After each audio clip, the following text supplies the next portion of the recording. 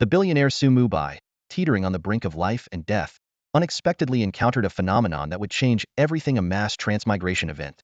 This extraordinary occurrence would completely rewrite the fate that had been manipulated against him for 5 years. The faint beeping of life support machines echoed in the room. Though Su Mubai was fully conscious, he could only watch helplessly as his wife, Lu Ruyan, reached out to pull the plug on his oxygen supply. A premeditated car accident had left him in a vegetative state, and now he faced the ultimate betrayal from those he trusted most. Suddenly, the door burst open, and Zhao Su entered, interrupting Lu Ruyan's actions. "Ruyan, what are you hesitating for at this point?" The familiar voice made Su Mubai's heart sink. He could never have imagined that Zhao Su, his childhood friend and sworn brother, would show up at such a moment. Just as Zhao Su was about to end Su Mubai's life with his own hands, a celestial phenomenon unfolded. An enormous, majestic portal appeared in the skies above Blue Star, visible to everyone no matter where they were. Immediately afterward, a mysterious voice echoed in every person's mind, announcing that the era of mass transmigration was about to begin. This sudden and inexplicable event left Zhao Su and Lu Ruyan ashen-faced. Mass transmigration meant the reset of all wealth, rendering their 5 years of scheming utterly meaningless. But for Su Mubai, who was teetering on the edge of death, it was a glimmer of hope for revenge. Fueled by an unrelenting hatred toward the treacherous couple, Su Mubai clung desperately to his final breath. He was determined to survive and enter this new game-like world, vowing to make them pay for their betrayal. As his life hung by a thread, the colossal portal in the sky finally reacted. Blinding golden light erupted, and billions of radiant beams shot down from the heavens, enveloping every individual on Blue Star with unerring precision. In the blink of an eye, the beams vanished, and with them, all of humanity on Blue Star disappeared without a trace. In a dim and desolate world, a majestic hall resembling a starry sky floated in the void. Within the hall, Su Mubai lay silently, his eyes tightly shut, and the sound of his heavy breathing echoed throughout the vast space. Though faint, his steady breath signified that he was out of danger. Waking up was only a matter of time. Welcome, Blue Star players, to the Myriad Worlds game. Beginning body data scan. As the system's voice resonated, a golden beam of light descended vertically from the ceiling, slowly sweeping across Su Mubai's body. Scan complete. Initial character panel is being generated. The moment the golden beam faded, Su Mubai's fingers twitched slightly. In the next instant, his eyes shot open, and he gasped for air as if he had been suffocating. Glancing around, his gaze reflected the exhilaration of narrowly escaping death. The lingering sensation of suffocation still sent shivers down his spine. Lu Ruyan, Zhao Su, he muttered through gritted teeth, his eyes burning with an unrelenting hatred. The memory of betrayal was fresh. If not for the timely arrival of the Myriad Worlds game, he would have perished at the hands of those two treacherous individuals. Not only would his life have been taken, but his vast fortune would have been stolen as well. Now, this game had given him the chance to seek revenge. Next up is the awakening of my talent, Su Mubai murmured, taking a deep breath, a mix of anticipation and anxiety flickering in his eyes. After a moment of adjustment, his vision cleared, and the gentle radiance of the starry hall no longer felt blinding. The system's voice chimed in once more, character panel generated. Beginning talent awakening. Every player entering the Myriad Worlds game would awaken a unique talent in the starry hall, ranked from F grade to SS grade across 9 tiers. Though the rules of awakening remained a mystery, it was undeniable that a powerful talent was crucial for rising to prominence in the game. Talent awakening complete. Congratulations, player, on successfully awakening this grade exclusive talent Ascension. Hearing this result, Su Mubai could barely contain his excitement. The odds of awakening its grade talent were a mere 1 in 10 million, and as an exclusive talent, this ability would belong to him and him alone. The system continued to explain the details of the talent. Ascension, grade exclusive talent. By consuming a portion of your lifespan, you can permanently elevate the grade of any skill by 1 tier, up to a maximum of grade. The first 3 uses are free of cost. As Su Mubai pondered the potential applications of this formidable ability, the system prompted him again. Upon entering the game, your identity will be that of a descender. Please confirm your in-game name. In this world, all NPCs were living, sentient beings, while humans from Blue Star were digitized and collectively transported into this realm. White Knight, Su Mubai replied after a moment of thought. Name confirmed. Welcome, player White Knight, to the Myriad Worlds game. Please select your profession. With the system's announcement, dozens of beams of light descended, each containing a figure identical to Su Mubai, representing a different profession option. The basic classes in the game Myriad Worlds are divided into 4 main categories: physical, magical, defensive, and support. These include a variety of options such as warrior, archer, rogue, brawler, mage, and priest. While there are also hidden classes in the game, they are not available for initial selection. Mubai stood in the grand hall of class selection, where light and shadow intertwined, his gaze sweeping across the virtual avatars of each class. Given that he possessed the unique talent Ascension, which could be applied to any class, he should have been free to choose. However, as he deliberated between warrior and mage, the scene before him suddenly left him stunned. Player by Ye's initial attributes do not meet the requirements. Filtering out unavailable classes, the cold, mechanical voice of the system echoed, and one by one, the glowing class avatars began to vanish. Mubai's face darkened. Within just a few breaths, only a single figure remained before him. Based on player by Ye's initial attributes, the only available class is Necromancer. The system delivered its verdict without hesitation, and the lone figure merged directly into Mubai's body. The hospital gown he wore instantly transformed into a tattered linen robe, and a faint aura of death began to emanate from him. Attribute panel. Mubai barked sharply, his face grim as he examined his initial stats. Player by Ye. Level Midnight. Class Necromancer. Strength 1 Constitution, 1 Agility, 1 Spirit, 10. Free attribute points, 0.5 points awarded per level up. HP 11 maximum permanently locked due to unknown reasons. MP 200,201 Spirit 20 MP. Attack power 1 Spell power 10. Physical defense 1 Magic defense 5. Unique talent Ascension. Class skills Summon Skeleton LV1, Scourge LV1. Summoning space 0-1. Equipment Practice Bone Staff, Patched Robe. Lifespan 1 year. Staring at the dismal stats on his attribute panel, Mubai could hardly accept it. Aside from his spirit stat, all other attributes were pitifully low at just 1 point each. No wonder he could only choose the Necromancer class. What was even more despairing was the permanent 1 HP cap and the single year of lifespan remaining. Although the game Myriad Worlds had pulled him back from the brink of death, it had not fully solved his predicament. This cruel juxtaposition of hope and despair was even harder to bear than outright hopelessness. But soon, a determined glint ignited in Mubai's eyes. With no way out, he could only fight with everything he had. Raising his head abruptly, his voice carried an unyielding resolve. Ascend me 3 times in a row. The system's notification suddenly broke the silence of the Starry Hall. Upgrading the exclusive talent skill 3 consecutive times will consume years of lifespan. Remaining lifespan is insufficient. You have 3 opportunities to upgrade without any cost. Do you confirm using all opportunities to elevate your exclusive talent skill to a higher tier? Mubai's eyes lit up. This was exactly the chance he had been waiting for. His exclusive talent could indeed be upgraded. Each upgrade could raise it by 1 tier, from S-class to S-class, and then to SS-class. But what would happen after the 3rd upgrade? That was clearly beyond the comprehension of the Myriad Realms game, as even the system used 3 question marks to indicate the unknown cost. Let's take the gamble. Mubai chose to confirm without hesitation. After all, he only had 1 year of lifespan left, and his maximum health was pitifully low. Instead of clinging to life in fear, he decided to go all in. The system seemed momentarily stunned by his bold decision, falling into a brief silence. The minutes of waiting made Mubai's heart race, until an overwhelming surge of power erupted from within him. Boom, boom, boom. 3 dazzling beams of light intertwined and shot upward, piercing through the starry hall, painting the dark void with brilliant, shifting hues. When the radiance finally faded, the system's voice rang out once more. Exclusive talent skill successfully upgraded, consecutively elevated to a higher tier. Congratulations, player by Ye, for obtaining the one and only forbidden tier exclusive talent skill Cataclysm. Mubai clenched his fists in excitement. Forbidden tier. That title signified that in the entire Myriad Realms game, there might only be one such forbidden tier talent in existence. Eagerly, he opened the talent description. The terrifying effects of Cataclysm left him utterly speechless. Cataclysm. Unique forbidden tier exclusive talent skill. Skill effects. 1.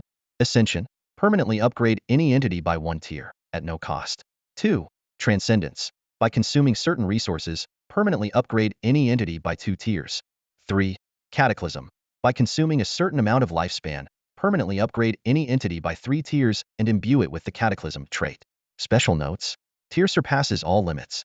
Cannot be investigated, replicated, or stolen. Disappears upon the permanent death of player by Ye. This far exceeded Mubai's expectations. Not only was upgrading by 1 tier now costless, but the scope of application had expanded from skills to any entity. Items within the game, such as equipment, skills, currency, and even professions or players themselves, could all become targets for enhancement.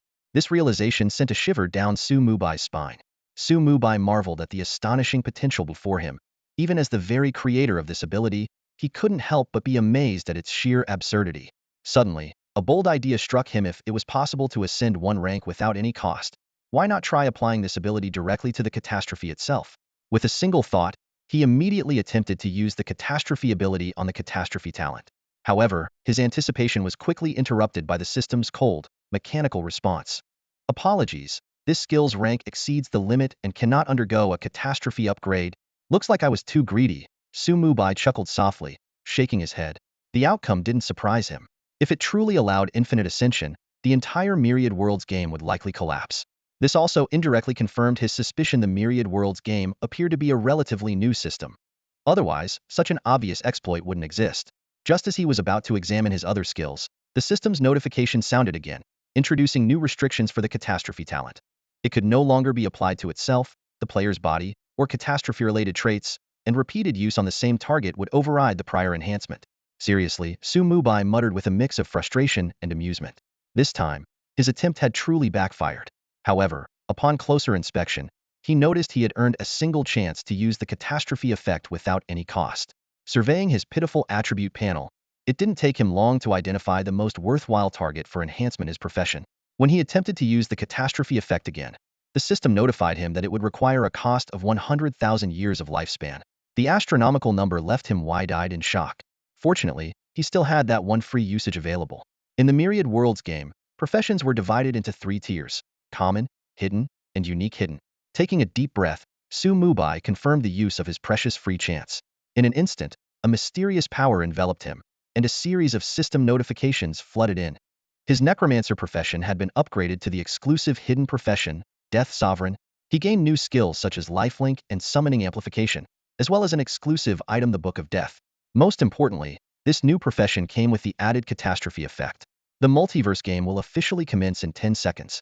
Player by ye, please prepare yourself. As the system's cold, mechanical voice echoed, the countdown began. 10, 9, 8. Mubai quickly scanned his attribute panel.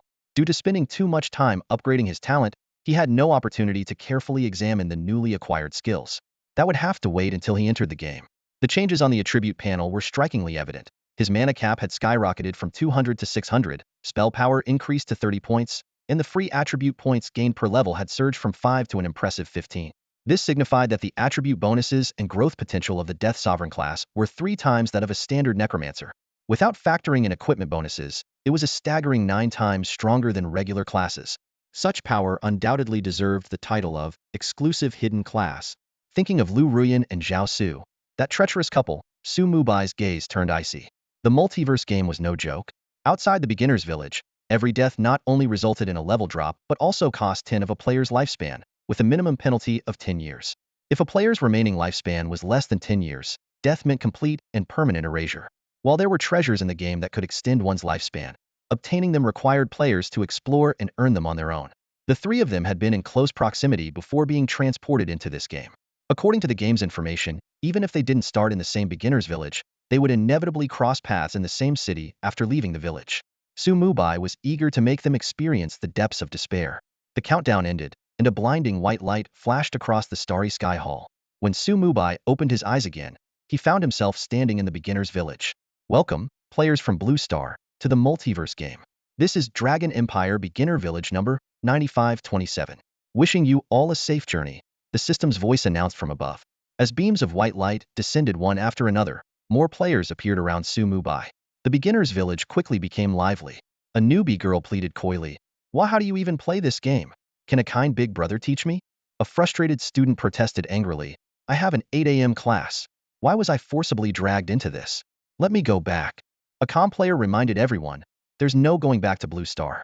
You'd better start thinking about how to survive here. Excited voices rang out one after another. Finally, I can experience a fully digitized world. We're all starting on the same playing field this time, definitely going to rise to the top. The same playing field? Think again. Ever heard of advanced talents? I'm rocking in steer talent. This round is in the bag.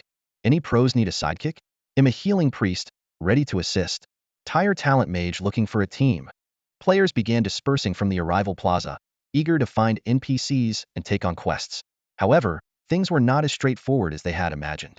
The NPCs in the myriad worlds are real individuals, each with unique personalities and behavior patterns, completely unlike the repetitive, mechanical quest givers from the games of Blue Star's past. Standing in the center of the novice village, Mubai calmly observed his surroundings. He was acutely aware of his special condition, only 1 year of lifespan remaining, and knew there was no time to waste in the village.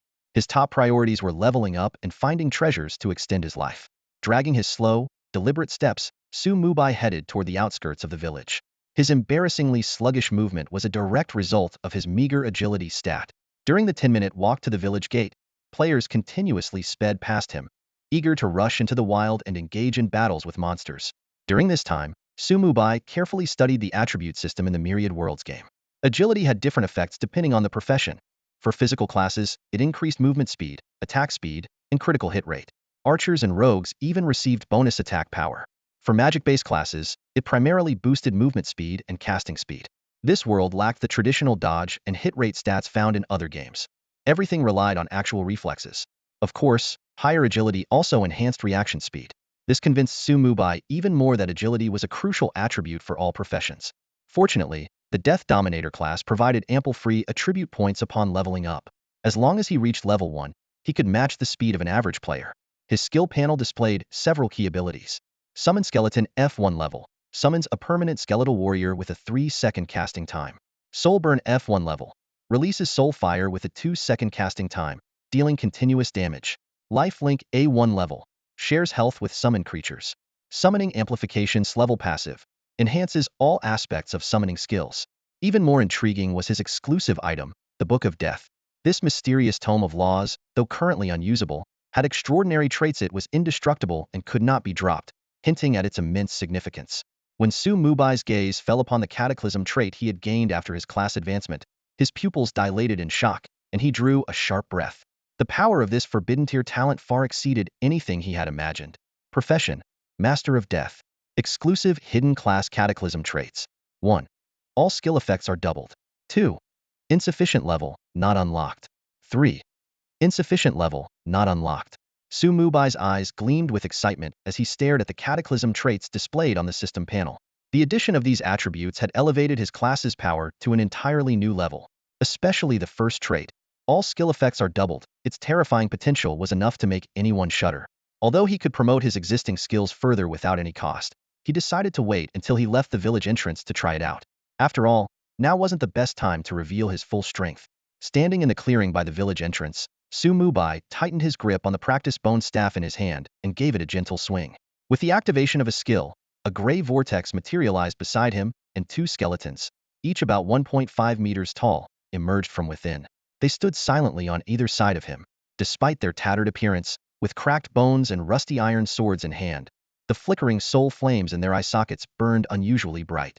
Mubai quickly checked the casting time. It was only 0.75 seconds. This confirmed that the cataclysm trait's doubling effect was indeed working. He opened the attribute panel, revealing identical stats for both skeletons. Strength, 20. Constitution, 20. Agility, 20. Spirit, 20. Health, 200,200. Attack, 20. Physical defense, 10. Skills, none. These attributes were already on par with an average player. And with both summoning amplification and the cataclysm traits bonuses, their stats were effectively quadrupled. More importantly, as long as the skill cooldown ended, he could summon more. At maximum, he could control up to 10 skeletons like these simultaneously.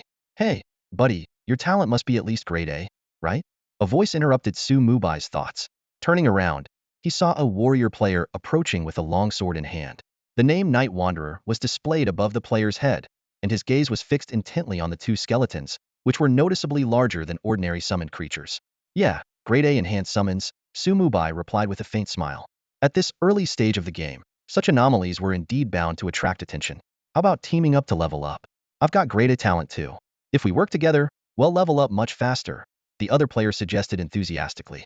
The Night Wanderer raised the long sword in his hand and extended a team invitation to Mubai. By now, a decent number of players had gathered at the village entrance, splitting into small groups as they searched for teammates. Although this was the beginner's village, the monsters here were surprisingly strong. Even the most basic enemy, the ground-walking chicken, could easily take down a lone player. The ground-walking chicken's stats were astonishing. Level 1. Health, 100,100. Attack, 10. Physical defense, 5. Magic defense, 5. Standing at the village entrance, Mubai watched as dozens of white flashes lit up the area in just a few seconds, clear signs that many players had fallen to what appeared to be an ordinary foul. If not for a bug he had exploited earlier, this level of attack power would have been enough to kill him 10 times over. However, at this point, these ground-walking chickens posed no challenge to him. He politely declined the Night Wanderer's invitation. With a single thought, he strode out of the village, flanked by 2 towering skeletal guards. All around him, players were locked in fierce battles with the ground-walking chickens, their shouts resonating through the air. Damn it, why did I choose a tank class? These chickens peck so hard. Stop complaining and just kill the chicken already. Damn, this chicken's attack is higher than mine. Level 0 players are weaker than level 1 chickens. Huh? I give up. I'm switching to a crafting class. Hey, look at that guy's skeletons. They're way taller than normal. He's gotta be super lucky. Ignoring the chaos around him, Mubai commanded his skeletons to bypass the battlefield entirely. He opened the translucent minimap in the top right corner of his vision and quickly made his way to the level 2 monster zone. The primary enemies in this area were reeded rabbits. Level 2. Health, 150,150. Attack, 15. Physical defense, 7. Magic defense, 7. Special trait, prefers targeting vital points. This area was noticeably less crowded. Only players with a rank or higher talents or pre-formed parties dared venture here. Mubai spotted 2 tank class players writhing on the ground, clutching their vital areas. In a game with 100 realistic pain feedback, the rabbit's attacks were enough to make anyone hesitate. Fortunately, Mubai had his skeletal minions. The 2 skeletons, wielding rusted iron swords, charged fearlessly at the reeded rabbits. Without any vital points to exploit, the skeleton warriors were completely unaffected by the rabbit's special attacks, mechanically swinging their weapons with precision. Now far from the beginner's village, a faint smile appeared on Mubai's face. He raised his bone staff and cast another spell. Summon Lesser Skeleton. A faint gray vortex appeared, and 2 small skeletons wielding weapons emerged from it, immediately joining the battle against the reeded rabbit. The 4 skeletons swung their weapons, surrounding the level 2 reeded rabbit completely. Overwhelmed by enemies with much higher stats, the reeded rabbit quickly fell, leaving behind only a lifeless corpse and a faintly glowing copper coin. A nearly imperceptible white light merged into Mubai's body, accompanied by the system notification. You have slain a level 2 reeded rabbit. Bonus 50 cross-level reward granted. Experience points 3. Mubai checked his stats panel, noticing his experience bar had reached 3. After a quick calculation, he realized that killing 33 more reeded rabbits would allow him to level up. The 4 small skeletons pressed forward, clearing out any reeded rabbits in their path. Mubai decided to forego using his burn skill, opting instead to conserve his mana for summoning more skeletons. After all, even with the cataclysm trait bonus, burn could only deal 90 magic damage over 5 seconds, not accounting for the monster's magic defense. Its efficiency paled in comparison to summoning skeletons. He immediately cast lifelink on one of his full health skeletons, only to discover, to his surprise, that he had simultaneously linked to 2 of them. Beneath his health bar, 2 faint red bars appeared, each twice the size of the skeleton's health. Health, 11. Lifelink 1, 400,400. Lifelink 2, 393,400. The cataclysm trait is indeed powerful, Mubai thought to himself with a nod of approval. By this time, the skeletons had already slain several reeded rabbits, raising his experience bar to 21. Although the rabbits dropped little more than a few copper coins, in the vast universe of this game, even these coins were crucial starting resources. The game operated on a currency system of gold, silver, and copper coins, with each tier being worth 100 times the previous one. Rumors even spoke of higher tier currencies, though players had yet to encounter them. Noticing the curious gazes of other players nearby, Mubai resisted the urge to use Cataclysm to boost his copper gains. Instead, he quietly followed his 4 skeletons as they marched onward. He deliberately refrained from summoning additional skeletons to avoid drawing too much attention, but even the current 4 were enough to intimidate the surrounding players. It wasn't until Mubai disappeared from sight that the nearby players began whispering among themselves, discussing the powerful Necromancer they had just witnessed. Some envied his effortless leveling speed. Others lamented the stark difference between his skeletons and their own, and a few speculated that he must possess austere talent. Many were convinced he would appear on the leaderboard when it was updated the next day. Just then, a system notification rang out. Congratulations, player Bai, on reaching level 1. All attributes 1. Skill points 1. Free attribute points 15. Not long after entering the level 3 monster zone, a golden light flashed, and Mubai's level increased to level 1. The system notification sounded. indicating that all 4 base stats and skill points had increased by 1 standard boost for all players upon leveling up. However, as the Death Sovereign, Mubai gained 3 times the usual free attribute points with each level up. This brought a faint smile to his face, could rise to the top ranks among players even without relying on his cataclysm skill. After some careful consideration, Mubai allocated 4 points to agility and then decisively invested the remaining points into his spirit attribute. For someone destined to have only 1 HP as the Death Sovereign, strength and constitution were practically irrelevant. Scanning the empty wilderness around him, he saw only a few scattered level 3 bobcats wandering about. This location was a deliberate choice far from the main activity zones of other players. Given how few were capable of grinding in a level 3 monster area, it was particularly quiet here. Behind him, 10 skeletal warriors stood in perfect formation, completely filling his summoning space. With his spirit attribute now at 22 points, all the skeletons' 4 base stats had increased to 44 points each, creating a balanced and efficient distribution. Opening his inventory to check his spoils, Mubai was slightly disappointed to find only 12 copper coins in his beginner's 20-slot backpack. No equipment drops at all. The low drop rates of low-level monsters were undeniably frustrating. Let's see if I can upgrade the copper coins, Mubai murmured to himself as he activated his cataclysm skill. His first attempt at a second-tier upgrade failed, so he opted for a first-tier upgrade instead. To his surprise, the copper coins didn't transform into the expected silver coins but instead became ancient copper coins, each worth 10 times their original value. Although his currency upgrade experiment didn't go as planned, Mubai wasn't discouraged. He shifted his focus to his inventory and successfully upgraded his backpack, expanding its capacity to hold 50 slots. And this, Mubai muttered, gripping his bone staff tightly as a glint of anticipation flashed in his eyes. Before diving into leveling, he decided to upgrade every item he could. After all, with a no-cost ability like this, there was no reason not to use it. Defeating a level 3 Lynx grants an additional 50 bonus for surpassing the level gap. Experience points, 4.5. This system notification kept flashing in Mubai's field of vision. 10 small skeletons were divided into 2 squads of 5, moving in perfect synchronization to clear out lynxes along the path. During this process, Mubai focused on upgrading his equipment and skills using his cataclysm ability. Thanks to his agility stat being increased to 6 points, his movement speed had returned to normal, allowing him to keep pace with the skeleton squads as they advanced. To avoid drawing attention, Mubai turned off the skill effect displays. After all, the towering light beam that appeared when upgrading advanced skills was far too conspicuous. System notifications popped up one after another. You have obtained a common quality bone staff. You have obtained a common quality linen robe. These 2 pieces of common quality gear were slightly better than the starter gear given to players, but they only provided minor boosts to Mubai's spell power and physical defense. In the hierarchy of equipment in the game worlds beyond, the tiers from lowest to highest were poor, common, black iron, bronze, silver, gold, dark gold, epic, legendary, and mythic. What truly boosted Mubai's power were the skill upgrades. First, the F-grade skill summon skeleton minion was upgraded to the A-grade skill summon skeleton. Although he needed to resummon the skeletons to apply the upgrade, this advancement significantly enhanced the strength of his summoned creatures. Next, the F-grade skill burn was upgraded to a grade, increasing its damage to 200 while raising its mana cost to 20 points. Finally, the highlight his A-grade skill lifelink successfully advanced to this grade skill life share. This passive skill not only removed casting restrictions, but also extended its effects to all summoned creatures. Combined with Mubai's class traits and summoning amplification abilities, this grade skill's value far exceeded that of a typical player's grade talent. Looking at the interface displaying over 8,000 total health points and the perfect 11 health ratio, even Mubai had to admit this was downright broken. The permanent 1 HP attribute brought a faint smile to Mubai's face. As a mage class character, his secondary health bar had nearly 9,000 points of value so high it could make even S-class tank players question if he was cheating. His gaze fell on the last skill.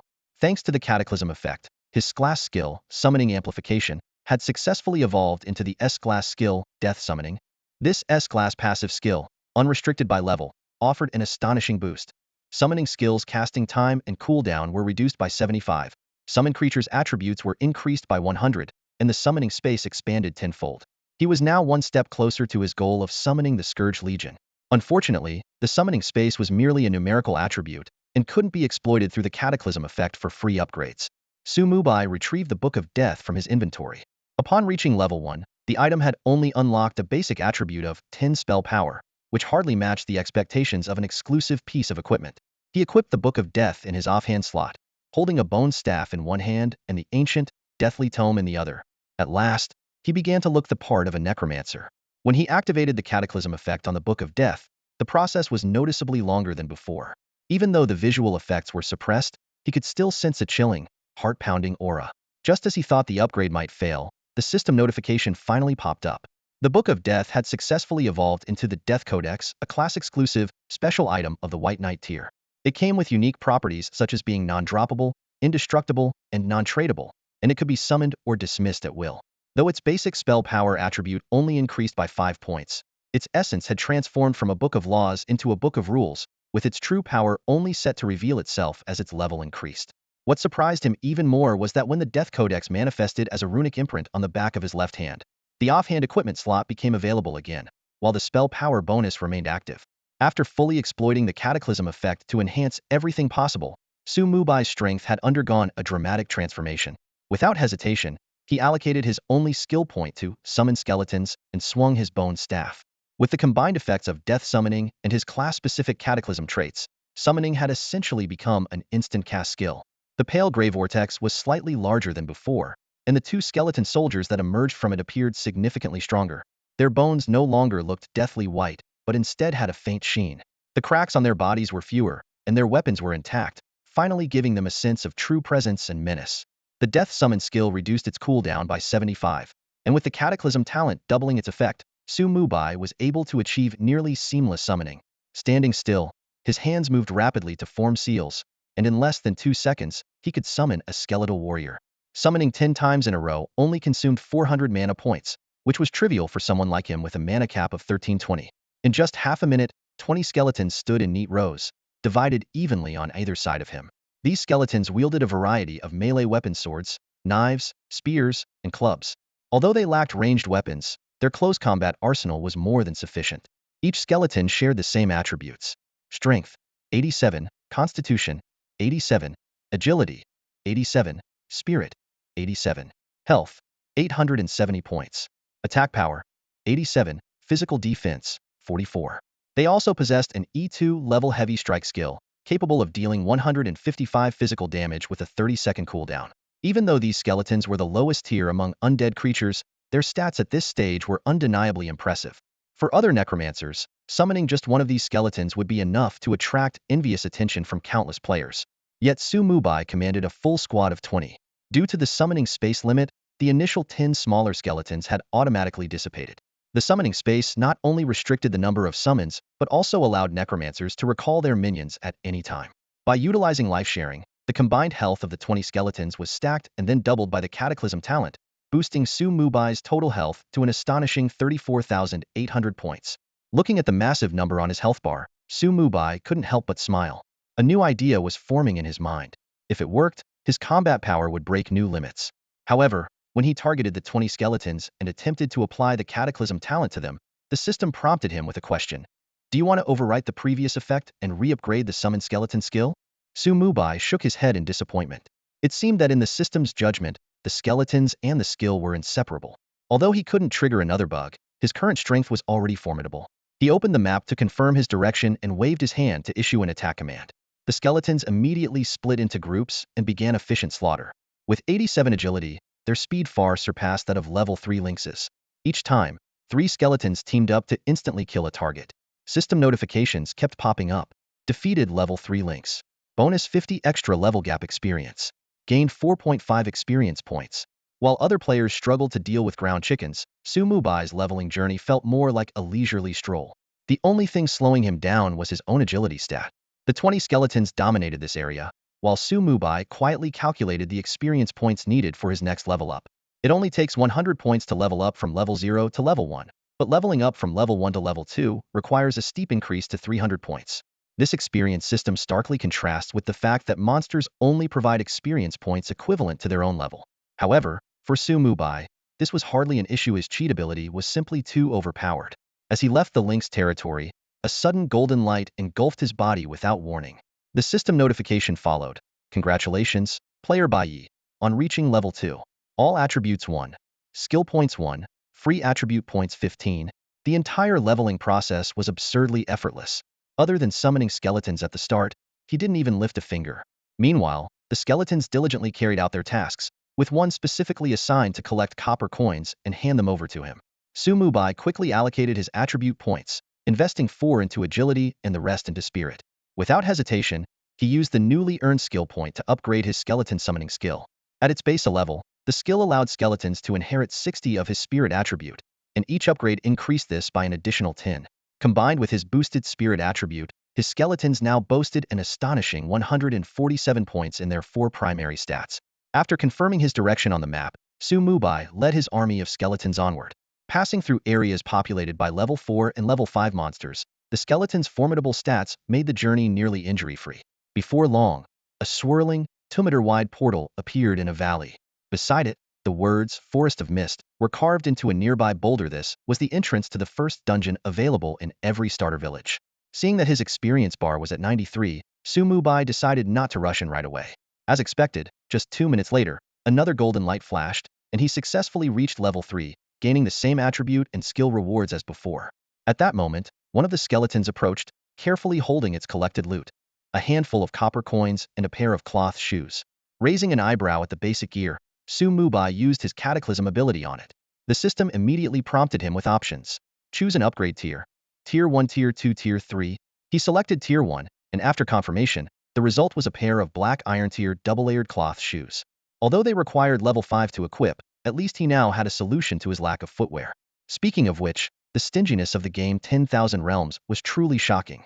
Apart from a tattered robe and a practice bone staff, players weren't even provided with basic undergarments. As a result, Mubai couldn't help but feel a constant breeze brushing against him with every step he took, a rather awkward reminder of his current state. Fortunately, melee players start out equipped with both a shirt and pants. Otherwise, any battle would surely result in quite the wardrobe malfunction. While the beginner village likely has a designated spot to claim undergarments, Mubai couldn't care less. Such carefree and unrestrained behavior is simply part of his nature. With a wave of his hand, he recalled all the skeletons back into the summoning space, his gaze locking onto the portal before him. The Misty Forest, designed as a beginner adaptation zone, had no special entry requirements. Even death within the forest would only result in a 10 experience loss of the current level. Considering how easy it was to level up early on, it wouldn't be long before other player parties arrived here, especially those with high tier talents. While they might not progress as quickly as him, they were bound to outpace average players. The system prompt sounded. The Misty Forest contains treasures, but is fraught with danger. Are you certain you want to face it alone? Yes, Mubai replied without hesitation. Although this was a 5-player mini-dungeon that typically required a balanced team composition to clear, for someone commanding 20 skeletons, it was hardly a challenge. Please select the dungeon difficulty, the system prompted again. There were 4 difficulty levels: normal, hard, nightmare, and hell. Hell mode, he declared. With such an overpowered setup, it only made sense to take on the highest difficulty. Losing 10 of experience as a death penalty was insignificant to him. Besides, with his absurdly shared health pool, even hell mode didn't seem that daunting. As soon as his choice was confirmed, the portal rippled, its color shifting from white to black, resembling the gaping maw of a ferocious beast. Mubai stepped through without a moment's hesitation. You have entered hell mode, Misty Forest. The scene before him changed in an instant. Thick, heavy mist shrouded the surroundings, reducing his visibility to a quarter of its original range. The forest was eerily silent, with only the sound of his own breathing breaking the stillness. Yet an oppressive sense of danger lingered everywhere. His first task was clear, finding his way through the forest. But Mubai had his own plan. With a single thought, he opened the summoning space, and 4 squads of skeletons assembled neatly in front of him. 40 ghostly blue soul flames flickered in their eye sockets, casting an eerie glow through the mist and adding an even more sinister atmosphere to the forest. Finding the way and slaying monsters. With a single thought, Mubai commanded 4 squads of skeletons to scatter in different directions, beginning their exploration. Their bones made faint clicking sounds as they moved, a sound that was especially distinct in the eerie silence of the Misty Forest. As their levels increased, the skeleton stats had improved significantly. Most notably, the 215 points in agility made their movement speed astonishingly fast. Watching their skeletal frames shake vigorously as they sprinted, Mubai couldn't help but worry they might fall apart.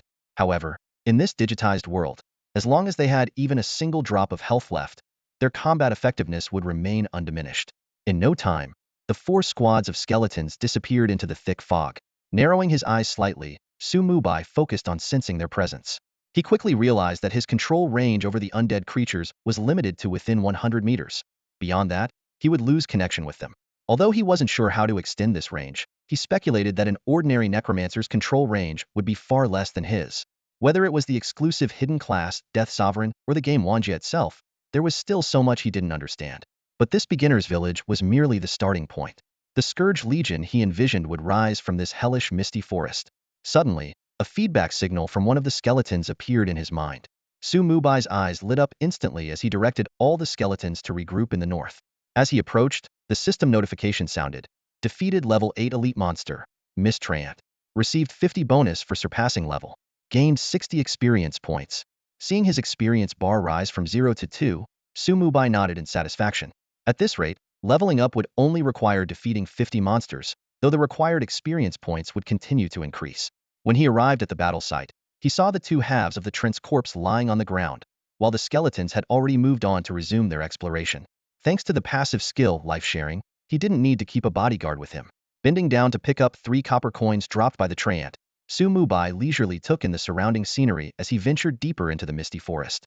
Once he found the right direction, the frequency of monster encounters noticeably increased.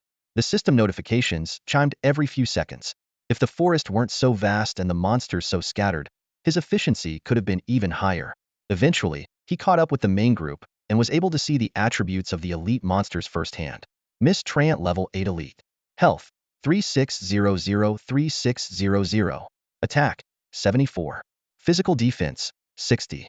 Magic defense, 40. Skill, entangle. Be wary of every tree around you. They may attack without warning. Mist Python level 8 elite. Health, 3000-3000. Attack, 108. Physical defense, 52. Magic defense, 30. Skill, constriction. It said that Mist Pythons enjoy playing binding games. Let's see if you can handle it. The Misty Forest is a level 5 dungeon, and under hell difficulty, all monsters not only have their levels increased by 3, but are also promoted to elite status. These elite monsters, while having higher health than the skeletons summoned by Mubai, pale in comparison in terms of overall stats. Under Mubai's command, 20 skeletons launched an all-out assault. Their teamwork wasn't exactly flawless, but their sheer numbers gave them a decisive advantage. Mubai's eyes locked onto a mist serpent lurking nearby. With a wave of his bone staff and a low chant of a magic incantation, a streak of ghostly blue flame shot through the air and pierced the serpent's body. Every second, a damage value of approximately 100 points floated above the serpent's head. This was thanks to Mubai's impressive spell power of 156 points after reaching level 3, primarily bolstered by 46 points of spirit, tripled by the Death Sovereign class passive bonus, along with an additional 18 points contributed by the Death Codex and his bone staff. According to the mechanics of the All-Worlds game, equipment stats only increase every 5 levels. The 5-second burn inflicted over 500 points of magic damage, a respectable amount for the average player. However, when compared to the combined output of 20 skeletons, it seemed relatively modest. Mubai wasn't concerned about this disparity, though, and continued casting his burn spell. With a natural mana regeneration rate of 46 points, every 5 seconds 3 times that of a typical Necromancer had no need for mana potions. The system notification chimed. You have slain an elite level 8 Mist Serpent. 50 over-level bonus granted. Experience 60 points. Another notification followed shortly after, bringing a smile to Mubai's face. Had only taken down a dozen monsters, and already a piece of equipment had dropped. The loot rate for hell-level dungeons was indeed far superior to that of normal difficulty. The item was a black iron-grade Mist Serpent Belt. Mist Serpent Belt. Type, leather armor. Level, 5. Quality, black iron. Durability, 3030. Stats, armor 9, constitution 2. Description. Imagine wrapping a giant serpent around your waist. Mubai couldn't help but chuckle at the gear's cheeky description. In the game, equipment was categorized into cloth, leather, chainmail, and plate armor. Low-level gear typically only required a minimum level to equip, but class restrictions determined the type of armor a player could wear. As a Death Sovereign class derived from the Necromancer was limited to cloth armor. Still, this leather armor could be sold for some gold. With a casual gesture, he used the Cataclysm ability on the Mist Serpent Belt, upgrading its quality to bronze and boosting its stats by roughly 50. After stowing the upgraded belt in his inventory, Mubai pressed forward with his skeleton army. Before long, he had acquired 3 more pieces of equipment and 2 skill books. A series of system notifications rang out. Congratulations, player Bai Yi, you have reached level 4. All attributes 1. Skill points 1. Free attribute points 15. You have obtained black iron grade equipment. Wooden magic staff, serpent fang dagger, mist serpent leather armor. You have obtained a grade skill books. Entangle, strangle.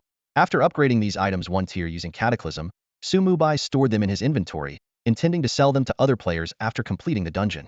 Although he was slightly concerned about the purchasing power of other players after all, even with his strength, he had only managed to save less than 3 silver coins. She assumed that teams preparing for dungeon runs would have set aside sufficient funds.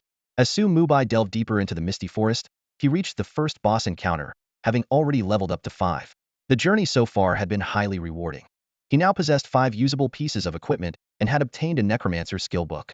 While it appeared unremarkable at first glance, this skill book pushed his power to a staggering new level, breaking past his previous limitations. After equipping himself, Mubai focused his thoughts and summoned his brand new attribute panel. Player by Yi. Level 51.28. Class Death Sovereign. Base attributes. Agility, 51. Spirit, 108. Health, 11.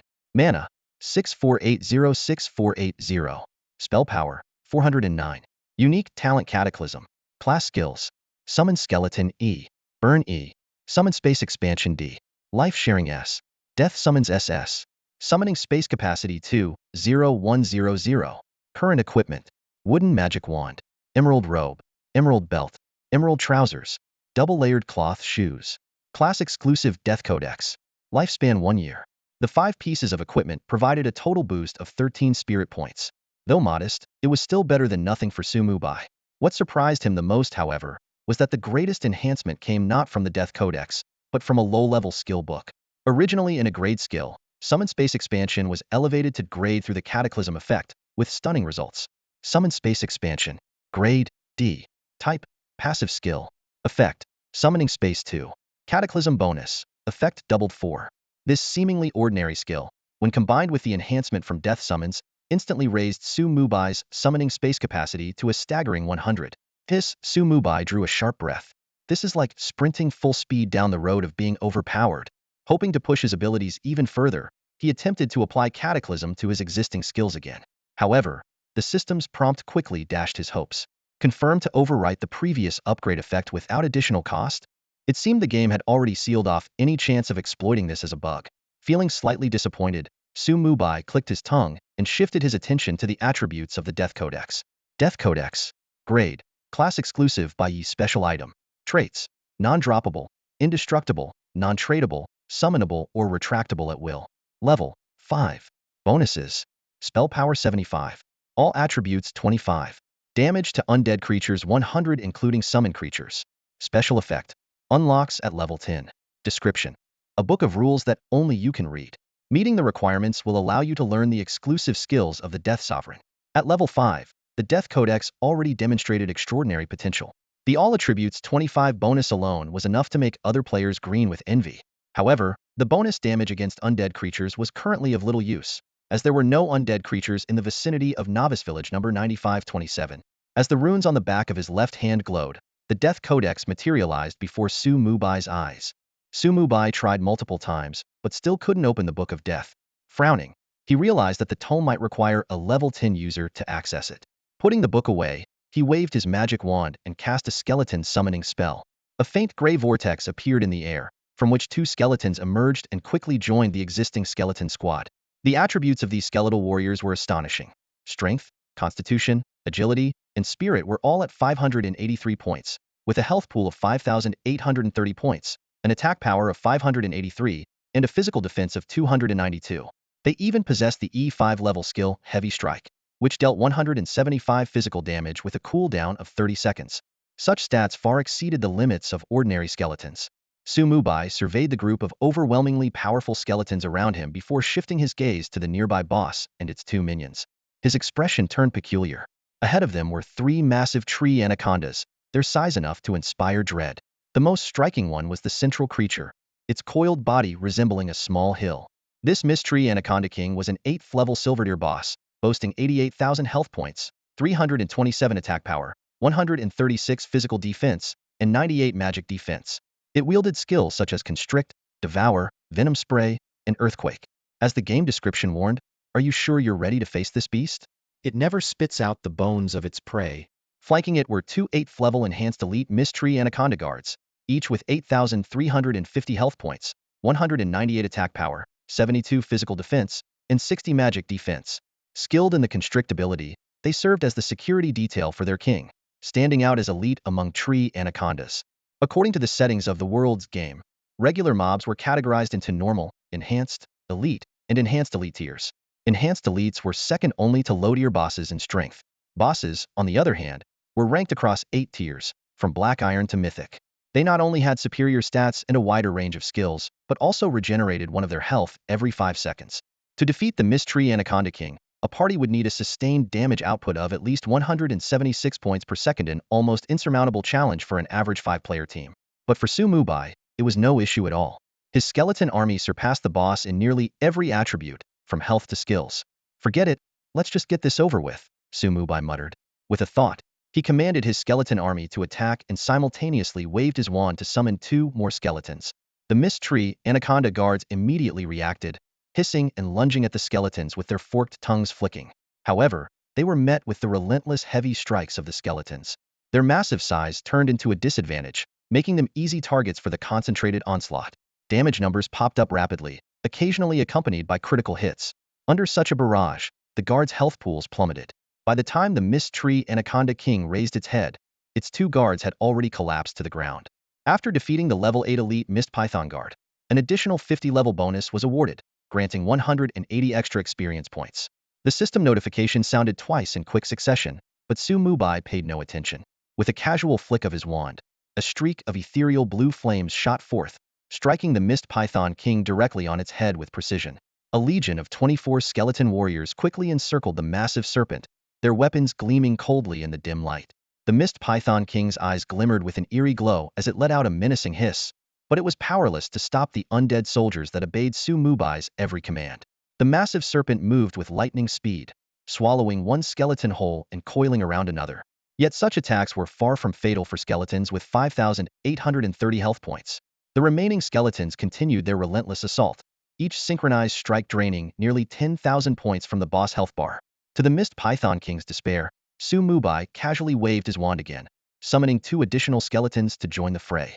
As the gatekeeper boss of this hell-level 5-player dungeon, it could never have imagined being reduced to such a pitiful state, surrounded and mercilessly pummeled by a horde of skeletons.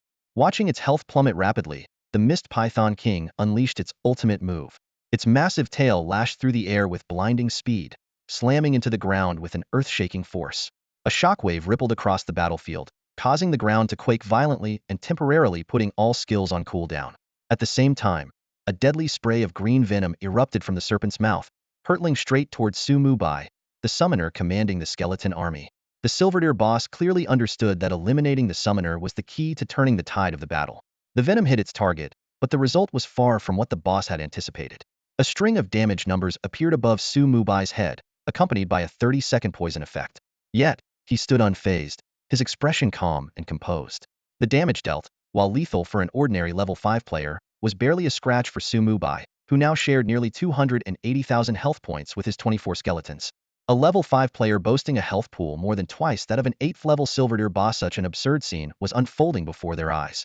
Before the tremors of the ground had even subsided, the Mist Python King collapsed under the relentless assault of the Skeleton Legion.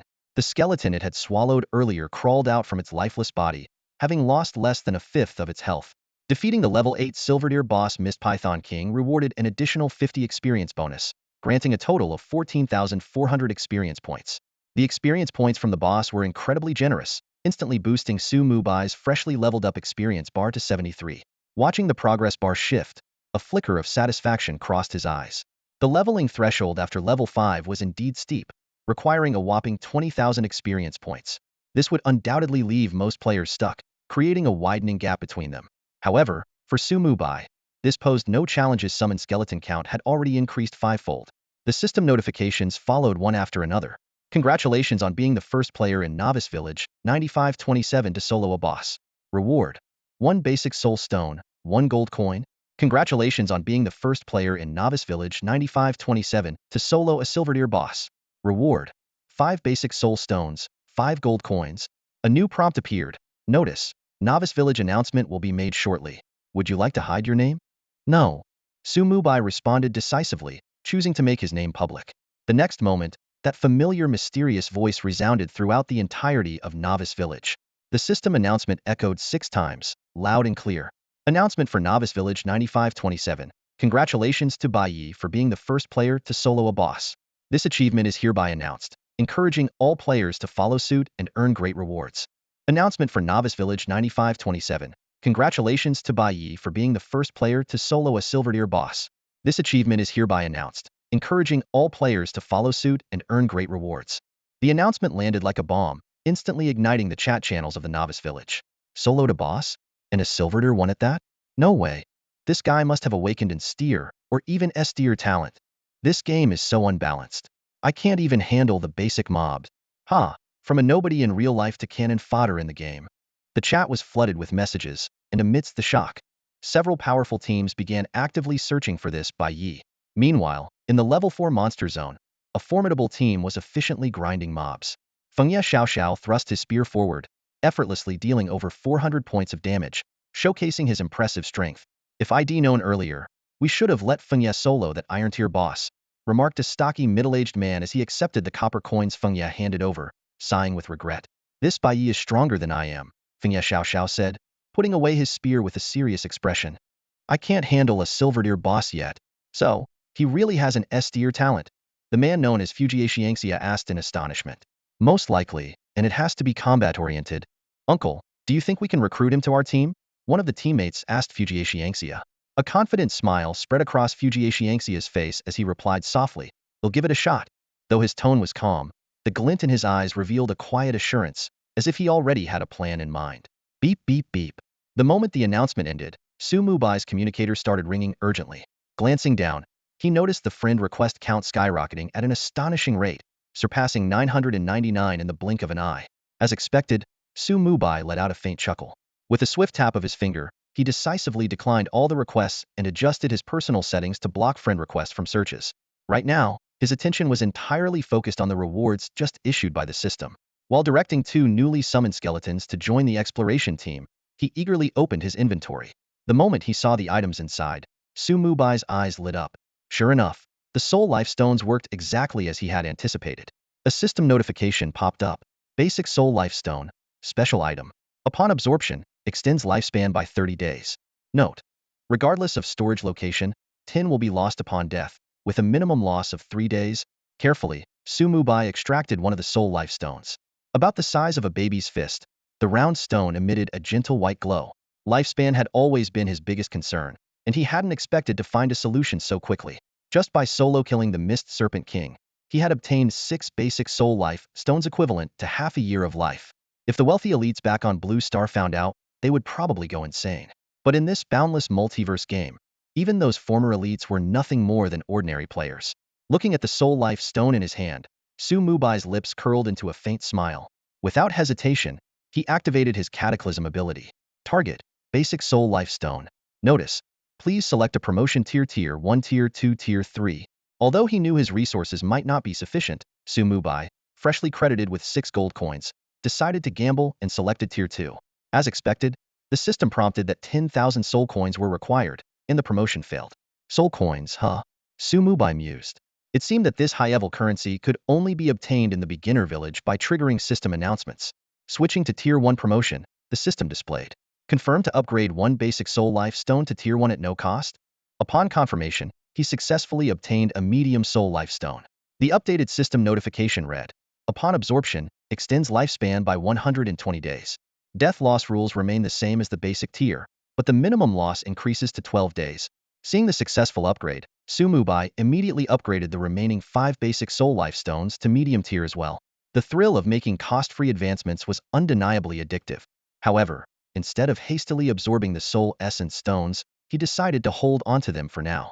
After careful calculation, he realized that the 6 mid-tier soul essence stones would only extend his lifespan by 2 years, far from the 10+ years he needed. Even if he absorbed all of them, he still wouldn't be able to withstand the death penalty that awaited him outside the novice village. Rather than using them immediately, it seemed wiser to save them for now.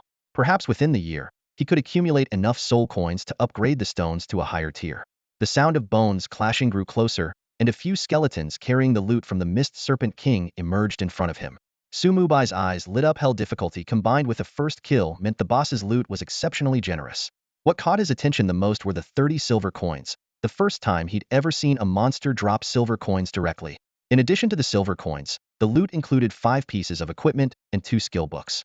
Among the equipment, there were 4 silverware items, a backpack, and some materials that could be used for secondary professions. Without hesitation, Mubai upgraded all the items. The reinforced serpent skin bag provided 100 slots of storage space, while the venomous ring proved to be an incredibly valuable gold-tier accessory.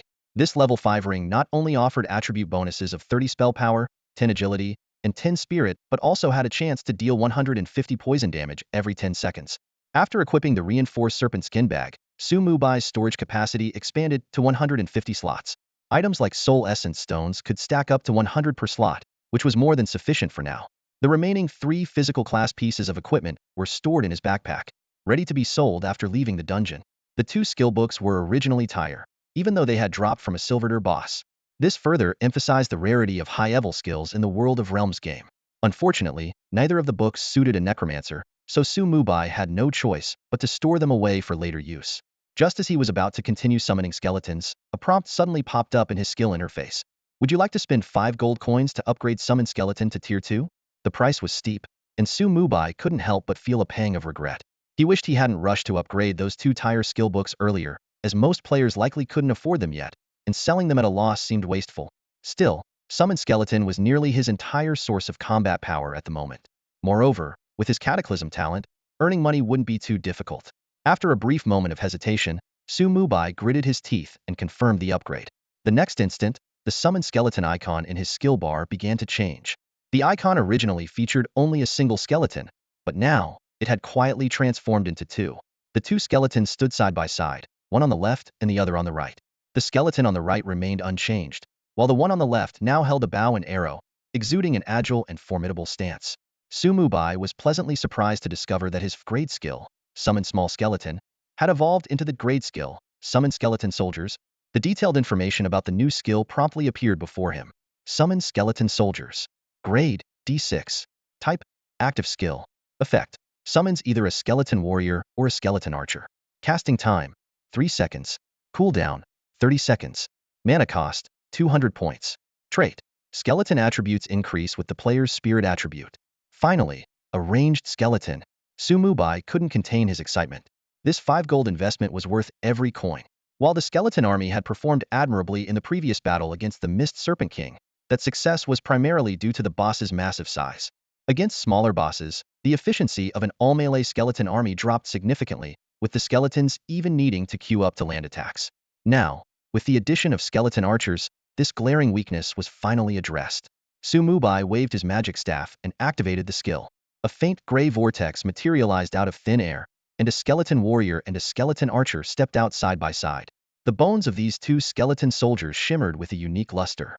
The skeleton warrior's bone sword gleamed coldly, resembling a finely crafted weapon. The skeleton archer carried a quiver on its back and held a bone longbow as tall as half a person.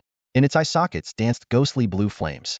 The system immediately displayed the detailed attribute panels of the 2 skeletons. Skeleton warrior. Strength, 637. Constitution, 637. Agility, 637. Health, 76447644. Attack, 956. Physical defense, 319. Skill, Heavy Strike E6 deals 175 physical damage, cooldown 30 seconds. Skeleton Archer. Strength, 637. Constitution, 637. Agility, 637. Health, 637-06370. Attack, 764. Physical defense, 319. Skill, Double Shot E6 fires 2 consecutive arrows, each dealing 90 physical damage, cooldown 30 seconds. Mubai equipped the Venomous Ring, gaining an additional 10 spirit points. While the base attributes and skill levels of the 2 skeleton types remained unchanged, their transformation into specialized roles brought significant improvements. The skeleton warrior's attack power and health increased by 50 and 20, respectively, while the skeleton archer excelled in speed and ranged capabilities. Engage in autonomous combat. At Mubai's command, the 2 skeleton soldiers sprang into action. Despite being faster, the skeleton archer demonstrated tactical awareness, slowing its pace to let the skeleton warrior take the lead. Ahead of them, a group of over 20 skeletons was already locked in battle with monsters within the dungeon. A system notification popped up. Defeated level 8 elite monster goblin. Earned 50 overlevel bonus. Experience, 60 points. Watching his experience bar steadily climb, Mubai walked toward the battlefield with a satisfied expression. His Scourge Legion was finally starting to take shape. On the way, Mubai kept himself busy, waving his magic wand every 2 seconds to continuously summon skeleton soldiers. Even after exhausting 7,080 mana points, the summoning space was still not fully filled. Without any potions to replenish his mana, he had no choice but to wait for it to regenerate on its own. Fortunately, his high spirit attribute ensured a considerable recovery speed. Before long, the original 20-something skeletons were completely replaced, and the summoning space was now fully stocked with 100 skeleton warriors and 60 skeleton archers, all ready for battle. This formidable undead army began advancing aggressively towards the goblin territory. The native inhabitants of this area level 8 elite goblin had an impressive attack power of 96 points, but their 2,800 health points were trivial in the face of the skeleton army. A skeleton warrior could take one down in just 3 strikes, while the skeleton archers, with their 30 faster attack speed, only needed 4 arrows. When the army unleashed their skills, these green-skinned creatures stood no chance of fighting back. Even the dense fog that blanketed the forest was rendered meaningless in the presence of such a massive skeleton force. Loot scattered across the ground was collected by designated skeletons. Once the summoning space was completely filled, Mubai suddenly realized that he had become a hands-off commander. What was supposed to be a hell-level difficulty dungeon felt as relaxing as a spring outing in his hands. With nothing else to do, he opened the chat channel, browsing through messages as he followed the army's advance. Currently, he had access to 2 channels, the nearby area and the number 9527 beginner village channel. If he were in a party, he would have access to an additional party channel. The beginner village channel was still abuzz with discussions about his solo defeat of a silver-tier boss, speculating on the possible rewards he might have earned. Skimming quickly past these conversations, a few notable messages caught his attention. A sword to the throat was recruiting teammates with a grade or higher talents to prepare for exploring the Misty Forest after reaching level 5. Meanwhile, Grand Ambitions was forming a guild, showcasing their Scrade talent, Born Leader. This talent allowed them to create a guild for free, granting experience, loot, and attack bonuses to members. The stronger the guild, the greater the personal benefits they received. This enticing talent quickly drew a flood of players eager to join. Suddenly, a pinned message popped up. Riches of the world, Brother Bai, could you approve my friend request? I have an important matter to discuss. Lu Ranjia, whose subordinate is this? They even have the money to pin a message. This pinned message caused an uproar in the chat of Newbie Village number 9527. As soon as it was posted, the chat channel exploded with activity. I just checked it costs 1 gold coin to pin a message. Is Fujia Tianxia really that loaded? Lu Rini exclaimed in shock. I've been grinding monsters like crazy and haven't even managed to scrape together 100 copper coins, and this rich guy just throws away a whole gold coin to pin a message. A bystander complained bitterly. Sensing an opportunity, Hong Tu Bei quickly sent out an invitation in the channel. Fujia Tianxia, interested in joining my Bei guild? The position of vice guild leader is yours if you want it.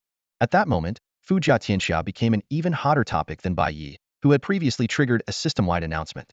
A single gold coin in the early stages of the game was astronomical. If Bai Yi had such wealth, it wouldn't have been too surprising after all. System rewards could include gold coins. But Fujia Tianxia's sudden appearance hinted that he might possess a special talent related to wealth. However, after posting the pinned message, Fujia Tianxia went completely silent. Hong Tu Bei stood in the wild monster zone, staring at his unanswered friend request, his expression darkening with a hint of malice. Ignoring me? Once we're out of the newbie village, don't let me catch you slipping. And as for Bai Yi, even with your S-grade talent, you'll never be a match for my Bei guild. Once a jobless drifter, Hong Tu Bei now saw himself as the protagonist of the Multiverse Game after awakening his Scrade Born Leader talent. What pleased him even more was that this talent could evolve if his guild became strong enough. It could theoretically reach SS grade. Though he had already mentally added both Bai Yi and Fujia Tianxia to his submit or perish list, Hong Tu Bei didn't openly issue threats in the chat. Instead, he began accepting every guild application that came his way, adopting a no-one-gets-turned-away policy.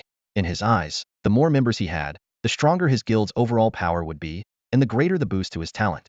As for weeding out the weaker players, that could wait until the guild was at full capacity. And so, the rise of the first major player faction in Newbie Village number 9527 began. Meanwhile, inside the Misty Forest dungeon, Mubai glanced at Fujia Tianxia's pinned message, a trace of intrigue flickering in his eyes.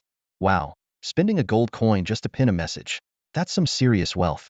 Mubai couldn't help but exclaim as he glanced at the system notification. Even players who had fully upgraded their skills could only pin a message once, which made him even more curious about the person's background. Opening the friend request list, He quickly spotted the previously declined request from Fujia Tianxiao, richest under heaven. Brother Bei, interested in joining my team? If you join, I'll cover all your equipment and skills, plus throw in a signing bonus of 100 gold coins. 100 gold coins. The figure made Su Mubai's pupils constrict. In the novice village, that amount was a fortune. He immediately realized this could be an excellent business opportunity and sent a friend request to Fujia Tianxia. Although he had no intention of joining the team, he wasn't about to pass up a lucrative deal. Almost as soon as the request was sent, it was accepted. Messages started popping up in rapid succession. Brother Bei, what do you think?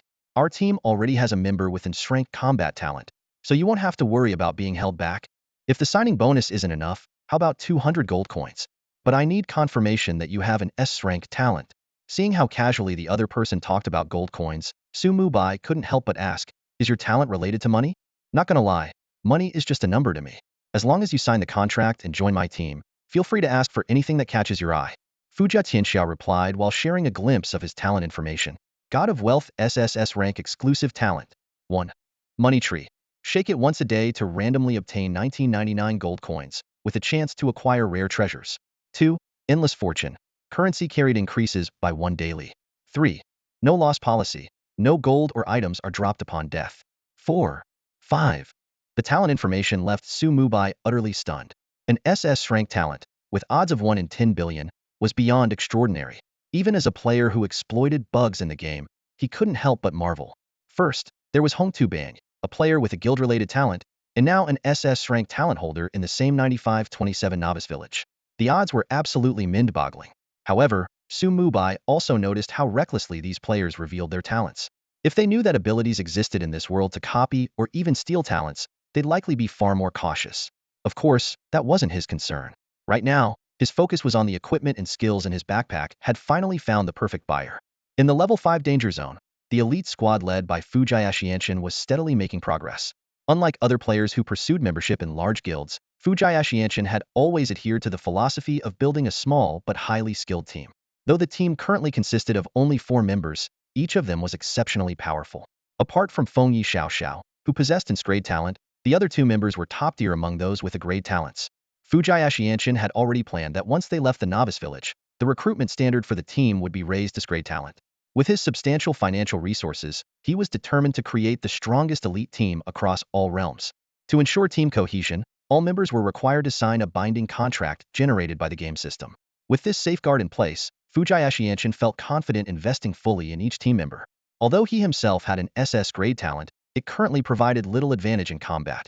As such, forming a powerful team had become his top priority.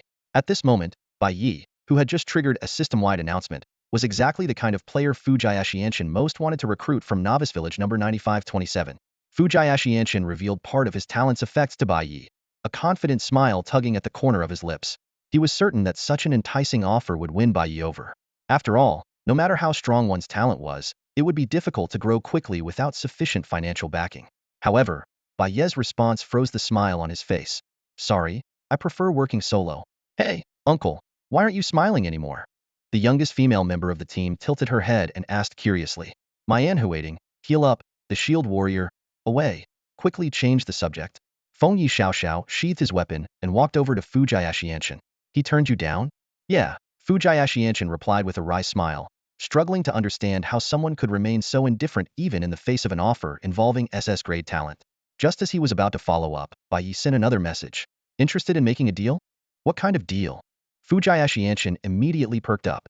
Although he currently only had money to his name, his first, Money Tree, ability had already earned him over 500 gold coins of fortune that was practically unspendable at this stage of the game.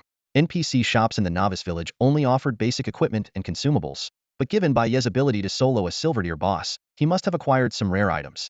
I have a batch of gear and skill books I can't use. Your team might find them helpful. A batch? How much are we talking about? I'll take it all. Fujia Ascension's eyes lit up as he eagerly replied. More than you'd think. I'll let you know when I'm ready to trade. Great. I'll wait for your message, brother Bai Yi. Closing the chat window, Fujia Ascension's smile returned to his face. In his view, the saying, strangers at first meeting, but friends at the second, held true. As long as he established a connection, there would be plenty of opportunities to win the other side over. He firmly believed that even in this data-driven, multi-world gaming universe, no one could resist the allure of wealth. Maple Leaf, you'll have top-tier gear in no time, said Fujia Tianxia, patting Feng Yi Xiao on the shoulder. Before Feng Yi Xiao could respond, Mian Huatang's voice suddenly broke in. Big brother Feng Yi, look, a bronze-level boss just spawned here. Not far away, a massive wild boar leader appeared, easily a size larger than the surrounding ordinary mobs. The system immediately displayed its stats. Wild boar leader level 5 bronze boss. HP 23, 8002, 800. Attack 205. Physical defense 81. Magic defense 62. Skills Rend, Savage Charge, Wild Trample. Fu Jia Tianxia's eyes lit up as he turned to Feng Yi Xiao. Think you can handle it? Shouldn't be a problem, Feng Yi Xiao replied, his gaze fixed intently on the wild boar leader. Excitement gleamed in his eyes. Ever since he had seen Bai Yi featured on TV, he too yearned for that kind of spotlight and admiration. To ensure everything went smoothly, Fu Jia Tianxia directed the team members to hand all their health recovery potions to Feng Yi Xiao. Leave the party, he instructed. Then, turning to Wei, he added, keep watch on the perimeter. Make sure no one interferes with Feng Yi. This system announcement has to be ours. Bang! The battle erupted in an instant. Feng Yi Xiao shot forward like a streak of light, his spear striking out like a dragon, delivering a massive critical hit on the wild boar leader. The beast roared in fury, its tusks gleaming as they lunged toward him, but Feng Yi Xiao dodged effortlessly. With his strength talent and extensive combat experience, he engaged the wild boar in an intense duel. Meanwhile, in the level 4 monster zone, another boss had appeared. Although the core members of Bai Yi Guild were still in lower level areas, they had already recruited hundreds of players. Soon, someone spotted the boss. Guild leader, there's a boss here. Hong Tu Bai Yi arrived at the scene promptly. Before him stood a Lynx captain, its sharp eyes fixed on them. Lynx captain level 4 iron boss. HP 10, 50010, 500. Attack 132. Physical defense 63. Magic defense 48. Skills Pounce, Claw Strike. Brothers, secure the perimeter. I'll take this one on solo, Hong Tu Bai Yi declared, relishing the attention as everyone looked up to him. Drawing his sword with confidence, he glanced at his greatly enhanced stats. He was certain this battle would establish the guild's dominance. Defeated level 8 Silverdeer boss goblin leader. Bonus 50 extra experience. Experience points 14,400. A flash of golden light appeared as the system notification rang in Su Mubai's ears. Congratulations, player Bai Yi, on leveling up to level 6. All attributes 1. Skill points 1. Free attribute points 15. Su Mubai stood frozen in place, looking bewildered. The boss had died so inexplicably that he hadn't even gotten a good look at it. On second thought, it made sense his summoned skeleton army was overwhelmingly powerful. Not only did the skeletons exceed the goblin leader in attributes, but their sheer effectiveness was frightening. What was even more astonishing was that less than half of his skeletons were involved in taking down the leader. Ah, being invincible is so lonely, Su Mubai sighed, a wave of isolation washing over him. In the beginner's village, even players with steer talents couldn't compare to his casually summoned skeletons. This was the terrifying power of a hidden exclusive class paired with steer and S-tier skills. The battle continued relentlessly. System notifications kept popping up. Defeated level 8 elite monster goblin warrior. Bonus 50 outleveling experience. Experience points 180. Skeleton warriors swung their bone swords as they pressed forward, while 60 skeleton archers in the back unleashed volleys of arrows like a rainstorm. Each round of fire claimed the lives of several goblin warriors. Su Mubai leisurely trailed behind his army, with a specially designated cleaner skeleton collecting loot for him. Since entering the dungeon, the most effort had expended was in upgrading the various dropped items. However, he had lost interest in the equipment dropped by small mobs. Even after upgrading, they barely reached bronze tier, so he decided to save them to sell to the wealth seekers later. Inspecting the goblin leader's loot, there were 6 silverdeer pieces of equipment, 3 skill books, along with some materials and silver coins. At hell difficulty, the skill book drop rate in Misty Forest was indeed high, clearly intended to help players acquire more skills within the dungeon. However, all 3 books were tire skills, and the only Necromancer-related skill book wasn't particularly useful to him at this stage. As for the C1 tier, Reinforced Bone Shield active skill, which conjured a bone shield to block damage with a shield value of 300-100 spell power, Su Mubai decided to ignore it. After all, in the early game, players could only learn a maximum of 20 skills including passive ones, and he wasn't about to waste a slot. With the strength skill, life sharing, in his arsenal, Su Mubai naturally dismissed the crank skill, Reinforced Bone Shield. Even with his nearly 500-point spell power, the skill could only provide a shield worth less than 800 points, making it practically useless to him. However, the dungeon did drop 2 practical pieces of equipment. The first was the Mist Cloak, a level 5 gold tier item. Despite its appearance as a green cloak with black stripes, its stats were quite impressive. Physical defense 28, magic defense 20, constitution 10, spirit 10, and it also reduced presence and threat level. If not for the 10 points in spirit it offered, Mubai might have refused to wear such a green piece of gear. Thankfully, the All-Worlds game allowed players to hide the appearance of equipment, or else no one would ever touch some of the awkward-looking helmets from this dungeon. The second item was the boss emblem, another level 5 gold tier piece. It provided 200 health, 400 mana, and 5 spell critical chance, along with a special effect, gaining a 20 spirit buff for 10 seconds after a spell critical hit.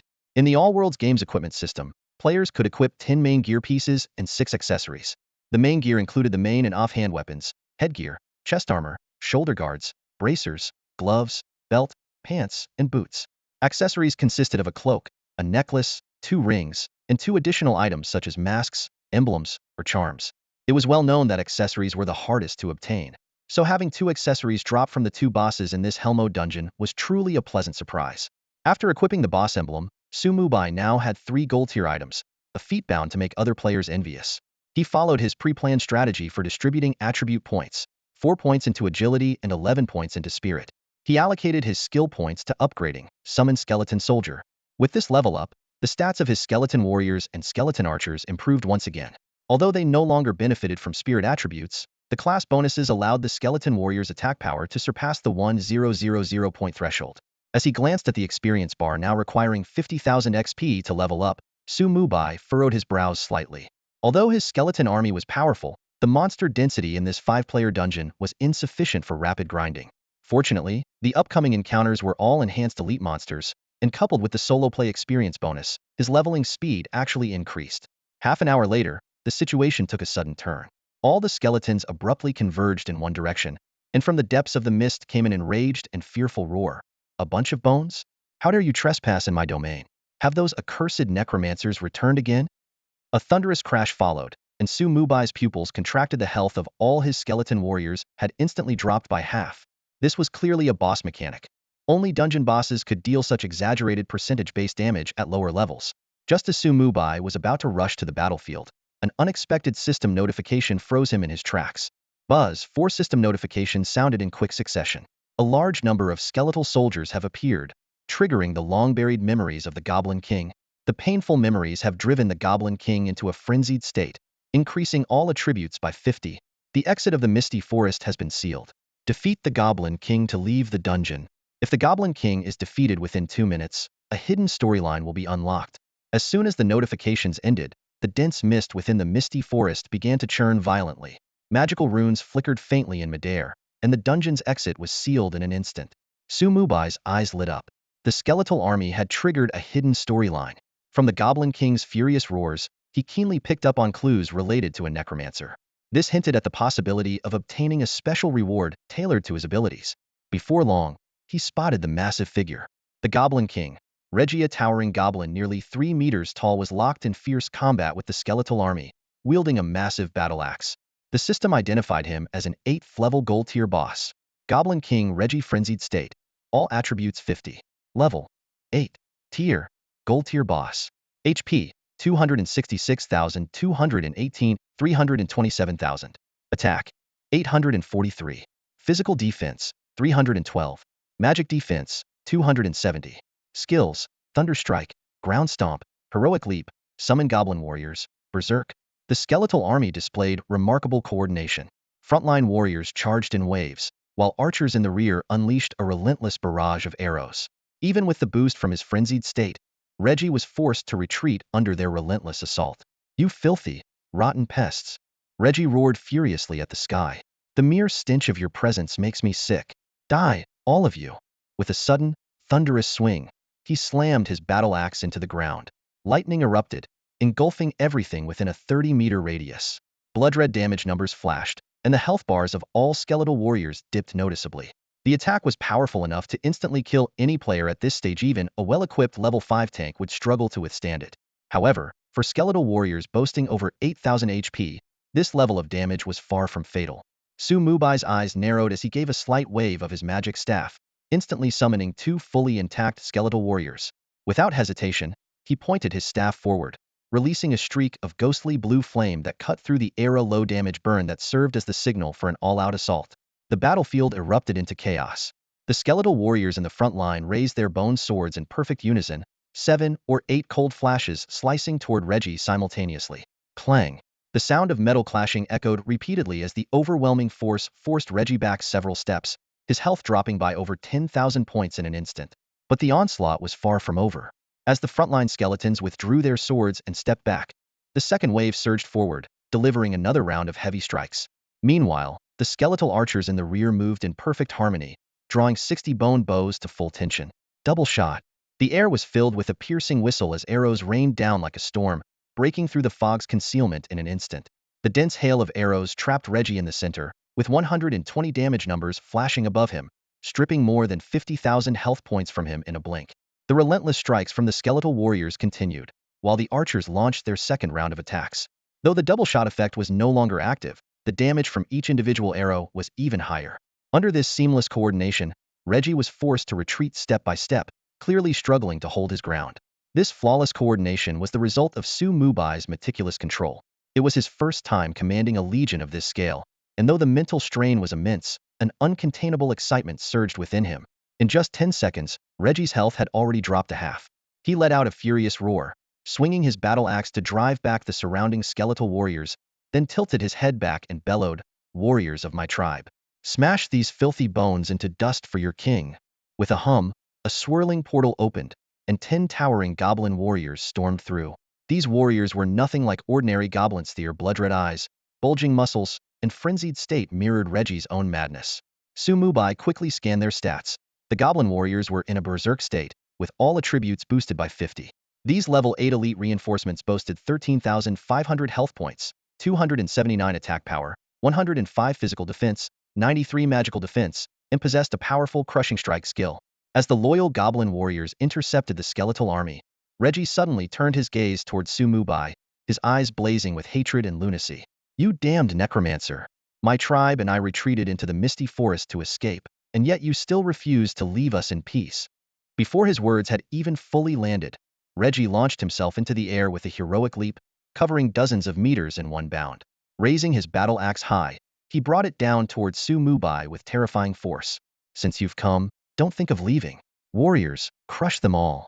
No one could quite understand why Reggie harbored such deep hatred toward necromancers. He completely ignored the skeletal warriors trying to block his path, his gaze locked firmly on Mubai. Suddenly, the Goblin King surged forward, unleashing a heroic leap that spanned dozens of meters, his battle axe gleaming coldly as he swung it toward his target. The battle axe struck Mubai with immense force, sending him staggering backward. Though the critical hit inflicted over 2,000 damage points, strangely, Mubai's health bar remained untouched. At this critical moment, a skeletal archer dashed forward, shielding Mubai with its body. The remaining 10 skeletal warriors quickly encircled Reggie again, trapping him in their formation. Hiss! Mubai winced, clutching his right shoulder where the axe had struck. The pain contorted his face despite the game's data-driven system, sparing him any physical wounds. 100 pain simulation still stung sharply. "Let's end this quickly." His eyes sharpened with resolve as he decided to finish the fight as soon as possible. The tide of battle shifted rapidly.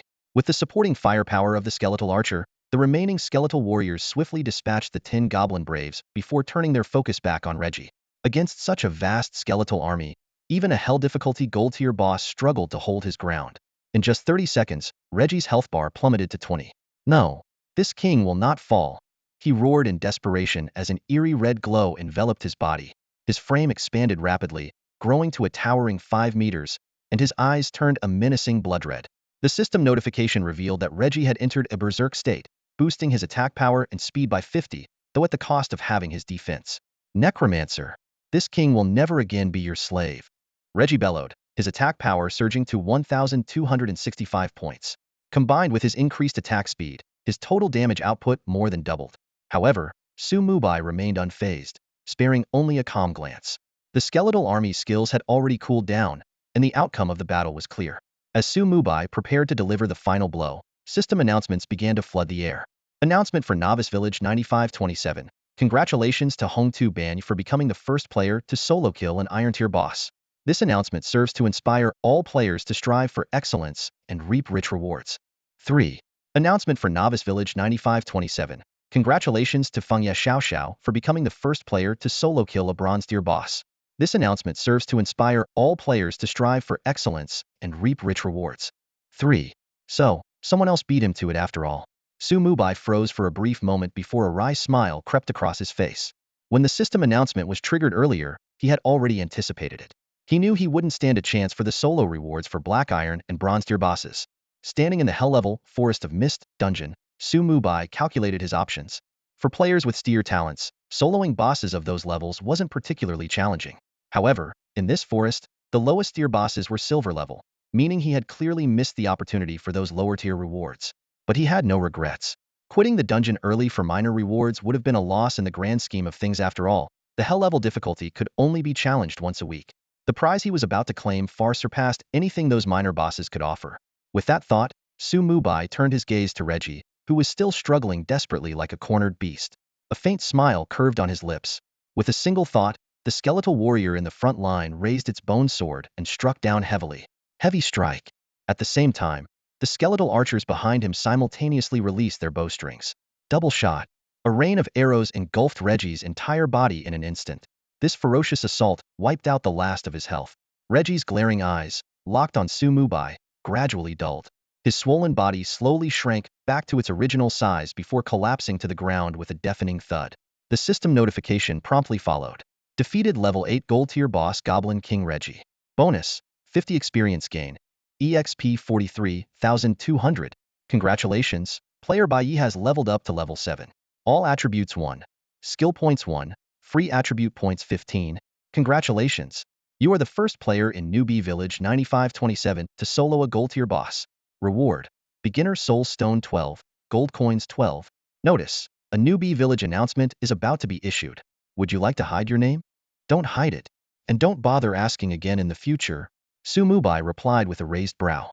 The rewards this time included 2 extra beginner soul stones, which left him quite satisfied. After allocating his attribute and skill points, he noticed that Reggie's corpse hadn't dropped any items. Just as he was puzzling over this, a new system notification appeared, solving the mystery. Meanwhile, in the level 4 monster zone, Hongtu Banyu was leading his team to take down the Lynx leader. More and more players gathered around the perimeter of the fight. Initially, some were disgruntled about being kept out, but upon learning that joining the guild would grant various buffs, most happily signed up. When the announcement of Hongtu Banyu's solo kill of a Black Iron tier boss echoed through the game, guild members showered him with praise. You're amazing, guild leader. Surely, you're the top player in Newbie Village 9527. That Bai must have just been lucky to stumble upon a silver tier boss first. Despite the flattery, Hongtu Banyu seemed distracted. His attention was entirely focused on the hard-earned beginner soul stone in his inventory, his heart brimming with excitement. This was a rare treasure capable of extending one's lifespan. At that moment, his resolve to dominate the multiverse grew even stronger. But his joy was short-lived. A series of system announcements quickly wiped the smile off his face. Newbie Village 9527 announcement. Congratulations to Fengye Xiaoxiao for being the first to solo a bronze tier boss. And then, the most shocking news of all. Newbie Village 9527 announcement. Congratulations to Bai for being the first player to solo a gold tier boss. This achievement is hereby announced, encouraging all players to learn from this example and strive for great rewards. The scene fell into a stunned silence. Everyone exchanged bewildered glances, completely floored by the announcement. Someone couldn't help but mutter under their breath, "Dude, we were just bragging for fun. Did you really go and pull it off?" White Knight. The repeated system announcements made Hongtu Bei narrow his eyes. Only now did he realize he had severely underestimated his opponent's strength. To be able to solo a gold tier boss in such a short time, this level of combat prowess was staggering. Was his talent S grade or even SS grade? The thought made Hongtu Bei's pupils contract, and his previously inflated confidence began to give way to calm rationality.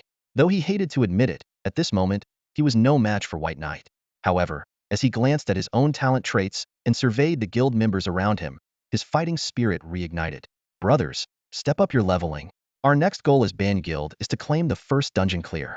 He immediately opened the guild member list, carefully selecting the most skilled players. Only with an elite team could they ensure the first dungeon completion. By leveraging the publicity from system announcements, the Ban Guild could establish its reputation in Newbie Village 9527 and attract more players to join. When that happened, the guild's overall strength would grow, and his personal power would naturally rise alongside it. So what if White Knight was strong? How could one person possibly stand against an entire guild? Meanwhile, The team from Fujia Tianxia also heard the system announcement. My Anhuating and Away were left speechless in shock, while Fengye Xiaoxiao looked up at the sky, gripping his spear tightly as he sighed. His strength is terrifying.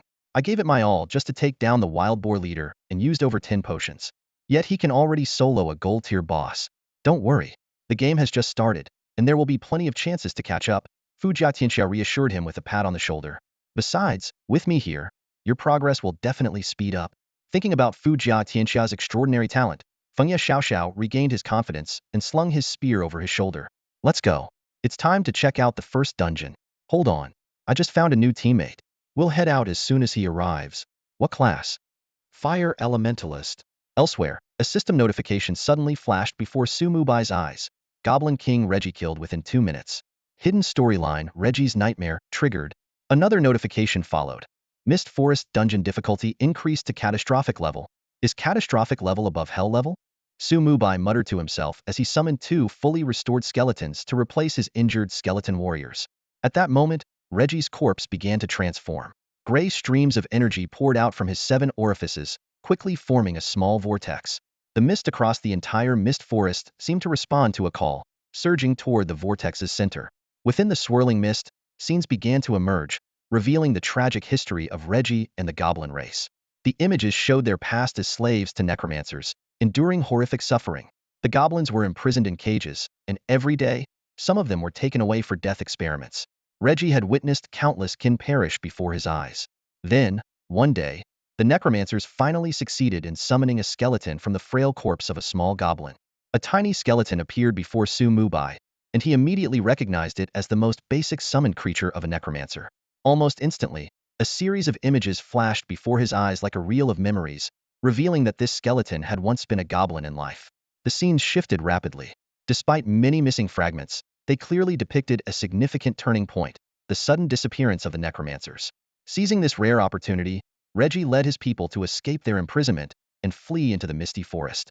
Just as the vision abruptly ended, all the surrounding mist was devoured by a swirling vortex. Suddenly, with a deafening boom, Reggie's flesh and blood erupted in an explosion, leaving only a stark white skeleton behind.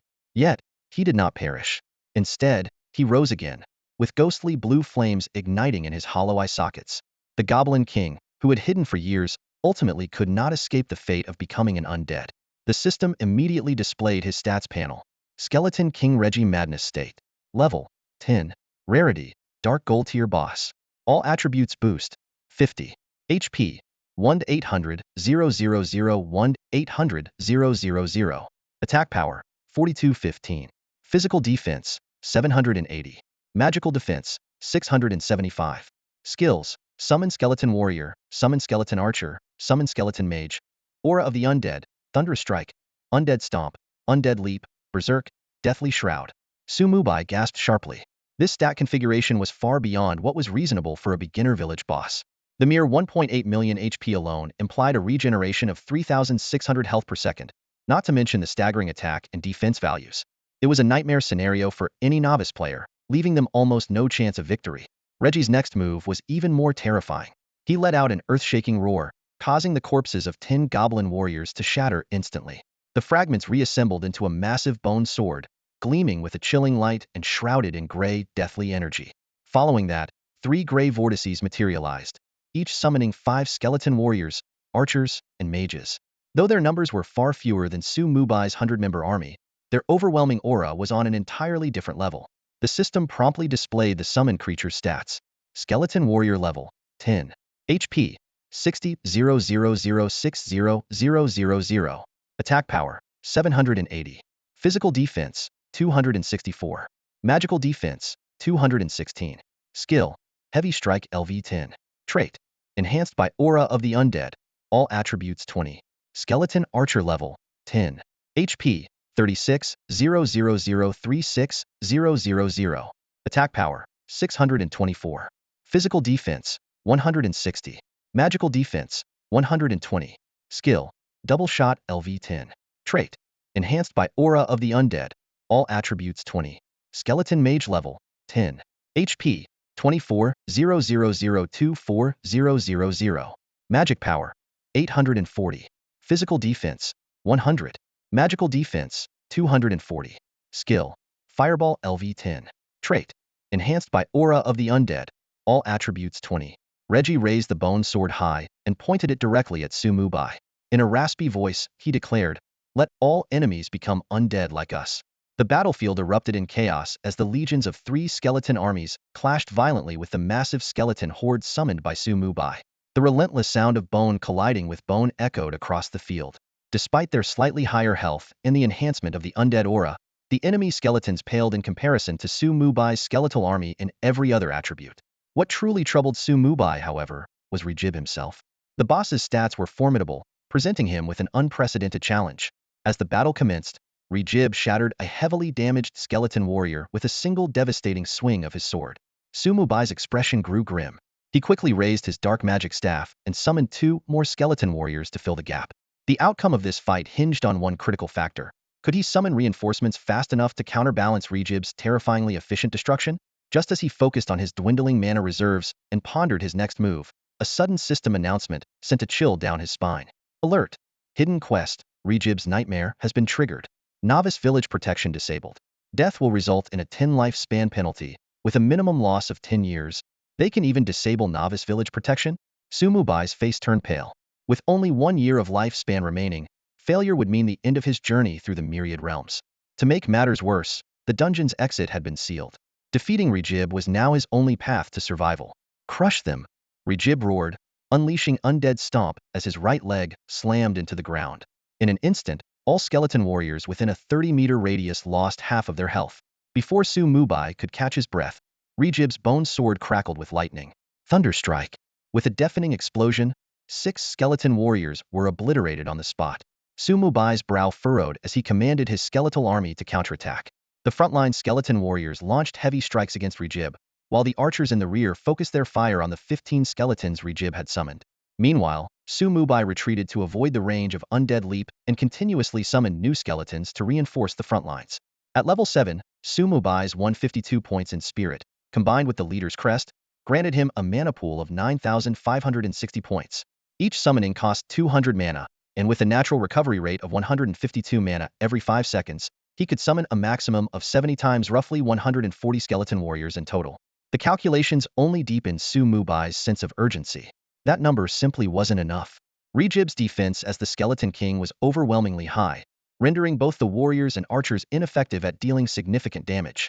As Mubai maneuvered his frontline skeletons to hold off Rijib, his mind raced to devise a strategy.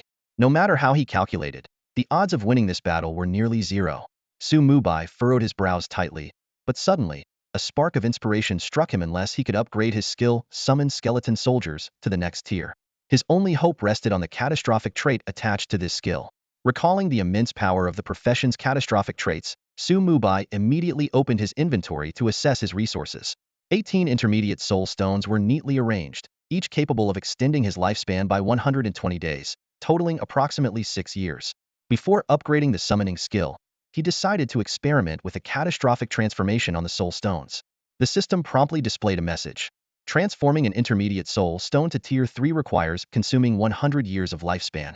Seeing this astronomical number, Mubai shook his head with a bitter smile. With less than 10 years of lifespan left, let alone 100, such a transformation was out of reach. However, this staggering cost hinted at the incredible potential of soul stones beyond advanced quality. Shifting his focus back to the summoning skill, the system offered him the option to upgrade to Tier 1, Tier 2, or Tier 3. Opting for Tier 3, the system revealed that the upgrade would consume 5 years of lifespan. This number brought him a sense of relief. 15 intermediate soul stones would provide just enough lifespan to meet the requirement. After quickly absorbing the soul stones, Mubai's attribute panel showed that his remaining lifespan was now less than 6 years. Without hesitation, he selected Summon Skeleton Soldiers and activated the catastrophic trait. The system immediately prompted. Upon upgrading to Tier C, the skill will branch into 3 options: Skeleton Warrior, Skeleton Archer, and Skeleton Mage. Faced with the formidable Reggie, Mubai decisively chose Skeleton Warrior. As 5 years of his lifespan drained away, the skill icon underwent a dramatic change. The 2 skeletal silhouettes merged, forming a more robust skeletal figure. Its single-handed sword transformed into a massive 2-handed greatsword. The system notified him that his entire skill, Summon Skeleton Minion, had successfully undergone a catastrophic transformation into the tier skill, Summon Skeleton Warrior. The new skill, now at C8 level, allowed him to summon a skeleton warrior within 3 seconds, with a cooldown of 30 seconds and a mana cost of 300 points. The skeleton warrior's stats were directly tied to Su Mubai's mental attributes. Although the mana consumption had increased by 50, when Su Mubai's gaze fell upon the catastrophic trait, an uncontrollable smile of delight spread across his face. Cataclysm trait. Skeleton warrior's maximum health increased by 500, attack power increased by 100. This piece of information left Su Mubai utterly stunned, his eyes widening in disbelief. A seemingly ordinary crank skill could receive such terrifying enhancements it completely overturned his understanding of skill tiers. Sacrificing 5 years of lifespan as the price? In the face of such astonishing attributes, that cost seemed utterly insignificant. The power of this crank skill likely surpassed the majority of strength talents. On the battlefield, Reggie's strength remained as fearsome as ever. In just a matter of seconds, it had ruthlessly slaughtered 7 skeleton warriors with lightning-fast strikes. Yet, its ferocious attacks left little more than negligible scratches on its body, and even those minor wounds vanished quickly thanks to its life regeneration ability.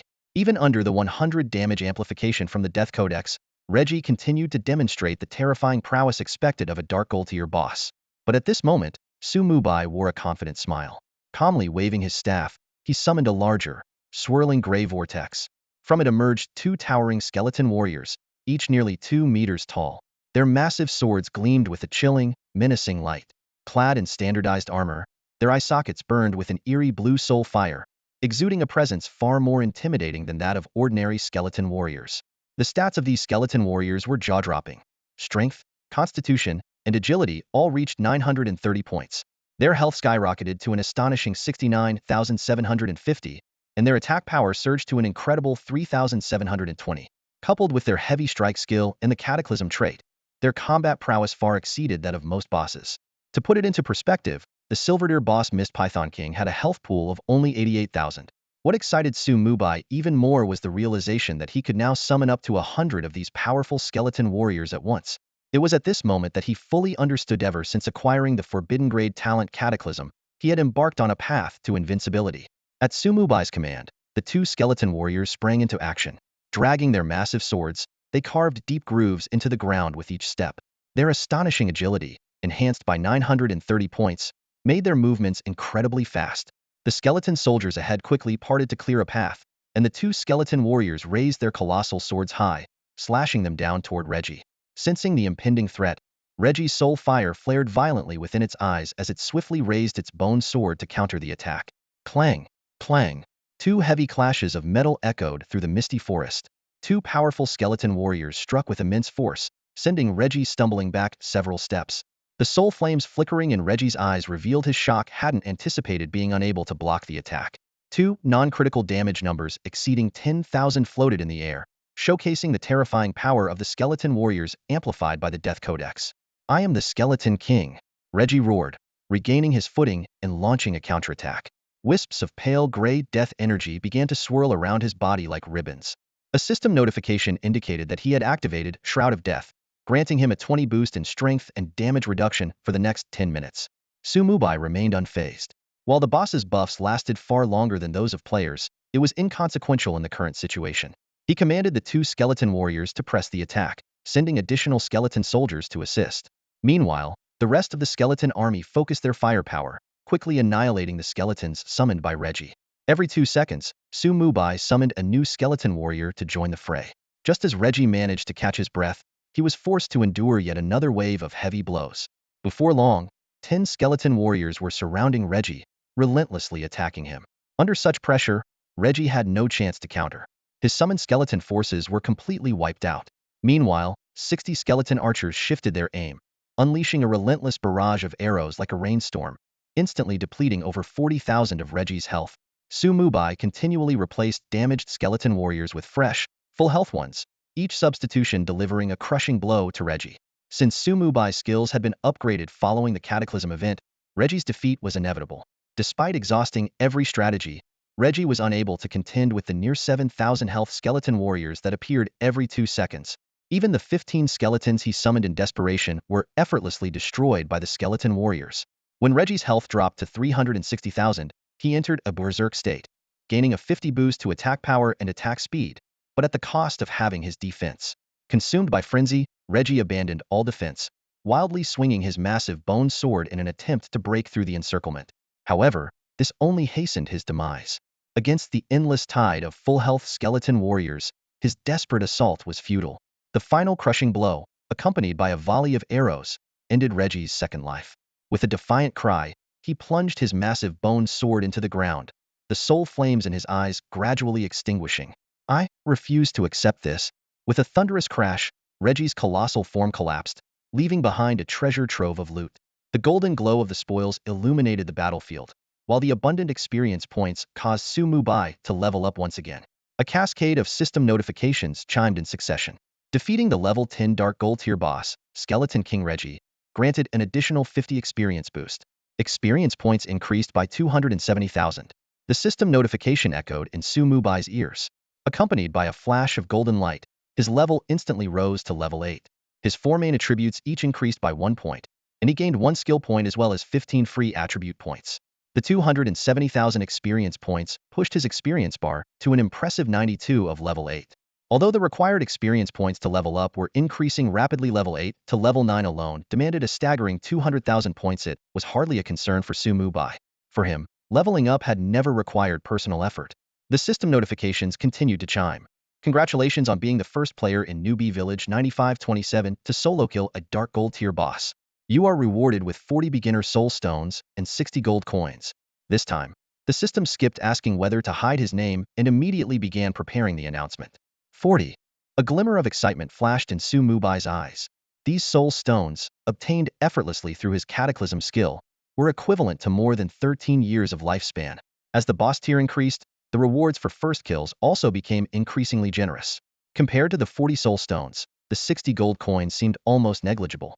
Mubai began to anticipate the rewards for defeating an epic tier boss, though he was well aware that encountering such a boss at lower levels was exceedingly rare. Securing future first kill announcements would not only require strength but also immense luck. The system notifications continued. Congratulations on achieving the first clear of the Misty Land dungeon in Newbie Village 9527. Rewards: 5 random level 1 attribute gems and 5 gold coins. Congratulations on completing the first clear of the Misty Land dungeon on Hell difficulty in Newbie Village 9527. Rewards: 20 beginner soul stones and 20 gold coins. In the World of Myriad Realms game, 10 primary equipment slots could be socketed with gems, but the minimum equipment requirement was gold tier. The higher the equipment tier, the more gems could be socketed.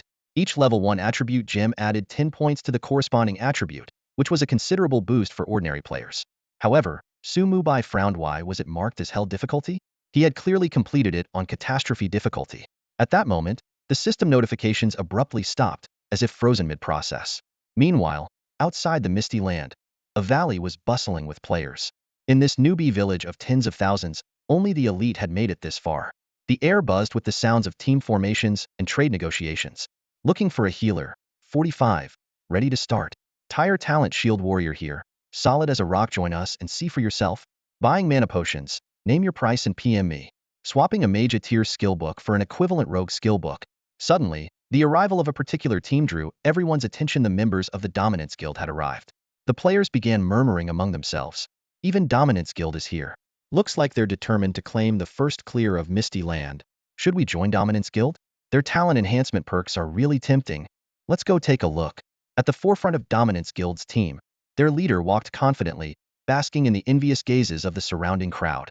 As someone approached to inquire about joining the guild, he offered a faint smile and gestured for the newly promoted elder to handle the reception. Meanwhile, he led a carefully selected team of 4 elite players toward the dungeon portal in the Misty Lands. As they neared the portal, a commotion erupted around them. Look, these guys are wearing full sets of gear. Even if it's from the system shop, a full set of level 5 gear must cost a fortune. Check out the guy in the middle of the group. It's Fu Jia Tianxia. No wonder he can afford it. Hearing the name Fu Jia Tianxia, Hong Tu Ba Yi paused and turned to look. Their gazes met in midair, but contrary to the spectators' expectations, there was no tension or hostility. I've heard of you for a long time. How about a little wager? Hong Tu Ba Ye's lips curled into a faint smile, as if he had already forgotten the awkwardness of being ignored by the other in the chat channel earlier. Fu Jia Tianxia stepped forward to the portal, intrigued. Oh, what kind of wager? He was indeed interested in Hong Tu Ba Ye's steer talent that could significantly boost the guild's combat strength. Let's bet on who can claim the first clear of the Misty Lands. A sharp glint flashed in Hong Tu Ba Ye's eyes. If I win, your team joins Ba Yi Guild. And if we clear it first? Bai Yi Guild will fully assist you with one task of your choice. Make that 3 tasks. Deal. Almost simultaneously, the two reached out to place their hands on the portal. However, before they could choose a difficulty level, an unexpected system announcement interrupted them. Announcement for Novice Village 9527. Congratulations to Bai Yi for achieving the first clear of the Mistylands dungeon. This is a special announcement. All players are encouraged to learn from this achievement to earn generous rewards. The announcement echoed 3 times.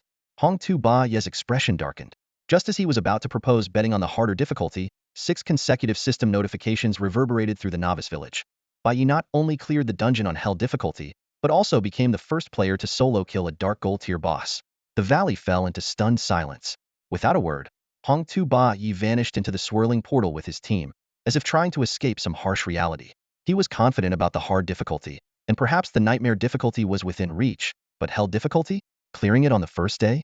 What kind of monster was this Bai Yi? Uncle, aren't we going in? Mian Hua Tang tilted her head and asked. Let's wait, Fu Jiatianxia replied, shaking his head. The first clear is already gone.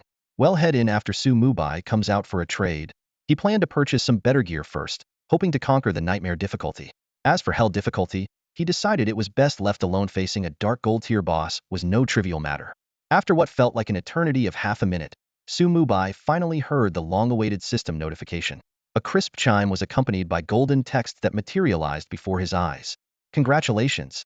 You are the first player in the Blue Star region to clear a disaster-level dungeon solo. Rewards: Strength Skill Book Class Specific 1, Epic Class Equipment Class Specific 1. Immediately following this, the system added another notification. Blue Star region announcement incoming. The sheer generosity of the rewards left Su Mubai thrilled beyond measure. Reflecting on it, he realized it was indeed well-deserved. Had it not been for his multiple first kills and the accumulation of enough cataclysm skill lifespan, there was no way he could have defeated Reggie, who had transformed into the Skeleton King. As the first player in the entire Blue Star region to solo clear such a high-difficulty dungeon, these rewards were undoubtedly earned. With his heart racing in excitement, Su Mubai quickly opened his inventory to check the rewards. A skill book radiating a mysterious glow immediately caught his attention. Death Drain Feedback. Level: S105. Type: Active Skill. Skill Effects: 1. Drain. Absorb death energy from corpses and store it. Maximum targets per use: 5. Cooldown: 30 seconds. No resource cost. Maximum casting range: 50 meters. Death energy value: 0.80 level 10. 1 point of death energy restores 100 HP or 100 MP. 2 points of death energy enhance the target's primary stat by 1 for 60 seconds. Learning requirement: Death Sovereign. The skill's utility made Su Mubai's eyes light up. He had seen potion stats in the Beginner's Village chat channel, and even the strongest ones only restored 500 MP with a 60-second cooldown. In comparison, this skill not only solved his mana consumption issues, but also enhanced the attributes of his Samansa Gader skill, without a doubt. Without hesitation, he selected the skill book and activated his Cataclysm talent. The system promptly displayed a new prompt. Please choose advancement tier. Tier 1, Tier 2, Tier 3. Considering his current financial situation and lifespan constraints, Su Mubai could only select Tier 1. Upon confirmation, the skill immediately advanced to S rank. While the name remained unchanged, all its stats were quadrupled. The death energy cap increased to level 20, and the 2 feedback effects were also doubled. With a thought, the skill book dissolved into golden light and fused into his forehead. The moment he learned the skill, Su Mubai's gaze instinctively turned to Reggie's corpse. As he activated the skill, system notifications began to appear in rapid succession. You have successfully drained 320 points of death energy from the corpse of the Skeleton King Reggie, an epic tier boss. Your stored death energy has reached its maximum capacity. Consume some to continue draining. Reggie's corpse, once imposing, lost its luster as the death energy was extracted. It became pale and brittle, its bones covered in fine cracks, as though they would shatter at the slightest touch. The unexpected bounty left Su Mubai stunned. Had initially estimated that a level 10 epic tier boss could provide, at most, 100 points of death energy. To his surprise, it had hit the storage cap. Could it be because this guy was an undead creature to begin with, so his death energy is denser? Su Mubai murmured, stroking his chin as he pondered the answer to this newfound mystery. Upon mastering the skill, Su Mubai's cataclysmic profession trait immediately activated, doubling his death energy cap to 320 points. Although the description of the feedback effect remained unchanged, its actual efficacy also doubled. Each point of death energy consumed could now restore 400 mana points or enhance the primary attribute of summon creatures by 2. If all 320 points of death energy were consumed at once, It would grant the skeleton warriors a staggering 640 strength boost for 60 seconds. Faced with the terrifying effects of the synergy between the S-level skill and the cataclysmic profession trait, Mubai remained unfazed. With a faint chuckle, he shifted his attention to another rewarding item quietly resting in his inventory, a robe. This was likely the first epic raid equipment in the Blue Star Zone. The robe was jet black, resembling the depths of a starless night. Its surface was adorned with faint gray runes, glowing subtly as they interconnected to form a mysterious magic array, exuding a powerful and enigmatic aura. Whisper of the dead robe, upper body cloth, armor epic, item unidentified. Gazing at the unidentified label, Mubai sighed softly. The appraisal cost for epic grade equipment would undoubtedly be exorbitant. However, recalling that the wealthy Fu Jiatianxia was eagerly waiting to purchase his items, he quickly felt at ease. He decided to wait until the robe was appraised before using his cataclysmic trait to avoid unnecessarily increasing the appraisal cost. After carefully storing 5 level 1 gemstones and 20 basic soul stones, Mubai, having completed his advancement, approached Reggie's corpse. He chose to search it himself, rather than letting his skeletons handle the task. After all, this was the first Dark Goldier boss in the Blue Star Zone, as well as the first disaster-level dungeon ever conquered. The loot was bound to be extraordinary. At that moment, the Blue Star Zone experienced its first global announcement. Blue Star Zone announcement. Congratulations to Bai Yi from the Shenlong Empire for becoming the first player in the Blue Star Zone to solo clear a disaster-level dungeon. Let this serve as inspiration for all players to strive for such achievements and reap substantial rewards. The announcement was repeated 10 times, plunging the entire Blue Star Zone into silence before erupting into chaos. Players from the Holy Sanctuary Empire, formerly the White Eagle Alliance, were especially vocal in their disbelief. Some exclaimed that even standard-level dungeons remained unconquered, others speculated it was a low-level hidden dungeon, and many outright accused Bai Yi of cheating. This world, known as the Forbidden Realm of Gods, was not exclusive to Blue Star players. According to gathered information, countless races across the universe had been drawn into this grand multiverse game. Compared to other powerful species, humanity was relatively weak and had thus been placed in this divine forbidden zone. Only by reaching a certain level of strength could players leave the Forbidden Realm of Gods and participate in the true multiverse game. On this ocean-surrounded continent, the Shenlong Empire and the Holy Sanctuary Empire were the two most dominant factions. Holy Empire, Newbie Village No. 1. Deep within the hell-level difficulty Misty Forest, Felix gripped his staff tightly, summoning a blazing fireball the size of a basketball. With a flash of fiery light, it struck the goblin chieftain dead. A deafening explosion followed as a critical damage number of nearly 2,000 floated into the air. The goblin chieftain let out a blood-curdling scream before collapsing to the ground. A golden glow radiated around Felix as his level rose to 6. He looked down at the corpse of the Silverdeer boss, a confident smirk playing on his lips. That's all there is to it. Next up is the final boss. I doubt anyone can beat my speed. Just as he was about to collect the loot from the boss, a global announcement from the Blue Star region suddenly appeared. Congratulations to Bai Yi from the Shenlong Empire for completing the Calamity level difficulty. Felix's pupils contracted sharply. Calamity level? What kind of difficulty is that? His grip on his staff tightened, his hands trembling slightly. Impossible. How could someone from Huaxia surpass me? Despite possessing the most powerful SSDR talent, the official announcement from the game left no room for doubt. Meanwhile, players in the Sakura Kingdom were equally stunned by the announcement. A Huaxia player cleared a dungeon harder than hell level? We've never even heard of that kind of difficulty. What if they decide to invade the Sakura Kingdom? Why worry? If that happens, we'll just join forces with countries like the Bald Eagle Nation to deal with them. In Sakura Kingdom's Newbie Village No. 1414, within a similar hell-level misty forest, Tsukuyami stood beside the corpse of the Mist Serpent King. Above his head hung a glowing full moon, the symbol of his SSDR talent, Tsukuyami. Hearing the announcement, Tsukuyami's eyes turned cold. By Yekuin, you clearly don't understand the saying. The tallest tree in the forest is the first to be felled. A sneer crossed his face. Such arrogance, you'll soon find yourself the target of every player. I won't even need to lift a finger. Within the Shenlong Empire, there are bound to be individuals who will challenge Bai Yi. In the Multiverse Game, players from different nations reacted swiftly and decisively. Players from the Sakura Nation showcased an unusually deep understanding of Huaxia, far surpassing their neighboring countries.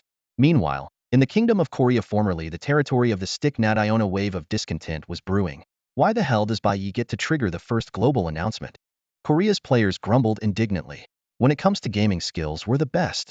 Bai Yi must be one of us, just coincidentally in Huaxia. In Newbie Village 444 of the Kingdom of Korea, Descendant of the Sun was demonstrating his exceptional archery skills. Drawing his bowstring, he released 3 arrows in rapid succession, striking with pinpoint accuracy and delivering the final blow to the Mist Python King. However, instead of rushing to collect his loot, he looked up at the mist-shrouded sky, listening to the global announcement echoing in his ears. Bai Yi, clearing a disaster-level dungeon, you've earned the right to be my rival, he said calmly. At the same time, the chat channels of various newbie villages in the Shenlong Empire were in an uproar. Although the Empire-wide channel had yet to be unlocked, it didn't stop players from fervently discussing. Bai Yi is insane. Clearing a disaster-level dungeon so quickly. He'll bet $5 that his talent is definitely SS tier. He's drawing too much attention by not hiding his name. Now the Shenlong Empire is going to become a target. Even if he hid his name, wouldn't the system still mention the Shenlong Empire? If you're so envious, why don't you go clear a dungeon yourself instead of whining? In Newbie Village 8888, 3-Chi Sword was locked in an intense battle with the Golden Tier boss, Goblin King Reggie. Reggie swung his Thunder Battle Axe with ferocious power, only to have it skillfully parried by 3-Chi Sword. After over 10 minutes of grueling combat, he began to realize the limits of his own strength. Despite possessing an SS tier talent, he stood no chance against a Dark Gold tier boss. Bai Yi, what kind of talent did you awaken to become so overwhelmingly strong? 3-Chi Sword pondered silently as he continued to clash with the boss. The speed at which Bai Yi's power was growing had completely shattered his understanding of what was possible. The Empire of the Divine Dragon, Novice Village number 9526. When the Multiverse Game descended, Lu Ruyan and Zhao Su, due to their close proximity, were assigned to the same Novice Village. Both of them awakened S-level talents, a stroke of fortune that gave them a significant advantage in the early stages of the game. At this moment, the two had just joined forces to take down an Iron-tier Goblin chieftain. Just as they were preparing to press on and aim for the first clear of the Novice Village, a server-wide announcement suddenly appeared. This Bai Yi's clearing speed is insane. Zhao Su's eyes widened in shock, his tone filled with both amazement and envy. Bai Yi. Lu Ruyan frowned slightly, a thoughtful look crossing her face. Why does that name sound so familiar? Familiar? Zhao Su's eyes lit up as he leaned closer to Lu Ruyan. Could it be someone who used to chase after you? If that's the case, Lu Ruyan rolled her eyes at him. What? Planning to hand me over again? Zhao Su laughed unabashedly. And didn't you enjoy it? Back in those years with Su Mubai, didn't you live quite comfortably? A flash of anger crossed his face as he continued. If it weren't for this damned multiverse game, we were just about to reach the pinnacle of our lives. Now we have to start all over again. Su Mubai. Lu Ruyan murmured to herself. Suddenly, as if recalling something, she covered her mouth in shock. The name Bai Yi always used that as his gaming alias. Zhao Zu's expression shifted, but he quickly composed himself. That's impossible. He's dead. I pulled the plug myself. Plenty of people go by the name Bai Yi. It's just a coincidence. But what if it really is him? Lu Ruyan asked with a hint of worry. We did conspire against him. If he finds out, you're overthinking it, Zhao Su said, his eyes gleaming with cunning. He was already in a vegetative state back then. He didn't know the truth. As long as we keep our mouths shut, he'll never find out.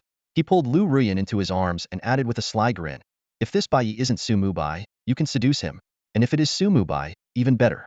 With how obsessed he was with you, wouldn't he fall right into our hands? You're such a creep, Lu Ruyan said with a feigned pout, though a glint of scheming flashed in her eyes. It was clear she had already accepted the plan. The two exchanged a knowing smile and decided to start searching for Bai Yi as soon as they left the Novice Village. Little did they know, Su Mubai was already aware of everything. While they were plotting to find Bai Yi, Su Mubai was waiting for their reunion. The two sides' thoughts aligned perfectly. It was truly a passionate and exhilarating pursuit from both directions. In the 9527 newbie village of the Shenlong Empire, Reggie's downfall brought earth-shattering changes to the misty forest. The dense fog was completely absorbed, allowing long-lost sunlight to pierce through the thick foliage. The dappled light scattered over the once lifeless ground, breathing a hint of vitality into the forest. As for the system announcement that echoed across the entire region, Su Mubai appeared indifferent. With his current strength, triggering announcements had become a routine occurrence. At this moment, his focus was entirely on collecting Reggie's dropped items. Killing it twice without getting something good would make no sense, Su Mubai muttered to himself as he reached out to touch Reggie's corpse. The bones, heavily infused with death energy, were abnormally fragile and crumbled into fragments with a light touch, revealing a trove of valuable loot beneath. Jackpot! Su Mubai's eyes lit up as he surveyed the dazzling array of items on the ground. First, he picked up 10 gold coins and 38 silver coins. Then came 10 level 1 attribute gems and 3 level 1 critical strike gems. Next were 5 pieces of gold tier equipment, though all were level 5, which made Su Mubai frown slightly. After all, a level 10 boss should logically drop items of corresponding levels. He casually stored these items in his backpack. What truly brought a smile to his face, however, were the 4 pieces of dark gold equipment. The necklace of the fallen, the shadow boots, the bone greatsword, and the bone heavy armor. Although they required identification, their levels finally met expectations level 10. Unfortunately, aside from the necklace, the rest were plate armor, which he couldn't use. The final spoils included 5 skill books and a crystal ball. The skill books were as follows. Crank. Summon Skeleton Warrior. Crank. Summon Skeleton Archer. Crank. Summon Skeleton Mage. Brank. Aura of the Fallen. Brank. Thunderstrike. As Mubai was contemplating the dilemma of the 3 summoning skills taking up too many skill slots, the system promptly sent a notification. Would you like to merge the 3 skeleton summoning skills into advanced skeleton summoning? Merge. Mubai chose to confirm without hesitation. The 3 skill books glowed and fused together, quickly forming a brand new skill book in his hands. Mubai acquired a Crank skill book, Summon Advanced Skeleton. By merging 3 skill books, the skill retained its Crank quality but gained a unique feature. The ability to choose the type of skeleton to summon, the casting time, mana cost, and cooldown remained identical to the original Summon Skeleton Warrior skill. However, this change seemed somewhat underwhelming previously. He could summon 3 advanced skeletons within 30 seconds, but now he could only summon 1. For someone like Mubai, who possessed the S-rank skill, Death Summon, this wasn't a significant issue. His skill cooldown was only a mere 2 seconds. Without hesitation, he chose to learn the new skill. However, the system notification immediately followed. You have learned the new skill, Summon Advanced Skeleton. The original skill, Summon Skeleton Warrior, will be replaced. Mubai's expression instantly darkened, and alarm bells rang in his mind. What would it mean if Summon Skeleton Warrior was replaced? Would the hard-earned catastrophe trait be lost? Just as he was about to check the skill details, the system provided an answer in time. Anomalous attribute detected in the skill, preventing complete overwrite. The unknown attribute will be retained. The details of the new skill were then displayed. Summon Advanced Skeleton, C1 rank. Active skill. Summon one of the following Skeleton Warrior, Skeleton Archer, or Skeleton Mage. Casting time, 3 seconds. Cooldown, 30 seconds. Mana cost, 300. Catastrophe traits. 1. Skeleton Warrior. HP increased by 500. Attack increased by 100. 2. Not yet unlocked. 3. Not yet unlocked. Note. Advanced Skeleton attribute scale with the player's spirit stat. Seeing that the catastrophe trait was preserved, Mubai let out a sigh of relief. His exceptional talent had once again proven its worth, even defying the system's limits. The 2 locked catastrophe traits were clearly tied to the Skeleton Archer and Skeleton Mage, and activating them would require further use of the catastrophe ability on this new skill. The replacement of the original skill brought an unexpected benefit. Could now apply the catastrophe ability to the new skill once again. Without hesitation, Mubai initiated the process, and the system presented him with 3 options. Tier 1. Upgrade to Brank no cost. Tier 2. Ascend to a rank requires 10,000 gold coins. Tier 3. Catastrophe to rank requires 1,000 years of lifespan. For Mubai, the choice was simply had neither vast wealth nor a millennium of lifespan. He selected the free Tier 1 upgrade. The skill was immediately enhanced to Brank. Although the name remained unchanged, it now allowed him to summon 3 skeletons at once. The trade-off was a significant increase in mana cost, rising to 1,000 points. For most necromancers, this would be an unbearable burden, but for Mubai, with his immense mana reserves, it was hardly worth mentioning. After receiving a skill point refund, Mubai decisively invested all 8 of his skill points into this newly upgraded ability. This skill was instantly elevated to level 9, with a max marker appearing on the skill icon, signifying it had reached its highest possible level. Through careful observation, Mubai had already deciphered the mechanics of skill points in the Multiverse game. Players would earn 1 skill point with each level up, but the cost of upgrading skills varied depending on their rank. Skills below rank A required 1 point per level, while rank A skills needed 2 points, and rank S demanded 5 points. When Death Drain was promoted to rank SS, each level up required a staggering 10 points. As for rank SSS skills, though he hadn't encountered one yet, he estimated they would cost no less than 20 points per level. Fortunately, his cataclysm talent preserved the original level of his skills, saving him a significant number of skill points. Next, Mubai turned his attention to the other 2 skill books dropped by Reggie. Thunderstrike, being a warrior-specific skill, was not something he could learn. However, the Death Aura skill caught his eye. As the skill book transformed into a stream of light that merged into his forehead, a faint gray halo appeared around his feet. Though it quickly faded from sight, the effect remained active. This passive aura granted a 20 boost to all attributes of allied undead units. Cataclysm. Mubai decisively chose a first-tier promotion. The rank B Death Aura was immediately upgraded to the rank A Advanced Death Aura.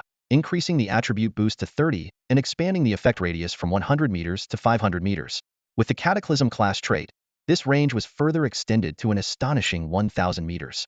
Mubai raised his staff, and a three-material gray vortex materialized before him. Consuming 1,000 mana points, 6 skeletons emerged in succession, each exuding an aura that surpassed Reggie's summoned creatures. He didn't immediately inspect their attributes, but instead planned to summon different types of skeletons in a 4:3:3 ratio to fully utilize his summoning capacity. Finally, Mubai inventoried the rest of Reggie's drops. 10 dark gold tier deathbone fragments and remnants of souls were stored in his bag. His gaze then fell on a mysterious crystal ball. Within its translucent surface, a faint shadow seemed to flicker. A system notification promptly appeared. You have obtained the quest item, Heron's Crystal Ball. The system prompt chimed, asking whether to accept the quest, Heron's Legacy. Mubai lowered his gaze to the crystal sphere in his hand. This seemingly ordinary object was actually tied to an epic-level quest. The crystal ball glimmered faintly in his palm. The illusion he had just seen felt like a fleeting dream, but Mubai knew that any item capable of triggering an epic quest was far from ordinary. A chance to snag some free gear. Mubai smirked slightly. However, just as he was about to accept the quest, a bold idea suddenly surfaced in his mind. Could his Cataclysm ability affect quest items? And if it worked, what kind of changes would it bring? This thought grew uncontrollably, like wildfire, fueling his urge to test it. Taking a deep breath, Mubai decisively activated his Cataclysm ability, directing it toward the crystal sphere in his hand. The system immediately responded, presenting 3 upgrade options. When Mubai read through them, his pupils contracted sharply. Cataclysm not only enhanced the item's quality, but could also completely alter the nature of the quest itself. The 3 options were as follows. Tier 1. Upgrade to Dylan's Crystal Sphere, no cost required. Tier 2. Ascend to Crone's Crystal Sphere, requiring 1 billion soul coins. Tier 3. Cataclysm into Eli's Crystal Sphere, at the cost of 100,000 years of lifespan. 100,000 years of lifespan. A flicker of shock flashed through Mubai's eyes. This was the same cost as when he had undergone his Cataclysmal class transformation. Could it mean that the Death Sovereign class actually surpassed the mythical tier in existence? Without much hesitation, Mubai selected the Tier 1 upgrade. The crystal sphere began to distort and morph in his hand, reshaping itself before solidifying once more. This time, the core of the sphere revealed a vivid image of a ferocious frost dragon. The system promptly issued a new prompt. Would he accept the legendary quest, Dylan's Lament? The quest difficulty was described as beyond imagination. Accepting it would partially unseal the crystal sphere, turning it into equipment. Declining, however, would cause the sphere to vanish, seeking its next destined bearer. Accept. Mubai decisively chose to accept the legendary quest. The system notification immediately sounded. You have accepted the legendary quest, Dylan's Lament. Due to your low level, you must reach level 30 within 1 month to unlock the first phase of the quest. Please note, if you fail to unlock the quest in time, you will lose Dylan's Crystal Orb. As soon as the notification ended, the crystal orb in Mubai's hand suddenly emitted a dazzling light. After a few minutes, the light gradually faded, replaced by a faint gray aura of death swirling around the orb. The attributes of the unsealed crystal orb were revealed. Orb offhand legendary item. Durability, 10001000. Equip requirement. Active quest, Dylan's Lament. Base attributes.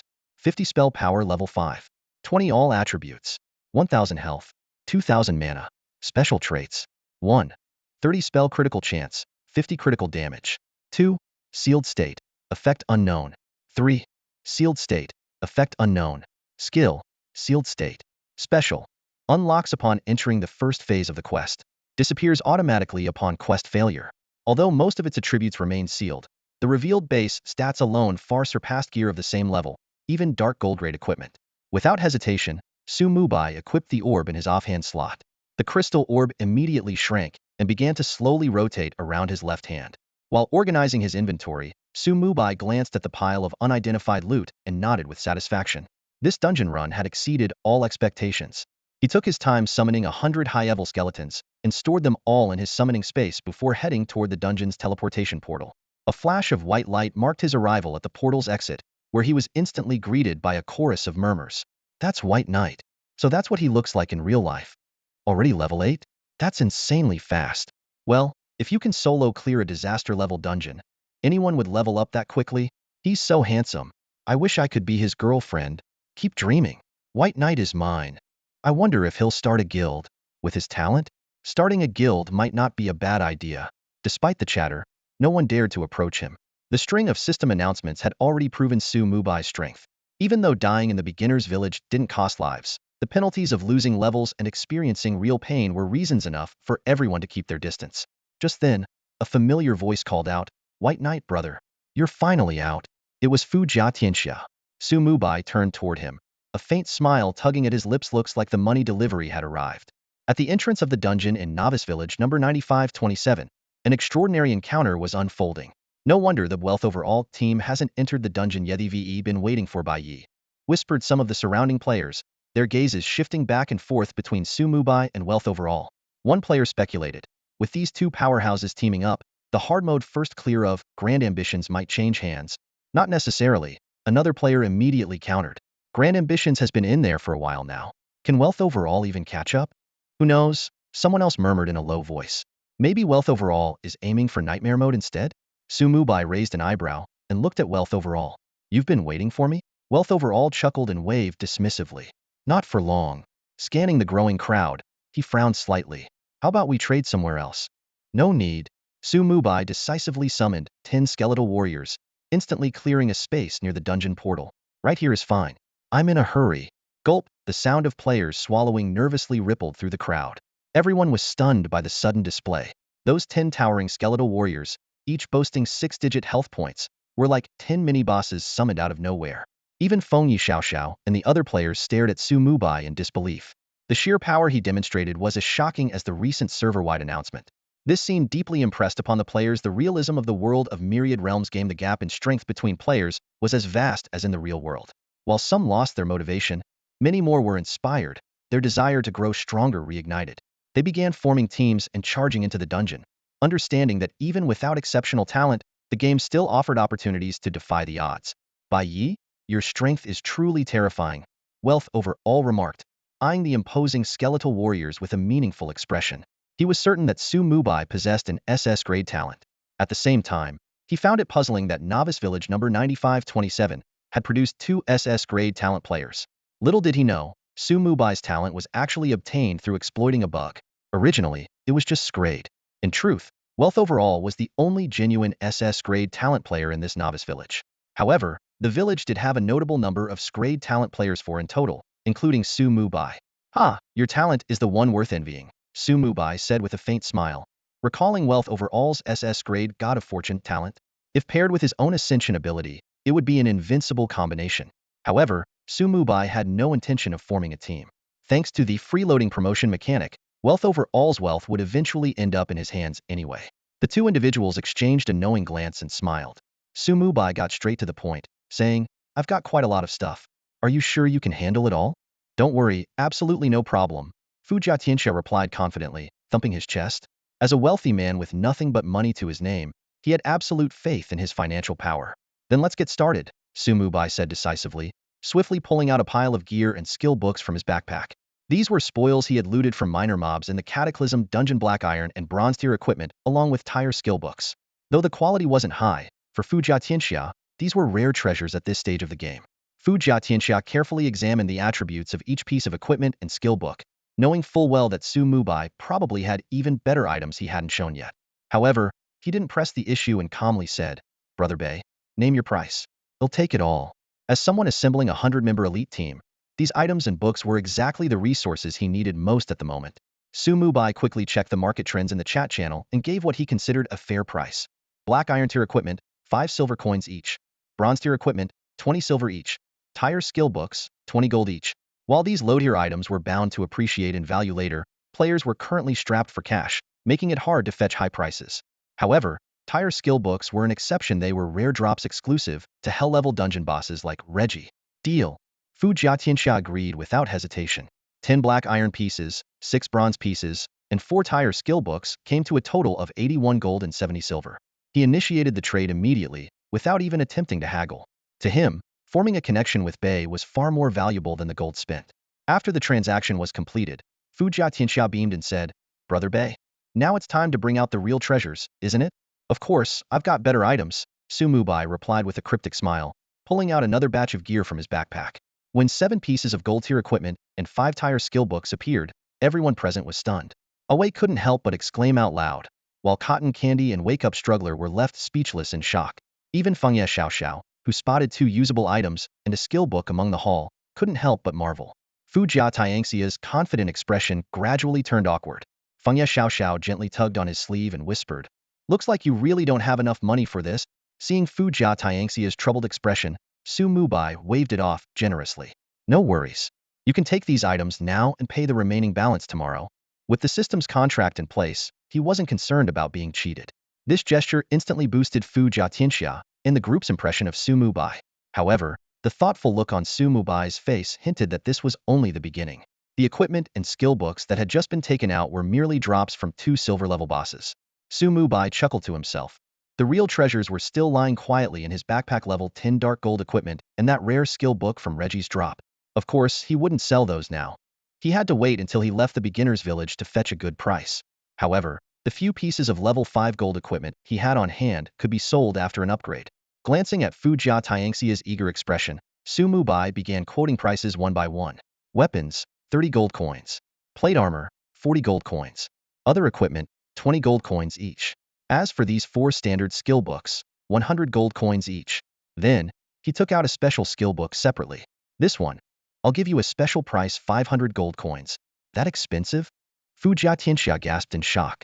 Although he wasn't short on money, and level 5 gold equipment, along with crate skill books, were indeed valuable at this stage, the 500 gold coin price tag still left him stunned. But the moment he saw the attributes of that special skill book, his expression changed instantly. Resurrection. Crate. No level requirement. Active skill. Effect. Can resurrect a target player in a non-combat state, reducing 50 of death penalties except lifespan. Casting range. 50 meters. Casting time. 5 seconds. Cooldown. 60 seconds. Mana cost, 300 points. Learning requirement, priest class. Resurrection. Fu Jia Tianxia's eyes lit up. In a game where death resulted in level loss, the value of a resurrection skill was simply immeasurable. The priest, Mian Huatang, standing nearby, was equally thrilled. With this skill, her importance in the team would undoubtedly skyrocket. 1,080 gold coins total. I'll take everything. Fu Jia Tianxia decisively initiated the trade and transferred 580 gold coins up front. The remaining 500 gold coins, he'll pay that tomorrow. Is that all right? The system immediately generated a contract, indicating that if Fu Jia Tianxia defaulted, he would incur a 10 daily penalty fee until the debt was cleared. Half of the penalty would go to the system. After Su Mubai nodded in agreement, Fu Jia Tianxia began distributing the equipment and skill books among his team members. He intentionally made this move to ensure Su Mubai noticed joining his team would definitely be worth it. Su Mubai gazed at Fu Jia Tianxia, a hint of intrigue flashing in his eyes. He clearly remembered the first effect of the God of Wealth's talent, the ability to shake the money tree once a day, randomly gaining between 1 to 999 gold coins.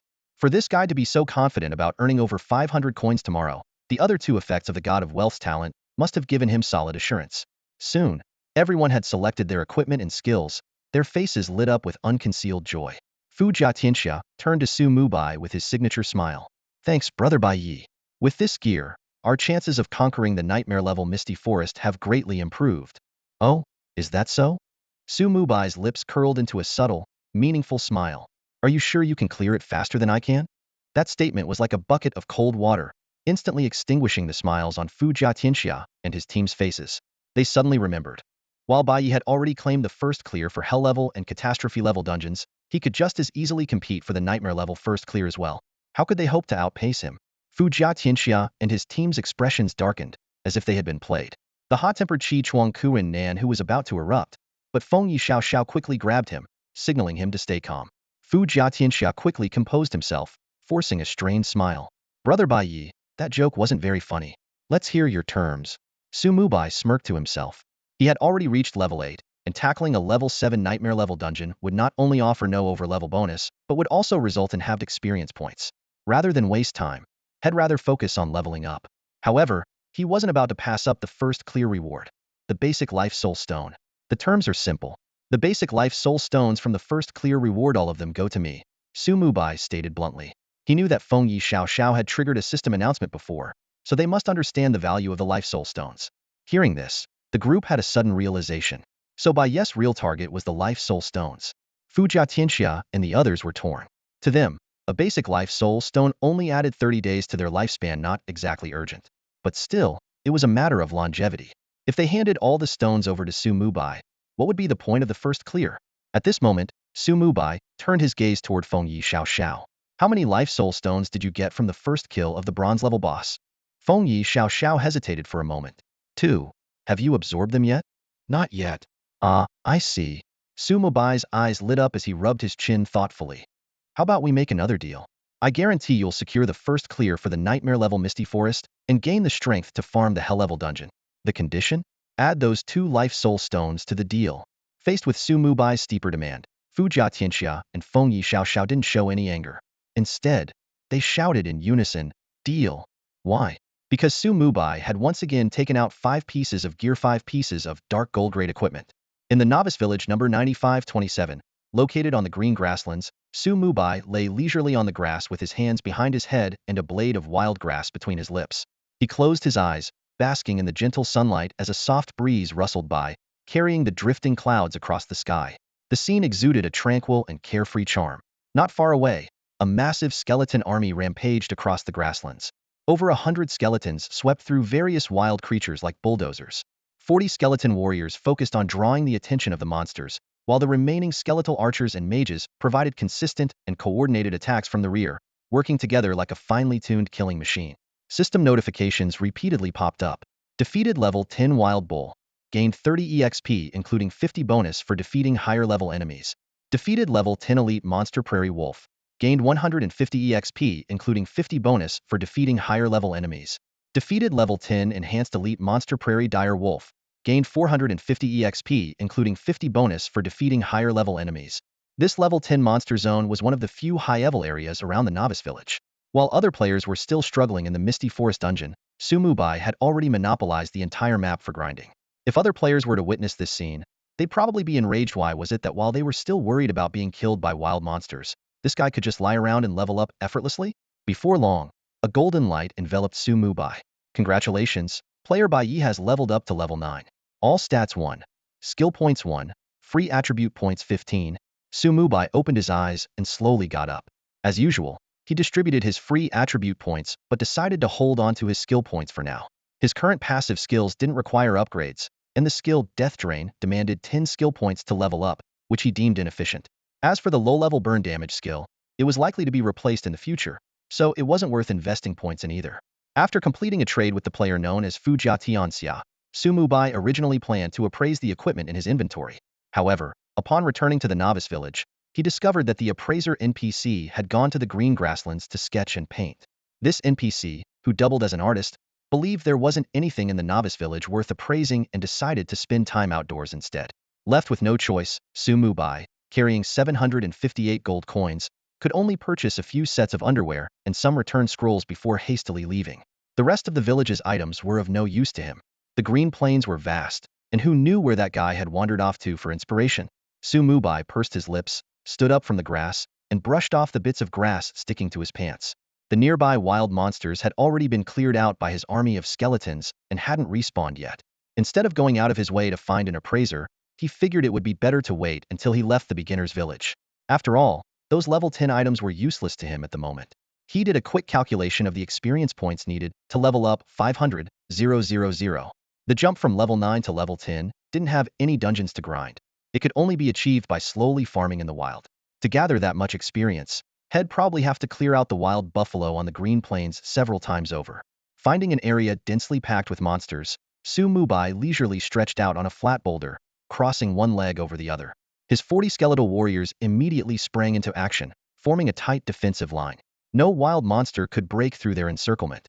Watching his experience bar crawl upward at a snail's pace, Mubai frowned.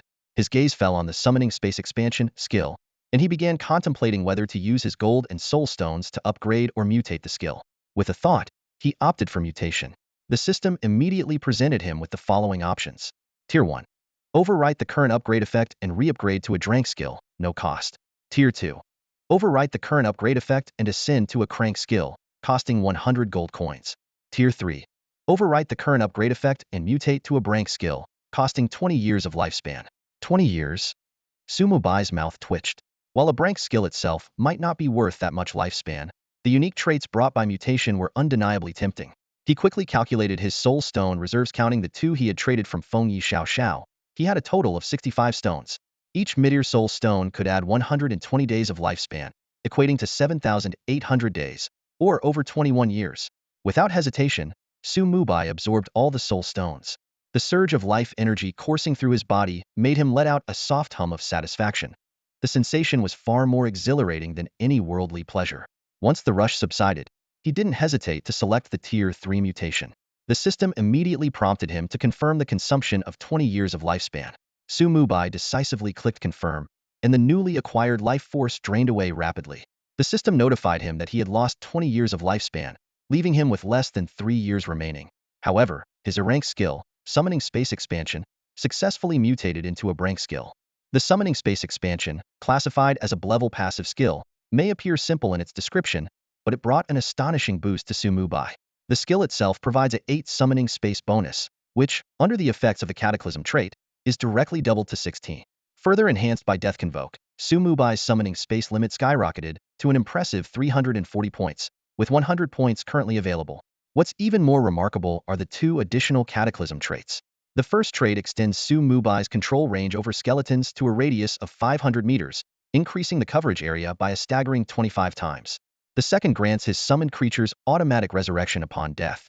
As long as the summoning space remains at full capacity, each summoned unit can revive once per hour. The combination of these 2 traits virtually ensures Su Mubai's invincibility. Even when faced with a boss's area effect instant kill ability, he can instantly replenish his forces using his summoning space. A gleam of excitement flashed in Su Mubai's eyes as he swung his magic staff and began summoning. With the opening of a dim gray vortex, 6 skeletal warriors marched out in perfect formation. After receiving the command to engage in autonomous monster luring and slaying, report immediately upon encountering humans. The soul flames in their eye sockets flared as they hefted their massive swords and joined the monster-clearing forces at the perimeter. After 2 minutes of intense activity, Su Mubai summoned 6 advanced skeletons each time his skill cooldown ended. He utilized Death Drain feedback 3 times, consuming 75 points of death energy to fully occupy his summoning space. This time, he abandoned his previous 4:3:3 ratio and instead summoned 100 skeletal warriors, evenly distributing the remaining 240 space points between skeletal archers and skeletal mages. With Death Drain feedback upgraded to S level, its casting range increased to 100 meters, and with additional enhancements, it extended to an impressive 200 meters. This allowed Su Mubai to remain stationary while extracting death energy from the corpses of distant wild monsters, targeting up to 20 creatures at once.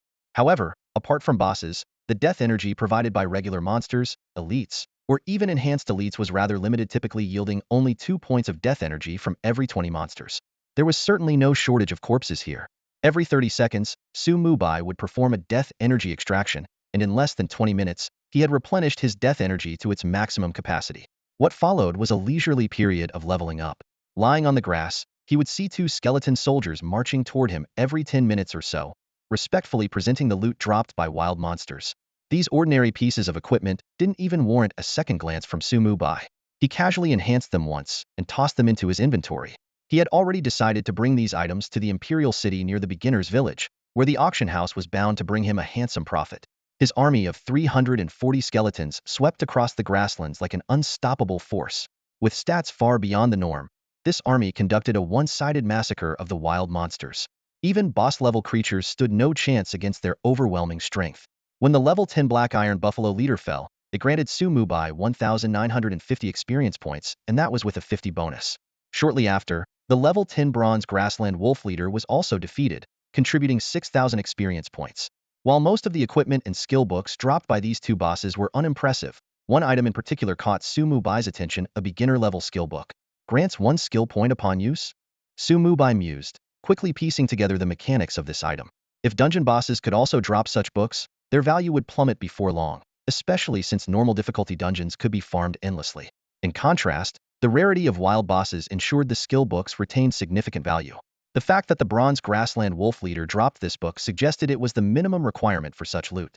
Picking up the skill book, Su Mubai immediately received a system prompt. Cataclysmic item.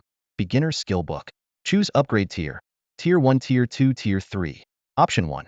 Upgrade to intermediate skill book, no cost. Option 2. Evolve to advanced skill book, cost 2,000 gold coins. Option 3. Cataclysmic evolution to perfect skill book, cost 1,000 years of lifespan. That's outrageous. Su Mubai muttered, especially at the cost of 1,000 years of lifespan for the perfect skill book. Though he was curious about how many skill points the perfect version might provide, he sensibly opted for the free first option. The book instantly transformed, becoming more refined in appearance. The system informed him that he had obtained an intermediate skill book, which would grant 5 skill points upon use. Without hesitation, Su Mubai used the book, and a golden glow merged into his forehead. The system displayed that he now had 6 available skill points. While it wasn't enough to upgrade his death extraction feedback skill, it was still a decent gain. Just as he was about to return to the blissful grind of rapidly accumulating experience points, an unexpected message arrived. A skeleton warrior reported the sighting of a human. Given the current stage of the game, it was unlikely that any other players had made it this far. Su Mubai speculated that it might be the appraiser from Beginner Village 9527. Coming all the way out here for some sightseeing? Su Mubai muttered as he walked toward the direction indicated by the skeleton warrior. The location was near the edge of his control range. But just then, a system notification abruptly halted his steps, and his expression turned grim. Notification: your skeleton warrior has been slain. Notification: cataclysmic trait triggered. Your skeleton warrior has been fully revived in the summoning space. This skeleton warrior cannot trigger this effect again for 60 minutes. Defeated in an instant? Su Mubai's pupils constricted sharply as he stared in disbelief at the scene unfolding before him. His skeletal warrior, a powerful summoned creature boasting a staggering 150,000 health points, was taken down without even the chance to fight back. This wasn't just any ordinary summon. It was bolstered by the undead aura and sustained by his impressive 196 spirit attribute. Such a being, practically the overlord of the beginner's village, had its health bar wiped out in the blink of an eye. The realization sent a chill down Su Mubai's spine. How could something this terrifying exist in the beginner's village? He immediately halted his steps, scanning his surroundings with heightened vigilance. There had been instances of the beginner's village protection failing in the past. What if this was happening again? Even with his massive skeletal army, sheer numbers would be meaningless against an opponent capable of instantly defeating his skeletal warrior. In that moment, Su Mubai deeply regretted his decision to choose the Cataclysm summoning space expansion skill. If only he had more than 10 years of lifespan left, he wouldn't be in such a precarious situation. This unexpected turn of events was like a harsh slap in the face, forcing him to confront a harsh truth. While he might dominate among players in the vast multiverse of this game, places like the Forbidden Lands were filled with NPCs who could easily end his life without effort. With that sobering thought, he decisively turned around and commanded his skeletal army to retreat immediately. From now on, I must ensure I have at least 10 years of lifespan left, he silently vowed. No matter how overwhelming the Cataclysm talent's power was, staying alive was paramount. Moving forward, any life soul stones he obtained would have to be used to extend his lifespan first. Upgrades to equipment and skills would have to wait. However, just as he was about to leave, a lazy voice sounded from behind him. Not bad, kid. You actually managed to summon so many piles of broken bones. Su Mubai froze in place, not by choice, but because the speaker was already standing in front of him. The figure was a silver-haired, middle-aged man, clad in a tattered silver robe adorned with an eye-shaped emblem formed from intricate engravings on his chest. This unmistakable attire was the hallmark of an appraiser. What shocked Su Mubai even more was the fact that this appraiser had seemingly walked through the air to reach him. Who's ever heard of a flying appraiser in the beginner's village? Rare for me to be in a good mood and decide to take a stroll.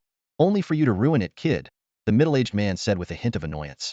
The middle-aged man glared at Su Mubai with a hostile tone. So, tell me, how do you plan to compensate me? Su Mubai froze for a moment, thinking to himself, wait, am I getting robbed here? Hesitantly, he pulled out 100 gold coins from his backpack. How about I just pay you? Do I look like someone who needs your measly coins? The man sneered, making a strange gesture with his hand. The 100 coins vanished into thin air. Su Mubai glanced at the man's tattered robe, and the corner of his mouth twitched involuntarily. Not short on money? You might as well have broke written across your face. Still, seeing the man accept the payment, Su Mubai felt a bit relieved. Losing money was better than losing his life. What's with that look in your eyes? The man noticed Su Mubai's gaze and followed it to his own shabby robe. His face flushed slightly. This got ruined while I was out gathering inspiration. I'm telling you, I'm not broke. With a wave of his hand, the ragged robe instantly transformed into a pristine, brand new one. Realizing the man didn't seem hostile, Su Mubai took a closer look at him. A system notification appeared. Huaijian, Newbie Village Appraiser Painter, number 9527. Level: HP. Description: a painter who also appraises items because every appraiser secretly dreams of being a great swordsman. I'm not an unreasonable person, Huaijian suddenly said. Since you paid me 100 gold coins, I'll gift you this painting. With that, He conjured a canvas out of nowhere, pulled out the topmost painting, and handed it to Mubai. My work isn't something just anyone can own. Consider yourself lucky, kid. Mubai quickly took the rolled-up painting. A system notification followed. You have received Huaijian's painting 1. But after just one glance at the artwork, Mubai hurriedly stuffed it into his backpack. This could make a 3-year-old cry. The crooked, wobbly lines vaguely resembled a scene of a wolf attacking a cow, but it looked more like someone's chaotic scribbles. Why aren't you taking a good look at it? Huaijian frowned. Senior, you misunderstand. Mubai quickly tried to smooth things over. I plan to take my time later to fully immerse myself in the mindset you had while creating this masterpiece. In truth, he never wanted to lay eyes on that monstrosity again. Haha, you've got good taste, kid. Huaijian laughed heartily, clearly pleased. He extended his hand. Since I'm in a good mood today, bring me anything you need appraised. They'll do it for free. Mubai's eyes lit up. Without hesitation, he pulled out 4 level 10 dark gold items he had looted from Reggie. Huaijian, who had said it casually, was about to retract his hand when he spotted the equipment. His eyes widened, and he immediately snatched the items. Wait, you actually have something? Let me see. These are from that green-skinned little skeleton in the misty forest. He studied Mubai for a moment. Not bad. You've got some skill and some luck. As he spoke, his hands began to glow with a silver light, which gently swept across the 4 items. He muttered something under his breath. Mubai initially thought it was some kind of appraisal spell, but upon listening closely, he realized Huaijian was grumbling to himself. 4 items for 100 gold coins? What a rip-off! Him taking a huge loss here. As Huaijian murmured softly, the shadow boots were the first to emit a faint, dark golden glow. A hazy shadow gradually enveloped the surface of the boots, as if they were bathed in the twilight of dusk. With a gentle wave of his hand, Huaijian sent the shadow boots floating towards Mubai. On a normal day, just this piece of gear alone would cost you 100 gold coins, kid, Huaijian said with a grin. Mubai carefully examined the attributes of the shadow boots. Shadow boots. Type: plate armor boots. Level: 10. Quality: dark gold. Durability: 200,200. Equipment requirements: strength 80, constitution 50. Base attributes: physical defense 75, magic defense 5, health 800, strength 20, constitution 20, agility 10, movement speed 10. Special skill: shadow step. Blend into the shadows, increasing movement speed by 60 and reducing damage taken by 10 for 30 seconds. Cooldown: 10 minutes. Additional effect: automatically learn shadow dance. While Mubai marveled at the excellent stats of this dark gold gear, though lamented it was plate armor, Huaijian had already appraised 2 other pieces of equipment. Bone plate chest piece. Type: plate armor chest piece. Level: 10, upgradable 33. Quality: dark gold. Durability: 200,200. Equipment requirements: strength 100, constitution 80. Base attributes: physical defense 180, magic defense 120, health 1,200, strength 25, constitution 25. Physical damage reduction 100 points. Melee damage reflection 100 points. Special skill: bone armor. Summon bone armor for enhanced damage reduction and reflection effects, increasing both by 300 for 30 seconds. Cooldown: 10 minutes. Set effect: bone set 12. Attack power 10. Physical defense 10. Bone greatsword. Type: two-handed sword. Level: 10, upgradable 33. Quality: dark gold. Durability: 200,200. Equipment requirements: strength 120. Base attributes: attack power 288. Strength 50. Splash damage 30. Special skill: power strike. Randomly triggers triple damage on attack. Set effect: bone set 12. Mubai calculated in his mind. These 3 pieces of equipment, if put up for auction at the marketplace outside the beginner's village, would undoubtedly cause a sensation. If he were to use Cataclysm to upgrade them to epic grade gear, their value would become immeasurable. However, he wasn't in a rush to upgrade them just yet. He decided to wait and see what kinds of offers the wealthy players from Wealthy World and Grand Ambition might propose before making his decision. The first is self-explanatory, but the latter's talent for quickly forming massive guilds surely means they could amass a significant fortune as well. Huaijian stretched his weary body and took out the last piece of equipment from his belongings, handing it to Mubai. It was a necklace made of pure white bone segments strung together, with a pendant shaped like a delicate miniature skull. Necklace of the Fallen. Accessory: dark gold tier. Level requirement: 10. Durability: 200,200. Equipping requirement: Spirit 100. Attribute bonuses: Spell power 80. Health 500. Mana 1000. Spirit 30. Constitution 10. Agility 10. Special effects: attacks inflict a curse, reducing the target's dual defenses by 100 points. Summon creatures can trigger additional skills. Unique trait. Fallen. Reduces the impact of fear-related negative statuses by 50. Equipment description. The dead fear nothing. Mubai's eyes lit up. Though this exceptional piece of equipment wasn't upgradable, its attributes were undeniably impressive. He casually stored the necklace in his backpack, planning to examine it more thoroughly once Huaijian left. After all, revealing his ability to upgrade equipment in front of this realistic NPC wouldn't be a wise move. Alright, getting 4 pieces of dark gold equipment in a place like this, consider yourself lucky, kid. Huaijian turned to leave. And keep your skeletal minions in check. Stop bothering me while I'm out gathering inspiration. Wait, senior.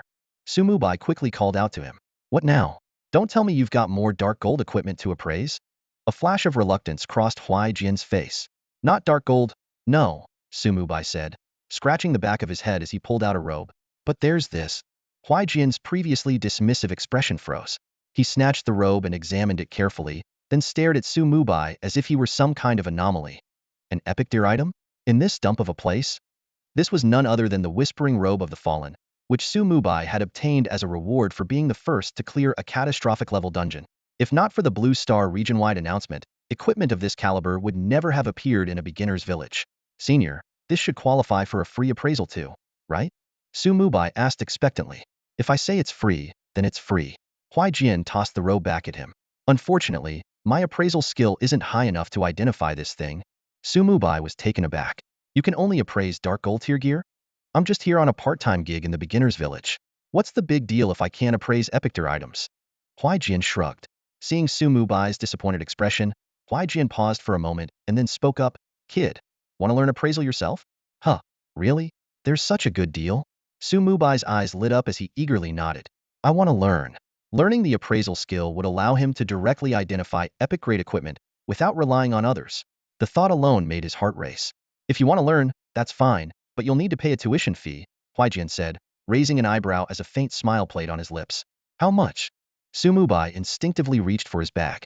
The 658 gold coins inside gave him little confidence after all. Even appraising a piece of dark gold equipment cost 100 gold coins. Huaijian slowly raised his hand, spreading his fingers wide. 500. Mubai asked tentatively. As a hidden profession among secondary professions, appraisers were far rarer than ordinary blacksmiths, alchemists, or tailors. He feared this price was likely wishful thinking on his part. To his surprise, Huaijian nodded. That's right, 500. He flipped his palm, revealing a coin etched with ancient inscriptions. But not regular gold coins, this kind of ancient gold coin. Ancient gold coins were from the first batch ever minted. Although they've stopped circulating and hold no practical value, collectors consider them far more precious than ordinary gold coins, Huaijian explained.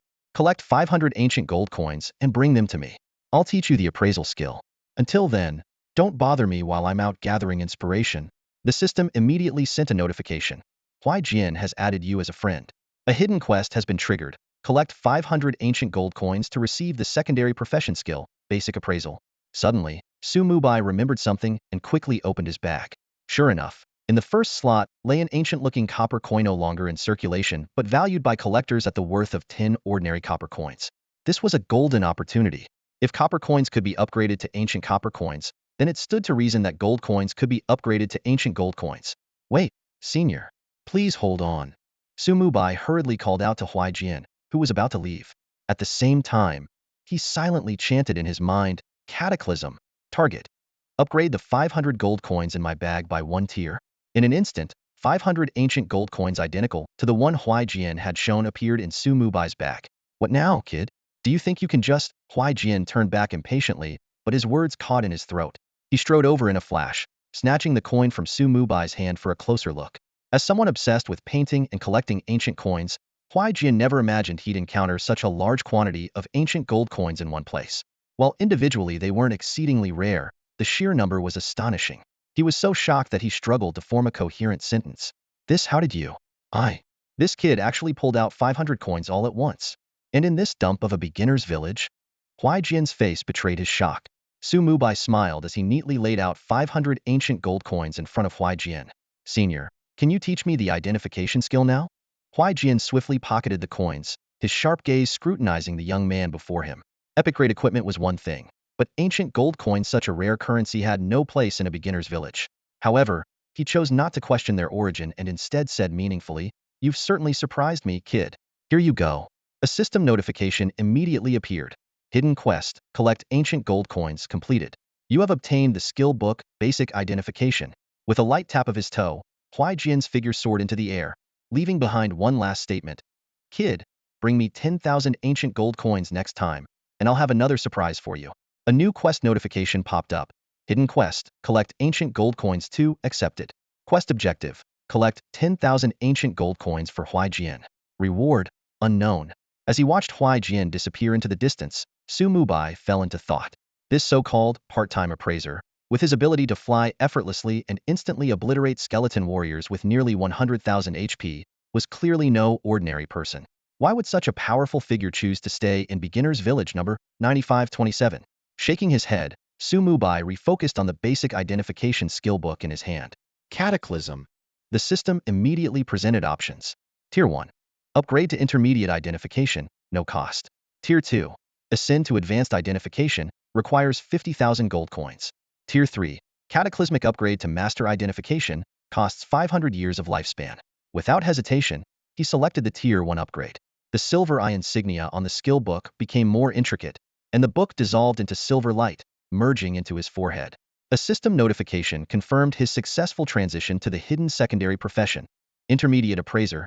The secondary profession interface opened, displaying the following information. Player, Bai Yi. Secondary profession, intermediate appraiser. Skill, intermediate identification 010,000.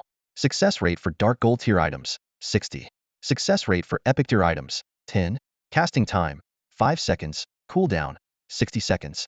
Mana cost, 1,000 points. Su Mubai immediately took out the Whisper of the Dead robe for identification. Silver light enveloped the robe, and after 5 seconds, the system reported a failed attempt. Failure was expected, so he remained calm, waiting for the cooldown to expire before trying again. By now, the vast green plains had become his personal leveling ground, with an army of skeletons diligently working within a 500-meter radius.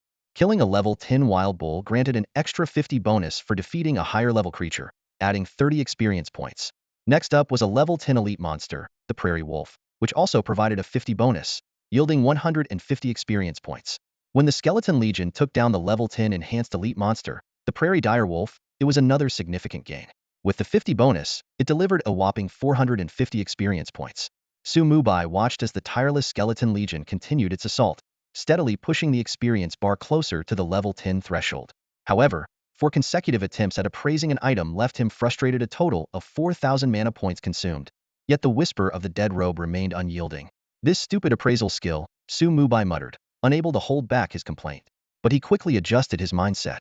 After all, the success rate was only 10, and expecting a one-time success was unrealistic, especially since there was no pity system in place.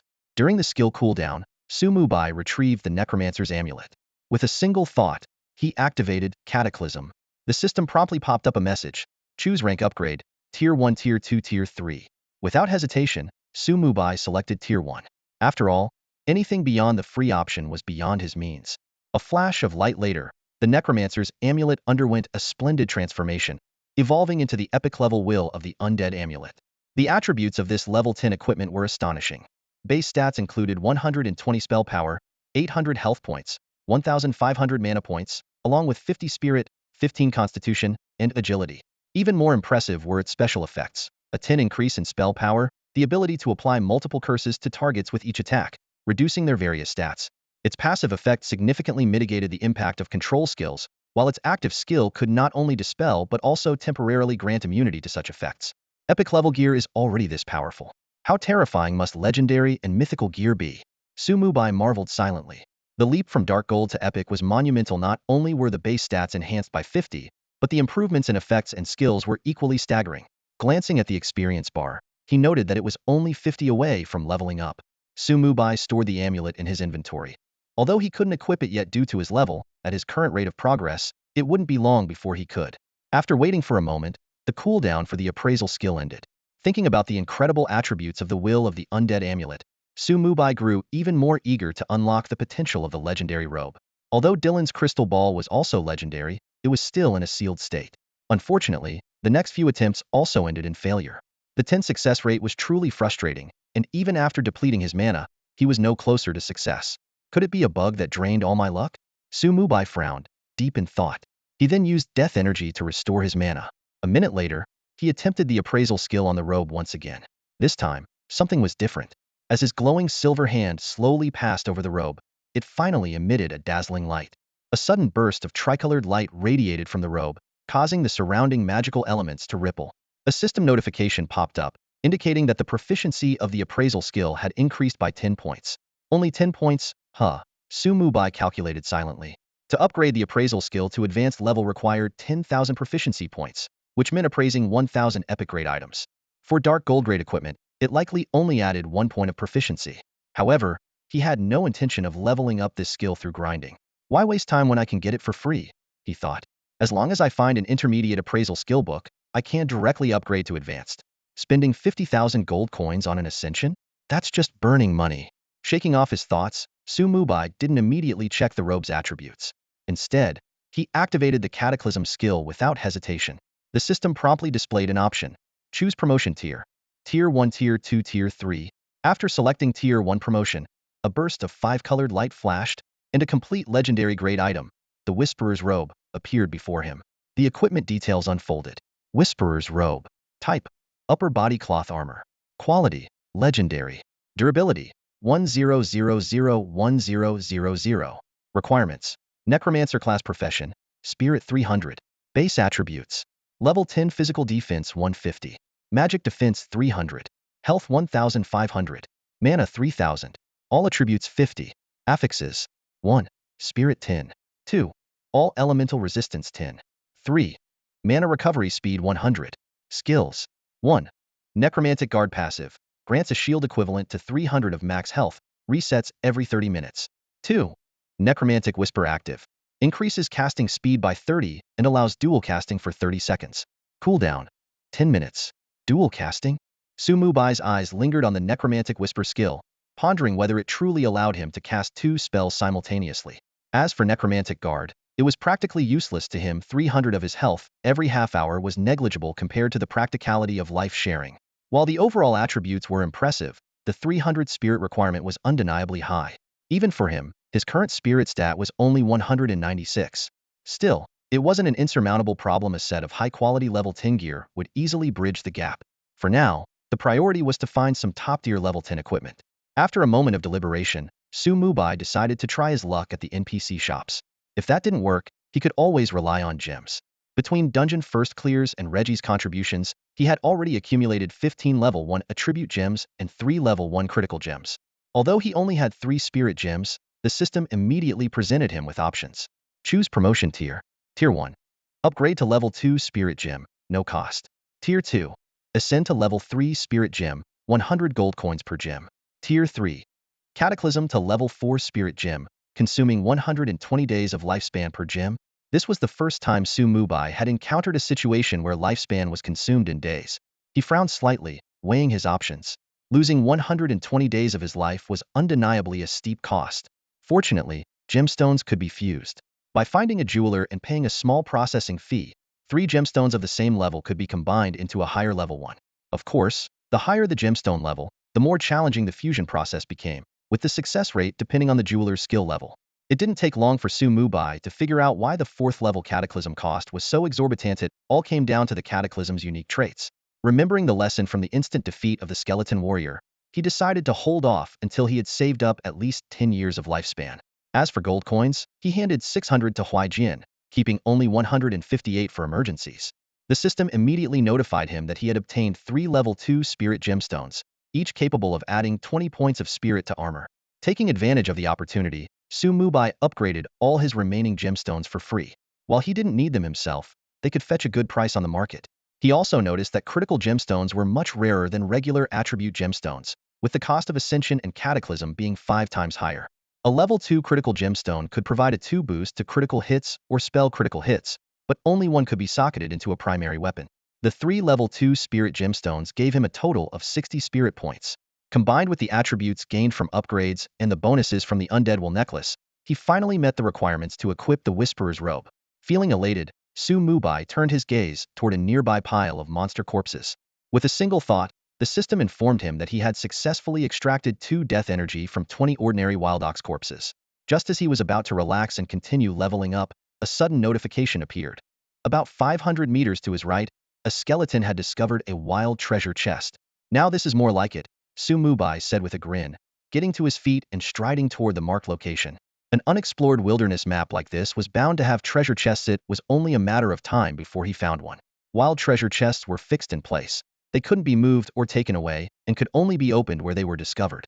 These chests were either hidden in obscure locations or heavily guarded by powerful monsters. The higher the chest's grade, the stronger its guardians. The chest found this time belonged to the latter category. Surrounding it were over a dozen prairie direwolves and a wolf king, whose size was even larger than that of a wild ox. The Wolf King was a silver-level boss, a formidable challenge for regular players. But against Mubai's skeleton army, a mere silver-level boss accompanied by a dozen elite monsters was hardly a threat. As soon as he approached, 7 or 8 skeleton warriors charged ahead to launch their attack. Heavy strike. A series of terrifying damage numbers appeared, and the Wolf King's health bar was drained in an instant, its massive body collapsing to the ground. At the same time, dozens of fireballs and hundreds of arrows rained down, unleashing a devastating barrage on the remaining prairie direwolves. In the blink of an eye, the entire wolf pack guarding the treasure chest was obliterated under the relentless assault of the skeleton army. This extraordinary output was all thanks to the advanced undead aura contributed by Reggie. This skill, when activated, enhances all attributes of the skeleton army by 60. System notifications flooded the screen. You have slain a level 10 enhanced elite monster, the prairie wolf, receiving a 50 level gap bonus. Experience points gained. 450. You have slain a level 10 Silverdeer boss, the Prairie Wolf King, also receiving a 50 level gap bonus.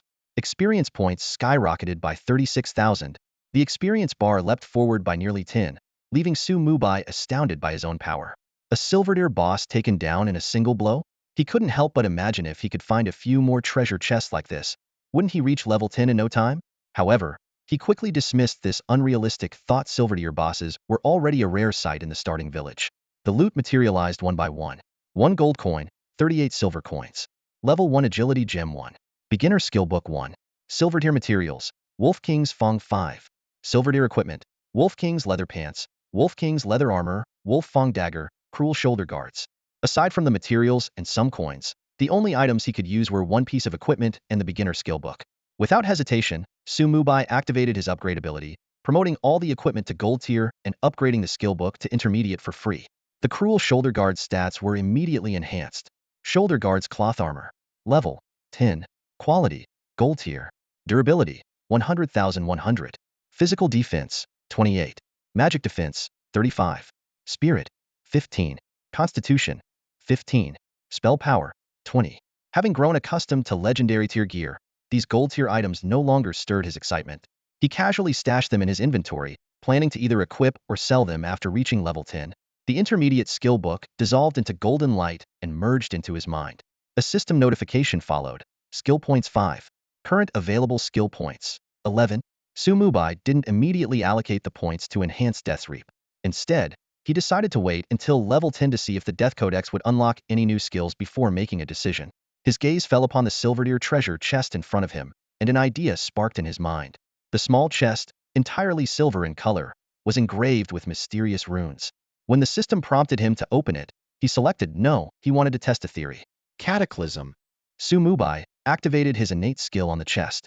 The system responded instantly, presenting him with 3 options. 1. Tier 1. Upgrade to gold tier chest, no cost. 2.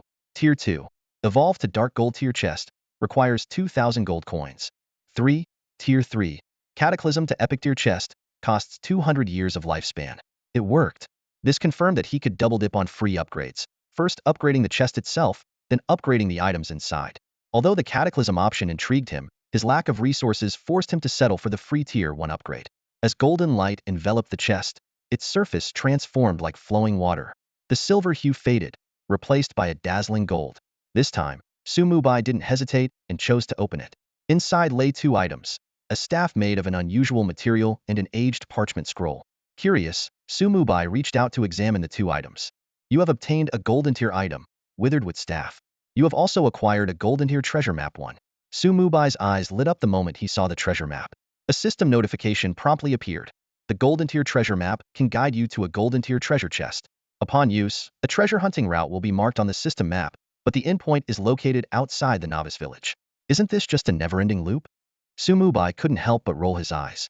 A golden tier treasure chest that leads to the coordinates of another golden tier chest? Any other player might have been frustrated to the point of rage.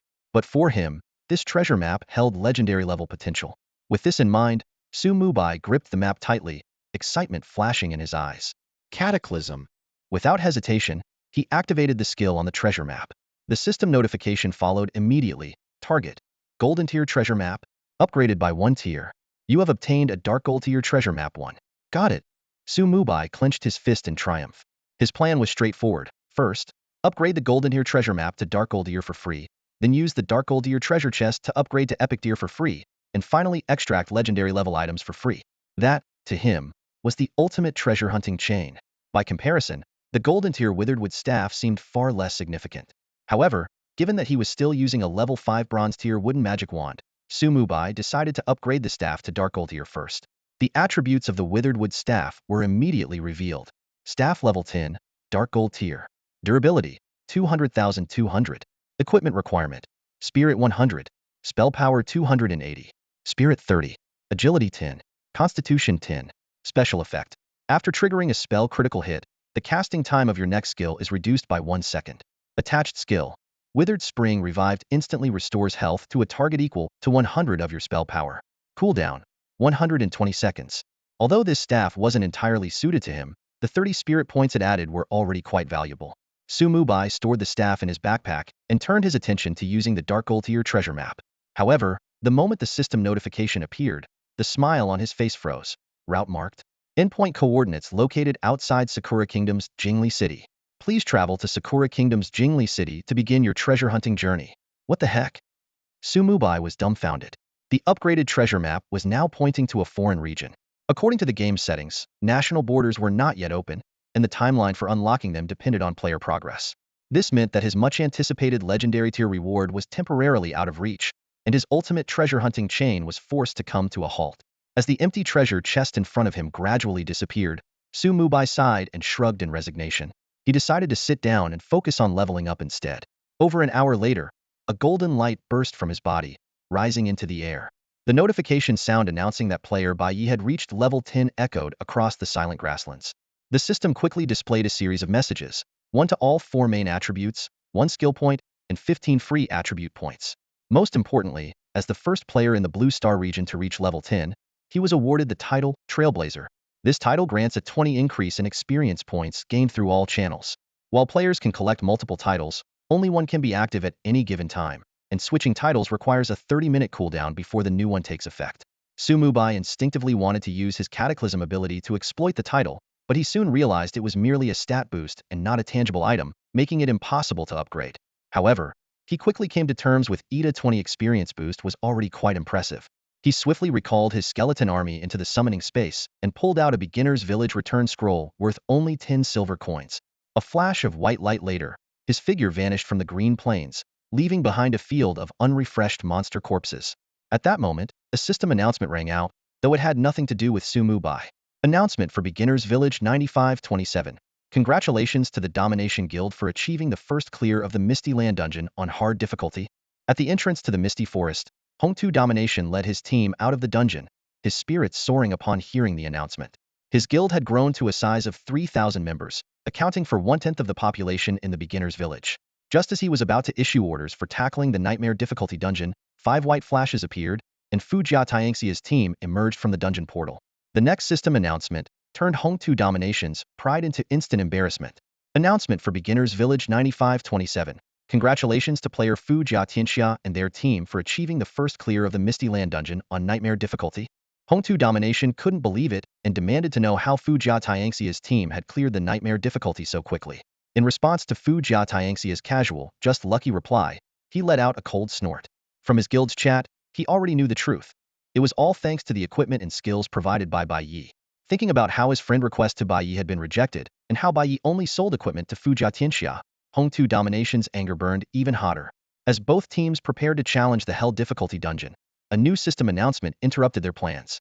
The announcement from the Blue Star region echoed throughout the Forbidden Lands beginner villages, repeating 10 times to declare a monumental event. Bai Yi, a player from the Shalong Empire, had become the first in the region to reach level 10. This shocking news immediately caused an uproar in every beginner village. The players' chat channels exploded with activity. How long has the server been open? How is he already level 10? I'm still struggling at level 4. This doesn't make sense. The experience requirements after level 5 are so high, how did he manage it? Questions and exclamations filled the air as disbelief spread. Some players even suggested reporting Bai Yi for cheating, only to be quickly dismissed by others. How could there be cheats in a game like 10,000 Worlds? Meanwhile, many began questioning the game's balance. The same monsters take regular players ages to defeat, but someone with austere talent can kill them in one hit. There's no balance in this game at all. The announcement not only stunned ordinary players, but also left top players from various nations perplexed. Felix from the White Eagle Empire, Tsukuyumi from the Sakura Kingdom, descendant of the Sun from the Korea Kingdom, and San Chi Ching Feng from the Shenlong Empire, all of whom possessed steer talents, paused their actions to stare at their own level 7 progress bars in contemplation. Based on the current experience curve, they estimated it would take at least another half day to reach level 10. In beginner village number 9526, Zhao Su and Lu Ruyan, who had just completed the first clear of a dungeon on normal difficulty, were attempting the Misty Forest on hard mode. Upon hearing the announcement, Zhao Su asked thoughtfully, Ruyan, do you think he might be Su Mubai? Lu Ruyan elegantly tucked her hair behind her ear and smiled alluringly. Whoever he is, if I want him, he'll be mine sooner or later. Haha, I have no doubt about your charm, babe. Zhao Su laughed in agreement. But if it really is Su Mubai, things might get a lot easier. Why overthink it? Let's focus on leveling up first, Lu Ruyan replied, returning her attention to the grind of the dungeon. Meanwhile, in beginner village number 9527, along with the news of Bai Ye's achievement, another special announcement appeared. An announcement echoed through the number 9527 beginners village, declaring that the player Bai Yi had reached level 10, officially unlocking the village's level leaderboard. The rankings were now clearly displayed for all to see. At the top of the leaderboard, Bai Yi reigned supreme with an undeniable level 10, while the remaining 9 players were all at level 5. From 2nd to 6th place were Feng Yi Xiao Xiao, Away, Chi Chuang Kuren Nanhu, Fu Jia Tianxia, and Mian Huatang, none of whom had joined any factions yet. The 7th to 10th spots, however, were entirely dominated by members of the Tyranny Guild. Hong Tu Ba Yi, Yi Jian Feng Ho, Hua Ji Wei Guoba, and Nai Bai De Shuezi. As soon as the leaderboard was revealed, the beginners village chat channel erupted with excitement. Players marveled at Bai Ye's astonishing leveling speed. After all, the experience required to progress from level 5 to level 6 alone exceeded the total needed to climb from level 0 to level 5. Some speculated that Bai Yi might leave the beginners village at level 20, while others dared to predict he could reach level 30. Players also noticed something intriguing. The Fu Jia Tianxia team, without any faction bonuses, had managed to rank higher than the Tyranny Guild members, who enjoyed a 20 experience boost. Some attributed this to Fu Jia Tianxia's recent success in clearing the nightmare-level Mistyland dungeon, though they believed Tyranny would soon overtake them. Outside the Mistyland dungeon portal, Hong Tu Ba Yi closed the leaderboard interface with a dark expression. Despite the guild's 20 experience bonus, being outpaced by the Fu Jia Tianxia team left him simmering with frustration. Determined to reclaim his pride, he silently activated the dungeon and stepped inside. Meanwhile, Mian Huatang and Awei were still reeling from the shock of Bai Ye's incredible leveling speed. Just moments earlier during a trade, Bai Yi had been level 8, but now he had surged to level 10. The pace was simply unimaginable. Fu Jia Tianxia, staring at the 10 beginner-grade soul stones in his inventory, immediately decided to return and find Bai Yi. He realized that building a good relationship with such a skilled player was a wise move. Even if Bai Yi couldn't be recruited into their team, maintaining a solid trading relationship would be advantageous. Before long, Fu Jia Tianxia located Bai Yi in the teleportation plaza and eagerly offered him the soul stones. The system promptly confirmed a contract had been established. Bai Yi, however, responded nonchalantly, stating that as long as Fu Jia Tianxia had money, good items would naturally follow. With that, he turned and headed toward the village chief's house. Bai Yi knew exactly what he was doing. Neither the skeleton set nor the great skill book Thunderstrike was within Fu Jia Tianxia's current means. His primary objective was clear: to become the first player to leave the beginner's village. The layout of Newbie Village number 9527 was quite simple. Following the map, Su Mubai easily found the village chief's residence. It was an ordinary house, indistinguishable from the other buildings around it. Standing at the door was an unassuming old man, the level 10 village chief, Li Shan, with a health bar of 20002000. Ahem. Li Shan's eyes flickered with a hint of astonishment as he saw Su Mubai. I didn't expect a descender to reach level 10 so quickly. Chief, I want to leave the newbie village. Su Mubai stated his intention directly. Li Shan sighed deeply, his expression complicated. Go ahead. One day, This forbidden land will belong to you descenders. He turned and led Mubai through the courtyard to a teleportation array. Our village falls under the jurisdiction of Donghai City, one of the 10 primary cities of the Divine Dragon Empire and the most prosperous coastal city in the empire, Li Shan explained, gesturing toward the teleportation array. Step in. Once you reach Donghai City, your true journey begins. Thank you, Chief. Mubai nodded in gratitude and entered the teleportation array. There were no initiation quests, nor was there any fee for using the portal. Li Shan activated the array directly. As the white light flared, Mubai's figure vanished. The chaotic times of the Forbidden Land are approaching. Who knows how many will perish this time? Li Shan sighed deeply before turning back to his post, ready to await the next descender. As the village chief, his sole duty was to send descenders on their way out of the newbie village. Meanwhile, a change occurred on the leaderboard of newbie village number 9527. Bai Ye's name disappeared, and Feng Yi Xiaoxiao ascended to the top spot. This shift immediately sparked heated discussions among the players.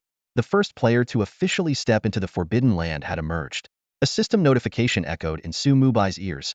You have entered the primary city of Donghai. Your respawn point has been updated to the Donghai City Resurrection Hall. Before him stretched a magnificent and grand city. Towering buildings surrounded the teleportation plaza, and the distant streets were bustling with people. Carriages moved to and fro, and powerful individuals occasionally passed by on majestic mounts. Even though no other players had arrived yet, the city was already lively and vibrant. This scene once again reminded Mubai that the Forbidden Land was a real world. The local population here was just as numerous as the descenders from Blue Star. For the people of Blue Star, this was an adventure in a real game world. For the native inhabitants of the Forbidden Land, however, their world had simply been digitized. Judging by the name the Multiverse Game, it was clear that the two sides were destined to become allies, united against the true threat, the myriad races of the universe. In the vast teleportation plaza, Mubai stood alone. He waited for a moment, but the anticipated system notification never came. That's it, he muttered, unable to hide his disappointment. It seemed that being the first to leave the newbie village didn't come with any special rewards. Shaking his head in disappointment, Mubai methodically donned every piece of gear he had at his disposal. However, as he checked his attribute panel, a surprising discovery made his eyes light up with excitement. His mental attribute had already surpassed the requirements for equipping the Whisperer's robe, even without embedding any gemstones. Upon reaching level 10, 2 of his core pieces of equipment underwent significant upgrades. First was Dylan's crystal orb. While its attribute entries remained unchanged, its base stats experienced a dramatic surge. Spell power increased to 150 points, all attributes gained an additional 50 points, health rose to 2,000 points, and mana skyrocketed to 4,000 points. These stats even exceeded the health and mana bonuses provided by the Whisperer's robe. Even more remarkable was the transformation of the Death Codex. With a slight mental command, the inscription on the back of Mubai's left hand began to glow faintly, and the Death Codex materialized in his grasp. In that instant, the revolving Dylan's crystal orb on his wrist seemed to dim, as if suppressed by an unseen force. At level 10, the Death Codex revealed astonishing attribute enhancements. Spell power surged to 300 points, all attributes increased by 100 points, and damage against undead creatures was doubled. These bonuses also extended to summoned creatures. Most striking of all was its unique effect, Soul Drain. Whether it was Mubai himself, his summoned creatures, or contracted entities, any kill they made would absorb a portion of the target's soul energy. This not only doubled the respawn time for monsters, but also inflicted severe penalties on defeated players, including a doubled death punishment and a reduction in lifespan. This new effect caused a chilling glint to flash in Mubai's eyes. Although it limited his opportunities for revenge against Lu Ruyan and Zhao Zuzan's, each kill would cost them 20 of their lifespan, allowing for a maximum of 4 kills. The sheer potency of the effect was undeniably terrifying. Standing alone in the deserted teleportation plaza, Mubai resolutely opened the Death Codex. The pages were inscribed with ancient gray-white runes that seemed incomprehensible at first glance. Yet, in the next moment, the runes lifted off the pages and transformed into a stream of information that surged into his eyes. Instantly, a wave of ominous death energy coursed through his body, leaving a chilling presence in its wake. When the Death Codex reverted into a stream of light and reattached itself to the back of his left hand, a system notification chimed in at the perfect moment. You have learned a new skill, Death's Gaze. The skill, Death Stare, an SSS 1-level active ability with a usage count of 0.50, appeared before Mubai's eyes. Its description made him widen his gaze in disbelief. The skill's effects were nothing short of staggering. It dealt true damage equal to 500 of spell power per second, lasting for a full 10 seconds. Targets under the gaze would be plunged into a state of continuous fear. For those with a life level lower than the casters, it instantly inflicted a 20 reduction to all attributes, bypassing any form of resistance. Even more terrifying, creatures slain by death stare would resurrect suffering 12 hours of extreme weakness, with a 40 reduction to all attributes. What made Su Mubai gasp even more was the casting properties of the skill. It was instant, required no channeling, had a range of 100 meters, consumed only 5 of maximum mana, and had a cooldown as short as 60 seconds. Where your gaze falls, death follows. This skill description was no exaggeration. So this is the power of an SS level skill? Su Mubai murmured to himself. It's basically a death sentence for anyone I look at. What thrilled him even further was the small humanoid silhouette icon in the corner of the skill's interface indicating that Death Stare could benefit from the bonuses of his cataclysmic class passive, effectively doubling its effects. The damage per second would increase tenfold, and the attack range would extend to 200 meters. Though he was still a bit unsure about the mechanics of life-level determination, Su Mubai quickly dismissed his doubts. He figured that through enough practical use, he would naturally grasp its nuances. Besides, this wasn't even the final form of Death Stare. With a sense of eager anticipation, Su Mubai took a deep breath and prepared to apply his cataclysmic enhancement to this newly acquired SS-level skill. However, the system notification that followed left him momentarily stunned.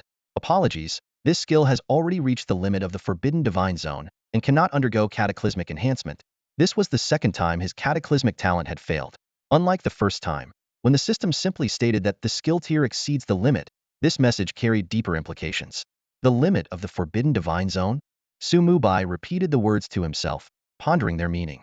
It seemed that to push a skill beyond the SSS level, he would first need to break through the boundaries of this so-called Forbidden Divine Zone. This revelation also brought a new question to his mind. Back in the Misty Lands, when Su Mubai used Cataclysm on Heron's crystal ball, 3 distinct options had indeed appeared.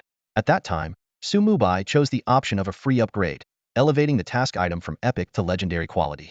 His gaze now lingered on the second option, mythical quality. This sparked a deep thought. If a third option existed, wouldn't that imply the possibility of items surpassing mythical quality? What puzzled him even more was why equipment could exceed the mythical tier, while skills seemed capped at SSS rank. Could it be that the SSS rank for skills was actually a tier higher than mythical? Shaking his head, Su Mubai temporarily set aside these speculations. For now, the most pressing matter was the fact that he had successfully upgraded his SS strength skill to level 10. Although it was merely a 1-level increase, thanks to the Cataclysm class's unique trait, his power had undergone a dramatic transformation. The resulting effect was nearly double that of other players.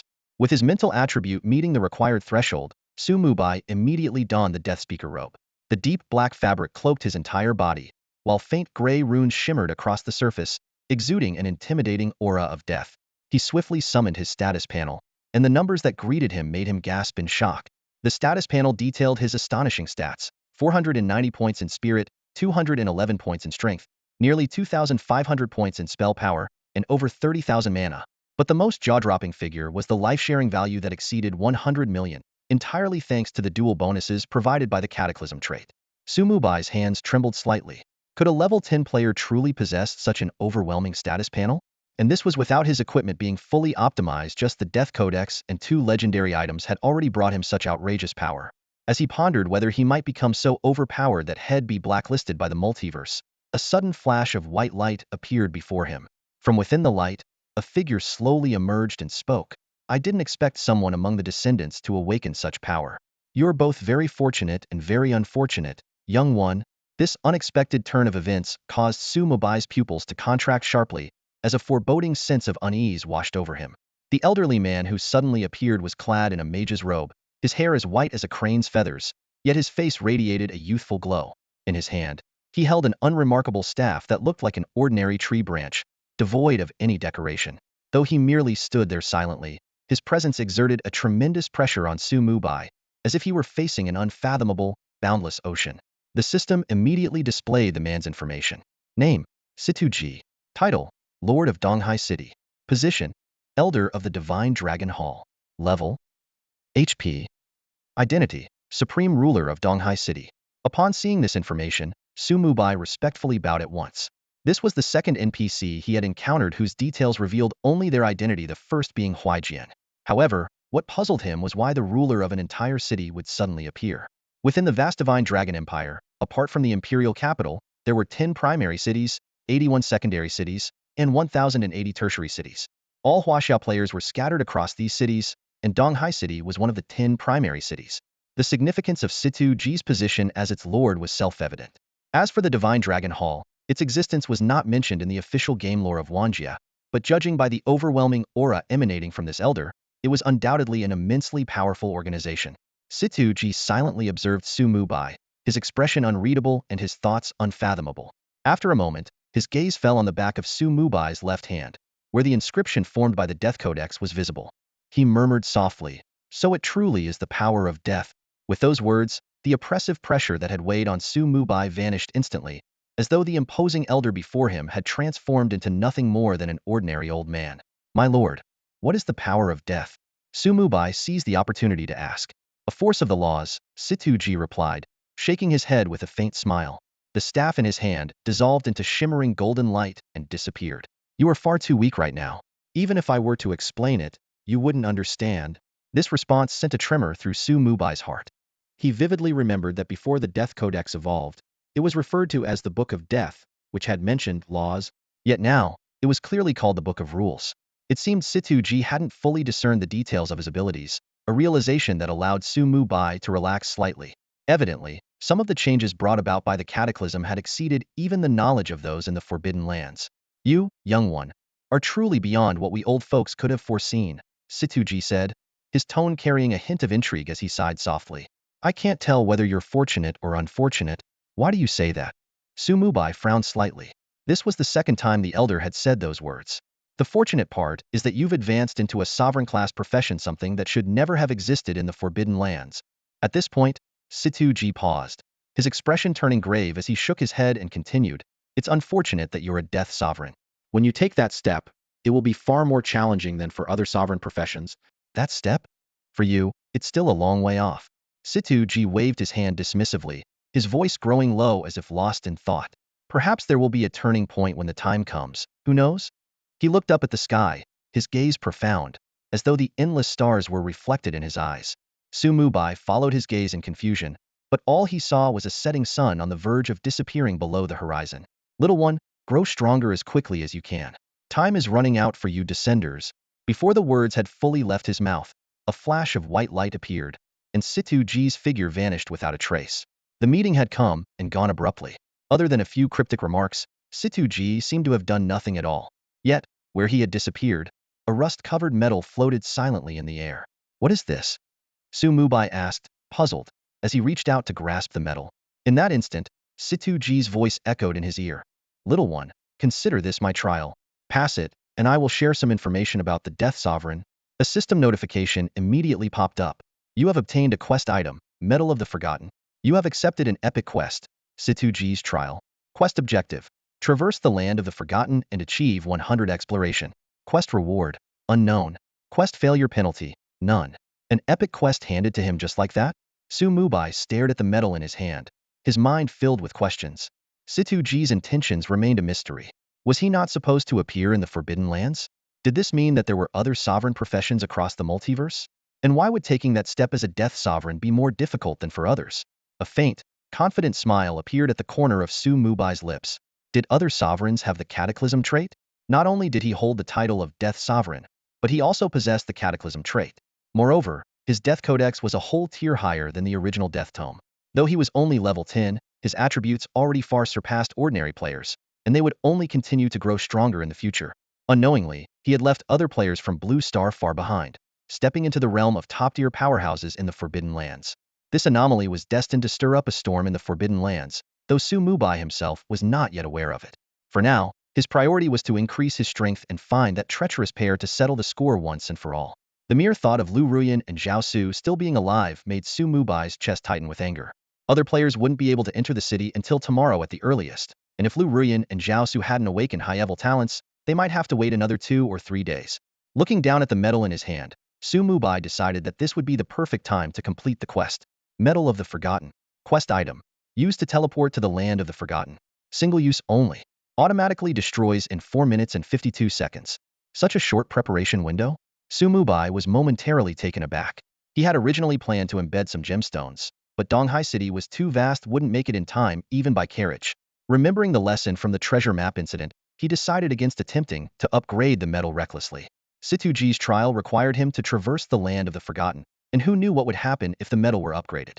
To avoid missing out on valuable information about the Death Sovereign, it was best to proceed cautiously. After one last check of his attribute panel, Mubai activated the medal without hesitation. A flash of white light engulfed him, and his figure vanished from the teleportation plaza of Donghai City. The first player to set foot in Donghai City had barely had a chance to explore this bustling Tier 1 main city before leaving so abruptly. Warning. You have entered the land of oblivion. Warning. The epic quest, C2G's trial has officially begun. You must traverse the land of oblivion within 1 week and achieve 100 exploration. A system notification echoed in Mubai's ears, making him frown slightly. As the Master of Death, he was well aware of C2G's deep understanding of this profession. A 1-week deadline, even accounting for the catastrophic traits of the task, would still require at least 2 to 3 days to complete. While this timeline slightly exceeded his initial plan, it remained within an acceptable range. Instead of immediately summoning his skeletal army, Mubai carefully surveyed his surroundings. Before him lay a dilapidated village, shrouded in the stench of decay. The streets were flanked by collapsed houses, and scattered burial mounds dotted the landscape in disarray. Countless skeletal remains littered the ground, their pallid bones gleaming faintly in the dim light. The area was devoid of any signs of life, as if abandoned by the entire world. In the past, Mubai might have felt a twinge of fear in such an eerie environment. But ever since becoming the Master of Death, he found himself oddly at home in places like this. Years of working alongside skeletons had fully accustomed him to this grim atmosphere. The only inconvenience was the lack of sunlight, which reduced his visibility by nearly half. His current exploration progress stood at 0. Raising his withered staff, Mubai tapped lightly in the air. A 6-meter-wide gray portal materialized before him. Stepping through first was a skeletal warrior wielding a massive sword, followed by skeletal archers and mages. The clattering of bones echoed as all 340 skeletons assembled in perfect formation, their presence intensifying the already thick aura of death. Suddenly, a startling sight unfolded before him. The burial mounds ahead began to quake violently, and countless bony hands burst forth from the ground. One by one, skulls, torsos, and limbs emerged, until an overwhelming army of skeletons surrounded Mubai's forces. Each skeleton's eye sockets burned with an eerie blue soul flame, and their sheer numbers far exceeded the population of the small village. The system displayed. Skeleton level 20. Standard health, 5000. Attack power, 210. Physical defense, 120. Magical defense, 80. Note: a weak and common presence throughout the land of oblivion. Although these skeletons had unremarkable stats, their numbers stretched endlessly into the distance. This was Mubai's first experience of being encircled, but the situation quickly became clear. As soon as the battle began, the skeletal horde of the land of oblivion started to crumble under his forces. The towering and robust skeleton warriors stood proudly, a full head taller than the surrounding skeletons. Each swing of their massive swords effortlessly shattered ordinary skeletons into fragments. The overwhelming dominance of the battle left Mubai wide-eyed in astonishment. Even with the double damage boost granted by the Death Codex, the destructive power displayed by the skeleton warriors far exceeded his expectations. 40,000 damage from a basic attack? Mubai muttered as he glanced at the combat data, unable to hide his shock. One slash doesn't just kill them, it's like these skeletons owe 7 lives each. The power boost after leveling up felt almost like an ascension to a higher plane. Without hesitation, he pulled up the attribute panel of the skeleton warriors. Under the advanced Undead Aura's double enhancement, their stats had surged by 60, resulting in jaw-dropping figures. Strength, Constitution, and Agility each at 5,080 points, Health at 381,000, Attack at 20,320, and Physical Defense at 5,080. As for skills, they possessed the E9 level Heavy Strike, capable of dealing 190 physical damage. It was then that Mubai finally understood why his shared health pool had surpassed 1 billion. 100 skeleton warriors alone contributed 38 million health points, which, doubled by the cataclysm class trait, reached a staggering 76 million. Even for someone as overpowered as him, these numbers felt excessive.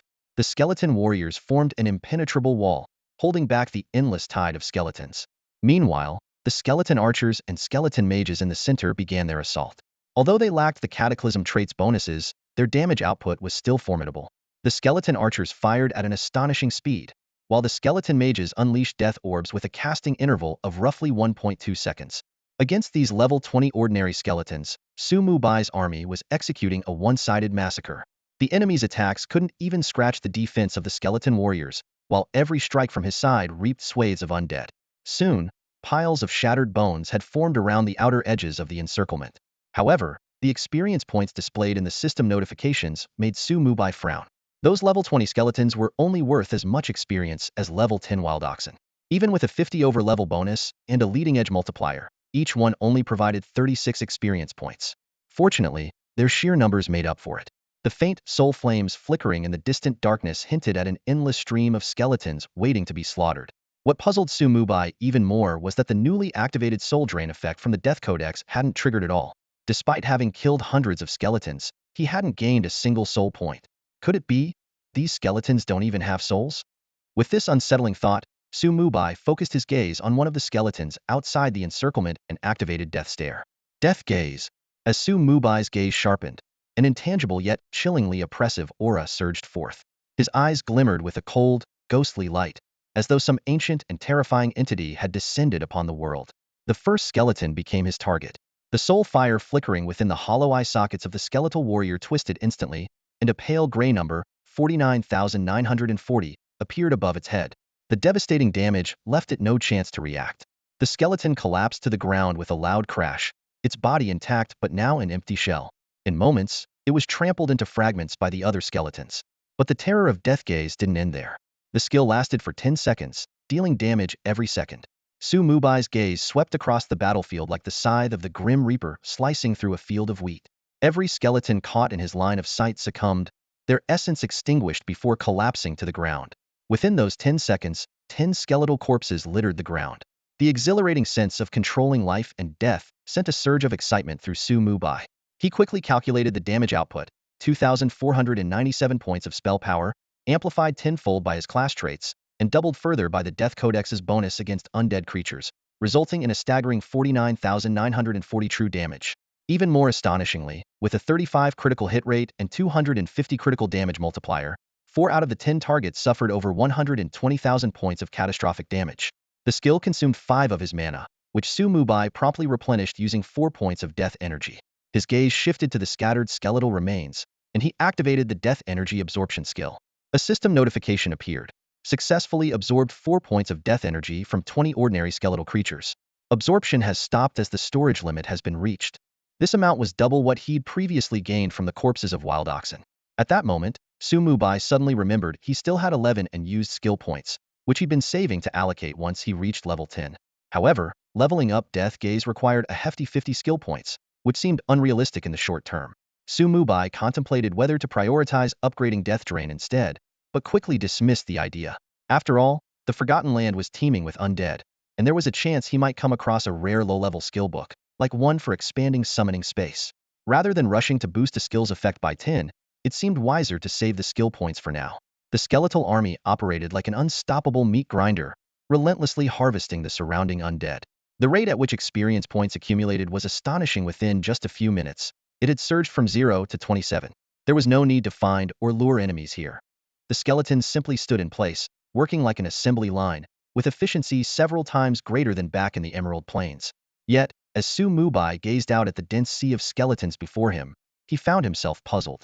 Death Gaze could incinerate the souls of these skeletons, and the flickering blue soul flames within them were clearly visible. But why was the Death Codex unable to absorb any soul points from them? At that moment, an ethereal voice suddenly echoed beside his ear. This is the Forgotten Land. In life, we were all cursed, and our souls have long been bound here. Mubai's whole body tensed. He hadn't sensed the speaker's presence at all. Me? Just a forgotten one. The voice continued. Let me think. Yes, Rod. That was my name. Turning his head, Mubai finally saw the source of the voice. A semi-transparent soul in human form, floating midair.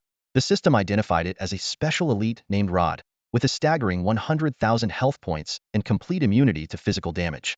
What was even more surprising was that merely encountering him had instantly boosted Mubai's exploration progress to 10.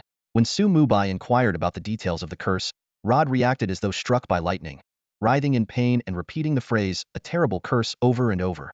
Once he calmed down slightly, he fell into a repetitive loop of murmuring, "Let me think." In the end, all he managed to do was point northward before lapsing back into a haze of fragmented memories. Left with no other choice, Mubai decided to lead his skeletal army northward. The outer ring of skeleton warriors formed a defensive line, while the inner ring of skeleton archers and mages stood ready for action. Positioned safely at the center of the formation, Mubai proceeded cautiously. Rod silently followed alongside, clearly intending to accompany them. Clink, clink, clink. As the Legion advanced, fragments of skeletons gradually blanketed the ground beneath their feet. Defeating level 20 skeletons yielded steady and substantial rewards thanks to the 50 bonus for defeating higher-level enemies. Each kill granted 30 experience points, with an additional 6 points from the leading edge effect. The skeleton army's formation was impeccably organized. Skeletal warriors on the outer perimeter formed a protective circle, shielding 2 central damage dealers. Every 2 steps forward, the entire unit would halt in unison, unleash a concentrated wave of attacks, and then resume their march. The only thing that irked Mubai was the stinginess of these skeletons. Not only did they grant pitiful amounts of experience, but they didn't even drop a single copper coin. Before long, he realized his initial estimate had been off. Glancing at his experience bar, which was nearing 80, and then at the seemingly endless tide of skeletons, he couldn't help but sigh. If only I had an AoE skill, he muttered. But alas, reality offered no what-ifs, and his experience points could only be earned one swing at a time against the Skeleton Legion. Are we there yet? Unable to contain his impatience, Mubai turned to ask. Although Luoda's eyes were vacant, his response was firm. Almost there, almost there? Forget I asked. Mubai's brow twitched slightly as he resumed directing the Legion forward. A streak of golden light flashed, accompanied by a system notification. Congratulations, player Bai, on reaching level 11. All attributes 1, skill points 1, free attribute points 15. Even with the level up, the destination Luoda had mentioned was nowhere in sight. Mubai frowned as he scrutinized Luoda, wondering if this guy was just talking nonsense. Then again, an NPC who could provide a 10 exploration boost likely wouldn't speak without reason. Just then, Luoda's eyes lit up, and he suddenly pointed ahead. There. Right there. Following his gaze, Mubai saw a massive coffin standing in the distance. The coffin, clearly weathered by time, was decayed and crumbling, with half of its lid rotted away, faintly revealing a corpse lying inside. What stood out most was the peculiar vacuum surrounding the coffin, an area completely devoid of skeletons, as if the endless tide of undead deliberately avoided it. Interesting, Mubai murmured, his eyes gleaming with curiosity. He immediately commanded the Legion to move toward the coffin. Whether it was a clue or a boss, such an anomaly had to harbor some hidden significance. As the Skeleton Legion entered the coffin's vicinity, the surrounding sea of skeletons receded like a tide, vanishing into the shadows. Even the faint glow of soul flames extinguished. To test this phenomenon, Mubai deliberately ordered one of the skeletal warriors to step back. Sure enough, the distant skeletons swarmed forward instantly. But as soon as the warrior returned to the coffin's area, they retreated just as quickly. I'll deal with you later, Mubai said with a smirk, now fully intrigued.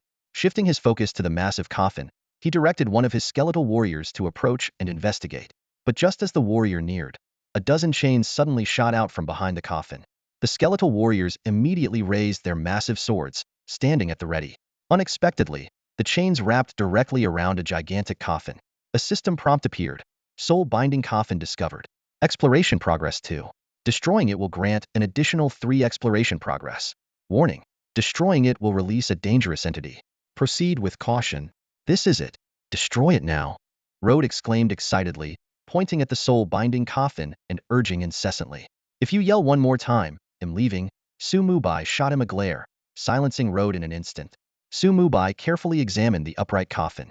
To achieve 100 exploration progress, this coffin had to be destroyed.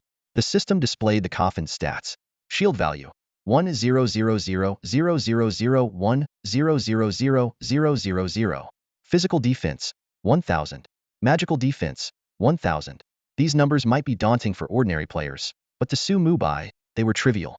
Due to the limited collision area, only 8 skeletal warriors could attack simultaneously, making long-range firepower all the more valuable in this situation. Power strike, double shot, fireball. With the commands issued, 8 massive swords slashed at the chains, followed by a storm of arrows and fireballs raining down. The number of arrows was clearly more than double that of the fireballs. In mere moments, the soul-binding coffin's 1 million shield value was reduced to 0. With a deafening crash, the coffin shattered, revealing a dried-up corpse. To everyone's surprise, the chains remained intact and immediately coiled around the body. The corpse, clearly sealed for ages, was nothing but skin and bones, its sunken face showcasing the contours of its skull. He's coming out. Run. Rhodes suddenly screamed in panic and fled, his voice echoing even as he disappeared into the distance. Mubai ignored Rhodes' warning, showing no intention of retreating. In his eyes, wasn't a boss just a free source of experience? As the chains tightened, the corpse finally stirred. Ghostly blue flames ignited in its hollow eye sockets, and the chains seemed to become its weapons, floating ominously around it. A chilling cold swept through the area, frost forming across the ground. Intruder, you've disrupted my transformation. The corpse rasped an accusation before its lips curled into a sinister smile. Such a rich aura of death. Absorbing your energy will ensure the completion of my transformation. Where do you get your confidence from? Mubai sneered, waving his hand to issue commands.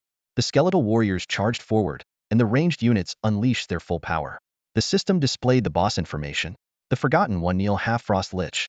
Level, 20 Dark Gold Tier Boss. Health, 30000030000000. Spell power, 12,800. Physical defense, 1,500. Magical defense, 2,100. Elemental resistance, Ice 20. Skills, Frost Magic, Undead Summoning Magic, Shadow Curse Magic.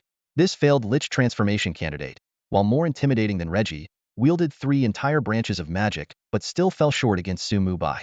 Despite being unable to unleash the full force of his skeletal army due to size constraints, the first wave of attacks alone wiped out nearly 1 million of Neil's health. Neil was stunned, panic dawning as he realized he was completely surrounded. Observing the countless undead encircling him, he suddenly couldn't tell who among them was closer to being a true Lich. Who are you? How can you summon such powerful undead creatures? Nir's voice quivered with shock and fear as the chains around him rattled violently. He was all too familiar with the power of these chains, but what left him in utter disbelief was the sight of the skeletal warriors before him, completely unfazed by their restraints. This meant that even these lowly skeletons possessed strength that surpassed his own mental control as a half-lich. As the next wave of the skeletal army's assault approached, Nir hastily conjured an ice shield to envelop himself. The soul flames in his eyes flared intensely as he chanted an arcane spell in a hurried, guttural tone. Come forth, my servants. At his command, a swirling gray vortex materialized in the air. From its depths emerged 20 ghouls and 5 bloated abominations, each with distinct characteristics. Ghouls, 150,000 HP, 1580 attack power, 500 physical defense, 420 magical defense, and a putrid bite skill. Abominations, stitched together from corpses, they boasted 800,000 HP, 1960 attack power, 800 physical defense, 700 magical defense, and wielded skills such as Hook Strike and Plague Cloud. Yet, as soon as these summoned creatures appeared, they were shredded by a rain of arrows and fireballs from the skeletal army. To Mubai, a mere level 20 Dark Gold boss was no longer a challenge worth considering. You're just a human. How can you possibly? Nir's words were abruptly cut off by Mubai's death gaze. In that instant, the soul flames in Nir's eyes twisted violently. A system notification echoed. You have used Death Gaze on the Forgotten One Nir. Your life level has been determined to exceed his. Under the effects of Mubai's cataclysmic profession trait, Nir's overall attributes were instantly reduced by 40, and his health plummeted from 3 million to 1,800,000. His face twisted in sheer terror, and the blue magical glow in his hands dissipated instantly. Like a headless chicken, Nir stumbled through the skeletal army, clutching his head and letting out panicked shrieks. With Mubai now at level 11 and his spell power increased by 40 points, the damage dealt by Death Gaze had exceeded 50,000. Cease your attack, Mubai commanded, raising his hand to signal the skeletal army to halt. He wanted to observe whether the fear effect of Death Gaze was mitigated for a boss. The system prompt had already confirmed that his life level was indeed higher than that of the Half-Lich. According to the settings of the World of Myriad Realms game, humans are indeed one of the weaker races, which is the fundamental reason why individuals like Neil yearn to transform into liches. However, at this moment, Mubai realized that the Death Sovereign class had already elevated his life level. As expected, under the influence of Death's Gaze, Neil fell into a state of fear that lasted for a full 10 seconds. Even after the skill's effect ended, he was unable to free himself from the profound terror that gripped his very soul.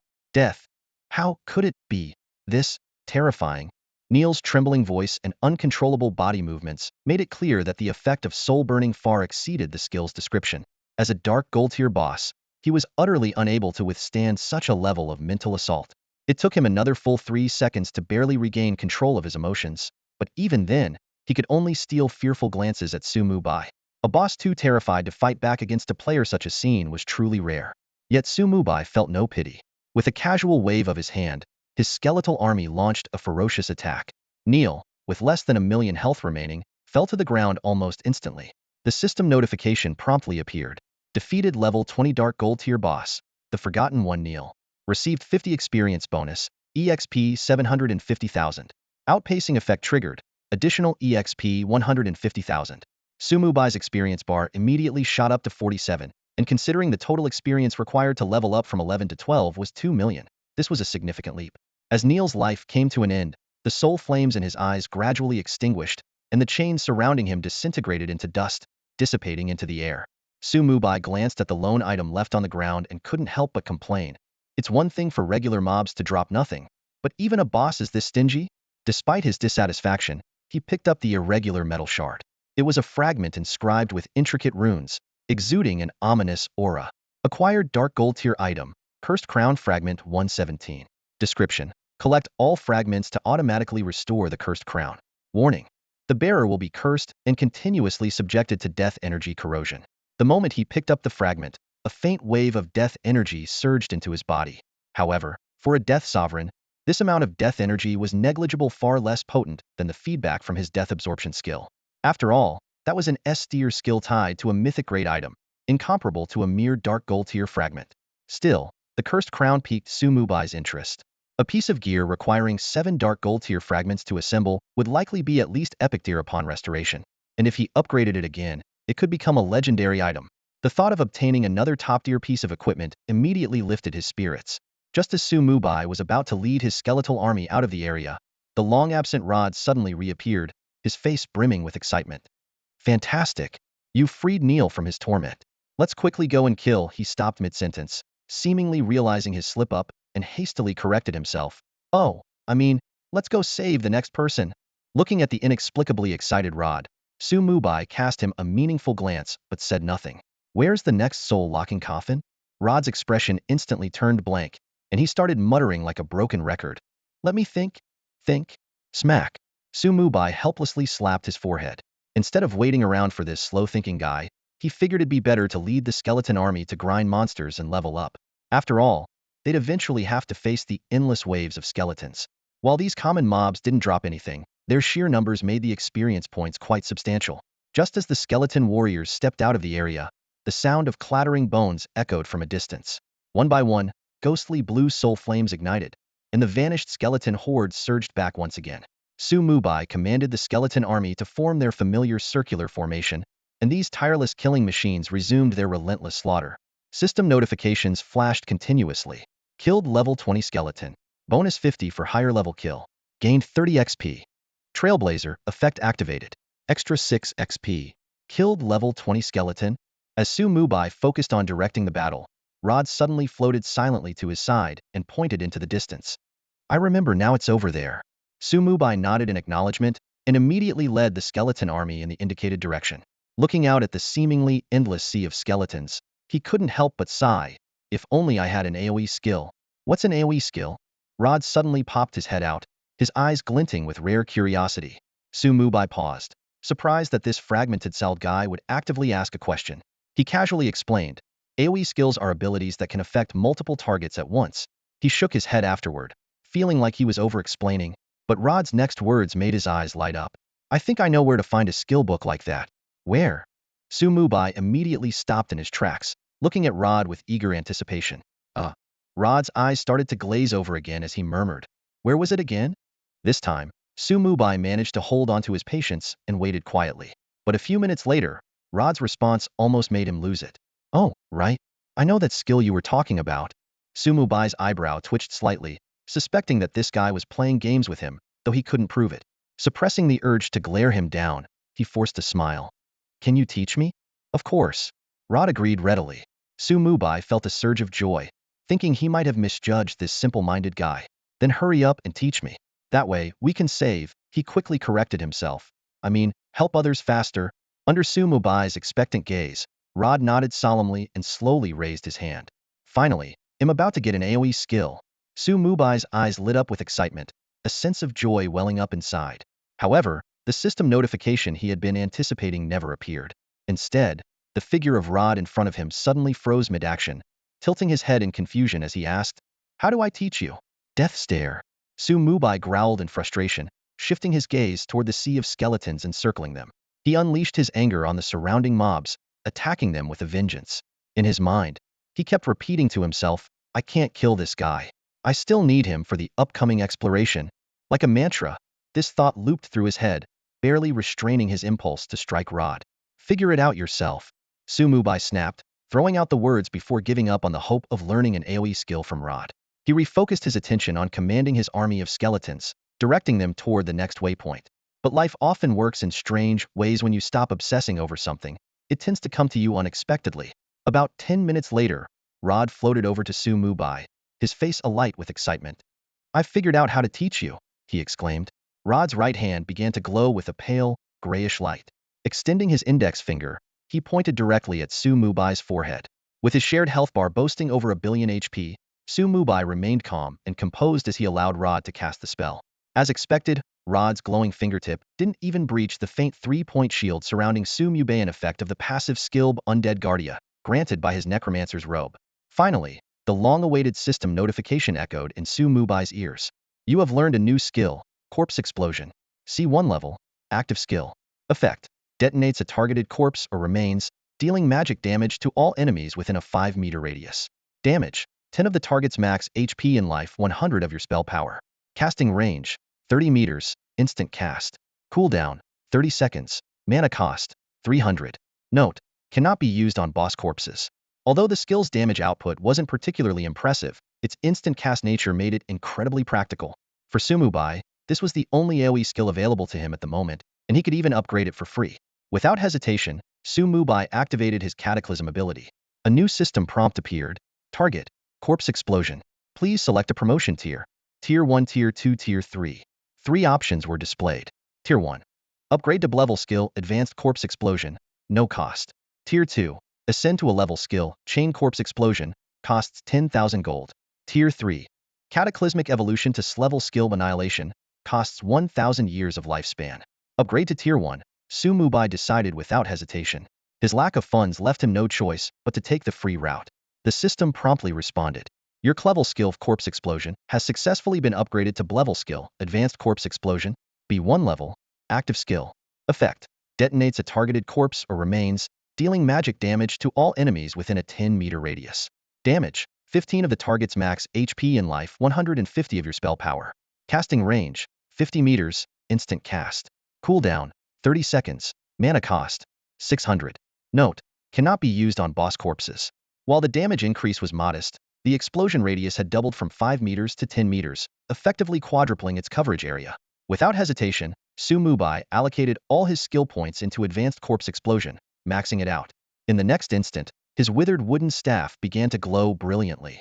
Moments later, a deafening explosion echoed from within the sea of skeletons.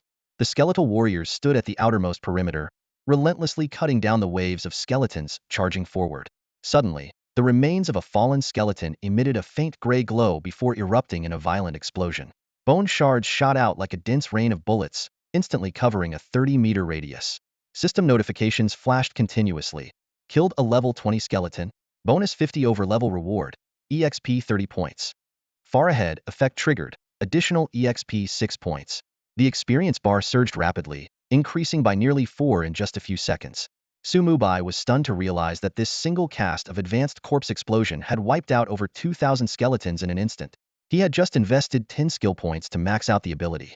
While the damage and cooldown remained unchanged, the skill's area of effect had increased significantly. Each level added 0.5 meters to the explosion radius and extended the casting range by 2.5 meters. At max level, the base explosion radius reached 15 meters, with a casting range of 75 meters. Combined with his class's Cataclysm trait, the skill achieved a terrifying 30-meter coverage radius. "Wow, Bai Yi, you're incredible," Rod exclaimed sincerely. Mubai simply smiled, remaining focused as he commanded his skeleton army to press forward. Every half-minute, a muffled explosion echoed ahead, and his experience gain rate soared to several times its previous speed. Despite the high efficiency of farming monsters here, he decided to prioritize completing the exploration of the Forgotten Lands. With the powerful support of Advanced Corpse Explosion, the team soon reached the second soul-locking coffin. The boss inside was another half-lich, just like Neil. Mubai wasted no time and immediately unleashed Death Gaze. The system notification confirmed that his life level was higher than the boss's. The boss, Carlos, was instantly thrown into agonizing struggle, with all attributes reduced by 40 and health dropping to 1.8 million. Under the relentless assault of the skeleton army, the half-lich fell before the effects of Death Gaze had even worn off. Defeated level 20 Dark Gold tier boss, the Forgotten One Carlos. Bonus 50 experience reward, EXP 750,000 points. Far ahead, effect triggered, additional EXP 150,000 points. As the system notifications rolled in, Mubai successfully leveled up to 12, gaining 1 skill point, 15 free attribute points, and a boost of 1 point to each of his core stats. A flash of golden light swept through, and Mubai leveled up once again. He took the fragment of the cursed crown from the hands of the skeleton warrior and quickly checked his experience bar. Level 12, 21.67. To his surprise, the experience required to reach level 13 hadn't doubled. It had only increased by 1 million. Based on his observations, it seemed that this pattern would hold until level 19, as milestone levels often presented a significant challenge. In midair, the Skeleton Legion was already commanding a new wave of skeletons to charge forward. Mubai turned his head and spotted the timid Rod, who had returned once again. This guy had disappeared in a panic during the explosion of the soul-locking coffin, screaming as he fled. The Forgotten Land was perpetually shrouded in dimness, making it difficult to gauge the passage of time without the system clock. The skeleton waves here were not endless. Shortly after Mubai defeated the fourth boss, the area was completely cleared. The ground was now littered with shattered bones, and every step he took produced a crisp, crunching sound. These fragments were sinking slowly into the earth, an intricate detail he failed to notice. After defeating the level 20 Dark Gold tier boss, the Forgotten One Walter, the system notified him of a 50 experience boost, totaling 750,000 experience points, along with an additional 150,000 points from his Trailblazer trait. When Mubai received the 7th fragment of the Cursed Crown, he glanced at the system clock and realized he'd spent over 10 hours in the area. His level had skyrocketed from level 10 to level 15, yet strangely, he felt no fatigue. This was largely thanks to the Skeleton Legion's assistance. After the skeleton waves were cleared, he didn't even need to use his advanced corpse explosion skill anymore. He could simply follow leisurely behind the Legion. Phew, this Forgotten Land map is really expansive, Mubai remarked as he picked up the final fragment. No wonder Situji had given him a week to explore. Without the cataclysmic profession's trait, clearing the skeleton waves would have been nearly impossible. For a map of this difficulty, the loot and equipment stats were bound to be impressive. A glint of determination flashed in his eyes as he retrieved the other 6 fragments from his inventory. At that moment, Rod floated back from the distance. Upon seeing Mubai's actions, his pupils contracted sharply, as if recalling some horrifying memory. His entire spectral form began to twist violently. When Rod finally regained his composure, his face was filled with terror as he shouted, "No, don't do it. You'll be corrupted by him." But it was too late. The 7 fragments fused together in Mubai's hands. With a burst of tricolored light, the cursed crown, radiating an aura of death, appeared in his grasp. "It's over." Rod's expression grew even more panicked. At the same time, the system notification sound echoed in Mubai's ears. Mubai obtained a legendary item, the cursed crown. The reason this item reached the legendary level was due to his clever use of a loophole, upgrading all its fragments by 1 quality tier. Only after confirming that the item's name would remain unchanged upon its advancement did he confidently proceed with the operation. A system notification indicated that the cursed crown had been fully repaired, and its current exploration progress stood at 50. However, Mubai's gaze did not immediately shift to the crown's attribute panel. Instead, he thoughtfully studied Rod. The distribution of this 50 exploration progress was intriguing. The 7 soul-locking coffins contributed 35, the cursed crown itself provided 5, and most intriguingly, Rod's mere presence accounted for 10. The overwhelming skeletal army and the 7 bosses had failed to contribute to the exploration progress in any way, yet Rod alone could account for such a significant portion. This discrepancy was clearly inconsistent with the role of an ordinary guide. Mubai narrowed his eyes, closely observing Rod's every move. Rod's reaction further confirmed Mubai's suspicions. His face twisted in fear, his eyes fixated on the cursed crown as his trembling voice broke the silence. "This is impossible. How could its power increase so much? I can feel the overwhelming death energy. Bai Yi, throw it away now, or you'll be consumed by the death energy and end up like them, nothing more than the walking dead." Faced with Rod's warning, Mubai remained silent. When the cursed crown was repaired, the system had issued 2 notifications. The death energy corrosion had begun, but since Mubai's death energy value had already reached its maximum capacity, any excess would have no effect. To him, this so-called death energy corrosion was actually the perfect fuel for his abilities. Seeing Mubai's lack of response, Rod grew increasingly anxious. "Bai Yi, why are you just standing there? Get rid of it now. Why aren't you pretending to be clueless anymore?" Mubai raised an eyebrow and questioned. "I've never pretended. There are some things that truly..." Rod's defense trailed off abruptly. Suddenly, the entire Forgotten Land began to quake violently. Mubai's expression hardened, as he immediately summoned his skeletal army. This scene seemed to strike a nerve in Rod, whose pupils gradually turned dull and lifeless. At that moment, the ground ahead collapsed with a deafening roar, and an intense surge of death energy erupted from the depths below. The system notification sounded once again. The aura of the cursed crown has awakened Franklin, the Lich slumbering beneath the forgotten land. A metallic coffin, etched with intricate and cryptic magical runes, rose from the ground and hovered steadily in midair. Rod, who had already shown signs of losing his composure, froze completely at the sight of the coffin. His pupils contracted sharply, and he cried out in alarm, "It's him! It's him!"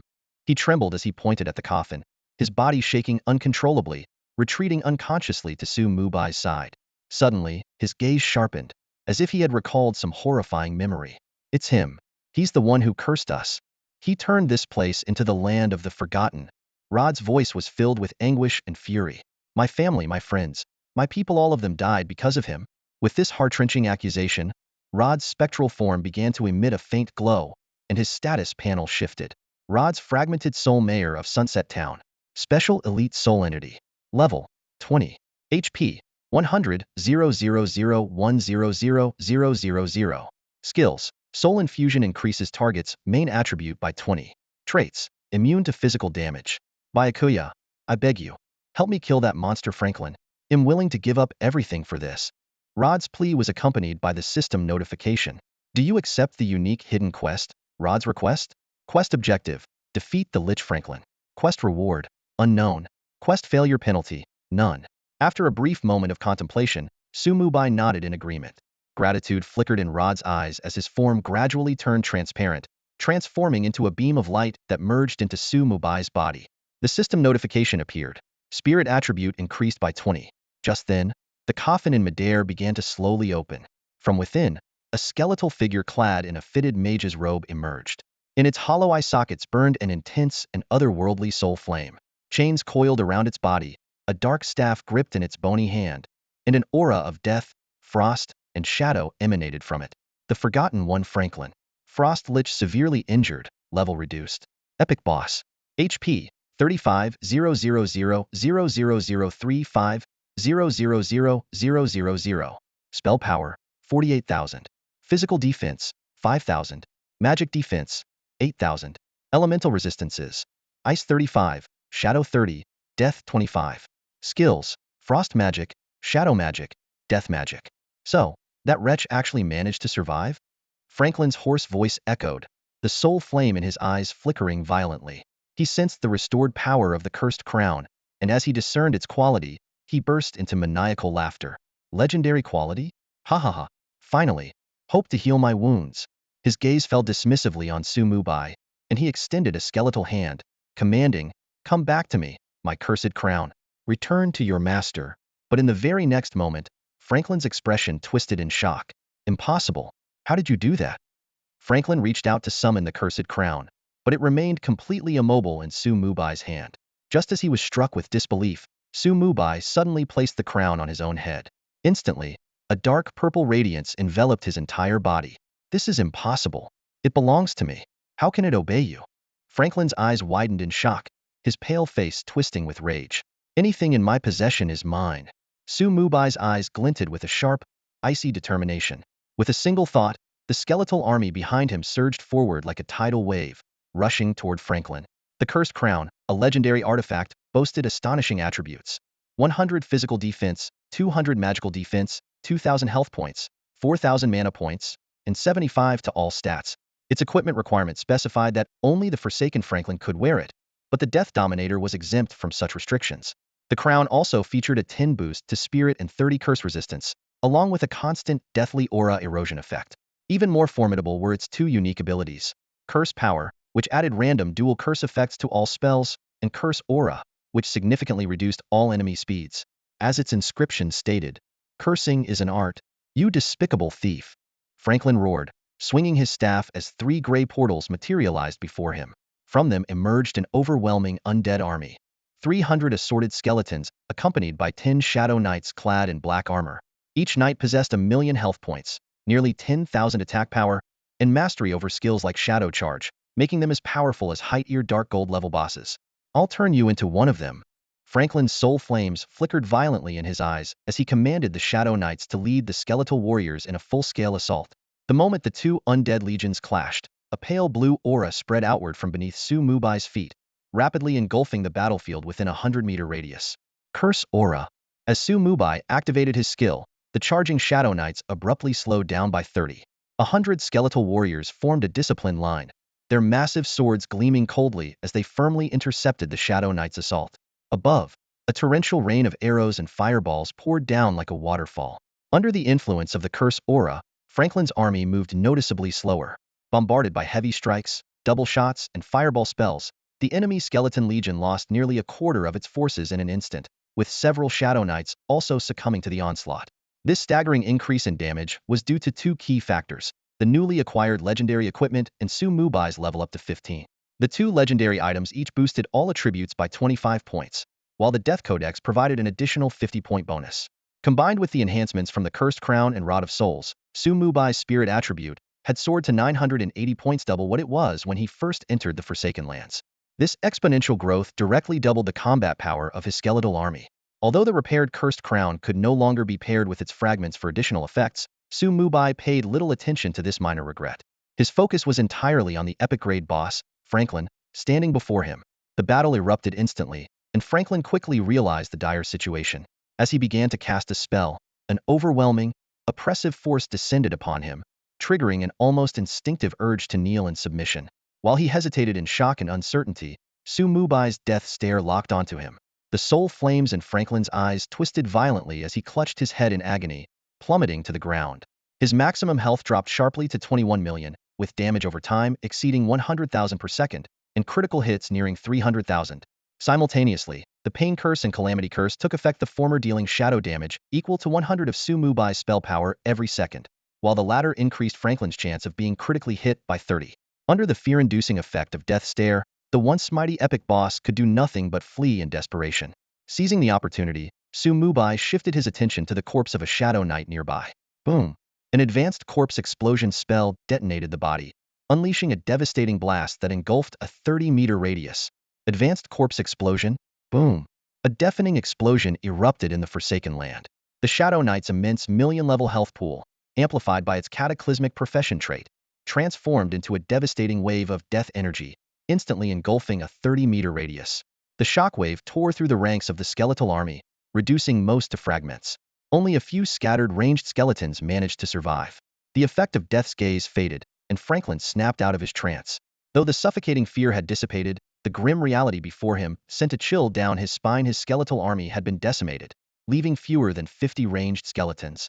Worse still, his own health had plummeted to 11.98 million during the chaotic battle, nearly halving his total. What are you?" Franklin demanded, his gaze fixed on Su Mubai, the soul fire in his pupils flickering violently. As a lich, he couldn't comprehend how a mere human could wield such pure, unrelenting death energy. "I'm your father," Su Mubai scoffed, then shook his head. "No, on second thought, I wouldn't want such an ugly son." The battle raged on. Over a dozen skeletal warriors locked Franklin in combat, while skeletal archers and mages in the rear continued their relentless assault. Though their numbers and size limited their offensive potential, each synchronized volley still managed to shave nearly 1,000,000 health points off their foe. "Human, how dare you insult the great Lich?" Franklin roared, summoning his staff back to his hand as an icy blue shield enveloped his body. While the shield's 5 million value was less than a quarter of his total health, it was enough to buy him precious time to cast his spells. I don't care who you are. Today, you will be buried in the Forsaken Land," Franklin declared as he slowly ascended into the air, the soul fire within him blazing furiously. A terrifying wave of energy rippled across the battlefield. The ground trembled as countless fragments of bone rose into the air, drawn together and fused by the surge of death energy. In mere moments, a colossal undead bone dragon Kakastuk formed beneath Franklin, letting out an earth-shattering roar. "Kakus, kill this human. The power within him will be the key to our restoration." Though the mid-air undead creature was heavily injured, as a level 20 epic tier boss, it still boasted 8 million health points, 42,000 attack power, formidable defenses, and 30 resistance to death-type abilities. A massive skeletal dragon descended from the skies, its bone wings creaking with a spine-chilling, grating sound as they unfurled. This was the undead bone dragon, Kakus. Though not a true dragon, its power was in no way inferior to dragons of the same tier. The system displayed a current exploration progress of 90. Mubai raised an eyebrow. When he defeated Franklin earlier, the exploration progress had only increased by 20. Now he understood why there was a second epic-level boss waiting for him. As expected of the City Lord's trial, the difficulty level was indeed high. Kaku's dove down, its claws brimming with terrifying force as they slammed toward the ground. Yet, a shocking turn of events unfolded. The skeletal warrior standing next to Mubai suddenly doubled in size. With uncanny precision, its massive sword intercepted Kaku's attack. Not only that, but the skeletal warrior also countered with a strike of its own, sending the enormous bone dragon hurtling back into the sky. Heavy strike. The system notification rang out as a massive critical damage number over 1 million floated above Kaku's head. Impossible. Franklin's soul fire flared violently, a clear reflection of his inner turmoil. A mere skeletal warrior, overpowering Kaku's? Is that all you've got? If there's anything else, feel free to bring it out, Mubai said calmly, crossing his arms with a confident smirk. Meanwhile, his skeletal army continued their relentless assault, driving Franklin's shield value down to less than half. This powerful skeletal warrior was the result of a 640 main attribute boost from death absorption feedback.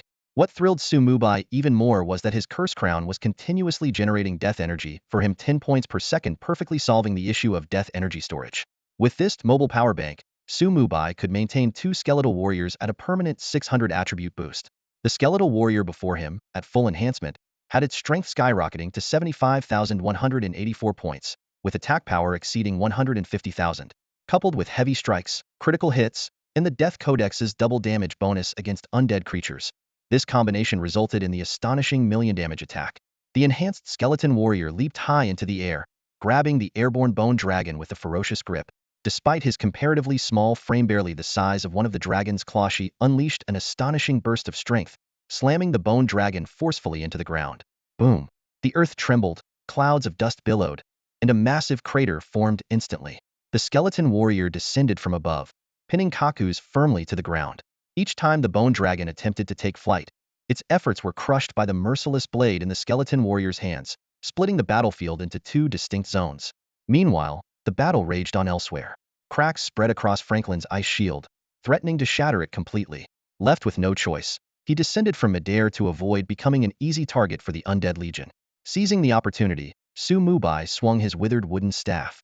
Although the first-level burn damage was negligible, his true objective was the effect of the cursed crown. System notifications flashed repeatedly. Curse of Misfortune and Curse of Poisoned Blood were successfully applied to Franklin. Damn it, this is my cursed crown. Franklin realized he had become the first victim of his own equipment's curses.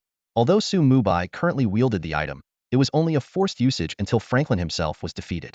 As the ice shield shattered, Franklin slammed his staff into the ground, unleashing frozen hell. Waves of icy blue energy rippled across a 100-meter radius, followed by a pitch-black death ray erupting from the tip of his staff, aimed directly at Mubai. Ha ha ha, you let your guard down. Franklin laughed maniacally. With your fragile human body, you're as good as dead. However, his laughter abruptly ceased when he noticed Mubai's health bar remained untouched. What? How much health do you even have? Mubai glanced at the shared health bar.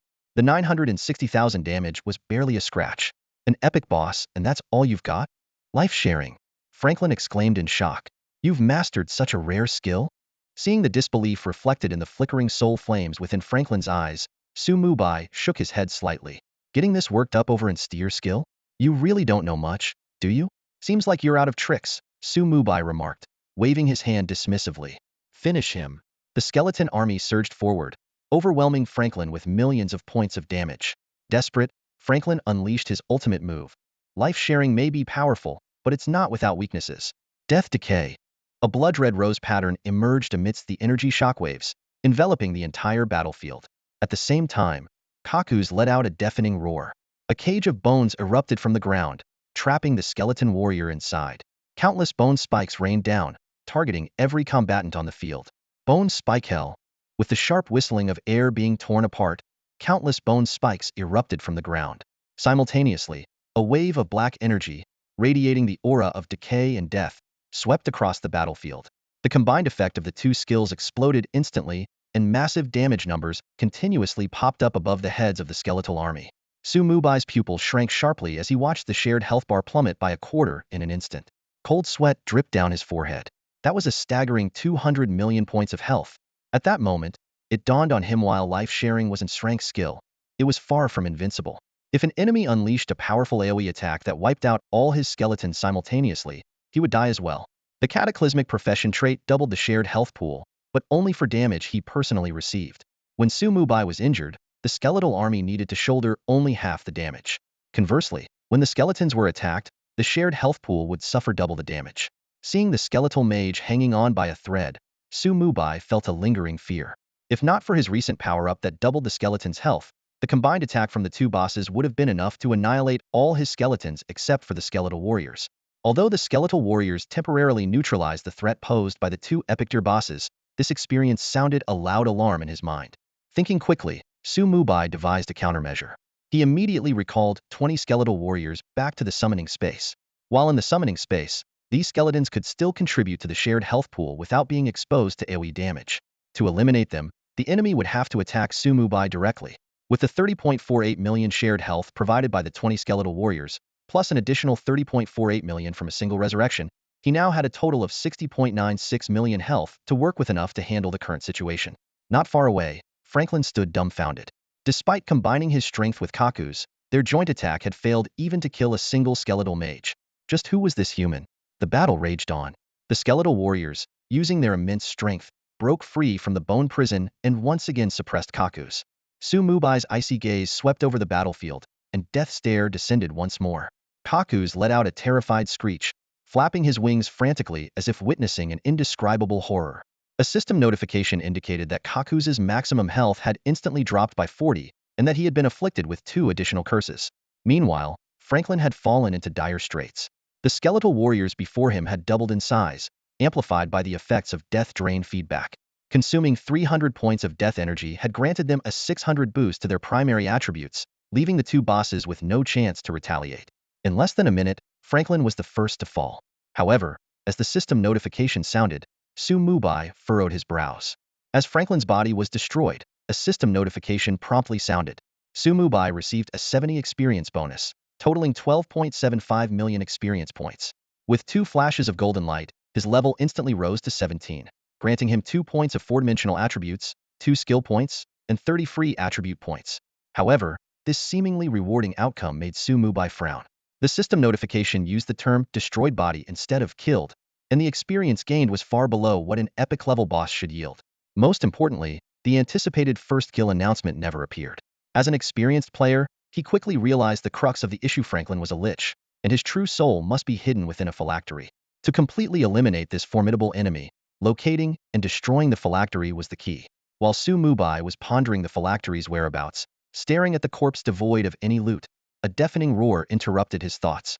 Turning his head, he saw that the first enhanced skeleton warrior had reverted to its normal state, and the undead bone dragon, Kaku's, was letting out an enraged bellow. The system conveniently prompted that the death energy value had reached its limit and needed to be consumed before more could be absorbed. Mubai's eyes sharpened as he made up his mind. It seems the first epic level boss to be soloed is destined to be you. He immediately commanded the second skeleton warrior to suppress Kaku's while activating the death absorption feedback skill. The system notification indicated that after consuming all the death energy, the target skeleton warrior received a 640 boost to its primary attributes. The skeleton warrior's size instantly doubled, and it charged at Kaku's, swinging its massive greatsword. The heavy strikes from the 2 enhanced skeleton warriors landed almost simultaneously, each dealing damage in the millions. Even though Kaku's lacked pain receptors, the sheer force of the attacks sent it staggering backward. Already at a disadvantage in an unknown fight, the undead dragon stood no chance in a 2-known scenario. To make matters worse, in addition to these 2 main attackers, 320 ordinary skeletons were swarming Kaku's in an all-out assault. Although Mubai still had 20 skeleton warriors in reserve within his summoning space, the current offensive was more than enough to suppress the undead dragon. From the attribute panel, Kaku's strength was comparable to Franklin's, with even higher health, nearly 50 more. However, its performance in combat was vastly inferior. Aside from bone spikes and its ultimate death storm, Kaku's relied solely on physical attacks. In contrast, Franklin, as a Lich, possessed far more sinister and unpredictable abilities, making him a significantly tougher opponent in battle.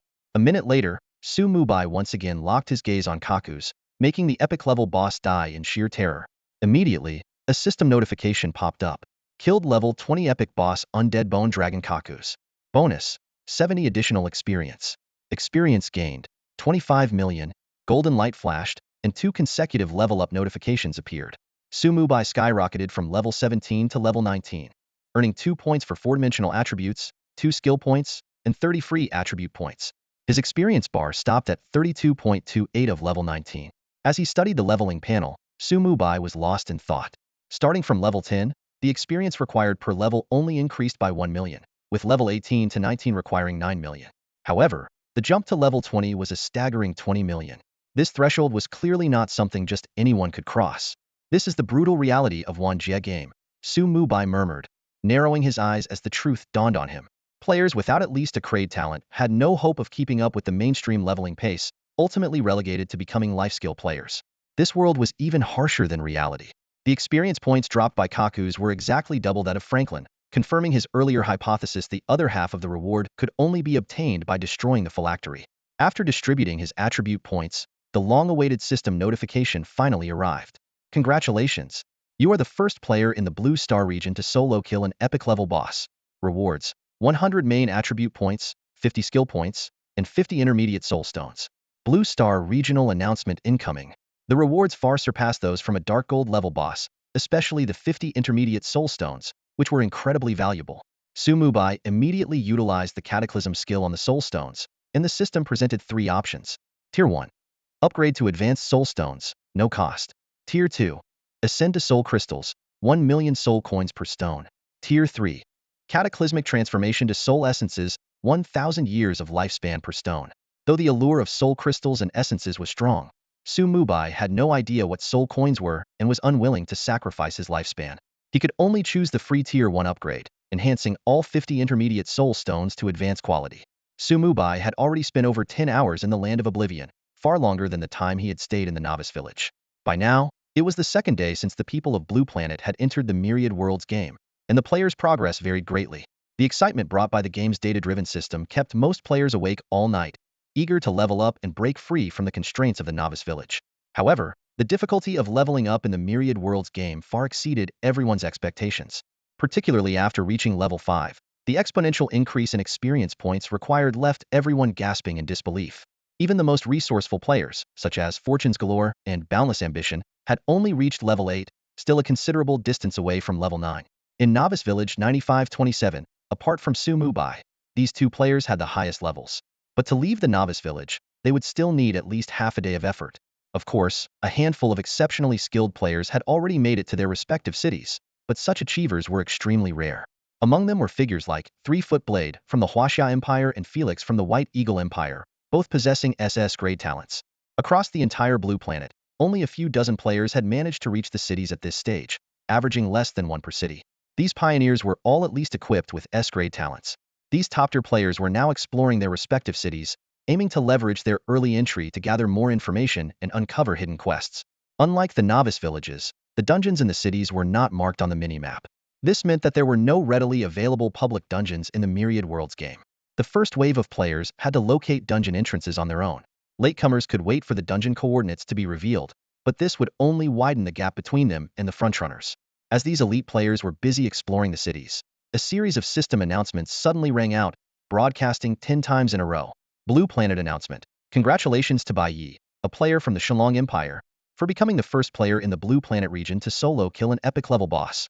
This achievement is hereby announced, and all players are encouraged to learn from this example to earn generous rewards. This announcement hit like a thunderclap, leaving all players across the Blue Planet utterly stunned. The top-tier players who had just entered the cities were thrown into a deep sense of self-doubt. Figures like 3-Foot Blade and Felix, both SS-grade talent holders, stood frozen in disbelief. An epic-level boss? They couldn't fathom how Bai Yi had managed to accomplish such a feat. Not only was the boss's strength daunting, but it was also baffling where he had even found such a boss. Despite their exhaustive efforts in the Novice Village, they hadn't even caught sight of a dark gold-level boss, let alone an epic-level one.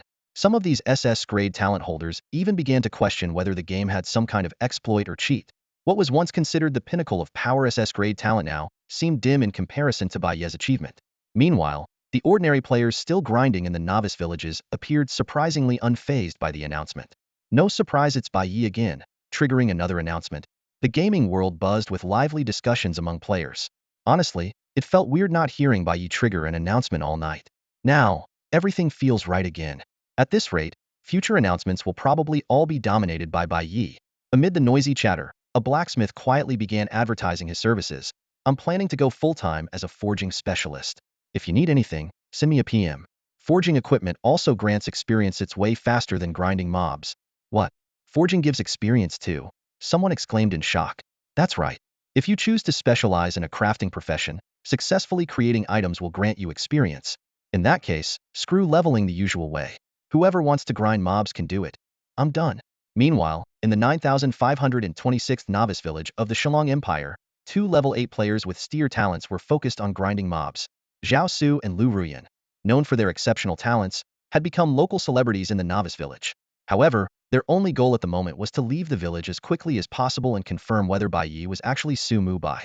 The system announcement made Zhao Su even more exhilarated, and his mob grinding speed noticeably increased. In his mind, he was already standing atop the pinnacle of the multiverse, much like how he had once seized Su Mubai's family assets back on Blue Star. The two schemed in secret, convinced that as long as Bai Yi was a man, he would inevitably fall for Lu Ruyan's charm and become their next target unless, of course, he was immune to women. Far away in the Forgotten Lands, Su Mubai was contentedly inspecting his inventory, which now contained 50 high-grade soul stones. These rare items each granted an additional year of lifespan. Although death in the game would result in losing 1/10 of his lifespan, a minimum of 36.5 days, the soul stones were a significant safety net for Su Mubai at this stage. Without hesitation, Su Mubai absorbed all the soul stones. A green glow enveloped him as his lifespan increased by 50 years, bringing it to over 52 years in total. He finally let out a sigh of relief. At least he no longer had to worry about dying unexpectedly.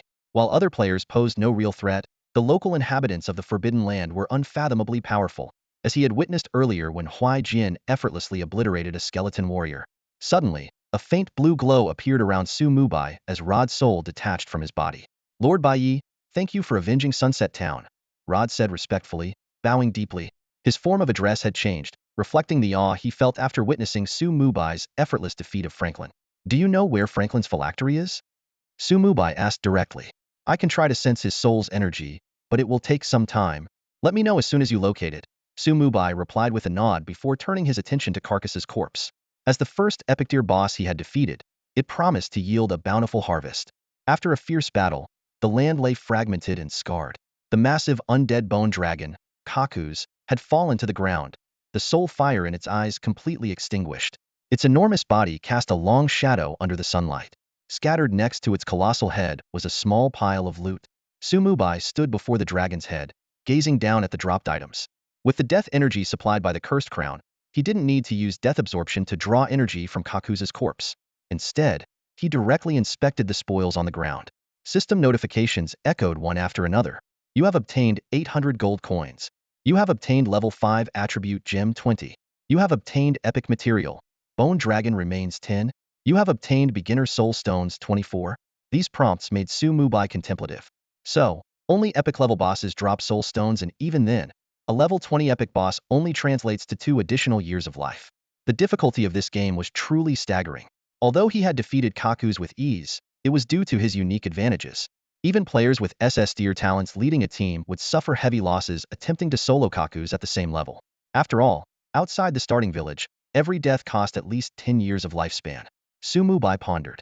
With such a punishing mechanic, it was unlikely that the classic sight of players swarming high-level bosses, common in traditional MMOs, would ever occur here.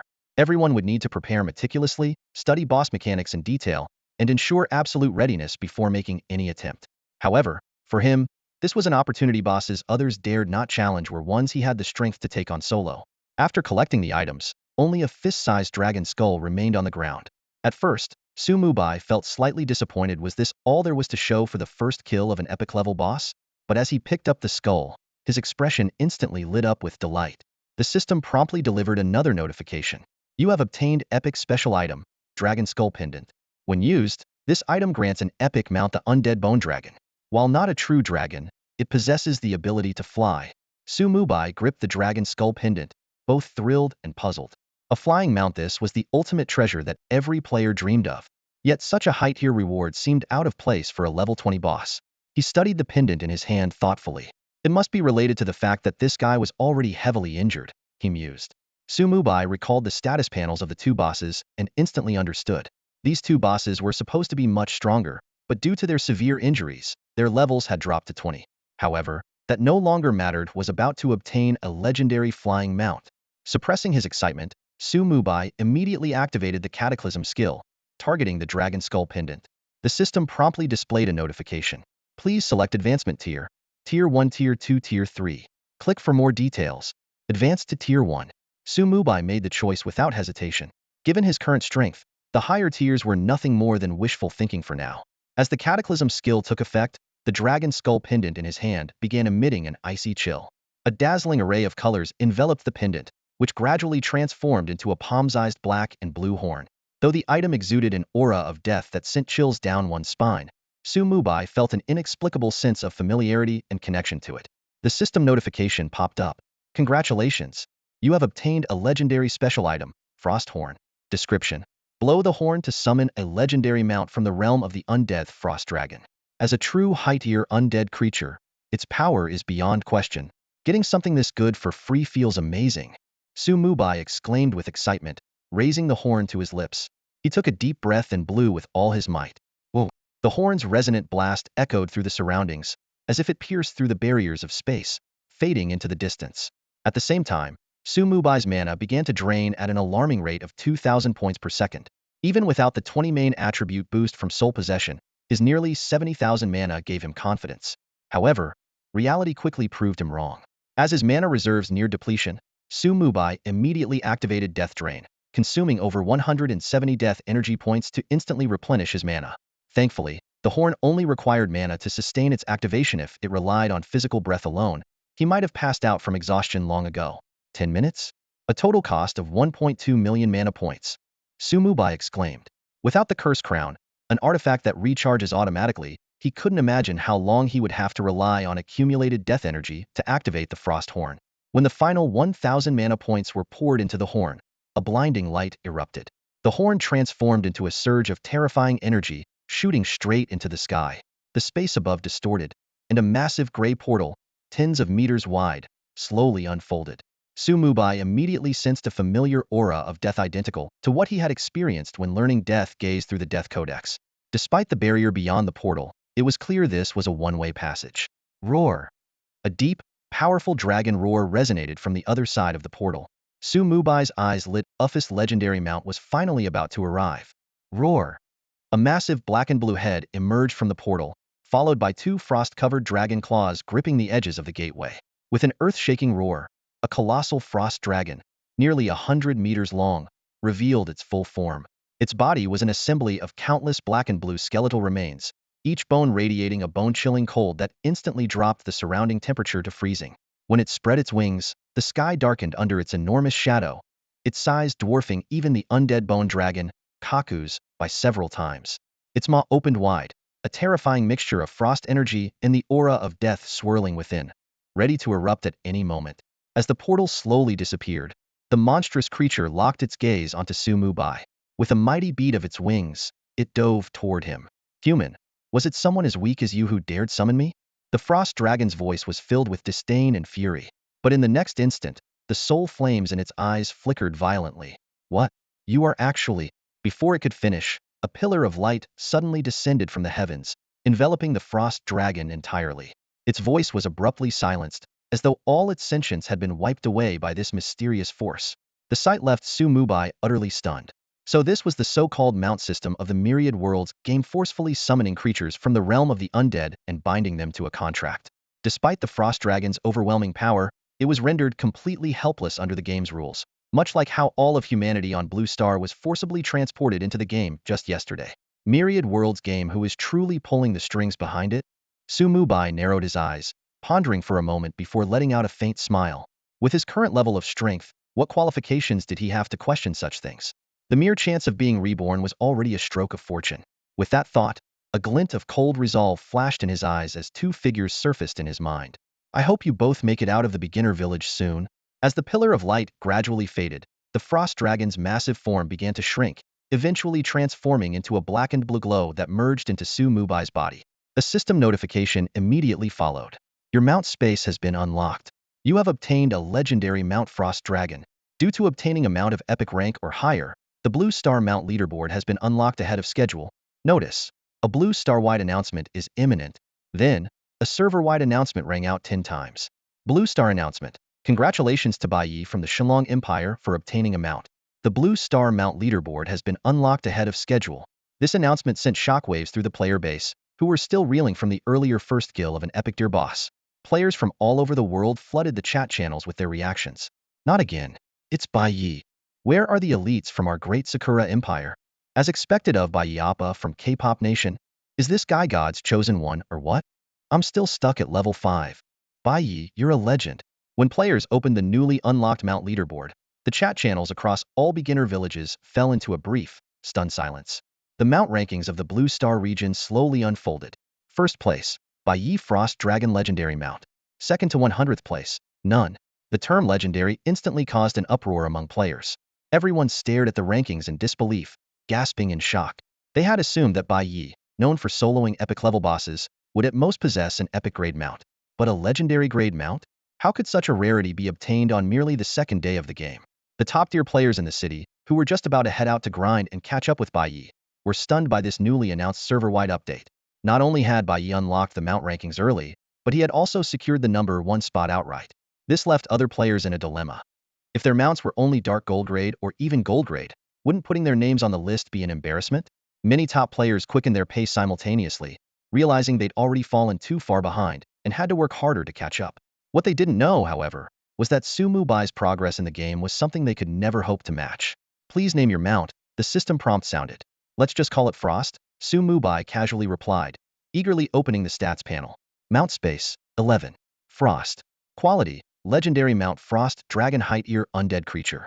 Level, 0 cannot exceed the player's level by more than 5.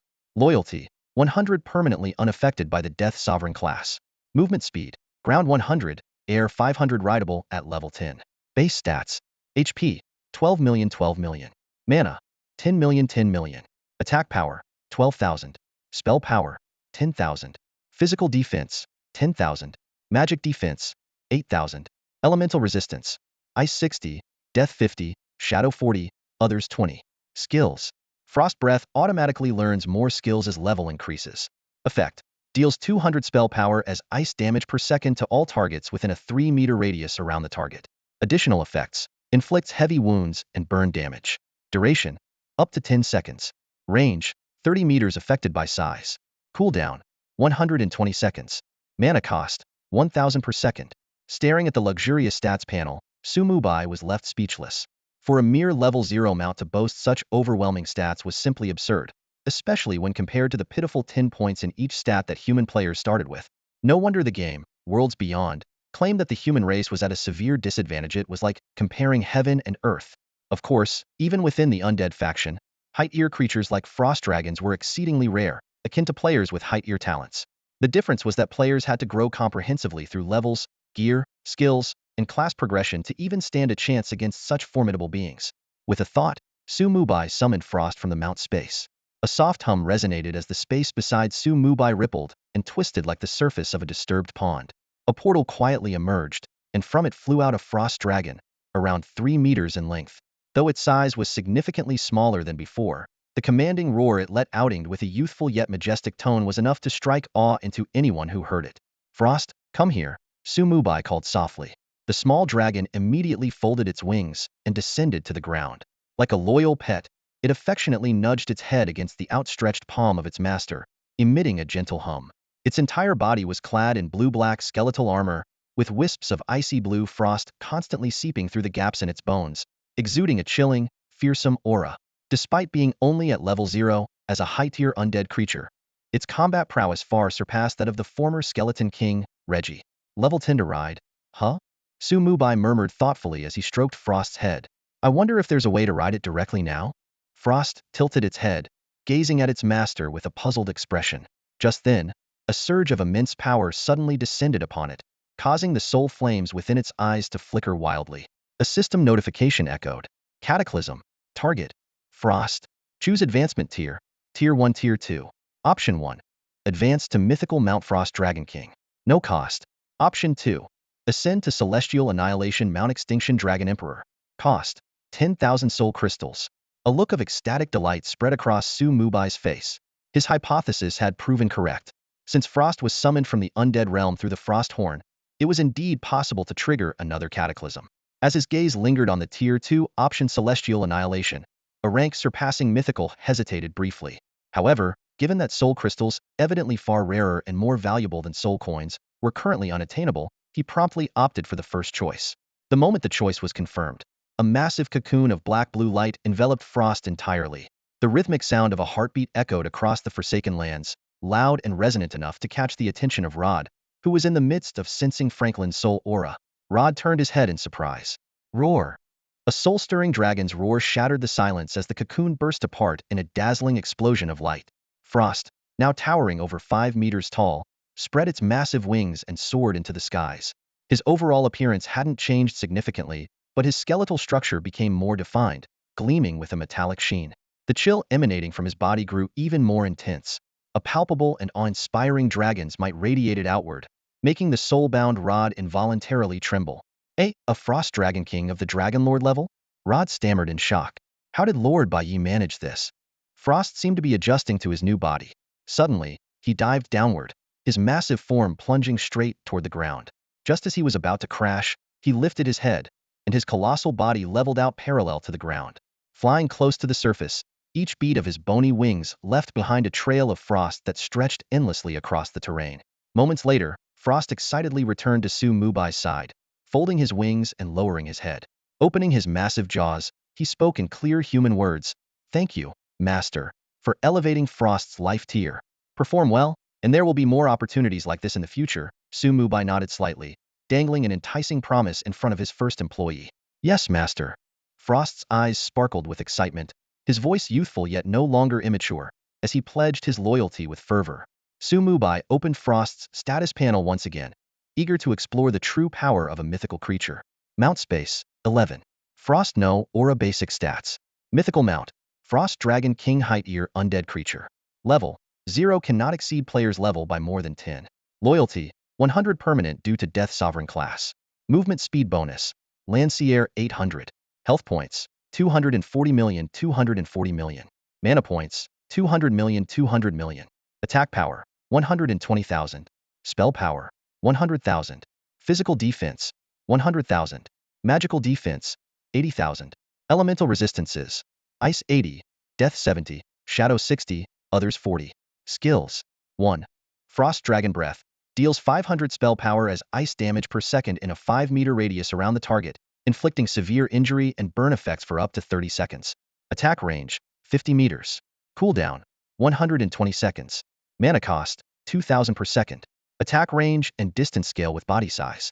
2. Dragon's Might. Effectiveness decreases if opponent's level disparity is too great. 3. Size reduction. Can adjust body size as needed for combat or accessing specific locations. So this is a mythical creature? Su Mubai was stunned by the stats.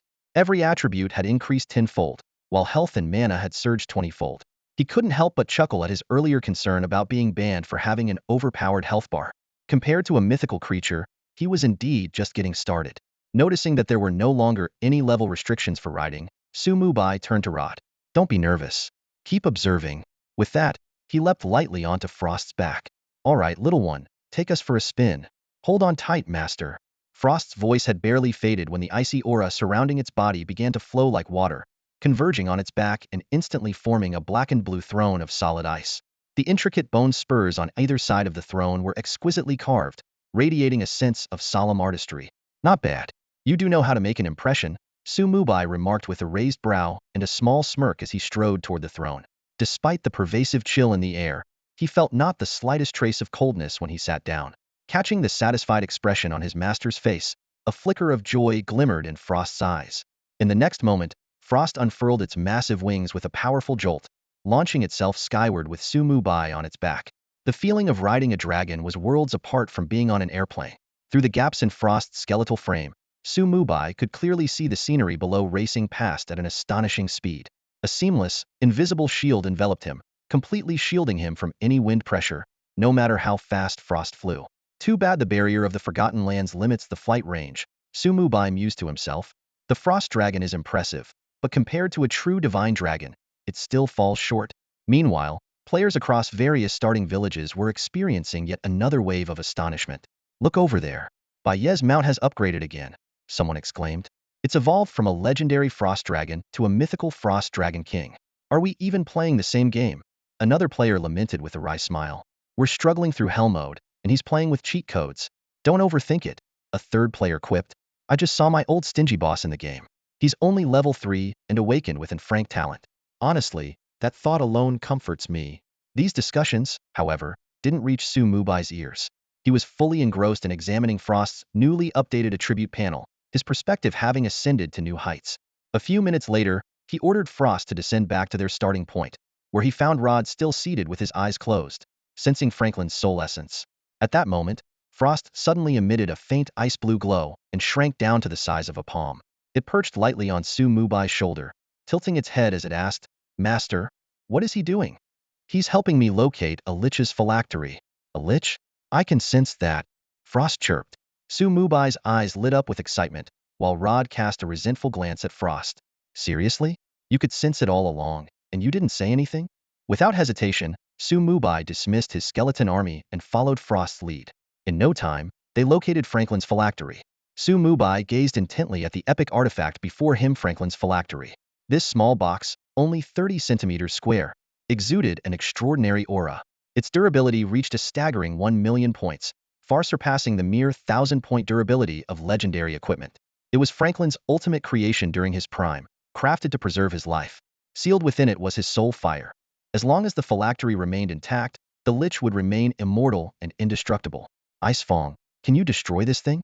Su Mubai turned to the miniature frost dragon beside him. The tiny dragon nodded in acknowledgement and unleashed a concentrated blast of frost breath. The icy chill intertwined with the searing heat of its breath, creating a terrifying surge of energy in the air. Yet, the phylactery remained unscathed. Unwilling to give up, Ice Fong transformed into a streak of blue-black lightning and struck the phylactery with its claw. A deafening boom echoed, but the phylactery remained as pristine as ever. Instead, Ice Fang's claw tingled from the impact. "I'm sorry, Master. My level is too low," Ice Fang muttered dejectedly.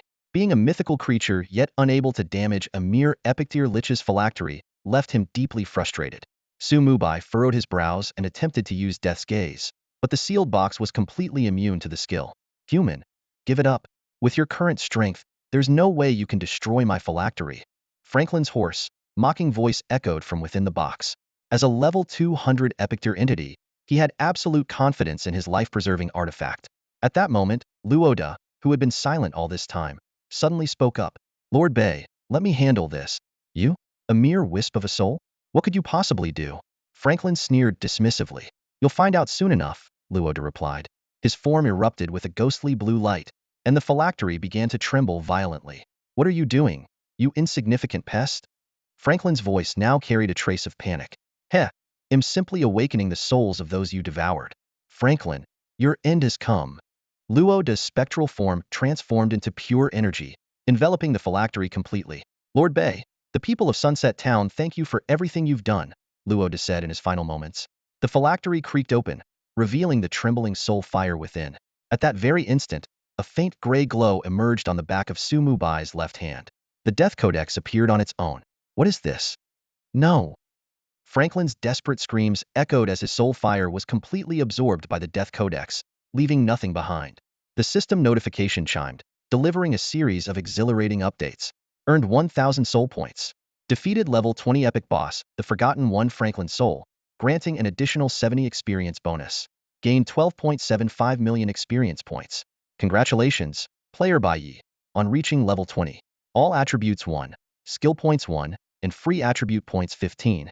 Franklin's soulfire was instantly devoured by the Death Codex, and as a golden light flashed, Su Mubai and Bing Shuang finally snapped back to reality.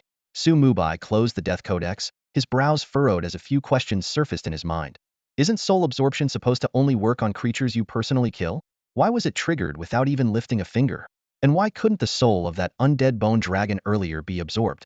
But he quickly set these doubts aside. His journey across the myriad realms had just begun, and these mysteries would be unraveled in time.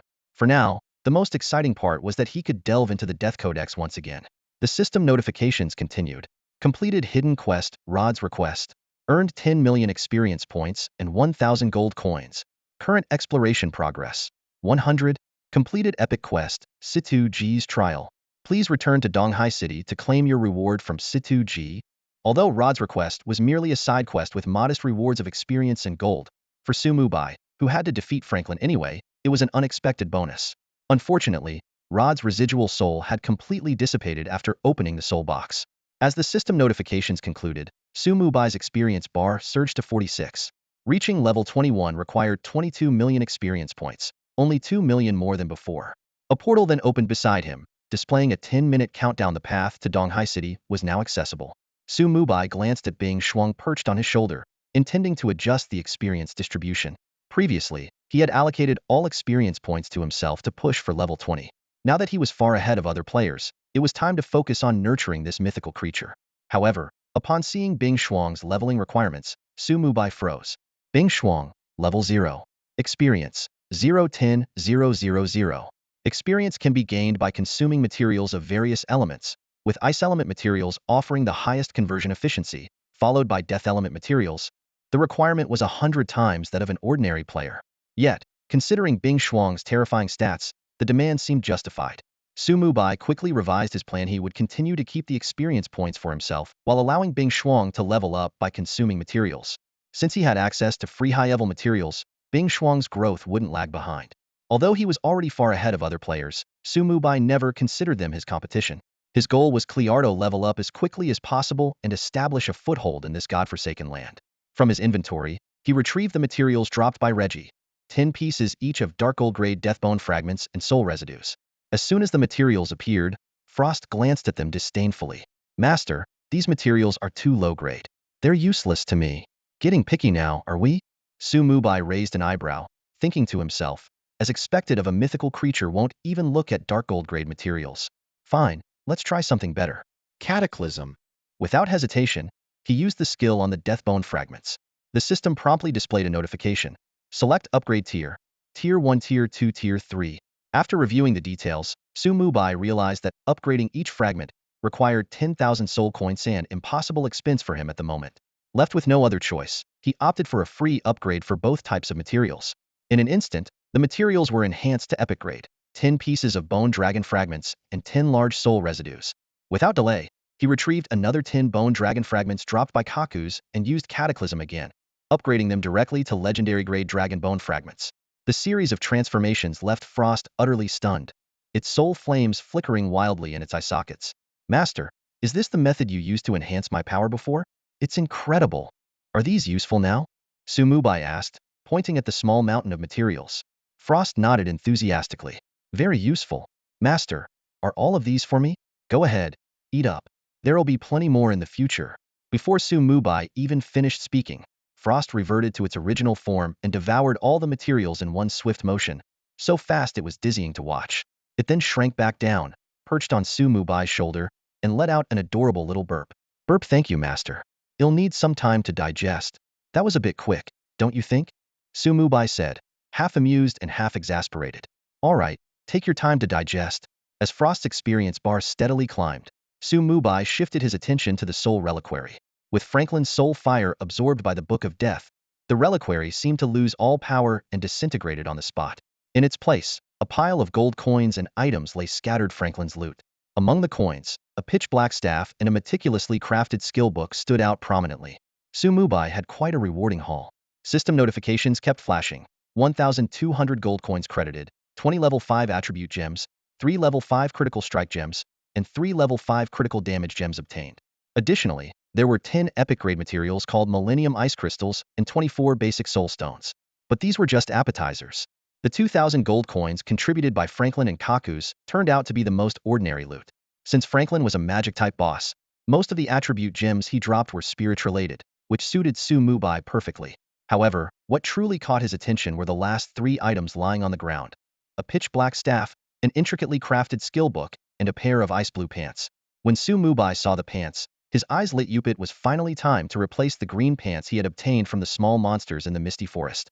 He had originally planned to buy a new set of equipment after entering the city, but Situ Ji's sudden trial left him no time to prepare.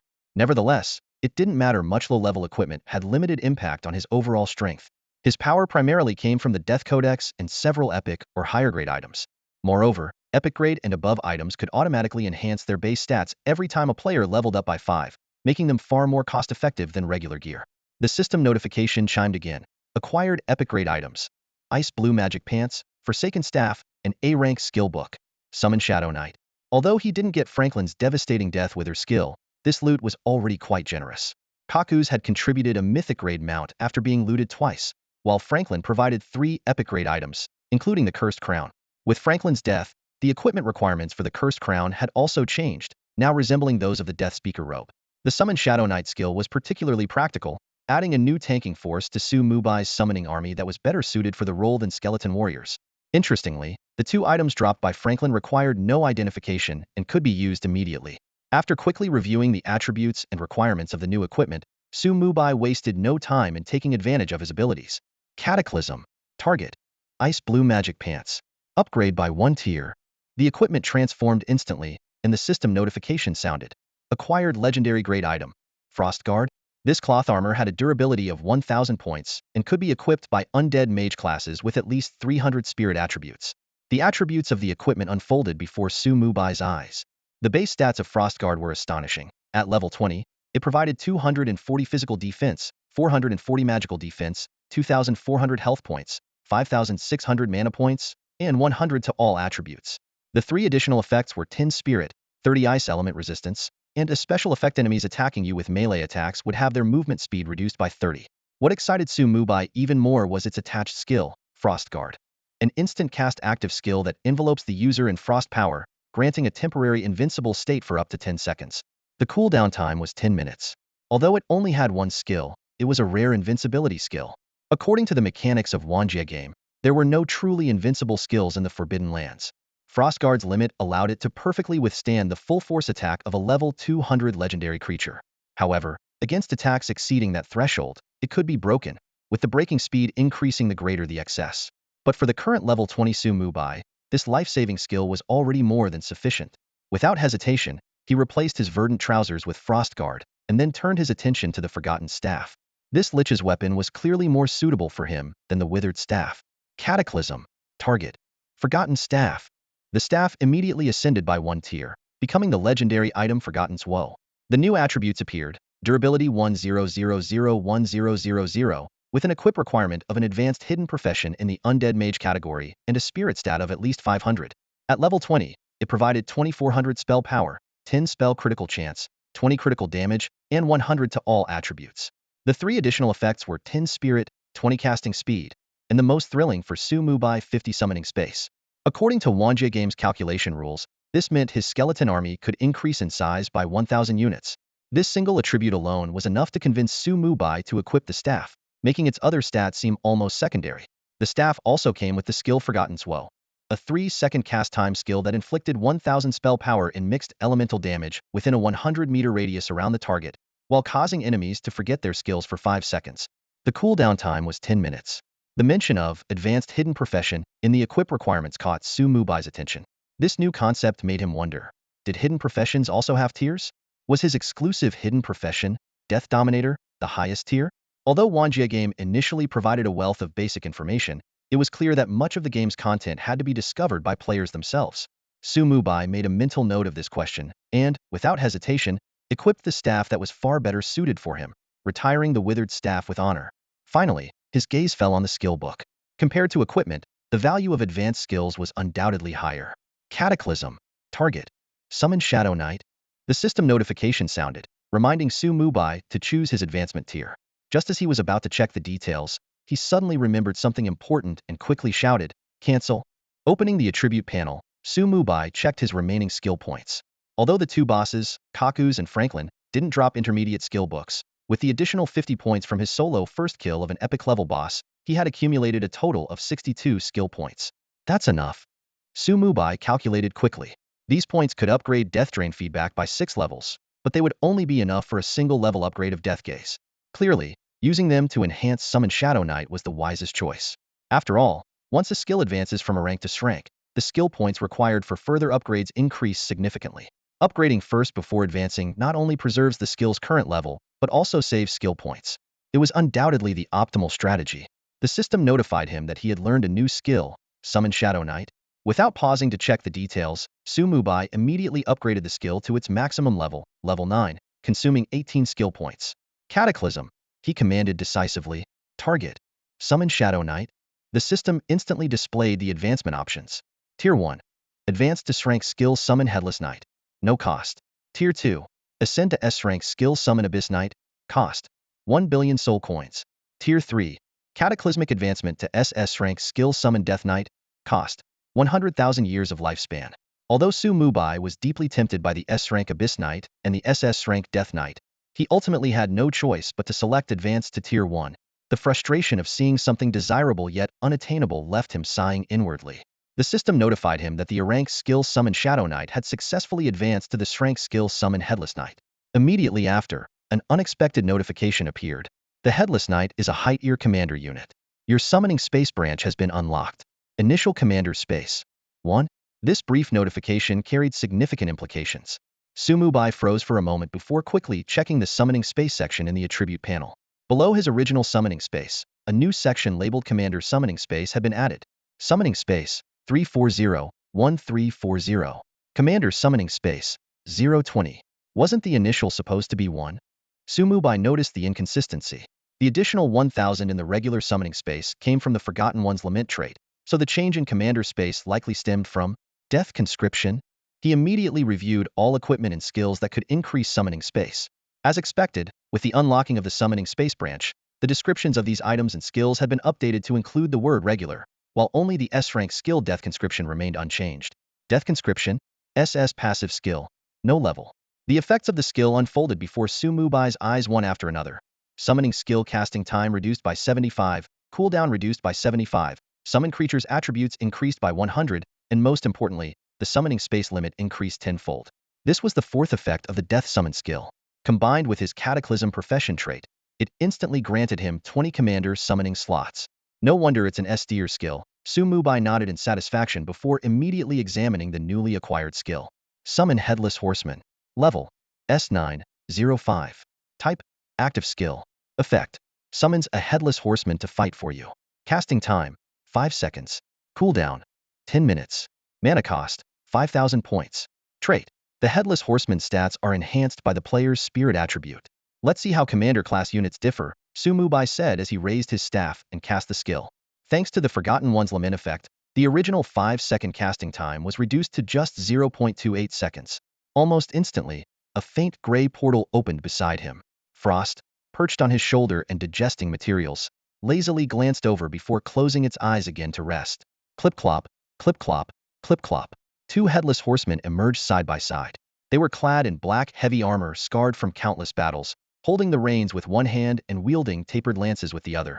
Their skeletal warhorses, also armored, had hooves engulfed in eerie green flames, and their eye sockets burned with a chilling fire of death.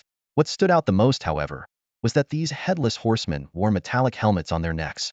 It wasn't until they gracefully removed their helmets to salute Mubai that it became clear. Beneath the helmets, there were no skulls, only 2 wisps of flickering soul flames. As Mubai admired the imposing summoned creatures, an idea suddenly struck him. Cataclysm. Target. Headless Horseman. The system promptly displayed a notification. Do you wish to overwrite the previous effects and upgrade the skill Summon Shadow Knight instead?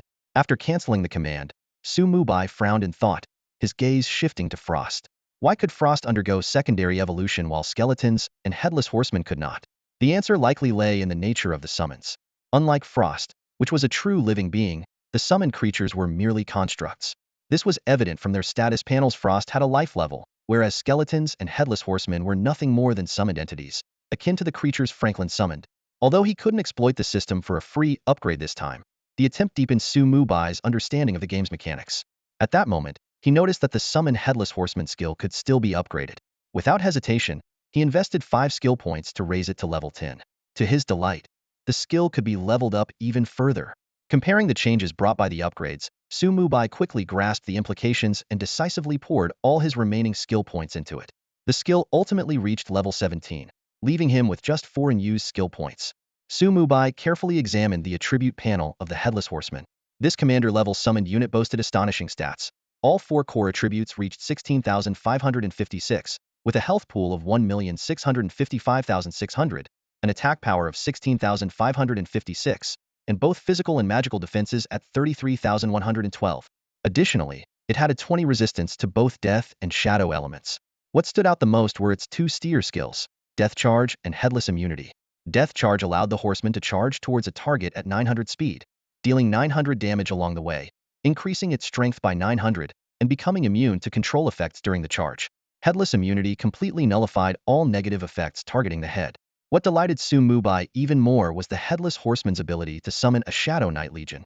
The number of summon knights depended on 42.5 of the player's commander space, with a minimum of 2. Although these Shadow Knights only had half the attributes of the Headless Horseman and lacked elemental resistances and steer skills, their numbers made up for their shortcomings. As Su Mubai's level increased, his mental attribute had reached 1,533 points. The Headless Horseman benefited from a 100 mental attribute bonus, far exceeding the skeleton's 60. Each skill level increased the summoned unit's attributes by 10, and after reaching level 9, the upgrades transitioned to boosting the legion size and the effects of the command aura. Soon, 20 Headless Horsemen stood in formation, with a total of 160 Shadow Knights lined up behind them. Satisfied, Su Mubai stored this formidable legion into his commander space. During the countdown for the teleportation portal, he summoned an additional 1,340 skeletons, 540 skeleton warriors, and 400 each of skeleton archers and mages, filling up his summoning capacity. Thanks to the ample mana provided by the Cursed Crown, all of this was accomplished with ease. Su Mubai decided to leave 40 skeletal warriors in the summoning space until he resolved the flaw of life-sharing. Gazing at the densely packed undead army before him, a glimmer of excitement flashed in his eyes. This legion was beginning to resemble the might of the Scourge. However, he quickly suppressed his excitement and, with a single thought, recalled the entire army back into the summoning space. In an instant, the entire Forgotten Land was left with only Su Mubai and Bing Shuang. The surroundings fell into an eerie silence. Little one, you've digested that pretty quickly, haven't you? Su Mubai turned to Bing Shuang, a smile playing on his lips. I am the Dragon King. Bing Shuang proudly raised its head. In just a few minutes, its level had already risen to 6. Master, can I have that Millennium Ice Crystal from earlier too? Bing Shuang's eyes glimmered with longing, its desire for ice element materials evident. Sure, but hold on for a moment. Su Mubai nodded in agreement and then activated his cataclysm ability, upgrading the epic tier Millennium Ice Crystal to a legendary tier 10,000-year Ice Crystal. A dense chill immediately spread through the air. Bing Shuang's eyes lit up, excitement radiating from it like a shark smelling blood. Master, I want it. The urgency in its tone sent a shiver down Su Mubai's spine. He quickly handed the 10,000-year Ice Crystal to Bing Shuang, who eagerly swallowed it in one gulp before closing its eyes to digest. Afterward, Su Mubai recalled the now level 7 Bing Shuang into his mount space and turned to step through the teleportation gate. A flash of white light, and he found himself back at the teleportation plaza in Donghai City, in exactly the same spot he had left from. The vast plaza was still empty, with only him standing there. Opening his friends list, Su Mubai couldn't help but let out a wry smile. Fu Jiatianxia was still stuck in Newbie Village 9527. If even he hadn't reached level 10 yet, the progress of other players was easy to imagine. Without players, who was there to trade with and make money from? He wondered whether it was possible to trade directly with the locals of the Forbidden Lands. Thinking about the contract Fu Jiatianxia had so confidently signed, Su Mubai chuckled to himself. However, after his journey to the Forgotten Land, he no longer needed to wait for those 500 gold coins to move forward with his plans.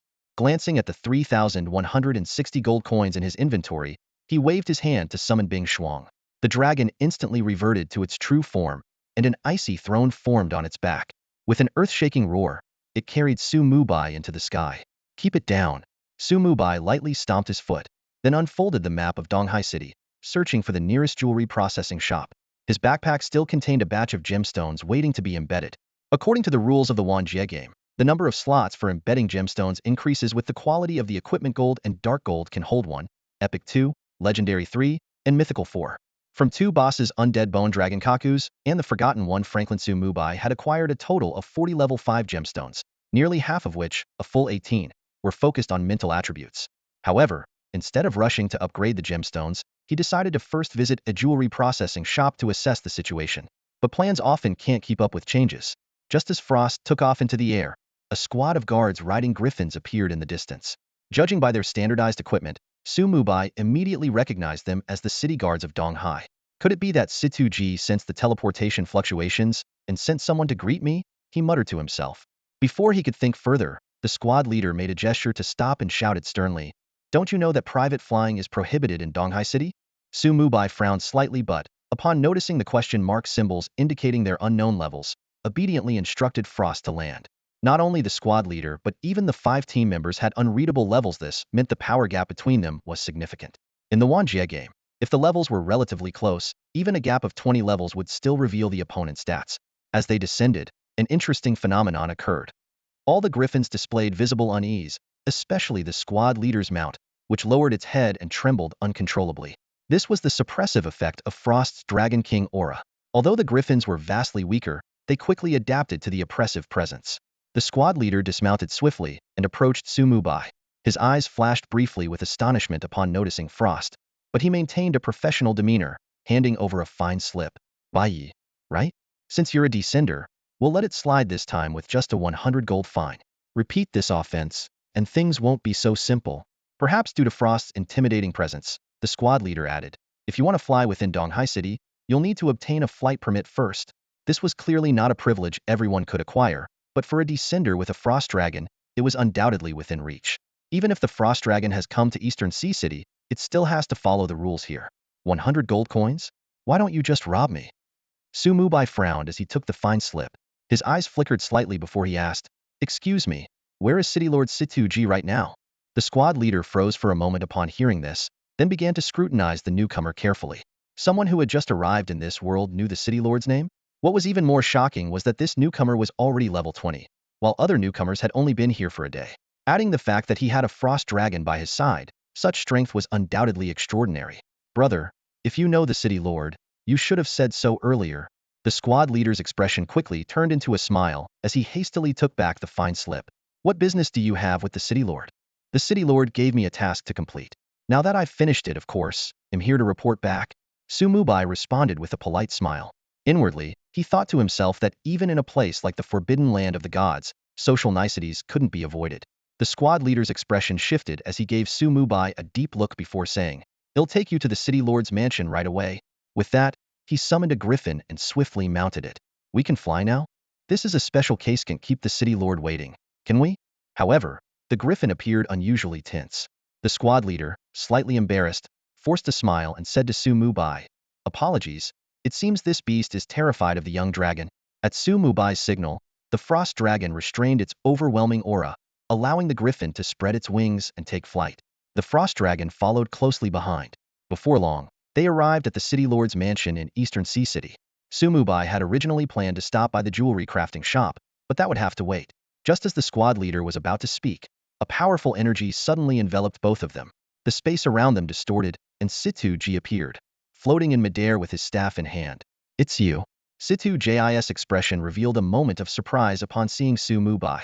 He had sensed a faint mythic-level creature's aura and came to investigate, not expecting to encounter Mubai again. His gaze soon shifted to the frost dragon. A frost dragon of the Dragon King level. Dragon King? The squad leader's eyes widened in shock, momentarily forgetting to salute the City Lord. Situji finally noticed him and waved dismissively. That's enough. You may go. After watching the squad leader leave, he turned his attention back to Mubai. Young man, your strength far exceeds my expectations. To him, Mubai should still be wandering in the land of oblivion at this stage. Such rapid progress was unheard of before a class advancement.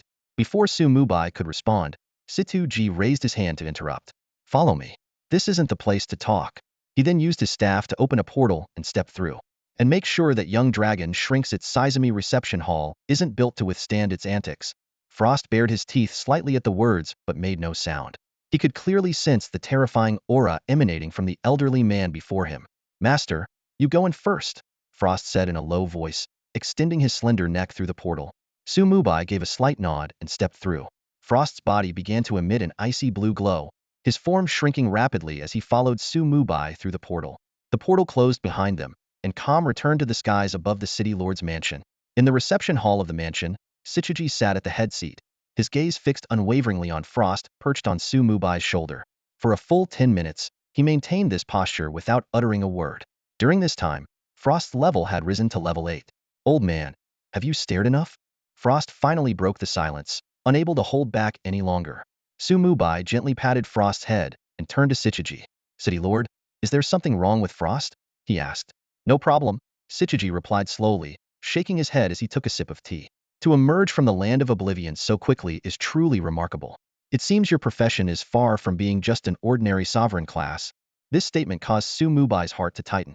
He knew all too well that his uniqueness would inevitably be exposed when interacting with powerful figures from forbidden zones. However, the rapid progress he sought required taking such risks. The Land of Oblivion had granted him too many invaluable rewards: level 20, advanced gear, skills, and the mythic level Mount Frost treasures he could not afford to relinquish. Despite his inner turmoil, Su Mubai maintained a look of feigned confusion. Are there distinctions within the sovereign class? Sichiji gave him a meaningful glance before shaking his head. That, even I do not know. Don't worry. I mean you no harm. Since you've passed the trial, I naturally owe you some answers. A system notification sounded. You have completed the epic quest, Sichiji's trial. While Su Mubai inwardly grumbled about the lack of quest rewards, his expression remained one of attentive curiosity. After all, the information he was about to receive was crucial. Placing his teacup down, Sichiji began explaining the career system in the world of the game. Professions, he explained, were divided into 4 tiers. Standard professions, hidden professions including advanced ones, unique hidden professions, and the highest tier exclusive hidden professions. Su Mubai's class, Death Sovereign, belonged to the highest tier, a class that shouldn't logically be obtainable at this stage. Even ordinary hidden professions usually required players to reach level 30 before they could unlock them. Even Situ-ji couldn't figure out how Su Mubai managed to start off with the Death Sovereign class. Naturally, he had no idea that Su Mubai had obtained this class by exploiting a loophole. City Lord, what exactly do you mean by advancement? Su Mubai keenly caught onto the key point and asked directly. Situ-ji set down his teacup and explained slowly. Advancement is about breaking through limitations to better align yourself with your class. Even for ordinary classes, low-level descenders struggle to fully utilize their abilities. Level 29 is a bottleneck. Only by breaking through it can you continue leveling up and unlock the full potential of your class. He gave Su Mubai a meaningful look. The power of a sovereign class is far beyond your imagination. What you have now is merely scratching the surface. The true strength will only begin to reveal itself after you advance. Hearing this, Su Mubai's pupils narrowed slightly. A triple attribute boost and free stat growth were just the surface? How powerful would the Death Sovereign become after advancing? Don't get too excited just yet, young one, Situ-ji said with a sip of tea. For ordinary classes, advancing to the second tier is almost effortless. But your case is different. The stronger the class, the harder it is to break through. I would greatly appreciate your guidance, City Lord, Su Mubai replied earnestly. Guidance is too strong a word, Situ-ji remarked, his gaze sweeping over the frost lingering on Su Mubai's shoulder.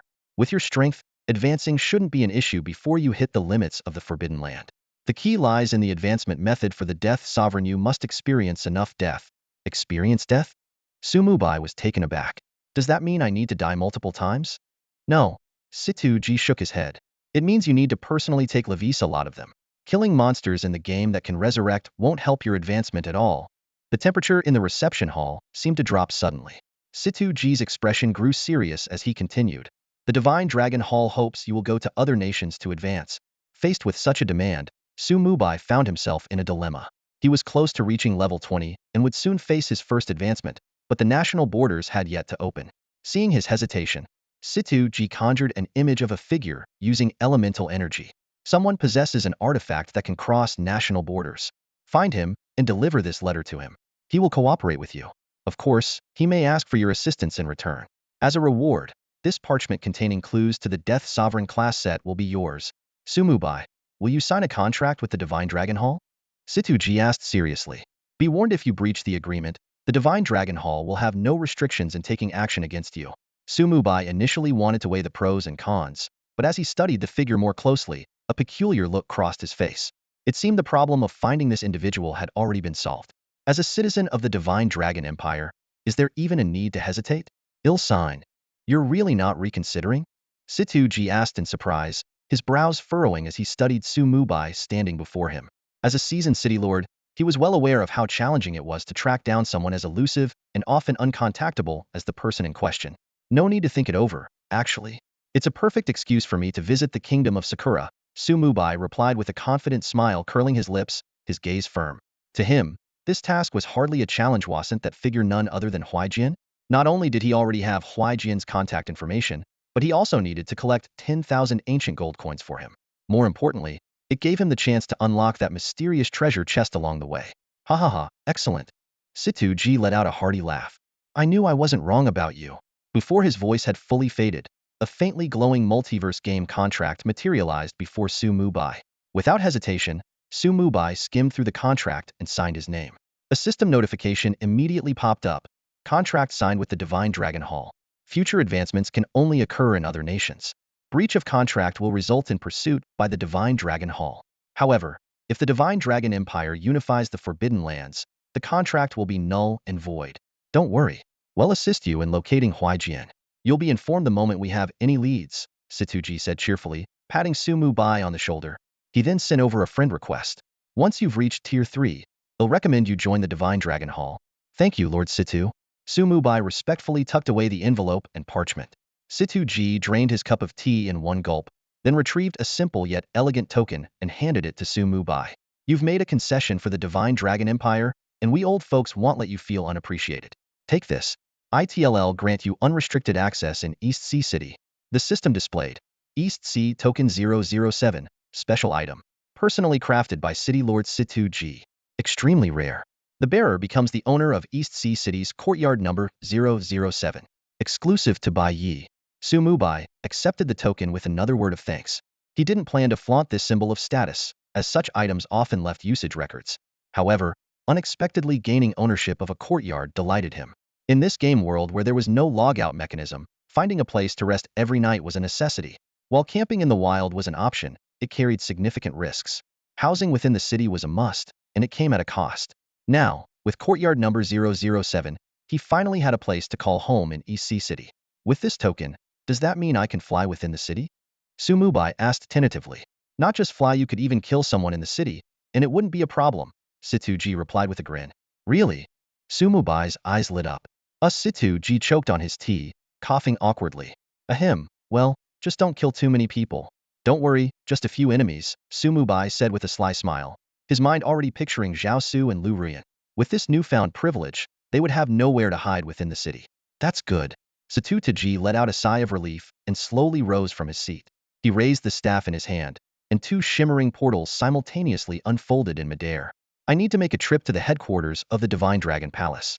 You should go check out your new home. Before he finished speaking, Situji had already stepped into one of the portals, vanishing instantly.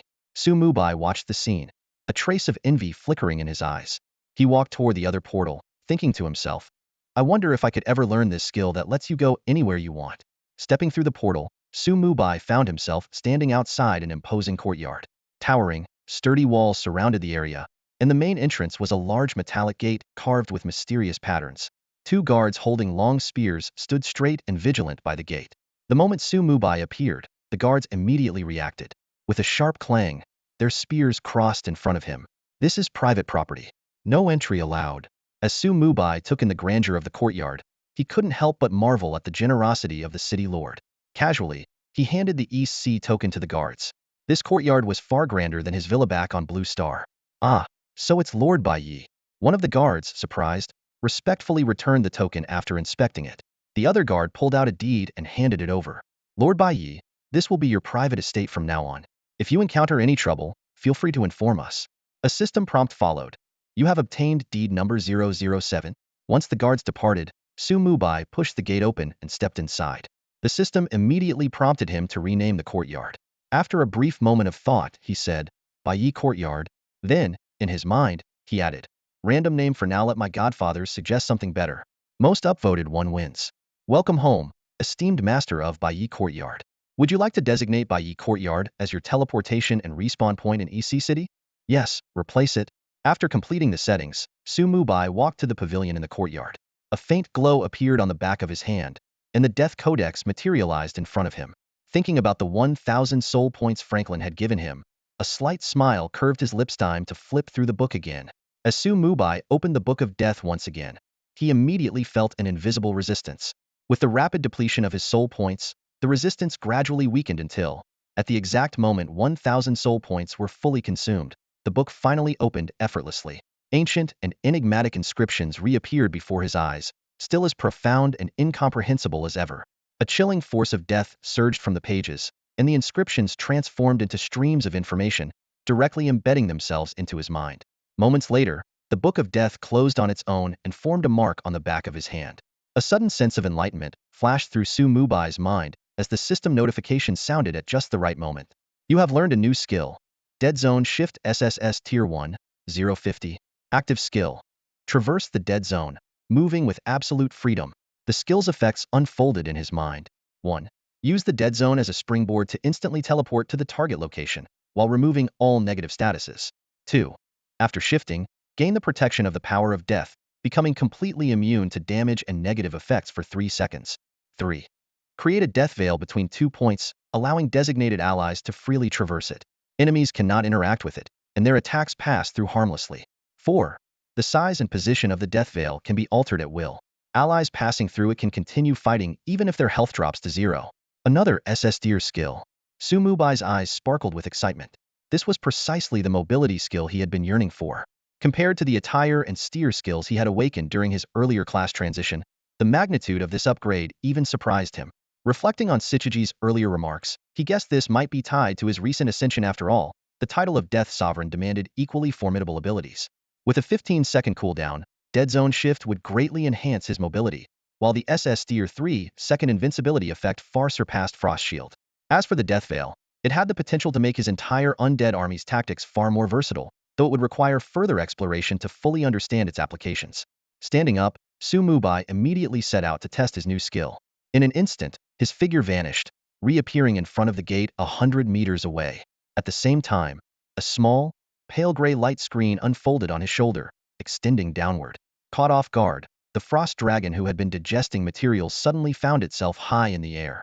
Pale gray death energy coiled around its body, a manifestation of the Death Veil's gift of unyielding vitality. Acting on instinct, the frost dragon spread its wings, its form swelling rapidly as it transformed into a massive frost dragon king over 5 meters long, hovering above the White Knight court. "Master," Frost called out, its voice filled with confusion as it gazed at Mubai from 500 meters away. He understood that the reason he was in this situation was undoubtedly due to his master's trickery. "Don't be nervous, just help me test out a skill." Mubai's voice echoed directly in Bing Shuang's mind. Before the words had even faded, the environment around Bing Shuang changed abruptly. The small, pale gray curtain above him suddenly expanded, enveloping him entirely in an instant. At the same time, a death shroud materialized in front of the pavilion, and Bing Shuang's figure appeared within it. Is this the master's ability? Spatial manipulation? Bing Shuang looked up at the sky where he'd been moments before, overwhelmed with astonishment. The soul fire in his eyes flickered intensely as the scene before him became even more shocking. The death shroud suddenly expanded to more than 10 times its original size, sweeping across the entire courtyard like a flash of lightning. In an instant, an enormous undead army took form. 20 headless knights wielding lance-like spears stood in the front, followed by 160 shadow knights. Behind them marched 500 skeletal warriors, 400 skeletal archers, and 400 skeletal mages, all arranged in perfect formation, exuding an imposing aura. "This skill is even more powerful than I imagined." A glint of excitement flashed in Mubai's eyes. He had merely attempted to link the death shroud with his summoning space, not expecting such remarkable results. This resolved a major issue. Summoning the undead army had been taking increasingly longer as it grew larger, but now, with the death shroud, he could instantly deploy them within a 500-meter radius. For the next while, Mubai fully tested the capabilities of the Death Realm teleportation. Under his control, the death shroud moved seamlessly, its size and direction shifting effortlessly at his will. The undead army traversed the White Knight courtyard, repositioning themselves actively or passively with the ease of breathing. When the count reached 29, 30, Mubai casually waved his hand, and the pale gray shroud swept across the courtyard. In an instant, the entire undead army disappeared, returning to the summoning space. The hand gesture was entirely unnecessary, but he couldn't resist making a dramatic flourish. "Master, you're incredible." Bing Shuang flew over to the table, wagging his tail ingratiatingly, looking every bit like a loyal puppy. "Cut it out for now, and don't embarrass me like this in public." Mubai sighed, rubbing his forehead in exasperation. "Don't worry, I get it." Bing Shuang nodded solemnly, as if making a serious promise. At that moment, Mubai noticed that Bing Shuang's experience bar had stopped advancing. Curious, he opened Bing Shuang's attribute panel. Upon seeing the data displayed, Mubai was utterly speechless. A mythic-level creature. Is attribute growth supposed to be this outrageous? The attribute panel of the mythical mount, Frost Dragon King, slowly unfolded, revealing its stats. Basic information. Level 10. Experience 1.2 million, 100 million 1.2. Loyalty 100 unaffected by the Death Sovereign class, never decreases. Attribute values. Movement speed. Lancier 800. Health 2.64 billion 2.64 billion. Mana 2.2 billion 2.2 billion. Attack power 1.32 million. Spell power 1.1 million. Physical defense 1.1 million. Magic defense 880,000. Elemental resistance. Ice 80. Death 70. Shadow 60. Others 40. Skills. Frost breath, dragon's might, shrink form. Basic ice spells, frost freeze passive. All ice spells have double the freeze chance and effect. Mubai stared at these stats and couldn't help but draw a sharp breath. The exponential attribute growth with each level far exceeded his expectations. Coupled with the 60 bonus from the high undead aura, Frost's maximum health shot up to a staggering 4.224 billion. In comparison, his own 15 free attribute points per level and triple class bonus seemed utterly insignificant. Why hasn't your size increased? Mubai closed the panel and patted Frost's dragon head as he asked. Master, I'm still in my infancy, Frost explained. My size will change once I reach level 30 and enter the juvenile stage. From level 60 to 180 is the growth phase, and after that, they'll reach adulthood, Frost added. This growth pattern made Mubai sigh in relief. Compared to the human race, which could advance every 30 levels and eventually break through the 9th tier at level 240, these powerful races had fewer promotion stages. Despite their higher starting point, humans could gradually catch up to these mighty beings through constant advancement. This, after all, was the very purpose of the Forbidden Land. By the way, what basic ice spells can you use? Mubai asked. Ice arrow, ice spike, ice armor, frost shield, blizzard. Frost lifted its head proudly. Altogether, nearly 100 spells. Mubai was momentarily speechless. The human race, limited to a mere 20 skill slots, paled in comparison to the innate abilities of these powerful races. Only through relentless advancement could humans slowly bridge this gap. Thinking about his upcoming class advancement, Mubai couldn't help but feel a surge of anticipation. However, he didn't contact Huaijian immediately. Mubai knew very well that without 10,000 ancient gold coins in hand, approaching him rashly would only be a wasted effort. Besides, judging from Situ Jis' words, it was clear that Huaijian would eventually demand ancient gold coins in exchange for the treasure. The most pressing task now was to make a large sum of money. With sufficient funds, not only could he obtain the treasure, but he could also enhance his summon skeleton and corpse explosion skills. However, before that, he decided to deal with the resources he currently had. Mubai opened his inventory and took out 58 low-grade soul stones. 10 of them were from the Wealth of the World quest, while the remaining 48 were gifts from 2 epic-level bosses. He immediately used his cataclysm skill to upgrade them, converting all of the low-grade soul stones into mid-grade ones. Yet, he didn't use the mid-grade soul stones right away. The 50 high-grade soul stones he had absorbed earlier had already provided him with over 52 years of lifespan, enough for him to resurrect 5 times. This was the wealthiest he had ever been since entering the all-world game. While he didn't think he would die easily, having such a surplus of life gave him great confidence. As for the 58 mid-grade soul stones, he had other plans for them and intended to use them to test some ideas. Even though he hadn't rested in nearly 2 days, Mubai felt no fatigue, likely a result of the excessive sleep he had during his time as a vegetative state. He signaled for Frost to enlarge, then ascended onto the throne and took to the skies. This time, no guards came to stop him. Situ Ji must have already informed them of his possession of the EC token. The city's residents didn't seem surprised by Frost's appearance. After a brief moment of murmured discussion, they quickly lost interest. From above, the vastness of East Sea City was breathtaking. The teleportation square was located at the city's center, and it would take ordinary players several hours on foot to leave the city. Of course, spending some money would grant access to teleportation arrays that led directly to any city gate. Temporary mounts and carriage services were also available within the city. Everything could be solved with enough money. Soon, Frost flew over a nearby jewelry processing shop. Mubai used his Death Domain leap ability to instantly appear at the shop's entrance, simultaneously storing Frost back into his mount space. A voluptuous and elegant woman quickly approached him, her demeanor warm and enthusiastic. Welcome, dear customer. You've come to the right place. Are you sure Zhai is home to the most renowned jewelry masters in the entire city? She said, her gaze lingering appreciatively on Mubai's luxurious equipment. Her smile grew even brighter. With a flick of his wrist, Mubai revealed a level 5 strength gem in his palm, something he had obtained from the undead bone dragon Kakus. He hadn't rushed to upgrade it, as doing so would not only increase the synthesis cost but also lower the success rate. Clearly, it was wiser to synthesize first and then upgrade. Of course, well, take it. The woman's eyes lit up, her voice turning even sweeter. Please, come inside, distinguished guest. Let me show you around. Su Mubai nodded slightly and followed her into Yu Shizhai. If his plan worked, he would never have to worry about gold coins again. The reality was somewhat different from what Su Mubai had imagined. The highest level of attribute gem sold at Jade Stone Pavilion only went up to level 5, a phenomenon commonly observed across all jewelry processing shops in Donghai City. Standing in the spacious and brightly lit hall of the Jade Stone Pavilion, Su Mubai carefully studied the attribute gem grading system.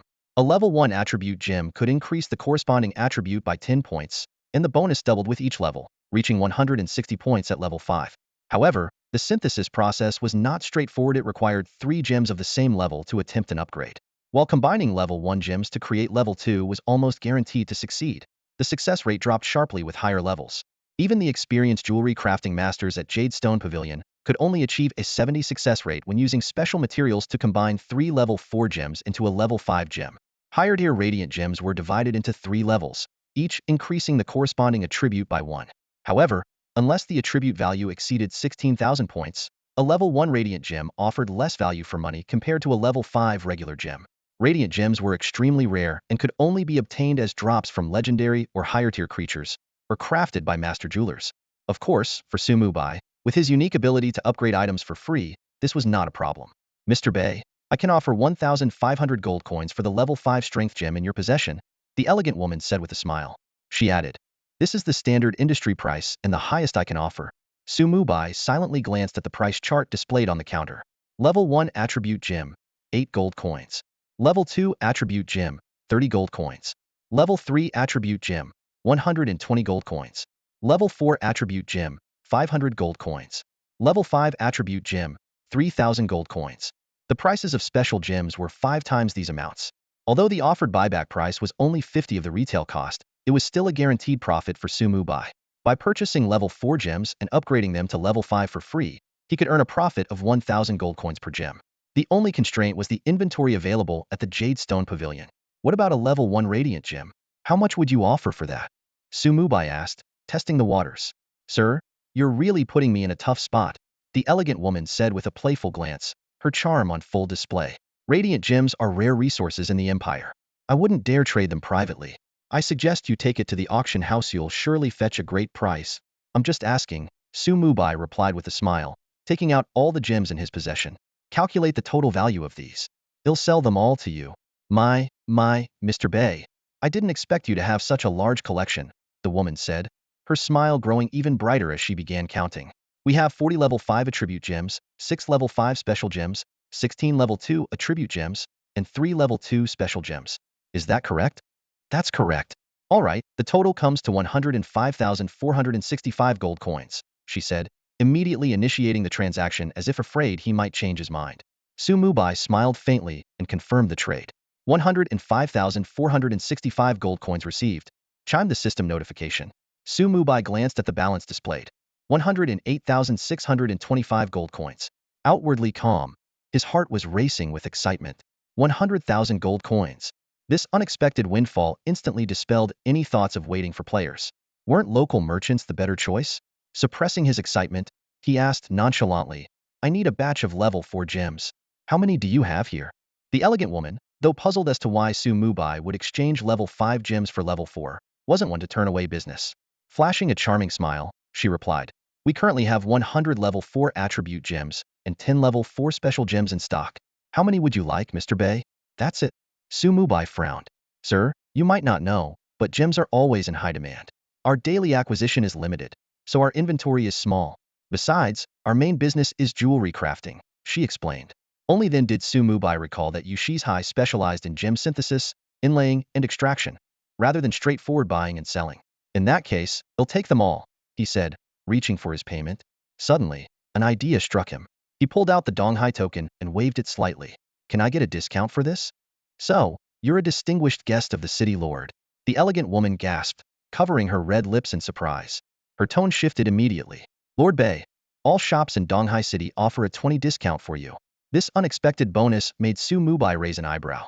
He quickly completed the transaction and added, use the remaining balance to get me as many level 3 gems as possible. 10 minutes later, Su Mubai stored a large stack of stackable gems and left Yu Shizhai under the woman's polite farewell. As he rode off on Frost, she murmured to herself, It seems Donghai City is about to see the rise of another great figure. Over the next 2 hours, Su Mubai visited every jewelry crafting shop in Donghai City.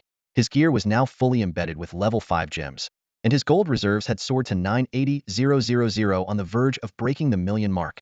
With his initial 100,000 plus gold coins, he engaged in arbitrage between shops, earning an average profit of over 200,000 from each store. If not for the limited capacity of the shops, he could have acquired even more low-level gems essentially for free. The only regret was that once sold, gems couldn't be reused. At this point, aside from the gems embedded in his gear and the 980,000 gold coins, his inventory also held over 40 level 5 attribute gems that had yet to be upgraded. These were the entirety of the stock he had repurchased from various shops, including Yushi's High. Ignoring the curious look from the elegant woman, Su Mubai turned and left Yushi's High. His plan was to upgrade all these gems into level 1 brilliant gems. By now, Frost had already carried him to his next destination, the Donghai auction house. This was an awe-inspiring structure, resembling an ancient castle. Its golden stone walls shimmered brilliantly under the sunlight, while the massive bronze doors were intricately engraved with mysterious patterns. Above the entrance, a plaque bearing the bold characters Donghai Auction House stood out prominently. Su Mubai dismissed the frost surrounding him and stepped into the first-floor lobby. The crystal chandelier overhead cast dazzling light onto the polished marble floor, which gleamed like a mirror. The walls were adorned with exquisite paintings and descriptions of auction items, and the air was filled with the subtle scent of aromatic spices. Conversations buzzed throughout the hall, creating a lively atmosphere. Although the influx of players had yet to fully arrive in the city, the locals' enthusiasm remained undiminished, and the lobby was bustling with activity. Surveying the spacious first floor, Su Mubai noticed dozens of transaction counters neatly arranged in rows.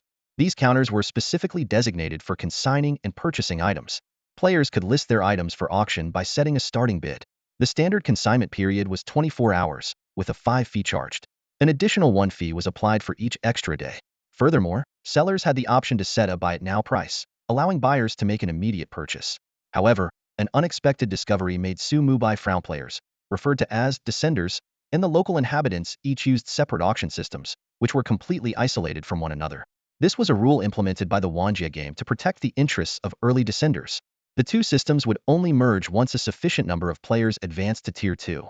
While this was good news for the average player, it posed a significant inconvenience for Su Mubai, who was planning to sell high-value items.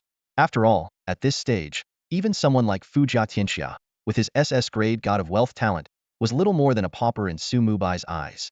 "Sir, have you decided what item you'd like to consign?" A staff member at one of the counters asked softly, noticing his silence. "I heard there's an auction being held here?" Su Mubai asked instead. The staff member smiled and explained, "Yes, we host regular auctions once a month and a large-scale auction annually.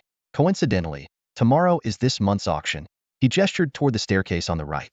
"If you'd like to participate, you can purchase a ticket on the second floor." "Thanks." Su Mubai nodded and turned toward the stairs. A descender wanting to join the auction? He's probably going to be scared off by the ticket price.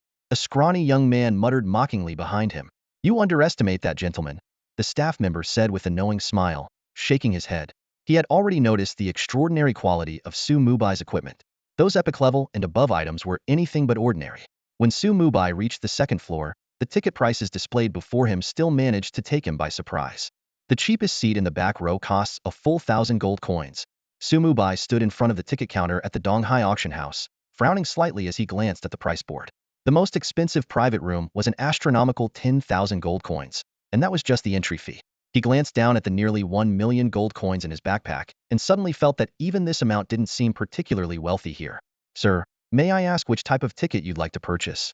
The young lady at the ticket counter blinked her eyes, reminding him, "Tickets are almost sold out, you know? Can I get a discount on this?" Su Mubai's eyes lit up as he pulled out the Donghai token from his pocket. The moment the young lady saw the Donghai token, she immediately straightened up, respectfully handing over a golden card with both hands. "Ah, so you're a distinguished guest of the city lord. Mr. Bay, this is your VIP card number 007. Once the auction begins, you'll receive a prompt and can directly teleport to private room 007, free of charge." Su Mubai asked in surprise as he took the card. "Of course," the young lady explained with a smile, "the Donghai auction house is owned by the city lord. As a VIP, you're entitled to a 50% discount on consignment and auction fees. If you ever lack funds during an auction, we can also provide an interest-free loan of up to 10,000 soul coins." Soul coins. Su Mubai's eyes lit up. What's the exchange rate between soul coins and gold coins? One soul coin is worth 10,000 gold coins, she explained patiently. However, very few people exchange them this way. Each soul coin contains an hour of temporal energy. While it can't be directly absorbed, it can be used to forge life soul stones. Mr. Bay, how much do you think an hour of life is worth? Mubai suddenly understood life's value varied from person to person. To someone at death's door, even an hour could be priceless. For the average person, an hour might simply be wasted daydreaming. In the Forbidden Lands, soul coins were the true hard currency. He placed all his Tier 1 radiant gems on the counter. Are these qualified for auction? More than qualified, the young lady nodded. Will you be transacting in gold coins or soul coins? Soul coins, Mubai replied, then asked, can the value of the items I consign be used as bidding credit during the auction? After receiving confirmation, Mubai couldn't hide his excitement. He immediately took out all his intermediate life soul stones. Put these up for auction as well, all to be transacted in soul coins. Mubai took 3 pieces of equipment and a skill book out of his backpack loot obtained after defeating the Skeleton King, Reggie. The most eye-catching item was the skill book, which had been upgraded to a rank, Thunderstorm Blast, from its original rank, Thunderstrike. The value of these items far exceeded what most players could afford, even for someone as wealthy as Fu Jiatianxia, who would struggle to offer a fair price. Mubai decided to consign them to the Donghai auction house. After listening to the receptionist's introduction of the starting bid, he quickly left the auction house. Suddenly, an idea struck Mubai since the jewelry stores in Donghai City were out of stock. Other cities might still have inventory. If he traveled to every major city to buy up their stock, he could make a considerable profit. This thought filled him with excitement once again. In a flash, he mounted his frost steed and flew toward the teleportation plaza. During the flight, Mubai didn't waste any time. He used his newly acquired funds to enhance 2 of his skills. The system notifications popped up as he upgraded the Crank, Summon Advanced Skeleton, to the A-Rank, Summon Elite Skeleton, and improved the Crank Corpse Explosion to the A-Rank, Chain Corpse Explosion. The attributes and effects of his new skills were significantly enhanced, especially the Chain Corpse Explosion, which was now several times more powerful than before. Looking at his skill bar, which now occupied 11 slots, Mubai couldn't help but feel a bit concerned. Without having learned any low-level skills, he had already used up more than half of his 20 skill slots. It was clear that the limited number of skill slots was becoming an issue. Just as he was about to land, his communicator suddenly rang. The caller ID showed it was Fu Jiatianxia. At the same time, 5 beams of white light appeared consecutively in the teleportation plaza below. Recognizing the familiar teleportation effect, Mubai raised an eyebrow and connected the voice call. Brother Baiyi, are you free right now?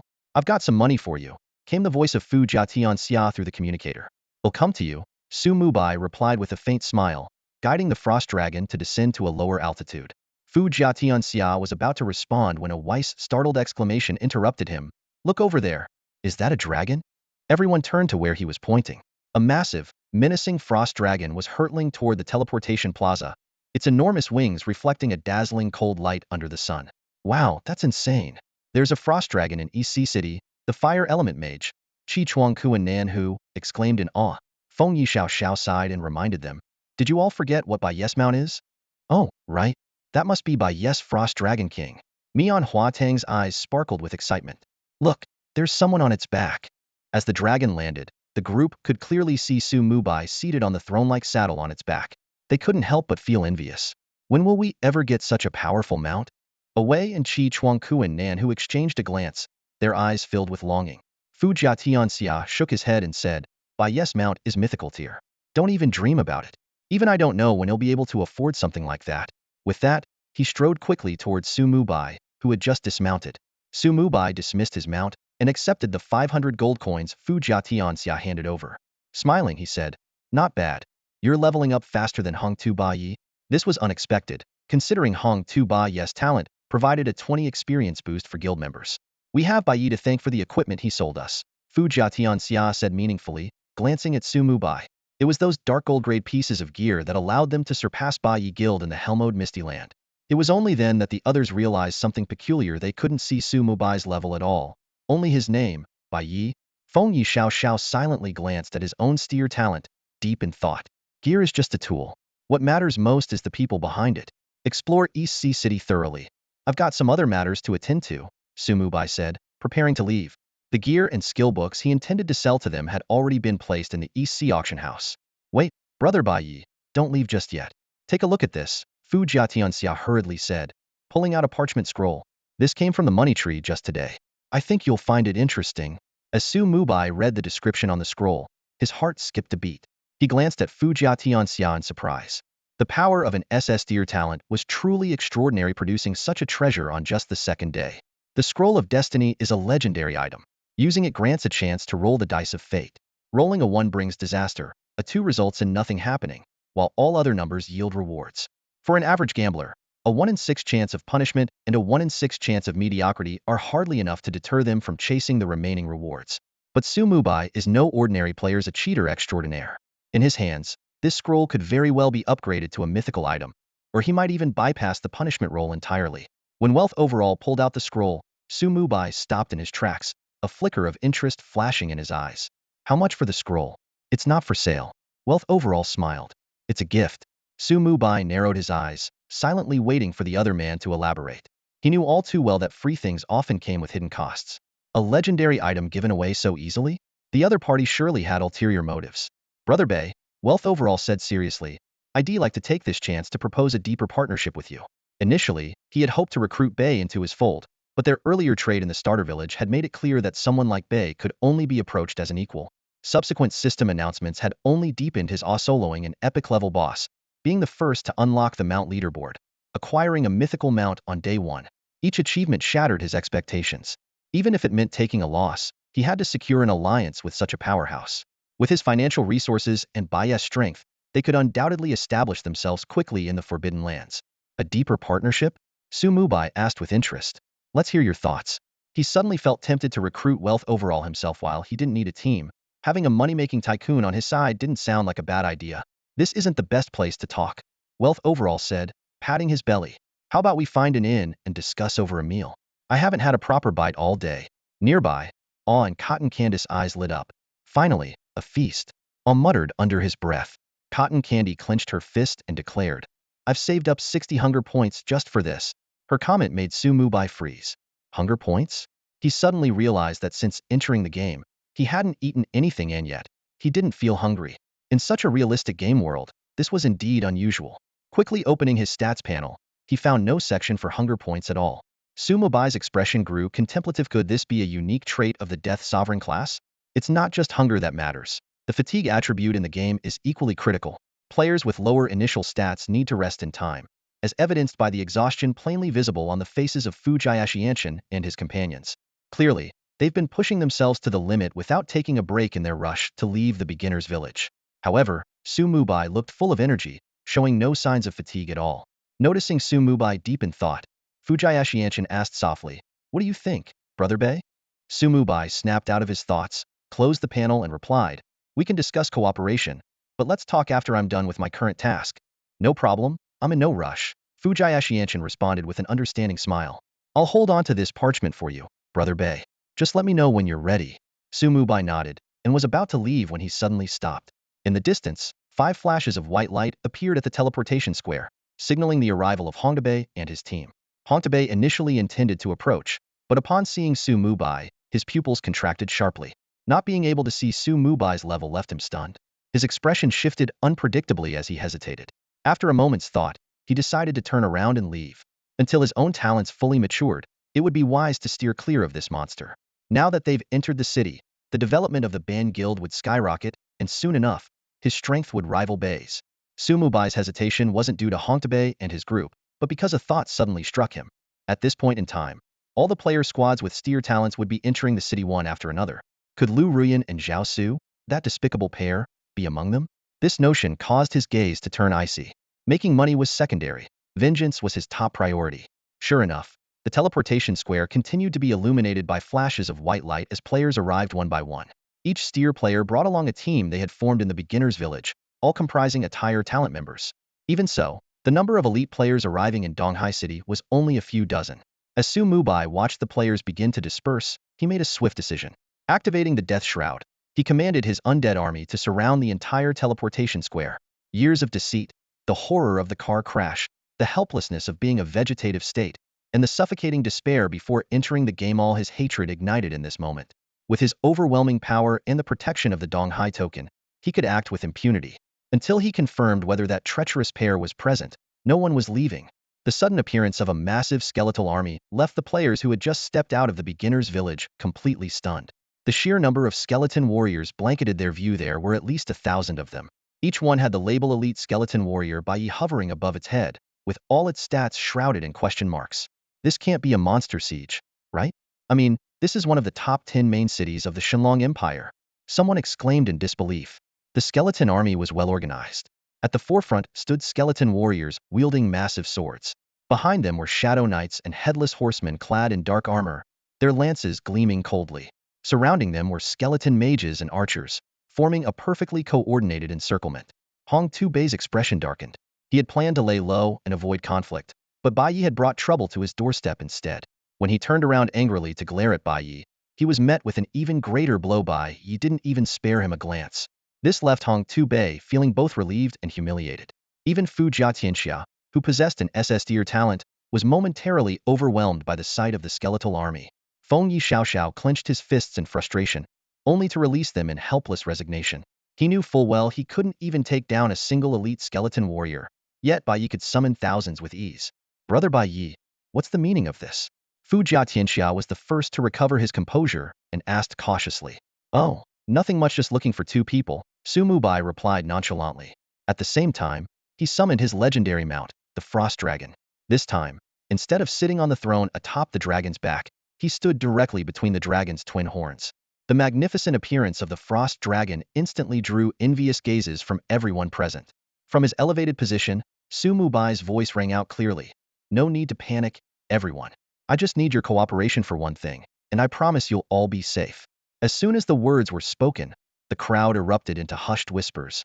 Su Mubai let out a cold snort, and the Frost Dragon beneath him exhaled a chilling breath. In an instant, the surrounding temperature plummeted, and a terrifying pressure engulfed the area, causing everyone present to feel the weight of a 50 reduction in all their attributes. So this is the power of a mythical mount? It's terrifying. Someone in the crowd murmured in awe. Su Mubai's gaze swept over the crowd, and the murmuring ceased abruptly. The Dragon King's aura alone was more than enough to overwhelm these level 10 players. Listen up, Su Mubai said, his voice cutting through the silence after the crowd had settled. You can leave, but only through me. The moment his words fell, a voice of defiance rose from the crowd. Who do you think you are? Surrounding us? Oh, what? This is the main city. You wouldn't dare make a move? Quit acting tough. If you've got the guts, try taking me out right here. Before the two taunting players could finish their sentences, an arrow pierced through their bodies. With two massive 5-digit damage numbers flashing above their heads, they collapsed instantly, leaving only their equipment and silver coins behind. The crowd collectively gasped, staring at Su Mubai in shock. No one dared approach the dropped items. Even Hong Tu-Bei broke into a cold sweat, muttering to himself, good thing I talk slow, or I'd be dead too. This guy actually dared to kill people in the main city's insane. Anyone else have a problem? Su Mubai asked, his sharp gaze scanning the crowd. He was mainly searching for Lu Ruyan and Zhao Su, but neither of them appeared to be among the group. Just then, two flashes of white light lit up the teleportation plaza, and a man and a woman materialized. Zhao Su grabbed a passing player to ask about the situation. The player was about to snap back but quickly changed his attitude when he noticed Lu Ruyan in her elegant lavender gown, her beauty utterly captivating. Lu Ruyan immediately spotted Su Mubai atop the Frost Dragon. Her eyes sparkled with excitement as she recognized him. Zhao Su, however, took a cautious step back and discreetly messaged Lu Ruyan. A confident smile played on Lu Ruyan's lips as she walked straight towards Su Mubai. In an instant, Su Mubai appeared right in front of her, watching as she quickly put on a pitiful expression, tears welling up in her eyes. Mubai, I finally found you. Lu Ruyan's voice trembled as she spoke. Faced with what could only be described as an Oscar-worthy performance, Su Mubai felt an odd sense of calm. He had finally seen through this woman's facade. Every flawless act now seemed utterly fake and contrived. He smirked as he looked at Lu Ruyan, who was fully immersed in her performance. With a trace of amusement in his voice, he said, what a coincidence, I was looking for you too. At that moment, Zhao Su stepped forward with an ingratiating smile on his face. President Su, you wouldn't believe it. Miss Lu has turned the entire beginner's village upside down just to find you.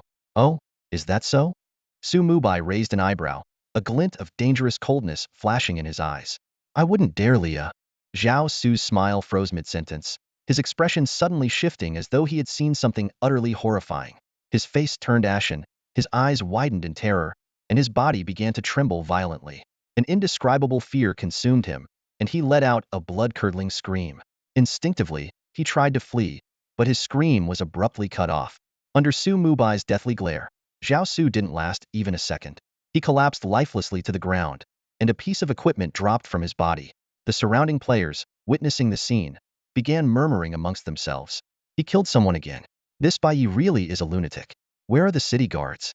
Looks like Bai trapped this area just to find those two. Yeah. Look, the undead army isn't stopping anyone from leaving anymore.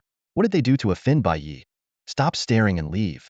Dying here means losing 10 years of your lifespan. Some players had already begun retreating, but a few curious ones lingered at a safe distance to observe. True to the rumors, the skeletal army had loosened its encirclement, leaving an open path for anyone who wanted to leave.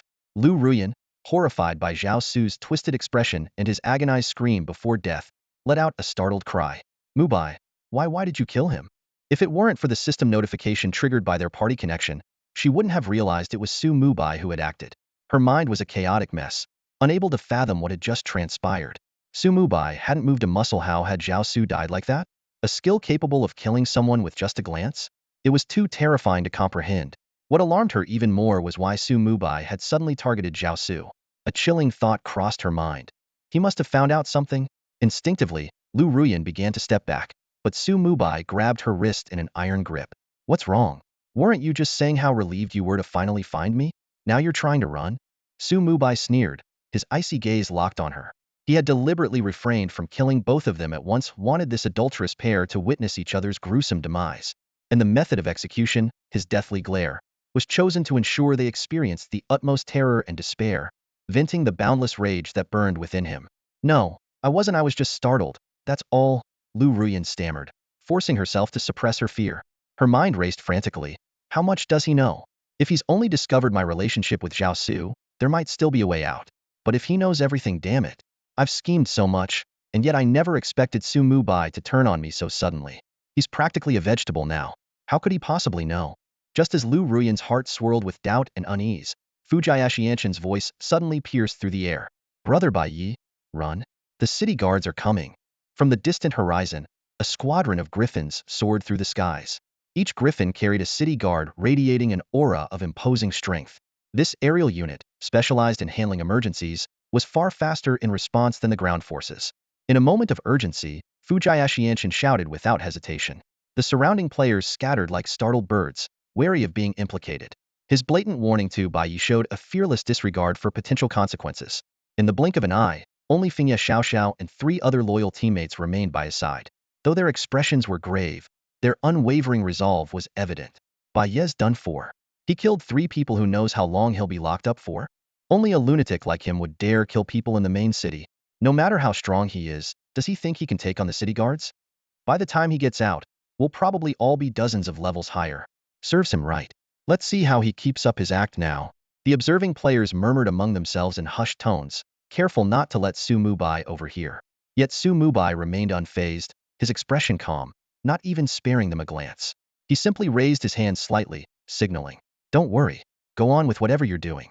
I'll contact you once I'm done here." He still held Lu Ruyan with one hand, his gaze fixed on Zhao Su's lifeless body until it dissolved into a beam of white light and disappeared. This signaled that Zhao Su had chosen to respawn in the city rather than wait for a teammate to revive him. With Lu Ruyan in tow, Su Mubai leapt lightly onto Frost's head. By now, the squad of city guards had reached the teleportation plaza, but the griffins beneath them were growing restless, agitated by the dragon's aura emanating from Frost. Su Mubai tapped his foot lightly, signaling Frost to restrain its aura. He then offered the squad leader a faint smile. "We meet again." The squad leader happened to be the same officer who had issued Su Mubai a fine earlier. "Lord Bai, you're stirring up quite the commotion here," he said with a wry smile, his gaze sweeping over the undead army surrounding them. As the holder of the prestigious Eastern Sea Order number 007 and a VIP of the city's lord, killing a few locals was hardly a big deal. His presence here was merely to ensure the situation didn't escalate further. "My apologies for the trouble," Su Mubai said with a slight wave, dismissing the undead army with a polite smile. "Don't worry, I'll take care of this quickly." Before the words had fully left his mouth, Frost had already taken to the skies, leaving behind a crowd of stunned high-level players. "Wait, what? Dude, did he seriously just fly off like that?" The players were utterly baffled. It was only the second day of the game. How had Bai already become someone the city guards addressed as Lord?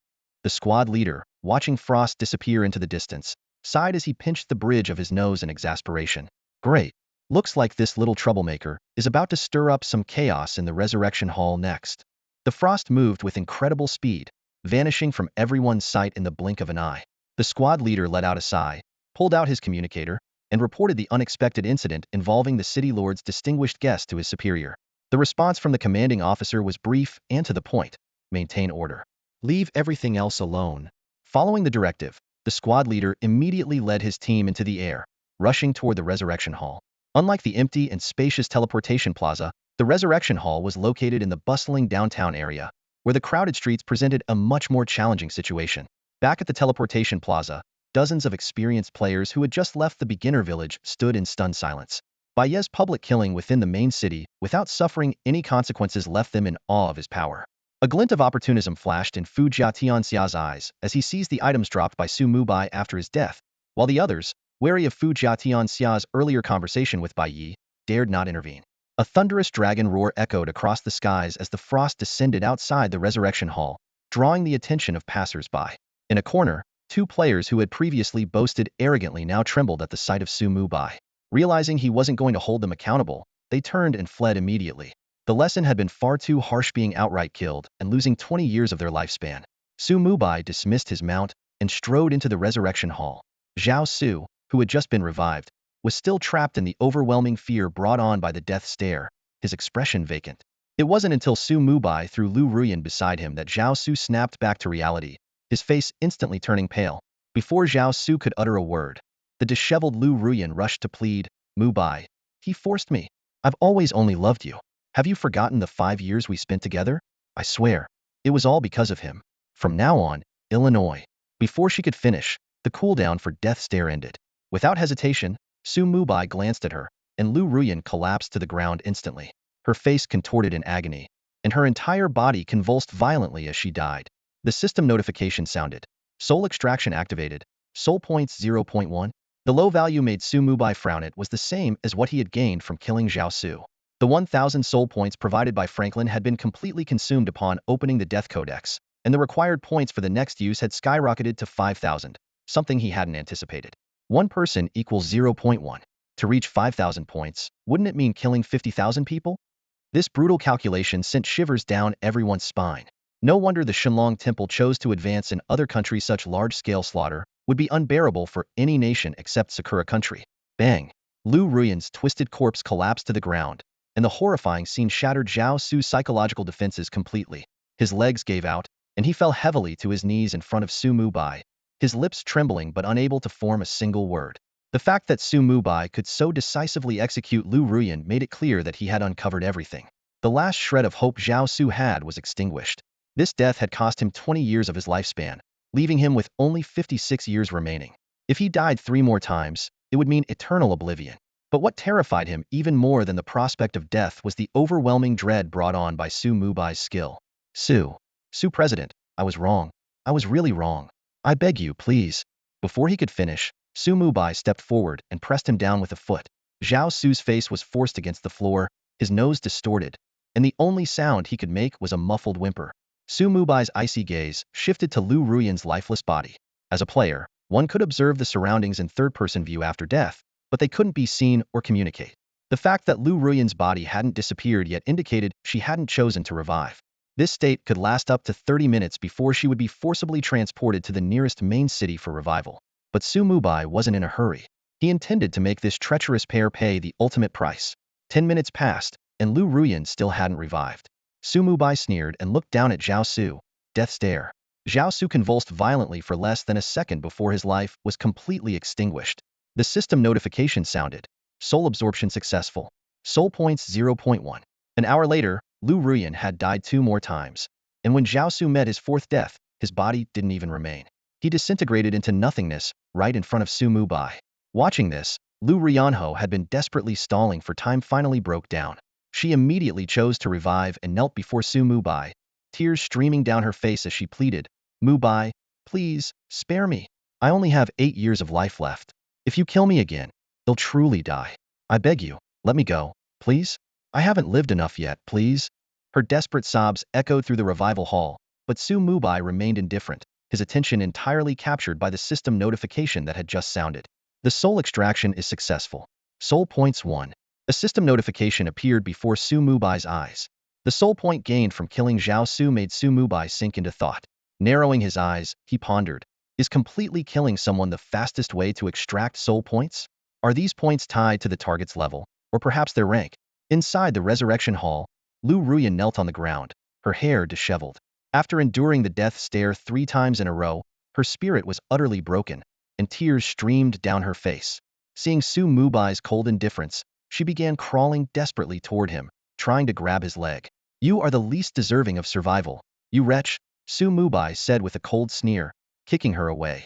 It was the first thing he had said since entering the resurrection hall, and the icy tone sent chills down Lu Ruyan's spine. Lu Ruyan lifted her tear-streaked face to look at Su Mubai. Her pitiful expression was a mixture of regret, fear, and despair, but none of it moved Su Mubai in the slightest. Before she could say a word, a faint gray light flickered in his eyes. Death stare. A piercing scream echoed as the overwhelming terror descended once again. Lu Ruyan's body began to disintegrate before Su Mubai's eyes, just as Zhao Su's had moments earlier. The soul extraction is successful. Soul Points 1. After collecting the items dropped by the two, Su Mubai turned and left the resurrection hall. Standing outside, he gazed up at the bright sky and let out a long breath. The revenge he had enacted over the past 2 days brought him a sense of clarity and relief, lightening his burden significantly. Now, it's time to truly enjoy the world game, Su Mubai murmured, stretching lazily. The initial hatred that had consumed him was now gone. In this world where strength reigned supreme, his new goal was to climb to the very top and take full control of his destiny. Lord Bei, is it all settled? The captain of the city guards peeked into the resurrection hall. Yes, and I apologize for the trouble caused, Su Mubai replied with a faint smile. No trouble at all. The city lord ordered us not to interfere, we're just following orders, the captain said, waving it off before turning to disperse the onlookers. Summoning his frost beast, Su Mubai quickly made his way back to the teleportation plaza. Over an hour had passed, and the plaza was no longer bustling. The small group of players who had just left the beginner's village had already scattered. Su Mubai stood at the edge of the teleportation square, pondering the arrival of the next wave of players. With the awakening of players possessing a level and level talents, the population of Donghai City was bound to experience a significant surge. He silently recalled the talent awakening probability data provided by the 10,000 Realms game. S-level talents appeared at a probability of only 1 in 10 million, while S-level and SS-level talents became exponentially rarer with each level, decreasing by a factor of 10. By comparison, the 9,000 probability for a level talents seemed remarkably generous. Based on Blue Planet's population of 8 billion, this meant that a staggering 8 million A-level talent players would emerge. Even more surprising was the 10 awakening rate for level talents, while the combined awakening probability for Clevel and level talents reached a staggering 70. The awakening probabilities for a level and level talents were comparable to that of level talents. However, for Su Mubai, the only data that truly captured his interest was the extraordinarily rare SS level talent players. He summoned his frost abilities and moved toward the teleportation hall. As a fleeting thought crossed his mind, the frost dissipated, and his figure faded from sight.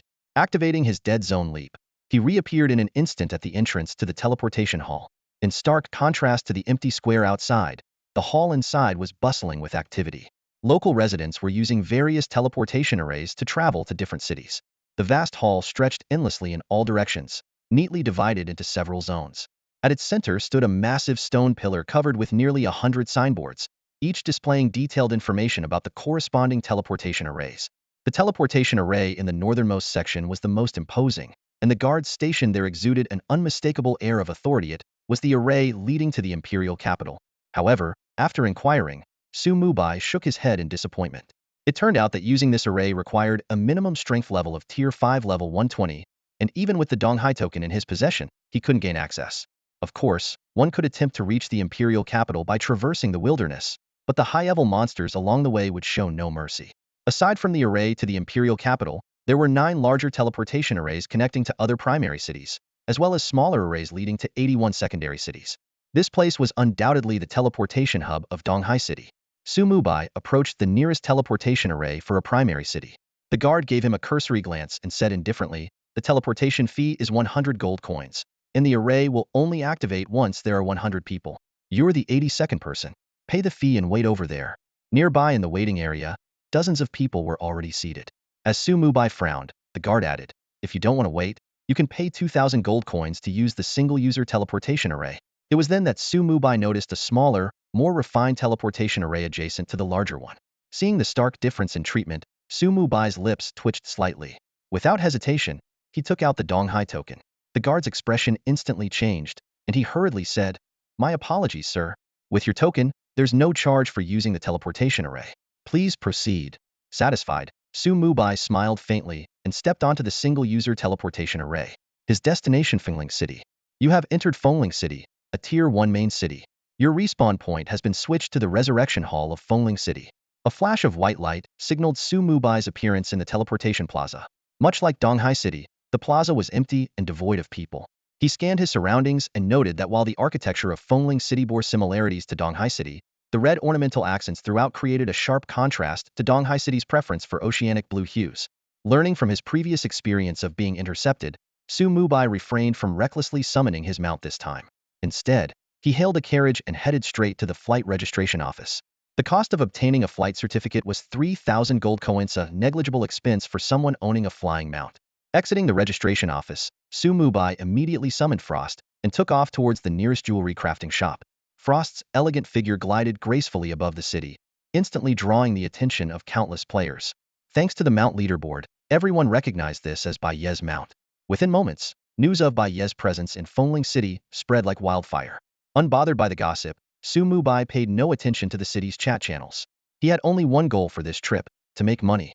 Over the course of an hour, he visited every jewelry crafting shop in Fengling City. The inventories of these shops were similar to those of Jade Pavilion, allowing him to acquire over 60 level 5 gemstones.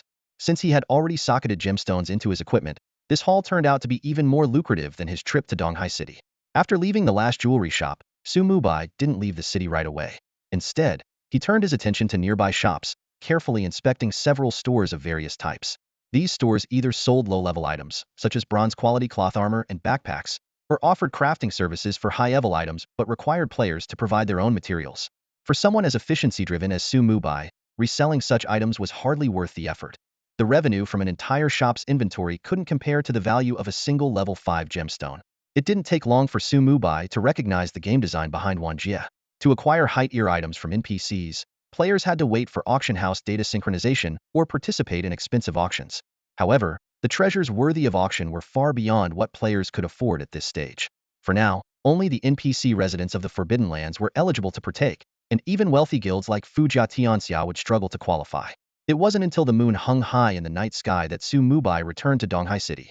Glancing at the 580 level 5 gemstones now in his inventory, he felt no excitement as he had anticipated. Instead, he let out a quiet sigh. It looks like I need to have a proper talk with Fujia Tianxia. Standing in the teleportation hall, Mubai contemplated how to recruit this merchant under his command. The half-day gem acquisition trip had left him feeling the inefficiency of the process. Even though he had visited all 10 primary cities, there were still hundreds of secondary cities and thousands of tertiary cities across the Shenlong Empire waiting to be explored. The importance of soul coins was self-evident. Whether it was top-tier equipment, rare items, or life-extending resources, everything required money. These were all critical for enhancing one's strength. However, handling everything personally would inevitably eat into a significant amount of leveling time. Mubai urgently needed a capable agent to manage his commercial affairs.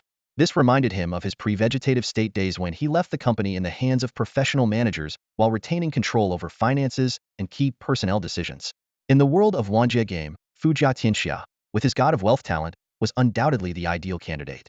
More importantly, the system contracts here were far more binding than those on the Blue Star continent. As long as the terms were clearly defined in advance, there was no need to worry about embezzlement. Coupled with Mubai's overwhelming strength, who would dare to covet his assets? This confidence was the real reason he believed he could win Fujia Tianxia over. With this in mind, Mubai walked out of the teleportation hall while dialing Fujia Tianxia's communicator. Before he could say a word, an eager voice came through on the other end. "Brother Bai, are you done with your errands?" This urgency was far beyond the norm. Clearly, the strength Mubai had displayed in the primary city had shown this shrewd merchant a massive opportunity for collaboration. Though such enthusiasm might place him at a disadvantage during negotiations, it seemed Fujia Tianxia didn't care about that anymore. This was the third time Fujia Tianxia had experienced such a gut feeling. The first time led him to leapfrog social classes through real estate investments, and the second helped him avoid the risks of a collapsing housing market. This time, he chose once again to trust his instincts. "Yes, I'm done. Let's find a place to talk," Mubai responded, deliberately pausing for 2 seconds before speaking. "Ha ha ha, I've been waiting a long time to hear that." How about at Fenghuo Restaurant? All right. As soon as the call ended, a message from Fujia Tianxia popped up. Fenghuo Restaurant, Private Room 1. Looking forward to your arrival, Brother Bai Yi. Glancing at the location marker on the map, Su Mubai's lips curved into a faint smile. As a chosen worker, aren't you being a little too proactive? Although Fenghuo Restaurant wasn't the finest dining establishment in Donghai City, it was still quite expansive, boasting a full 7 floors. Su Mubai followed the attendant into the grand lobby, his gaze sweeping over the lavish decor. The golden embellishments, the glittering chandeliers casting radiant light on intricately carved columns, all of it spoke to the high price of dining here. Taking the elevator to the top floor, the attendant led him to private room number 1. As the door swung open, Su Mubai saw a single figure seated inside Fujia Xiangxia, a man of immense wealth. Upon seeing Su Mubai, he immediately rose to greet him. Waving to the attendant outside, he said, "You can start serving the dishes now." Then, turning back to Su Mubai with a warm smile, he added, "Brother Bei, you're in for a treat. The delicacies of this forbidden land will surely amaze you." With great enthusiasm, Fujia Xiangxia guided Su Mubai to the seat of honor. His eyes sparkled with lingering excitement, indicating that he had already sampled the dishes earlier in the day after they had parted. "Oh, then I'll be sure to savor them properly," Su Mubai replied with a polite smile, temporarily setting aside the main topic of their meeting. Fujia Xiangxia personally poured a drink for Su Mubai, leaning in slightly as he lowered his voice. "Rumor has it there's an even more exclusive menu foods that can grant buffs or enhance attributes after consumption. They're not available to the public yet, but I'll find a way to get some next time. For now, I hope you'll forgive me." "That's thoughtful of you," Su Mubai said, raising his glass to clink it lightly against Fujia Xiangxia's before downing the drink in one go. While the game didn't have a hunger mechanic, the enjoyment of fine cuisine was undeniably real. As a parade of exquisite dishes was brought to the table, the two men chatted and drank, neither in a rush to discuss business. It wasn't until over a dozen plates filled the table and the attendants had quietly left the room that Fujia Xiangxia set down his glass, his expression growing serious. "Brother Bei, we'll get straight to the point. You know my talent, I'm not much of a fighter, but when it comes to making money, no one can match me. To be frank, I'm planning to establish a merchant guild, and I was wondering what you think about forming a deep partnership." His eyes gleamed with ambition. "With your strength and my financial resources, we could rise to the top of this forbidden land in no time." Su Mubai shook his head slowly. "A partnership isn't necessary." The smile on Fujia Xiangxia's face froze briefly, but Su Mubai continued before he could respond. "How about we take a different approach?" "Feel free to elaborate," Fujia Xiangxia said, his eyes lighting up again only to be taken aback by what came next. "I don't need a partner," Su Mubai said, toying with the glass in his hand, his gaze steady and piercing. "But I do need a proxy. And I think you're perfect for the role." Fujia Xiangxia's brow twitched slightly, his emotions a complex mix. He had been prepared to offer a share of his profits to secure collaboration, but he hadn't expected the other man to suggest making him a subordinate instead. As an SSD or talent holder, this was a hard pill to swallow.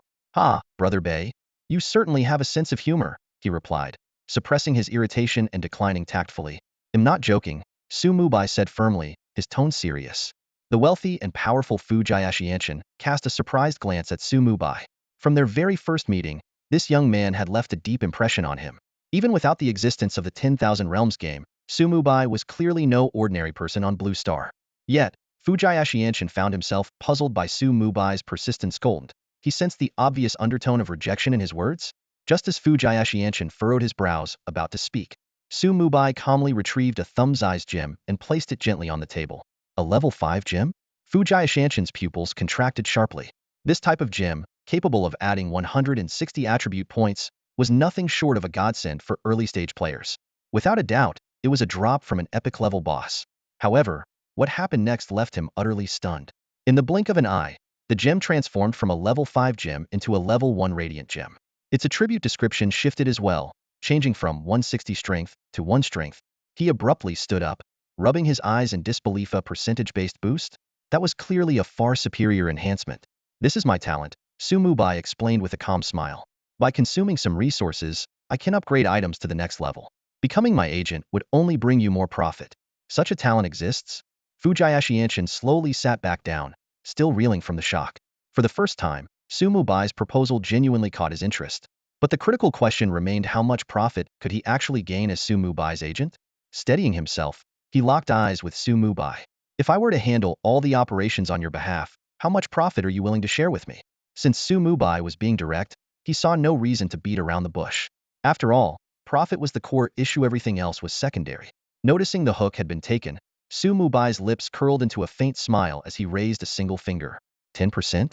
Ascension narrowed his eyes and began calculating, but it didn't take long for him to realize he was mistaken. Not 10, just 1, Mubai said softly. What? 1? The usually composed Ascension couldn't help but burst out in anger. Brother Bay, don't you think that's going a bit too far? Who starts a negotiation by cutting straight to the artery? Despite his frustration, Ascension chose to trust his instinct. She had to collaborate with Bay, no matter what. Or rather, it seemed he had no choice but to work for him. Still, he needed to secure a better deal. Taking a deep breath, he said, 1 is way too low. How about we take a look at this first and then talk terms? As he spoke, he revealed his talent in its entirety for the first time. When Mubai saw the complete details of the God of Wealth talent, he couldn't help but cast a deep, meaningful glance at Ascension. That old fox had clearly only revealed the tip of the iceberg last time. The God of Wealth talent, classified as an SS grade exclusive ability, boasted an awe-inspiring skill set. The ability to shake the money tree daily to gain between 1 and 999 gold coins with a guaranteed minimum of 500 when poor, upgraded to soul coins when wealthy. A 1 daily automatic growth of carried currency, with a maximum of 5 upon upgrading. Immunity to dropping any items upon death, with the option to use money to offset lifespan loss. A chance of unexpected rewards with every transaction, and most astonishingly, the ability to change to a unique hidden class God of Wealth once wealth surpasses 10 million gold coins. While players could selectively hide parts of their talent information, the extent of Ascension's concealment was truly jaw-dropping. Even the 3 pieces of information he had previously shown Mubai were only partial and vague. Although this SS grade talent didn't enhance combat abilities at all, the final effect of transforming into the God of Wealth class particularly intrigued Mubai. As a unique hidden class, second only to exclusive hidden professions, even a commerce-oriented class like the God of Wealth surely harbored formidable abilities. However, the requirement of amassing 10 million gold coins was undeniably a steep threshold. This prompted Mubai to wonder, does every SS grade talent come with a unique hidden class, or is the God of Wealth an exception? He lowered his gaze to his own talent panel. As the sole forbidden grade cataclysm talent, it only had 3 effects, but each was nothing short of game-breaking. Advancing 1 rank without any cost, ascending 2 ranks by consuming resources, and the most powerful of all, ascending 3 ranks with added cataclysmic traits at the cost of lifespan. In comparison, the cataclysm talent's potential for earning money might even surpass that of the God of Wealth. Not to mention its 3 overpowered cataclysmic traits, especially the profession-related cataclysmic trait, which had only been partially developed but already showed endless potential. As long as his lifespan is sufficient, he can add terrifying catastrophic traits to every item. Fortune King's eyes sparkled with excitement. The most crucial part is that the God of Wealth talent doesn't have traits like undetectable, unreplicable, or unstealable. Seeing Mubai remain silent, Fortune King flashed a confident smile, assuming his opponent was awestruck by the complete effects of his talent. Brother Bay, do you really think 1 is a fair price? Mubai maintained his calm smile and silently opened his inventory interface, revealing his total amount of gold coins. 10 million gold coins? Fortune King shot up from his seat, his expression rapidly shifting between shock, disbelief, and confusion. How is this even possible? At that moment, Fortune King even began to doubt who the real God of Wealth was. Even if one could enhance items by consuming resources, it required an enormous cost. How had Mubai managed to amass such an astonishing fortune in just 2 days? Just then, a series of system announcements suddenly echoed. Blue Star Zone announcement. The number of players entering cities has exceeded 10,000. The Multiverse Game is officially starting. In 24 hours, the level requirement to leave the beginner village will be lowered to level 5. In 3 days, all beginner villages will close, and remaining players will be teleported to their respective cities. Blue Star Zone announcement. The Blue Star Zone's level rankings, equipment rankings, and wealth rankings are now live. At the same time, Mubai received multiple system notifications, showing that he ranked first on all major leaderboards. His title was immediately upgraded to Unrivaled Vanguard. 5. Fortune King suddenly spoke, his tone carrying unprecedented determination. I only want 5. Seeing Mubai's puzzled expression, Fortune King took a deep breath and continued, not as your agent, but by signing a sole contract directly. If you entrust all commercial affairs to my full management, 95 of everything I own will belong to you. This unexpected proposal left Mubai stunned. He had initially been looking for an employee, but the other party was offering to sell himself entirely. A sole contract, once breached, wasn't just about paying a penalty, it would result in the complete erasure of one's soul from the Multiverse Game. Fortune King's decision was both bold and clever. It was a high-stakes gamble. Be aligning himself with Mubai. Even retaining just 5 of his wealth could yield far greater rewards than keeping 100 on his own. More importantly, it meant gaining a powerful ally in the multiverse game. Seeing that Mubai remained silent, Ascension's expression instantly turned serious, and his heart sank. However, the moment he caught sight of the faint smile curling at the corner of Mubai's lips, he felt a wave of relief wash over him. Are you serious? Ascension's eyes sparkled with anticipation. Never been more serious. Mubai's tone was firm and resolute. Without hesitation, Ascension nodded. His gaze locked onto Mubai, deep and unwavering, as if he could already envision the boundless possibilities ahead. Then, here's to a successful partnership. Mubai stood up with a smile, extending his right hand to Ascension. He was fully aware that the other party was taking a gamble on his ability to maintain his edge. But for Mubai, this was undeniably a win-win situation. Once the soul contract was signed through the Myriad Realms game, he could confidently entrust all business matters to Ascension. With his God of Wealth talent, combined with the fact that he was about to transition into becoming a true God of Wealth, everything would undoubtedly be handled flawlessly. Boss, I'll start drafting the soul contract right away. Ascension finally broke into a genuine smile, clasping Mubai's outstretched hand firmly. While the two of them were sealing their agreement, players across Blue Planet were thrown into chaos following the recent system announcement. In the chat channels of every novice village, messages flooded in like a waterfall. What does this mean? The game is only officially starting now? Then what was all that before? Consider yourself lucky it was giving you time to adapt to being digitized. So once the pros leave the village, we can leave at level 5. We can enter the city tomorrow? Sweet. Sweet? Are you kidding? If you can't even handle the novice village, what are you going to do out there? You'll be lucky to find a place to sleep. Isn't this just pushing us to get stronger? I have an 8 a.m. class tomorrow and was planning to slack off in the village. Now you're telling me we're being forced out in 3 days? Damn it, refund. Refund your life first. Once it's gone, you won't be playing anymore. Better hurry up and clear the misty forest. The system-wide announcement completely disrupted most players' plans. The mandatory village exit caught many off guard. At least in the novice village, there was free lodging. Once in the city, everything would cost money. Low-level talent players who had intended to take it easy now had to rethink their strategies. Either venture out to hunt monsters for income or pivot to becoming lifestyle players. Of course, there were also those eager to embrace the new opportunities the cities promised. In addition, players eagerly opened the newly unlocked 3 ranking boards. Although many had anticipated Baiye's position at the top, seeing the rankings in black and white still left everyone in stunned silence. On the Blue Star leaderboard, Baiye stands at the top with an astonishing level 20, an insurmountable peak for others. Following closely behind are 7 players: Sanchi Qingfeng, Felix, Pelin, Indra, Tsukuyami, Ares, and Descendant of the Sun, all at level 11. The 9th and 10th spots are occupied by Qian Xia and Venus, both at level 10. The rapid level progression of these level 11 players can be attributed to their SS grade talents. However, another SS grade talent holder, Fu Jia Tianxia, failed to make the leaderboard for good reason. After all, the God of Wealth talent doesn't contribute to combat strength. On the surface, these SS grade players are only 9 levels behind Baiye, but the actual gap is far greater than the numbers suggest. The total experience points required to reach level 11 is under 2 million, while Baiye has already amassed over 66 million experience points, more than 30 times the difference.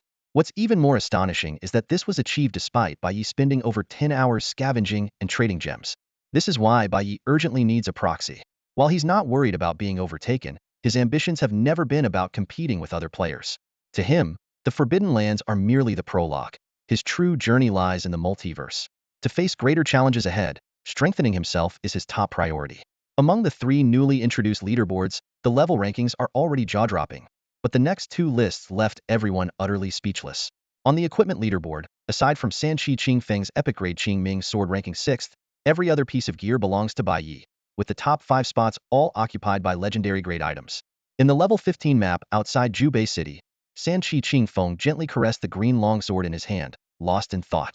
Aside from this growth-type weapon granted by his talent, his best equipment was merely a level 5 gold grade drop from Reggie in the Hell difficulty Foggy Forest. Other SS grade talent holders were equally perplexed. While they were still reveling over acquiring a few gold grade items, Baiye was already mass-producing legendary grade gear.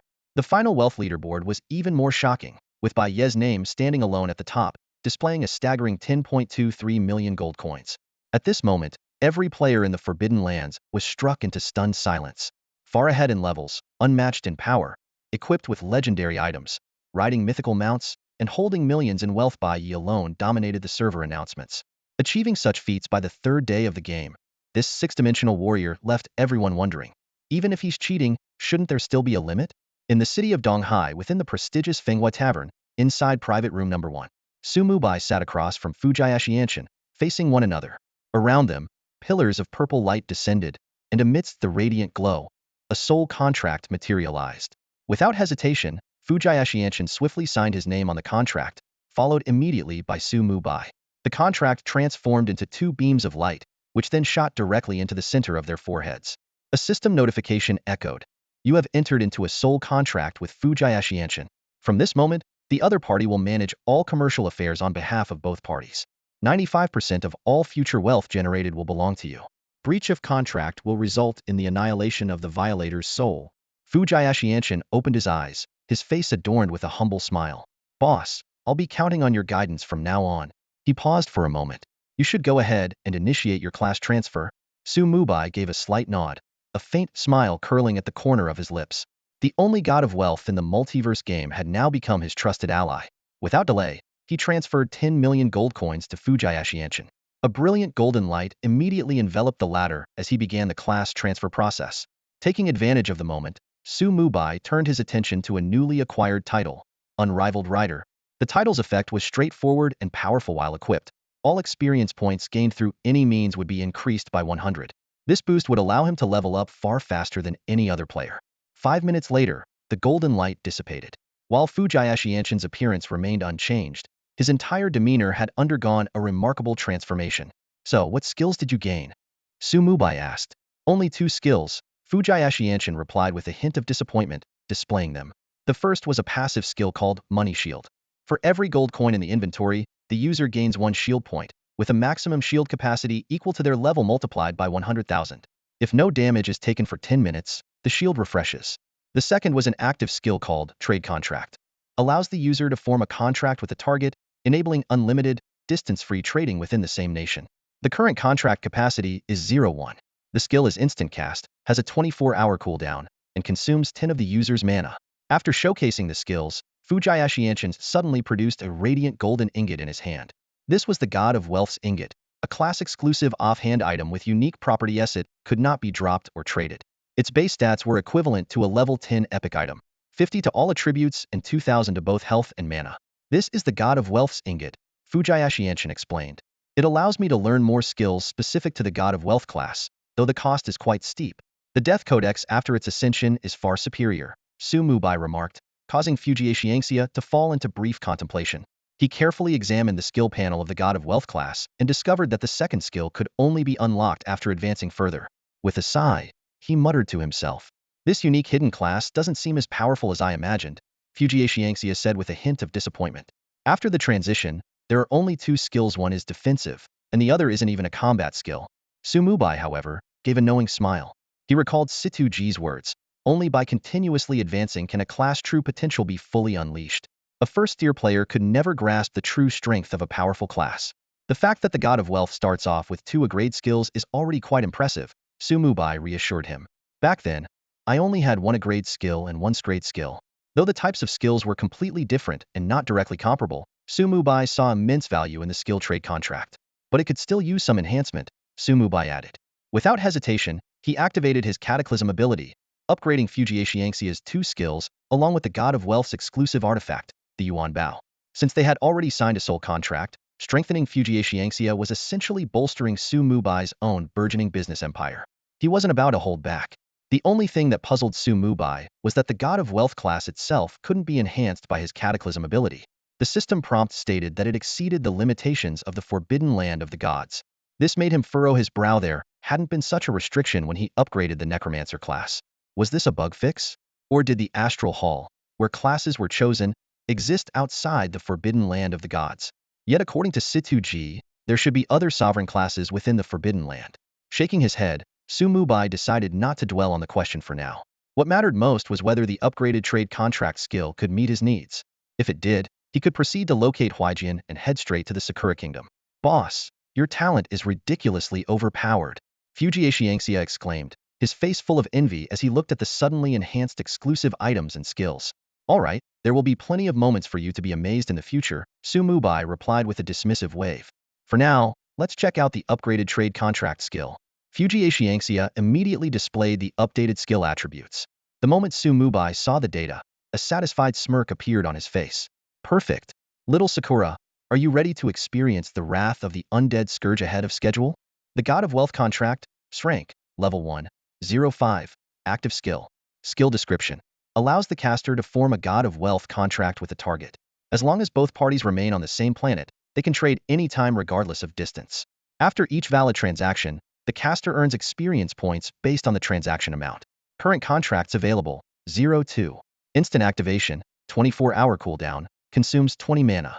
Reading the new skill description, a glint of determination flashed in Su Mubai's eyes.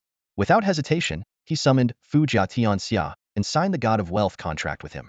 This contract conveniently resolved Su Mubai's concerns about his upcoming mission in the Sakura Kingdom. After all, the mission involved assassination and could result in him being wanted, making it impossible to enter cities to deal with his loot. With the reliable trading partner Fu Jiatianxia, he could focus entirely on making his mark in the Sakura Kingdom. At the same time, the God of Wealth gold coin successfully leveled up. Its base attributes had reached the standards of legendary equipment of the same level, though its special effects had yet to be unlocked. However, what puzzled Su Mubai was that this piece of equipment, like the Death Codex, did not appear on the equipment leaderboard. After being upgraded to rank, the Money Shield skill saw a significant boost in all attributes.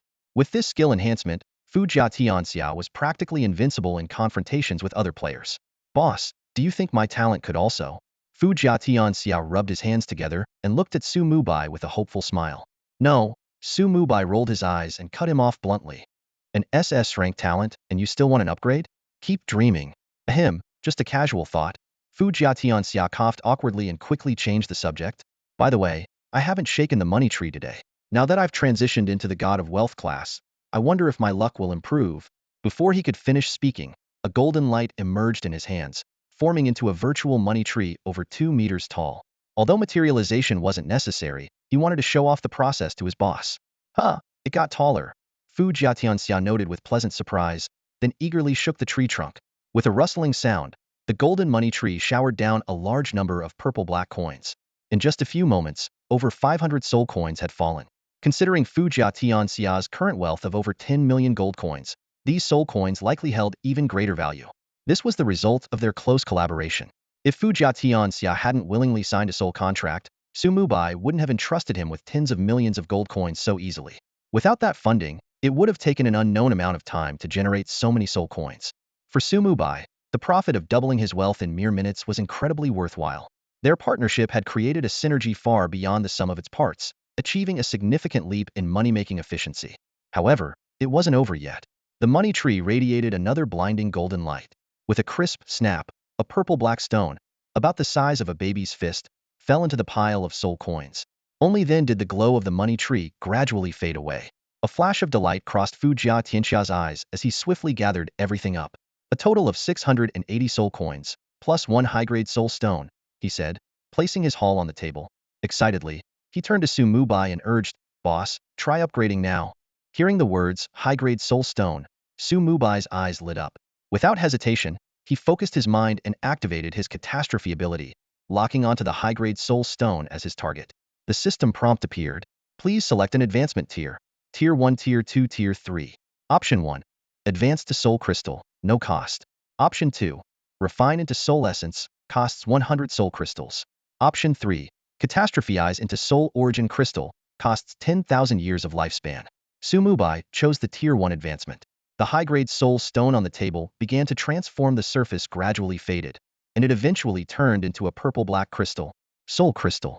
Rare special item. Effect. Absorbing it grants 100 years of lifespan. Special note. Regardless of where it is stored, the holder will lose 1/10 of its effect upon death, with a minimum loss of 10 years. 100 times. The effect has increased 100-fold. Both of them couldn't help but swallow nervously as they stared at the soul crystal's attributes. For two newcomers to the Myriad Worlds game, this was undoubtedly an extraordinary treasure. Suppressing his urge to use it immediately, Su Mubai instead turned his attention to the pile of soul coins. Drawing from his previous experience, he selected just one coin to test. The system displayed the following options. Option 1. Advance to Ancient Soul Coin, no cost. Option 2. Refine into Primordial Soul Coin, costs 10,000 soul coins. Option 3. Catastrophize into Prehistoric Soul Coin, costs 100 years of lifespan. Seeing that it wasn't possible to directly upgrade to higher value soul crystals, Mubai shook his head and canceled the advancement. For now, he decided not to use any of these resources, including the soul crystal. The painful lesson from before when he unknowingly used 50 high-grade soul stones without realizing the existence of an auction house was still fresh in his mind. This time, the situation was different. Instead of using the soul crystal for a mere 100 years of lifespan, Mubai intended to leverage these resources as seed capital for Fujiatianxia. With the upcoming Donghai City auction, his goal was to build a vast commercial empire. After all, while players might not possess soul stones, the native inhabitants of the Forbidden Lands did. Moreover, it wasn't just Donghai City, other Tier 1 main cities would also host auctions. With Fujiatianxia, the god of wealth, on his side, the potential profits would only grow exponentially. Store them all away. After upgrading, soul coins become ancient soul coins, which aren't of much use for now. Upon hearing this, Fujiatianxia's eyes revealed a trace of disappointment. He had initially thought that Bai Yi could directly enhance the value of soul coins, catapulting him into becoming a true magnate. However, on second thought, if increasing the currency's value were that simple, Bai Yi probably wouldn't need him at all. With this realization, his mood lightened a bit, and he even saw it as a good thing. Without further hesitation, he swiftly stashed everything into his backpack with decisiveness. Then, he retrieved a few pieces of equipment and a parchment from his backpack and handed them to Mubai. These are what I promised you earlier, along with the equipment dropped by the people you killed at the teleportation plaza, Fujiatianxia said with a wide grin, a hint of probing in his gaze. No need, you can keep the equipment, Mubai replied casually, waving his hand dismissively. He picked up the parchment and was about to use cataclysm when Fujiatianxia spoke again. Boss, you misunderstood. What I mean is, could you also upgrade this equipment while you're at it? It'll be worth more that way, Fujiatianxia said with an innocent smile, though his tone carried a sense of entitlement. Mubai's lips twitched slightly as he inwardly complained. This guy really treats me like free labor ever since signing the soul contract. Who's the real worker here? Isn't this completely reversed? Still, he understood this was part of the deal, so he didn't argue further. With a wave of his hand, he upgraded all the equipment Fujiatianxia had handed over. Not stopping there, Mubai also casually upgraded the miscellaneous items in his backpack that he had no use for and tossed them to Fujiatianxia, including the spoils he'd looted from the despicable couple earlier. Fujiatianxia's face lit up with excitement, and he immediately began tallying his newfound treasures, his expression brimming with joy and satisfaction. Taking advantage of the moment, Mubai focused his thoughts and murmured softly, "Cataclysm, target, destiny parchment." A system prompt immediately appeared. Please select the upgrade tier, Tier 1, Tier 2. Click to view details. Without hesitation, Mubai chose Tier 1. The destiny parchment was already a legendary grade item, so there were only 2 upgrade options. For him, upgrading it for free was the obvious choice. Buzz. The surface of the parchment shimmered faintly, its texture becoming more refined, and the intricate patterns along its edges grew even more exquisite. A system notification popped up. You have obtained a mythic grade item, Goddess of Fate's Blessing. Mythic grade. Mubai's eyes gleamed with excitement. This was the first mythic grade item he'd acquired. Frost didn't count it was a living entity. He looked down to examine the item's details. Goddess of Fate's Blessing mythic grade item. When used, you will gain a chance to roll the dice of fate. Regardless of the dice's result, you will receive the Goddess of Fate's Blessing. The higher the roll, the greater the rewards. Hint. Feeling lucky? The highest reward could be mythic grade, so why not take a gamble? Just as I expected, Mubai murmured, a subtle smile playing on his lips. After being upgraded to mythic grade, the parchment no longer had options like nothing happens or bad luck. Any roll would yield rewards. However, he didn't rush to use it. Instead, he fell into brief contemplation. According to the information provided by the Multiverse Game, the game featured a luck stat, though it was an advanced hidden attribute. It only became visible when equipped with items that boosted luck, and such items were exceedingly rare. Mubai firmly believed that if the game had it, he could obtain it. Once he acquired luck-boosting gear, he could use the parchment to maximize its value. Of course, he could also have Fujiatianxia sell the parchment, but the value of a mythic grade item was clearly less than that of mythic grade equipment. Rather than selling, it was better to take a chance. If he could roll a mythic grade piece of equipment, it would mean he had a shot at acquiring a Saint Annihilation grade item for free. Saint Annihilation Gratis was a tier not mentioned in the Multiverse Game's information, destined to be extremely rare. Owning just one would be enough to dominate all others. Let's go. I'll take you somewhere, Mubai said with a faint smile, a new plan already forming in his mind. The two stepped out of Fenghua Tavern. Mubai raised his hand and summoned Bing Shuang, the frost dragon.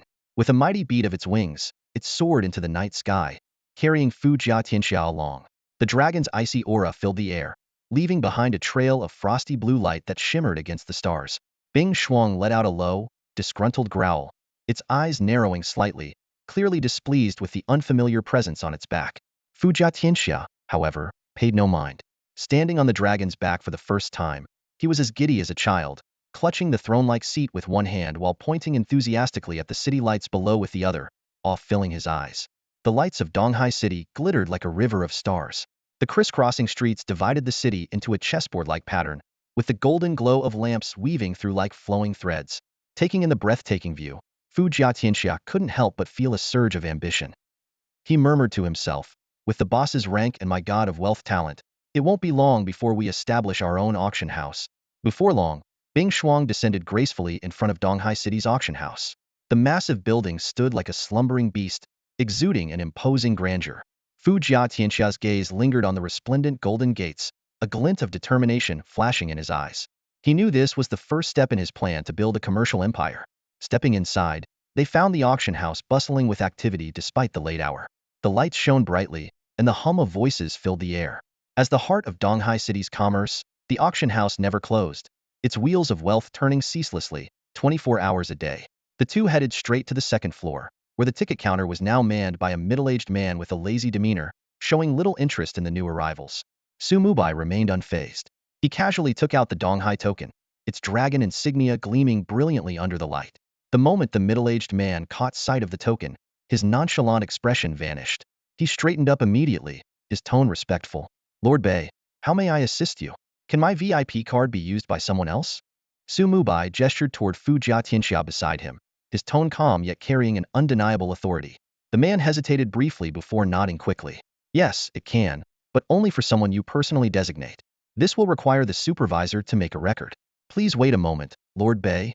With that, he promptly picked up a communicator and made a call to the internal line. A short while later, he led the two to an elegantly furnished private room. After carefully setting down some hot tea, he quietly exited. Once inside, Fu Jia Tianxia couldn't hold back his curiosity any longer. Boss, how did you manage all this? His eyes sparkled with intrigue. Though he'd witnessed Su Mubai's impressive talents, the latter's high status and influence remained a mystery to him. Consider it a reward for completing an epic-level quest, Su Mubai replied with a faint smile, his tone nonchalant. He had initially been disappointed when the task from Situ Ji yielded no immediate reward, but now he realized the Donghai token was priceless. Before long, a knock sounded at the door. Come in, Su Mubai said calmly. The door opened to reveal a portly middle-aged man, whose stature bore a resemblance to Fu Jia Tianxia. He bowed slightly, his voice deferential. Lord Bei, I am Qian Shengqian, the supervisor of Donghai City's auction house. After a brief introduction, he turned to Fu Jia Tianxia and confirmed. Is this the gentleman you wish to designate? Yes, Su Mubai affirmed with a nod. Qian Shengqian immediately produced a crystal ball to record Fu Jia Tianxia's information. The ball emitted a soft glow as it captured the necessary details. A moment later, he put away the crystal ball and smiled. Lord Bei, the registration is complete. From now on, this gentleman only needs to present VIP card 007 to represent you at any auction. Thank you, Su Mubai said with a slight nod. He then waved his hand, summoning a pile of dazzling jewels first-year radiant gems from his recent promotion. The gems sparkled brilliantly, illuminating the entire room. Meanwhile, Fu Jia Tianxia began placing the items he intended to auction on the table one by one. Qian Shengqian's gaze was immediately drawn to a particular crystal among them. His breath hitched slightly, and his eyes widened in astonishment. A soul crystal. Lord Bei, this is an extraordinarily rare treasure, typically only seen at the imperial auction houses. Are you certain you wish to put it up for auction? Is this thing expensive? Su Mubai raised an eyebrow, quickly calculating in his mind. To refine a mid-grade life soul stone into a life soul crystal would cost 1 million soul coins. Breaking it down, a year of lifespan was roughly worth 10,000 soul coins. Each soul coin contained an hour's worth of time energy, so theoretically, the value of a year's lifespan was only about 8,760 soul coins. Factoring in the cost of the special techniques used to extract time energy, the price wasn't entirely unreasonable. However, if the cost of refinement was nearly equal to the value of the refined product, the profit margin for making money would be negligible. His gaze shifted slightly, landing on Qian Shengqian across from him, waiting for an explanation. Qian Shengqian nodded with a faint smile and began. Of course, you might think that the effect of 100 high-grade life soul stones is similar to that of a life soul crystal. But in reality, the life soul crystal has some unique, irreplaceable properties, which naturally adds a premium to its value. And what properties are those? Su Mubai raised an eyebrow, his tone carrying a hint of curiosity and scrutiny. Well, I'm not entirely sure, Qian Shangqian admitted with a touch of embarrassment before quickly adding, however, rare treasures like the Life Soul Crystal typically only appear at annual auctions. Our suggested starting price for it is 1.5 million soul coins, and based on past experiences, the final sale price usually lands around 2 million soul coins. Are you certain you want to auction it? Su Mubai gave a slight nod, responding with a simple hum. Internally, though, he had already reached a conclusion. While the refined product had a certain premium, the increase in value was not substantial. For the average person, this might represent a significant profit, but for someone like him, with the ability to ascend and refine items, such returns were hardly worth considering. What he valued more was the potential to elevate his usable resources to higher tiers through refinement, thereby enhancing his combat prowess. Seeing Su Mubai's confirmation, Qian Shenqian's smile grew even brighter, his eyes narrowing into slits. He deftly retrieved a crystal ball and began recording the details of the items that Su Mubai and Fu Jiatianxia were about to put up for auction. Life Soul Crystal, 580 Tier 1 Radiant Gems, 58 mid-grade Life Soul Stones. These auction items would serve as the foundational capital for the duo's budding commercial empire. After verifying everything, Su Mubai signed his name on the document. The item details were simultaneously synced to his VIP card. Qian Shangqian tucked away the paperwork and said with a beaming smile, Mr. Bei, we'll get started on the preparations. Hold on, Su Mubai interjected abruptly, his gaze shifting to Fu Jiatianxia. His tone was calm as he asked, what kind of contract did you sign with them? Fu Jiatianxia was momentarily stunned before realizing that them referred to Fengye Xiaoxiao and the others. He quickly explained, I provide them with full logistical support, and in return, they must join my team or faction. All their actions must prioritize my interests. Of course, I can't intentionally send them to their deaths. If either party breaches the contract, the system will forcibly reclaim all equipment, erase all skills, and impose a penalty 10 times the value of the breach. Hearing this, Su Mubai nodded slightly, falling into brief contemplation. The contract's binding force was clearly strong, and the penalty for breach was severe enough to deter anyone from breaking it. Essentially, Fu Jiatianxia was using money to maintain a loyal group of enforcers. This model seemed reasonable after all. Su Mubai had always preferred working alone. However, if Fu Jiatianxia aimed to build a commercial empire, having a certain level of influence and power was indispensable. The team didn't need to be large, but it had to be highly capable. Fu Jiatianxia, ever skilled at reading people, noticed Su Mubai's subtle shift in attitude. A faint smirk crept onto his lips, and a glimmer of satisfaction flashed in his eyes. Seeing Su Mubai deep in thought, Fu Jiatianxia immediately spoke up, Boss, don't worry. As soon as the sun rises, I'll establish a mercenary group, appoint you as the leader, and renegotiate their contracts to align with your best interests. His tone was firm and confident, clearly having thought everything through. For him, this decision was effortless. It caused him no harm. After all, he was already deeply bound to Bai Yi. Bai Ye's interests were his own. Even though they had signed a soul contract, he understood that he needed to show some initiative. After all, it wouldn't be right to wait for the boss to bring this up himself. Su Mubai glanced at Fu Jiatianxia with a hint of approval in his eyes and nodded slightly. It's always easier dealing with smart people. Tomorrow at 9 in the morning, bring them to Bai Yi Court to see me. Bai Yi Court. Fu Jiatianxia furrowed his brow, the name unfamiliar to him. My home. You can find it on the map, Su Mubai replied calmly. After that brief explanation, he said no more. Instead, he turned his attention to Qian Shangqian, who had been waiting nearby. Manager Qian, I'd like to cancel the consignment of the 3 epic grade items I submitted yesterday. Is that all right? No problem. Qian Shangqian was momentarily surprised, but quickly nodded in agreement. Thank you, Su Mubai replied coolly before watching Qian Shangqian leave the private room. His mind was already made up. The items being auctioned had a minimum level requirement of 60, yet the 3 items he consigned were capped at level 60. Compared to the value of soul crystals, they were insignificant. However, in the early stages of the game, low-level powerful equipment was extremely scarce. Even with money, it wasn't easy to acquire, let alone dark gold grade gear. Gold grade items were hard enough to come by. Therefore, equipping the Suntobi-formed mercenary group with these items was clearly a better use. Once that was done, he planned to slightly enhance Fengye Xiaoxiao and the others' talents and gear. This elite squad would then be capable of competing with players possessing SS-grade talents, at least for now. As for the A-grade skill book, it would be sold to generate funds to purchase other skill books to further improve the overall combat strength. Before long, Qian Shangqian personally delivered the 3 items. Su Mubai accepted them and stored them in his inventory. He then turned to Fu Jiatianxia with a calm but commanding tone. My VIP card allows the value of consigned items to count toward the auction credit. If there's enough money, Buy all the soul stones available at the auction. If there's any balance left, use your judgment to bid on items that will yield the highest profit after upgrading. If any special items come up, inform me immediately. Understood, boss. Leave it to me. Fu Jiatianxia nodded respectfully with a smile. Su Mubai gave a slight nod. His tone softened, but his gaze remained sharp. I trust you can handle this. But remember one thing, prioritize soul stones and similar items. As long as I don't say otherwise, keep stockpiling them. Lifespan was the resource Su Mubai needed most. As long as he had enough, he could continuously use cataclysm and gain more cataclysm attributes. With Fu Jiatianxia's capabilities, he was confident good news would come soon. Got it. I won't let you down, Fu Jiatianxia replied with a serious expression. This was Bai Ye's first direct order since their contract, and he dared not take it lightly.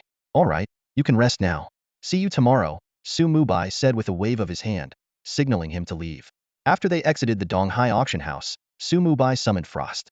The massive, snow-white wings unfurled under the moonlight, and with a low, resonant cry, Frost carried Su Mubai into the sky. It was already late at night, and Su Mubai had no intention of disturbing Huijian. Any communication would have to wait until morning. In the meantime, this was the perfect opportunity to level up. Frost soared through the wilderness, its wings cutting through the cold night air. Su Mubai reclined on the throne-like saddle, resting his chin on his hand, his gaze deep in thought. 3 days had passed, yet he hadn't felt the slightest bit of fatigue. Was this due to his Death Sovereign class? He frowned slightly, a hint of confusion in his eyes, and opened his status panel to examine the powerful attributes he had gained after reaching level 20. First off, let me apologize to all my dear patrons. I am truly sorry. I'm feeling under the weather today with a slight fever, and crunching numbers has left me dizzy and prone to mistakes, forcing me to recalculate multiple times and wasting a lot of time. Unfortunately, the upcoming chapters require this data, so I have no choice but to take a break today. I hope you'll forgive me. The 3 chapters in question include the following details: Bai Ye's level 20 attribute panel and skill descriptions, Bai Ye's level 20 equipment details and gemstone setup, and Bai Ye's level 20 summon creature stats. Originally, I compiled this data for personal reference, but since this is a free platform, I figured I'd share it here for anyone who might need it. This way, you can access it anytime. Tomorrow's story will move on from these stats and focus on the plot. If you're not into reading data, feel free to skip it. It won't affect the storyline. However, you might miss out on understanding just why the Undead Legion is so overwhelmingly powerful, so I recommend giving it a glance. The gemstone enhancements have significantly boosted all attributes. Attribute panel. Player. Bai Yi. Level. 2046.21. Class. Death Sovereign exclusive hidden class. Class Cataclysm traits. 1. All personal skill effects are doubled. 2. Locked level requirement not met. 3. Locked level requirement not met. Subclass. Intermediate Appraiser. Skill. Intermediate Appraisal. Base attributes. Spirit. 4178. Agility. 841. Constitution. 779. Strength. 721. Free attribute points. 0. Health. Health cap. 11. Unknown reason. Permanently capped at 1. Shared health. 6.989 billion. 6.989 billion exact value. 6,988,664,000. Derived from the combined health of all skeletons, headless knights, and shadow knights, doubled. Note: mounts are not considered summon creatures and do not contribute to this calculation. Mana. Total. 279,180. 279,181 spirit. 60 mana. Regen rate. 8,356. 5 seconds reduced by 80 during combat. Spell power. Total. 12,534. 1 spirit. 3 spell power. Spell critical chance. 50. Critical damage. 275. Defense and resistance. Physical defense. 1531. Magic defense. 7632. Elemental resistance. Curse 40. Ice 40. Others 10. Exclusive talent. Cataclysm unique forbidden talent. Skill set. Skill slots. 1120. 1. Scourge E. 2. Summoning space expansion B. 3. Summon elite skeleton A. 4. Advanced aura of the dead A. 5. Chain corpse explosion A. 6. Summon headless knight S. 7. Shared health S. 8. Death summons SS. 9. Death absorption feedback SS. 10. Death gaze SSS. 11. Death domain teleportation SSS. Available skill points. 4. Summoning space. Normal summoning space. 13401340. Commander summoning space. 2020. Legion summoning space. 160160. Equipment. Omitted, see Chapter 84 for details. Class exclusive. Death Codex LV20. Lifespan. Over 52 years remaining. Skill details. 1. Scourge E. Level 1. Type. Active skill. Effect. Releases soulfire to scorch the target, dealing a total of 200 spell power as magic damage over 5 seconds. Range. 30 meters. Cast time. 2 seconds. Cooldown. 5 seconds. Mana cost. 20. 2. Summoning space expansion B. Type. Passive skill. Level. Not applicable. Effect. Increases summoning space by 8. Cataclysm traits. 1. Increases the controllable range of summon creatures by 500. 2. Summon creatures can revive at full summoning space capacity upon death. Each creature can trigger this effect once per hour. Tomorrow's content will no longer include these data points and will focus solely on advancing the main storyline. If you're not interested in stats, you can skip this section, but I recommend skimming through it to better understand the overwhelming strength of the Undead Legion. Summon Elite Skeletons, level A9 max, active skill. Summon 3 Elite Skeletons to fight for you: Elite Skeleton Warrior, Elite Skeleton Archer, and Elite Skeleton Mage. Casting time, 3 seconds. Cooldown, 30 seconds. Mana cost, 3,000.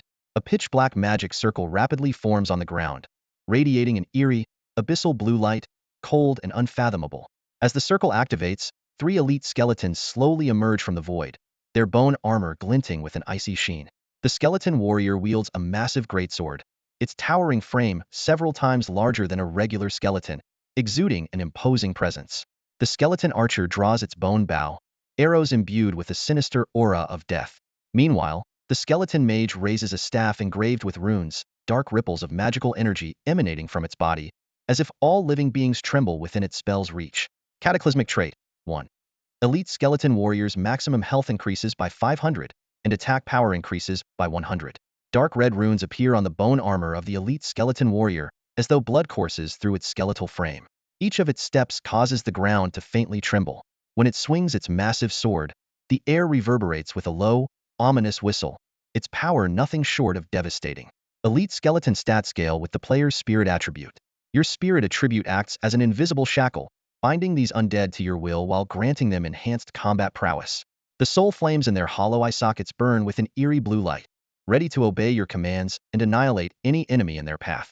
Advanced aura of the undead, level A, passive skill. All undead allies' attributes increase by 30. Range, 500 meters. Standing at the center of the battlefield, a faint black mist surrounds you, spreading outward as the aura of the undead envelopes all allied undead creatures. The elite skeletons move with greater speed and strike with even more terrifying force, as if the very air around them is frozen by the oppressive energy. Chain Corpse Explosion, level A11 max, active skill. Detonate up to 3 corpses or remnants in sequence, dealing magic damage to all enemies within a 20-meter radius of each target. Cannot be used on boss corpses. With a subtle gesture, you point to 3 corpses, which instantly transform into dark energy spheres. The next moment, they erupt in violent explosions, shockwaves rippling outward, carrying deathly energy. Screams echo as enemies are torn apart, their remains scattering in a gruesome display. Summon Headless Horseman, level S17, 05, active skill. Summon a Headless Horseman to fight for you. A dark rift tears through the air as the Headless Horseman charges forth on a spectral steed engulfed in ghostly blue flames. Its battle axe radiates the aura of death, surrounded by swirling black winds. Despite lacking a head, its oppressive presence is impossible to ignore. Life Sharing, level S, passive skill. You share your health with all summoned undead creatures in a one-way link. When the elite skeletons or headless horsemen take damage, your health drains slightly, but their injuries heal almost instantly. They charge forward relentlessly, as if immortal, cutting down everything in their path. Death Summoning, level SS, passive skill, 1. Casting time for summoning skills reduced by 75. 2. Cooldown for summoning skills reduced by 75. 3. Summon creatures' attributes increase by 100. 4. Summoning capacity increases tenfold. Your summoning speed becomes lightning fast, with cooldowns nearly non-existent. The battlefield swarms with an endless tide of undead, each more fearsome than before. Enemies gaze upon the unending horde, despair etched across their faces. Death Absorption Feedback, level SS1, 010. Active skill. Absorb death energy from corpses, storing it. Maximum absorption per target, 10. You reach out, and the death energy from the corpses rapidly converges into a dark orb of power, which you absorb into your being. The energy replenishes your health and mana, keeping you in peak condition during battle. Death Gaze, level SSS1, 050, active skill. Lock eyes with a target and burn their soul. Your gaze fixes on an enemy commander whose body freezes as if paralyzed. Their soul feels the searing agony of invisible flames, silently screaming.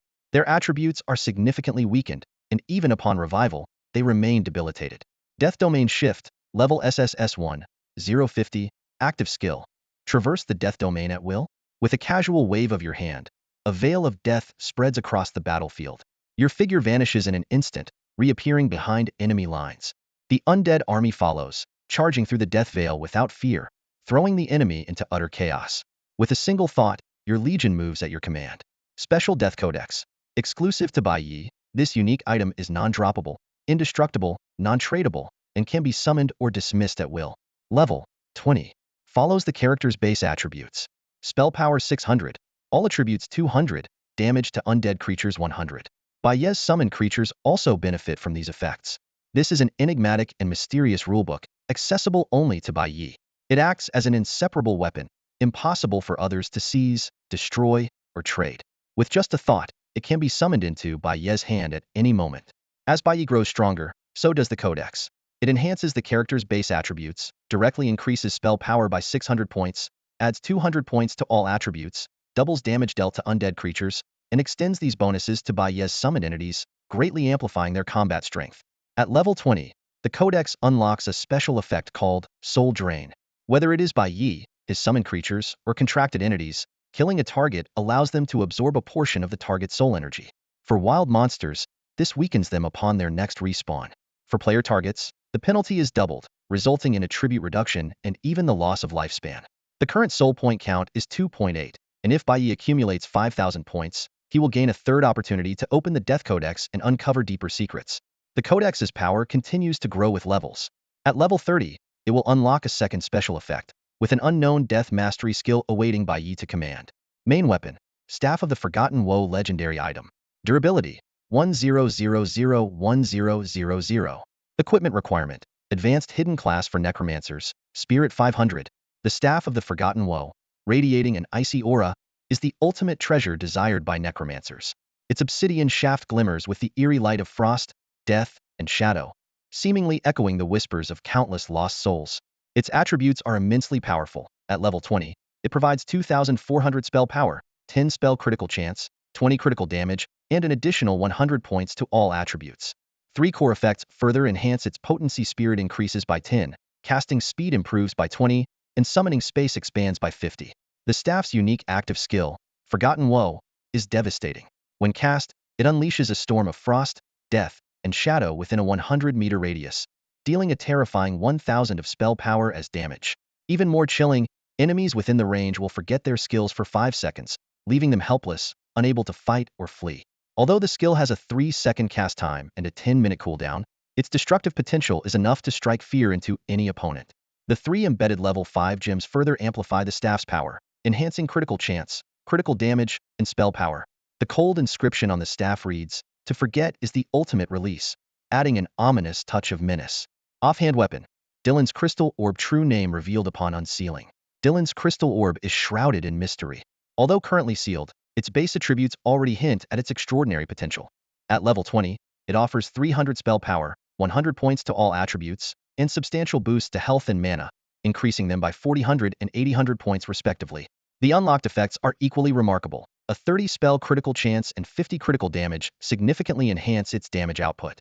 However, the orb's true power lies within its sealed abilities. Its special property indicates that its seal can only be broken by completing the first stage quest.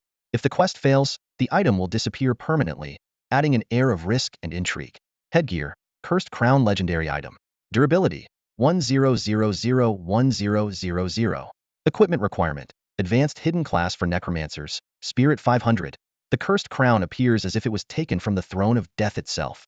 Its design exudes an oppressive aura, with dark purple light coursing through it, as if countless souls are wailing within. Its base attributes focus on defense and sustainability. It provides 140 physical defense, 270 magic defense, 2,500 health, and 5,500 mana, along with an additional 100 points to all attributes.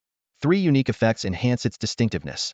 A 10 boost to Spirit grants Necromancers more casting resources, while a 30 curse resistance greatly improves defense against enemy curse skills. However, the crown comes with a heavy price. Its wearer is perpetually afflicted by deathly energy, silently eroding their vitality and mental state. Together, these items and the Death Codex form the core of Baye's power. They are not only formidable tools in battle, but also symbols of his identity as a necromancer. Skill. Curse power passive skill. All your spells are imbued with a curse effect, randomly applying 2 types of curses to the target for 5 seconds.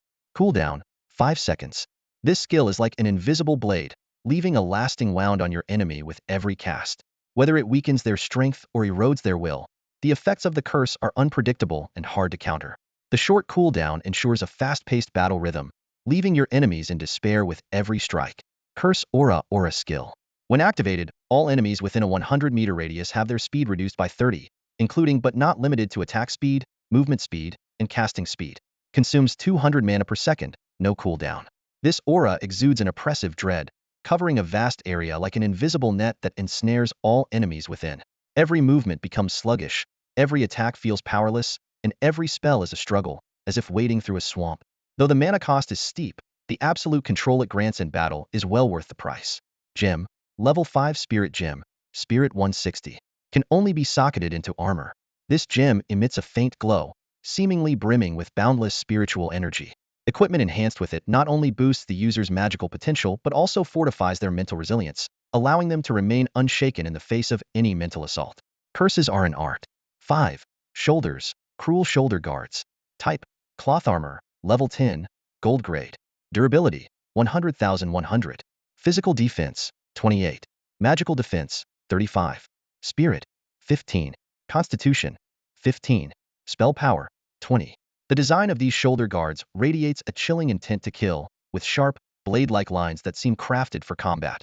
They not only provide solid defense, but also significantly enhance the user's spirit and spell power, making every strike more lethal. Gem, Level 5 Spirit Gem, Spirit 160. 6. Chest, Whispering Robe. Type, Cloth Armor, Legendary Item. Durability, 10001000. Requirement, Necromancer Class, Spirit 300. Base Attributes, Level, 20. Physical Defense, 300. Magical Defense, 600. Health, 3000. Mana, 6000. All Attributes, 100. Special Effects, 1. Spirit, 10. 2. All Elemental Resistances, 10. 3. Mana Regeneration Rate, 100. Skills, 1.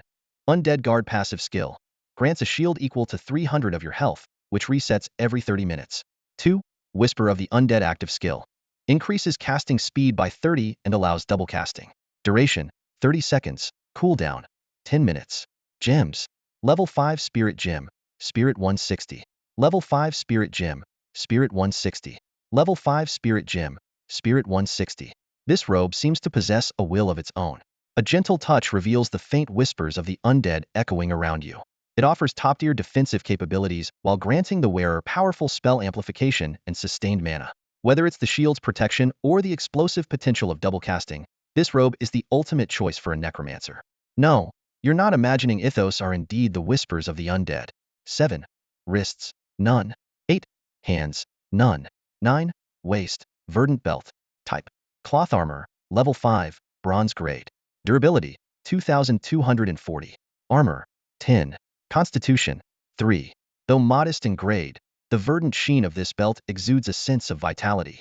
Its simple stat boosts make it a suitable choice for novice mages embarking on their adventures.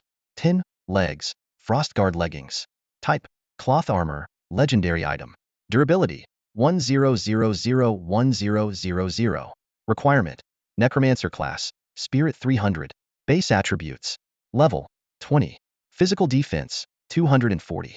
Magical Defense, 440. Health, 2400.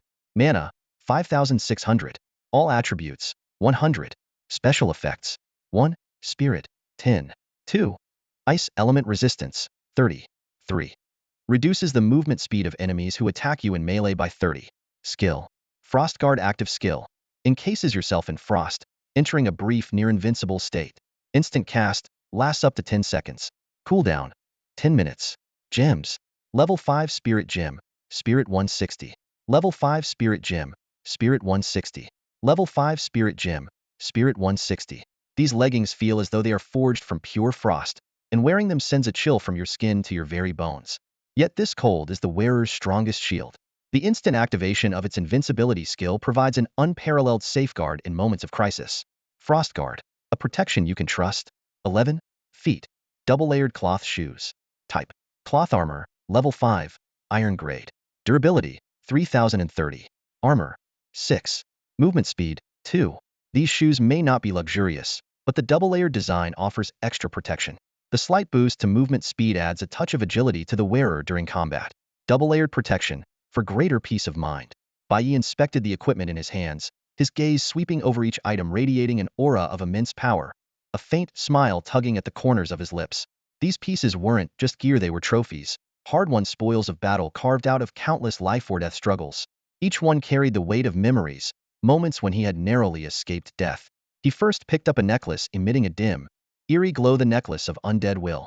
Its luster was as profound as the night, and the ancient runes embedded along its chain seemed to whisper arcane incantations. The necklace's stats were staggering: spell power 240, health 1600, mana 3000, spirit 100, constitution and agility 30 each. What made it truly formidable was its multiple curse effects, capable of simultaneously weakening an enemy's defense, attack speed, casting speed, and movement speed, a perfect weapon to suppress foes. The passive effect of Undead will granted Bai near immunity to negative states like charm, fear, and hypnosis, allowing him to remain unfazed in the face of such threats. Its active skill, which could dispel harmful effects and grant brief immunity, made it a lifesaver in critical moments. The phrase unbreakable resolve seemed to define it perfectly. Next, Bai's fingers moved to the mist cloak, a back accessory. Though its golden grade attributes weren't as dazzling as those of epic gear, it was far from ordinary. Physical defense 28, magic defense 20, constitution and spirit 10 each, and most importantly, it reduced presence and lowered aggro. For someone like Bai, who frequently ventured deep into enemy territory, this was an invaluable tool for survival. His gaze then fell on two rings. The first, the Venom Ring, featured a golden band set with a gemstone exuding a toxic mist. It offered spell power 30, agility and spirit 10 each, and its poison attribute damage made it a deadly weapon in Bai's arsenal. While the poison effect triggered with a certain probability and was limited to once every 10 seconds, it remained a fearsome advantage.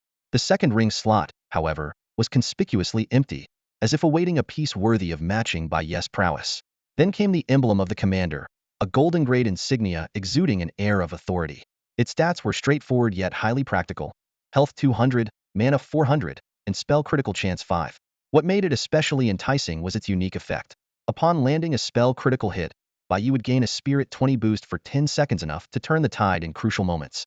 Bai's eyes swept over his collection of equipment before settling on the gemstones embedded within them. His gear was adorned with 13 level 5 gemstones, including critical gems, critical damage gems, amplification gems, and spirit gems.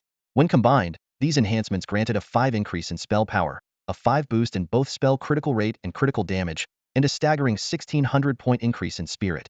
These calculations ran through his mind, forming a nearly flawless blueprint for battle.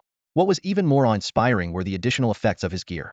A 100 damage increase against undead creatures, a 10 boost in spell power, a 40 increase in spirit, a 45 and 70 enhancement to spell critical rate and critical damage respectively, a 20 increase in casting speed, a 30 boost in curse resistance, and elemental resistances 30 to ice and 10 to all elements. Mana regeneration was doubled on top of that. These overwhelming attributes made him a near unstoppable force on the battlefield. After organizing his equipment, a cold glint flashed in Bai's eyes. "This is only the beginning," he murmured softly, as though declaring war on the enemies that lay ahead. Aura 1. Advanced Undead Aura increases all attributes of allied undead creatures by 60. Originally providing a 30 boost, this effect is doubled to a staggering 60 due to the cataclysmic profession trait. Aura 2. Defense Aura LV-17 covers a radius of 340 meters, enhancing both physical and magical defense of all allies by 17. This effect cannot stack. All the following stats are further amplified under the influence of these two powerful auras. Mount Space. Current mount: Frost Dragon King, a mythical frost undead creature, the true sovereign of the Frost Dragon lineage. Level 10. Experience 1.2, 1.2 M, 100 M. Loyalty 100. Due to the Death Dominator profession, loyalty will never decrease. Movement speed bonus: Lancier 800. Health points 4.22 4 billion, 4.22 4 billion. Mana points 3.52 billion, 3.52 billion. Attack power, 2.112 million. Spell power, 1.76 million. Physical defense, 2.0592 million. Magical defense, 1.6474 million. Elemental resistance, Ice 80, Death 70, Shadow 60, Others 40. Skills, 1.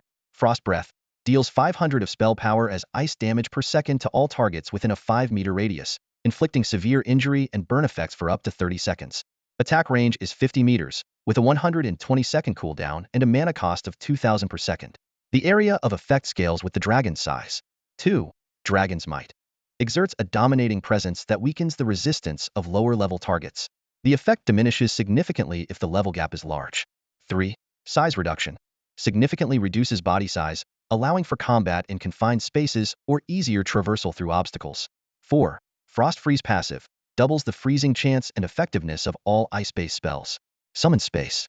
Current summoned units, 1340-1340. Units, Elite Skeleton Warriors 540. Level, 20. Strength, 43,318. Constitution, 43,318. Agility, 43,318. Health points, 4.3318 million, 4.3318 million, 1 point of Constitution, 20 HP. Attack power, 216,591 point of Strength, 2.5 attack power. Physical defense, 64,977, 1 point of Constitution, 1.5 physical defense. Skills, 1.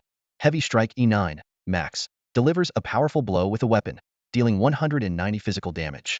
Cooldown, 30 seconds. 2.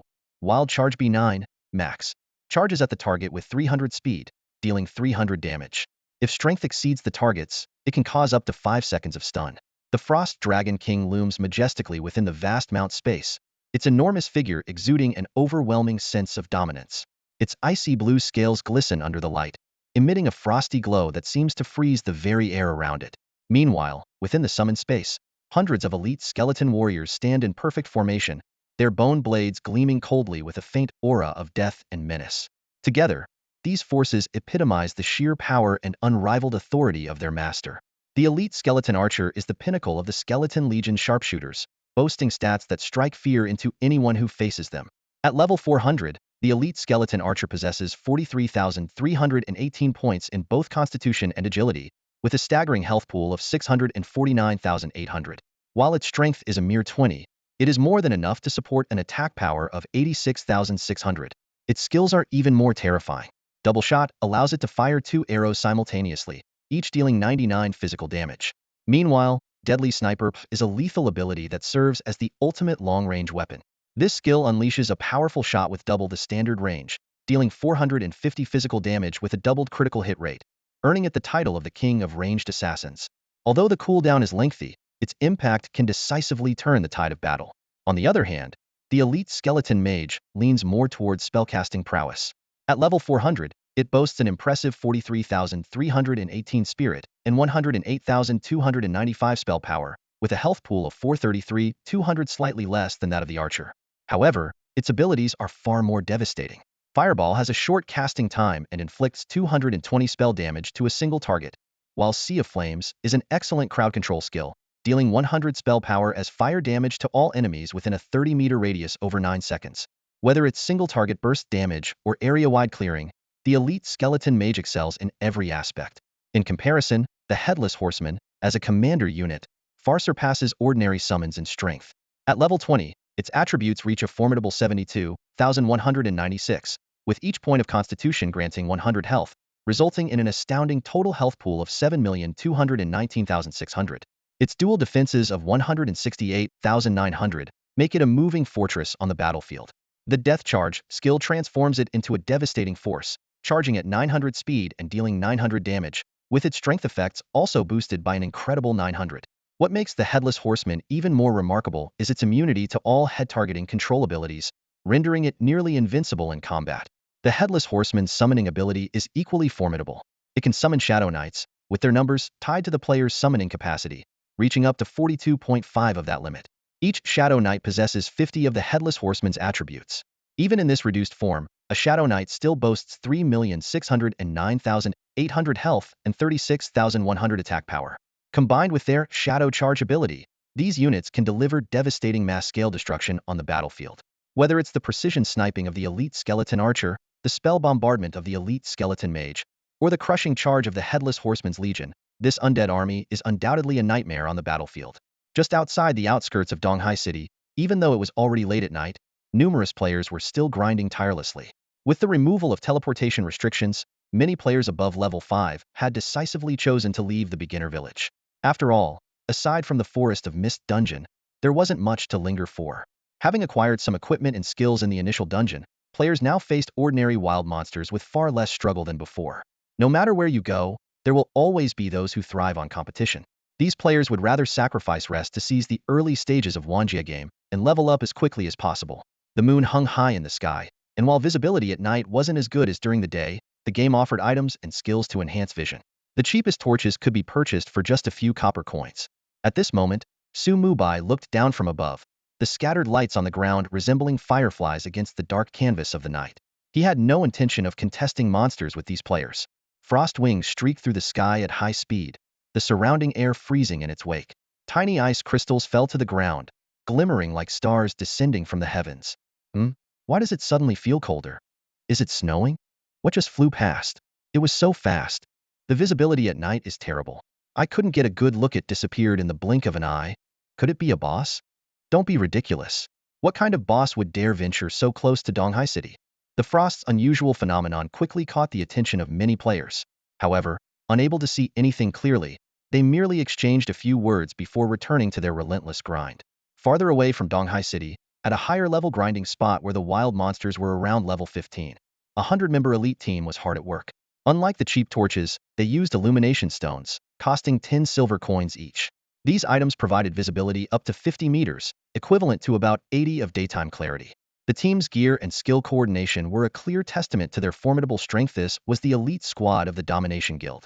At the forefront of the group stood their leader, Hongtu Bany. As an Scrade talent holder, he was a figure of authority and strength. His sharp eyes were fixed on the frost wings streaking across the night sky. His pupils contracted slightly, and a flicker of complex emotion crossed his gaze. Bai Yi has left the city? He murmured, his tone laced with apprehension. Before leaving the beginner village, he had been brimming with confidence about his future. With his Scrade talent and this elite team, he believed he could make a name for himself in Donghai City. However, that confidence was utterly shattered after witnessing Bai Yi's overwhelming strength at the teleportation plaza. That guy was simply inhuman. Hongtu Bany even suspected that his entire elite team of 100 might not be able to take down a single skeleton under Bai Yi's command. It wasn't until the frost wing had long disappeared from sight that Hongtu Bany snapped out of his daze. Taking a deep breath, he barked coldly, "Stay sharp, grind faster and earn those coins." Right now, his only goal was to gather enough teleportation fees and lead his guild's best to another city. Donghai City was not a place he wanted to stay in any longer. If any of his subordinates were foolish enough to provoke Bai Yi, that walking calamity, all his efforts would go up in smoke. Glancing at his talent interface, a glint of determination flashed in Hongtu Bany's eyes. As long as he avoided this monster Bai Yi, his talent would ensure his rise to power, no matter where he went. Donghai City-eyed, "Rather a dog stay here than me," he muttered through gritted teeth, his tone full of frustration, yet tinged with helplessness. After flying at high speed for over 10 minutes, Frostwing finally began to slow down and descend. Once players left the beginner village, detailed information was no longer displayed on the minimap. Only explored areas would reveal details such as monster distribution and levels. However, one thing was universally known. The closer you were to the main city, the lower the level of the wild monsters. With Frost's swift flight, they were now a considerable distance away from Donghai City. Mubai stood atop Frost's broad dragon back, the cold wind howling past his ears. His gaze was fixed ahead, as if deep in thought. The dragon's altitude gradually decreased, and an icy blue glow emanated from Frost's body, casting light on the ground below and outlining the shapes of various monsters. Venomous spider, level 21, common monster. Mubai glanced at it briefly before withdrawing his gaze. In a calm voice, he instructed, "Keep flying." Frost let out a resonant cry and flapped its wings powerfully, accelerating sharply. The sound of the wind was now mixed with the low, oppressive echoes of its draconic aura. With the current strength of his undead legion, these low-level monsters were hardly worth his attention. As they continued their reconnaissance, it wasn't long before they reached the coastline. Donghai City, known as the most prosperous coastal city in the Shenlong Empire, was not far from the Endless Sea. Standing on Frost's back, Mubai looked down at the vast, boundless ocean, his brows furrowing slightly. Instead of diving in immediately, he controlled Frost to land softly on the shore. His boots sank slightly into the soft sand as his sharp eyes scanned the surroundings. On the beach, massive crabs were scuttling around in search of food. Some were engaged in fierce battles with each other, while others had already fallen prey to more cunning creatures. Frost's arrival was like a boulder dropped into a calm lake, instantly stirring up chaos. The wild monsters, feeling the overwhelming pressure of the dragon's aura, froze in place, their overall stats plummeting by 50. Giant crab, suppressed by dragon's aura. All stats reduced by 50. Common monster, level 30, HP, 30,000. Mubai's calm eyes flicked over the information as he silently assessed the situation. His gaze shifted further to observe other creatures. Saltland hyena, level 35, elite monster, HP, 500,000. Demonic sand leopard, level 40, enhanced elite, HP, 1,200,000. Even under the suppression of the dragon's aura, these monsters still appeared formidable. Level 30 really is a significant threshold, Mubai murmured to himself. Reflecting on the journey so far, he noted that monsters below level 30 typically had no more than 20,000 HP. Yet here, even these weakened creatures displayed terrifying vitality, especially the enhanced elite demonic sand leopard, whose stats were truly staggering. Raising his hand slightly, Mubai said indifferently, "Go have some fun." As his words fell, Frost's silvery blue eyes gleamed brightly. Letting out an ear-splitting roar, the dragon took off toward the beach with evident excitement. Since becoming Mubai's mount, it had been a long time since Frost had the chance to unleash its full power. Roar! The deafening sound shattered the stillness of the night. The wild monsters, initially paralyzed by the dragon's aura, snapped out of their stupor, only to face utter annihilation. Frost spread its massive wings and skimmed low across the ground, unleashing a devastating torrent of icy frost and fiery dragon breath. The two elements combined into a terrifying energy storm, obliterating everything in its path. Frost dragon's breath. Wherever the breath passed, the ground was coated in frost, and damage numbers in the millions popped up, some even reaching 8-digit critical hits. The level 40 enhanced elite demonic sand leopard barely lasted a second under the assault before collapsing like a fragile paper figure. In that moment, the true might of a mythical creature was on full display, an insurmountable gap in power that rendered all resistance futile. As Frost swept across the beach, it left behind a 10-meter-wide frozen trail, alongside a battlefield littered with monster corpses and loot. Meanwhile, Mubai's system notifications began flooding his interface. Defeated level 30 giant crab. Gained an additional 150 experience bonus. Experience points, 3,000. Overlevel bonus, 50. Title bonus, 100. Defeated level 35 elite monster Saltland hyena. Gained an additional 150 experience bonus. Experience points, 17,500. Defeated level 40 enhanced elite monster demonic sand leopard. Gained an additional 150 experience bonus. Experience points, 60,000. Thanks to Mubai's experience allocation settings, all the experience points from Frost kills were transferred to him. In just 30 seconds of Frost rampage, despite most of the kills being giant crabs, Mubai's experience bar still surged by nearly 10. The few hundred monsters in that area had been completely wiped out. This might not be enough for grinding, Mubai muttered softly, though a faint smile played on his lips. Turning in the direction opposite to Frost, he activated his summoning ability. A rift opened in the air, and the Shroud of Death descended. In an instant, 20 headless horsemen, leading 160 shadow knights and 1,300 skeletons, emerged in unison. The arrival of the undead army plunged the entire beach into a chilling, oppressive atmosphere. The headless horsemen raised their lances, transmitting silent commands through waves of soul energy. All the knights transformed into streaks of dark light, charging toward the furthest targets within their range. Death charge. Shadow charge. Clang, clang, clang. The elite skeleton warriors raised their massive swords, but then froze in place, seemingly at a loss. The faint soul flames flickered in their hollow eye sockets as they turned in unison to look at Mubai, awaiting their leader's next command. Behind them, the elite skeleton archers and mages also halted their movements, their weapons drooping slightly. An eerie silence descended over the battlefield, broken only by the soft rustling of the night wind. Meanwhile, Mubai's vision was shrouded in darkness, but he could faintly hear the sound of the Night Legion's hooves fading into the distance. The furthest headless knight had already charged 200 meters ahead. Suddenly, a deafening roar echoed from afar, like a thunderclap, accompanied by countless damage numbers flashing into view. The combined charge of 20 headless knights and 160 shadow knights was like the scythe of death slicing through the night. The 180 streaks of black light intertwined, plowing the area of wild monsters into utter ruin. The demonic sand leopards, each boasting 1.2 million health points, stood no chance against the devastating assault. Black streaks collided one after another, sending the massive leopards flying through the air. Before they even hit the ground, they had already turned into lifeless corpses. In the blink of an eye, the wild monster zone in front of Mubai was completely cleared, leaving behind only scattered corpses, coins, and the occasional piece of equipment, a desolate and chilling sight. On the other side, Frost continued its rampage. Blizzards and ice spike storms alternated, enveloping the battlefield in a frigid, killing intent. Giant crabs, saltland hyenas, and demonic sand leopards fell one after another. System notifications popped up one after another. Killed level 30 giant crab, gained 150 bonus experience, 3000 EXP. Killed level 35 elite saltland hyena, gained 150 bonus experience, 17,500 EXP. Killed level 40 enhanced elite demonic sand leopard, gained 150 bonus experience, 60,000 EXP. Mubai's experience bar surged by 13 in an instant. But as he surveyed his surroundings, he realized there were no living monsters left within his field of vision. Frost and the Night Legion had slaughtered nearly 1,000 wild monsters in just a few minutes. The skeleton army hadn't even had a chance to act before everything was over.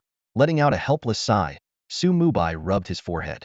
With a thought, he commanded the skeleton army to begin cleaning up the battlefield. As for himself, his figure flickered and vanished death domain teleportation. When he reappeared, he was already standing beside the headless Night Legion at the front lines. Fortunately, this stretch of coastline was long enough that, while the previous area had been cleared, there were still plenty of wild monsters waiting ahead. This time, the headless Night Legion refrained from using their skills, leading the Shadow Knights in ordinary combat instead. Although their basic attacks were less efficient than skill-based charges, their formidable stats allowed them to completely disregard the monsters' attacks. However, it was clear that the monsters in this area were also on borrowed time. 60 seconds later, the night was once again illuminated by a burst of black light death charge. Shadow charge. As soon as the cooldowns were up, 180 streaks of black light tore through the night, sweeping across a 100-meter radius. In an instant, another wave of monsters was reduced to lifeless corpses, leaving the beach shrouded in silence, broken only by the sound of the wind. At that moment, the skeleton army, which had been busy gathering loot from the previous battlefield, finally arrived to deliver their spoils to Mubai. Gazing at the mountain of copper and silver coins, Mubai waved his hand, signaling the skeleton army to resume their work. He shook his head with a wry smile. The number of wild monsters was simply too limited, and the skeleton army had no chance of competing with the Night Legion. Even his signature chain corpse explosion technique was useless in this scenario. With a flick of his hand, he stored the loot in his backpack. A quick glance revealed a haul mostly consisting of currency and some equipment and materials. However, most of the gear was low-tier junk for levels 30 to 40, with the best barely reaching black iron quality. Even if upgraded to bronze via free enhancements, such equipment was utterly meaningless at this stage. Moreover, since the auction systems between players and NPCs were not yet linked, these items could only be sold to shops at a low price. The battle along the coastline raged on, but Mubai's expression remained calm, as though the outcome of this beach skirmish was already firmly within his grasp. A little gain is better than nothing, and at least it's some profit. Moreover, Mubai had no need to worry about his backpack running out of space. He could always use remote trade with Fujatian Xia to offload these junk items for processing. Whoosh! Before long, a golden beam of light shot into the sky, tearing through the pitch-black night and shining so brightly it seemed to ignite the entire heavens. Congratulations, player Bai Yi, for leveling up to level 21. All stats 1. Skill points 1. Free attribute points 15. The system's notification echoed clearly in his ears. Mubai smiled faintly and skillfully allocated the free attribute points according to his usual strategy. Without hesitation, he activated Death Zone Warp, transforming into a shadowy figure as he caught up with the vanguard, continuing his leveling journey. Meanwhile, Frost had fully succumbed to the thrill of slaughter. The innate madness of an undead creature was completely unleashed, and every swipe of its claws and every roar carried a chilling, killing intent. By now, it had long disappeared from Mubai's sight, and even the experience points from its kills were beginning to accumulate solely for itself. Mubai's experience notifications kept flooding his screen, the dense barrage of system messages leaving him no time to scrutinize them. It wasn't until he finished clearing another wave of loot and remotely traded the junk with Fujatian Xia that he suddenly remembered Frost's existence. Did that guy wander off again? A thought crossed Mubai's mind, and he quickly sensed Frost's location. The next moment, his brows furrowed sharply, and a hint of surprise appeared on his face. Over 10 kilometers? Mubai's voice was low, tinged with disbelief. Even with the catastrophe feature enhancing his summoning space, the controllable range of his summoned creatures was only about 500 meters.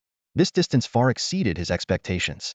Leveling up doesn't increase this range. It must require an advancement, Mubai muttered to himself, analyzing the anomaly in his mind.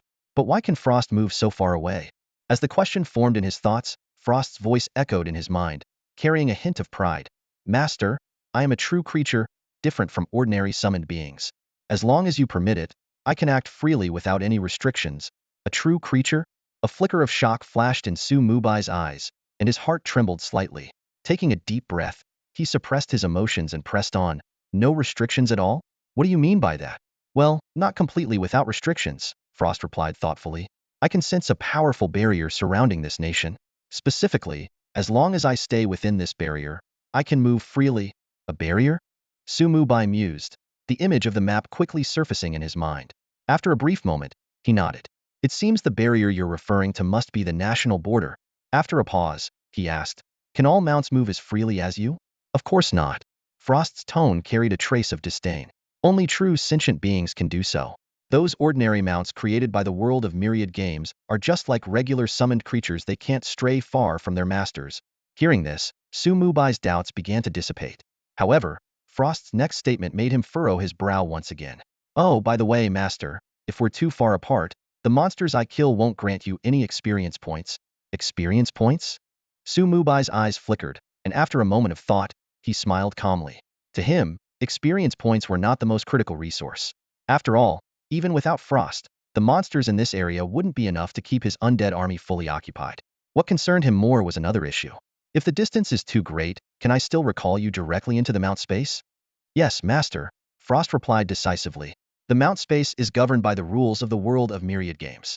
As long as we're in the same world, you can recall me at any time, regardless of the distance. Good. Mubai's lips curved into a faint smile of relief. Just as he was about to test this, Frost's sudden voice interrupted him. Master, I found a boss here. What rank? Mubai's brow arched, and a bold idea began forming in his mind. Gold tier, Frost replied, excitement evident in its tone. Bring it here, Mubai said, his voice calm but carrying an unmistakable authority. Got it. Frost responded enthusiastically, its tone brimming with eager battle spirit. A golden tier boss was hardly worth mentioning to Mubai. The loot it dropped, even when effortlessly claimed, was merely dark gold tier at best. What he truly sought was to test a theory that had been brewing in his mind. Over the past few days, he had been using cataclysm to enhance his equipment and skills, falling into a predictable pattern. It wasn't until he upgraded wealth beyond measure that a sudden flash of insight struck him. Could the tier of a boss be upgraded through cataclysm? If it were possible, it would open up an entirely new strategia nesting doll-style cataclysm.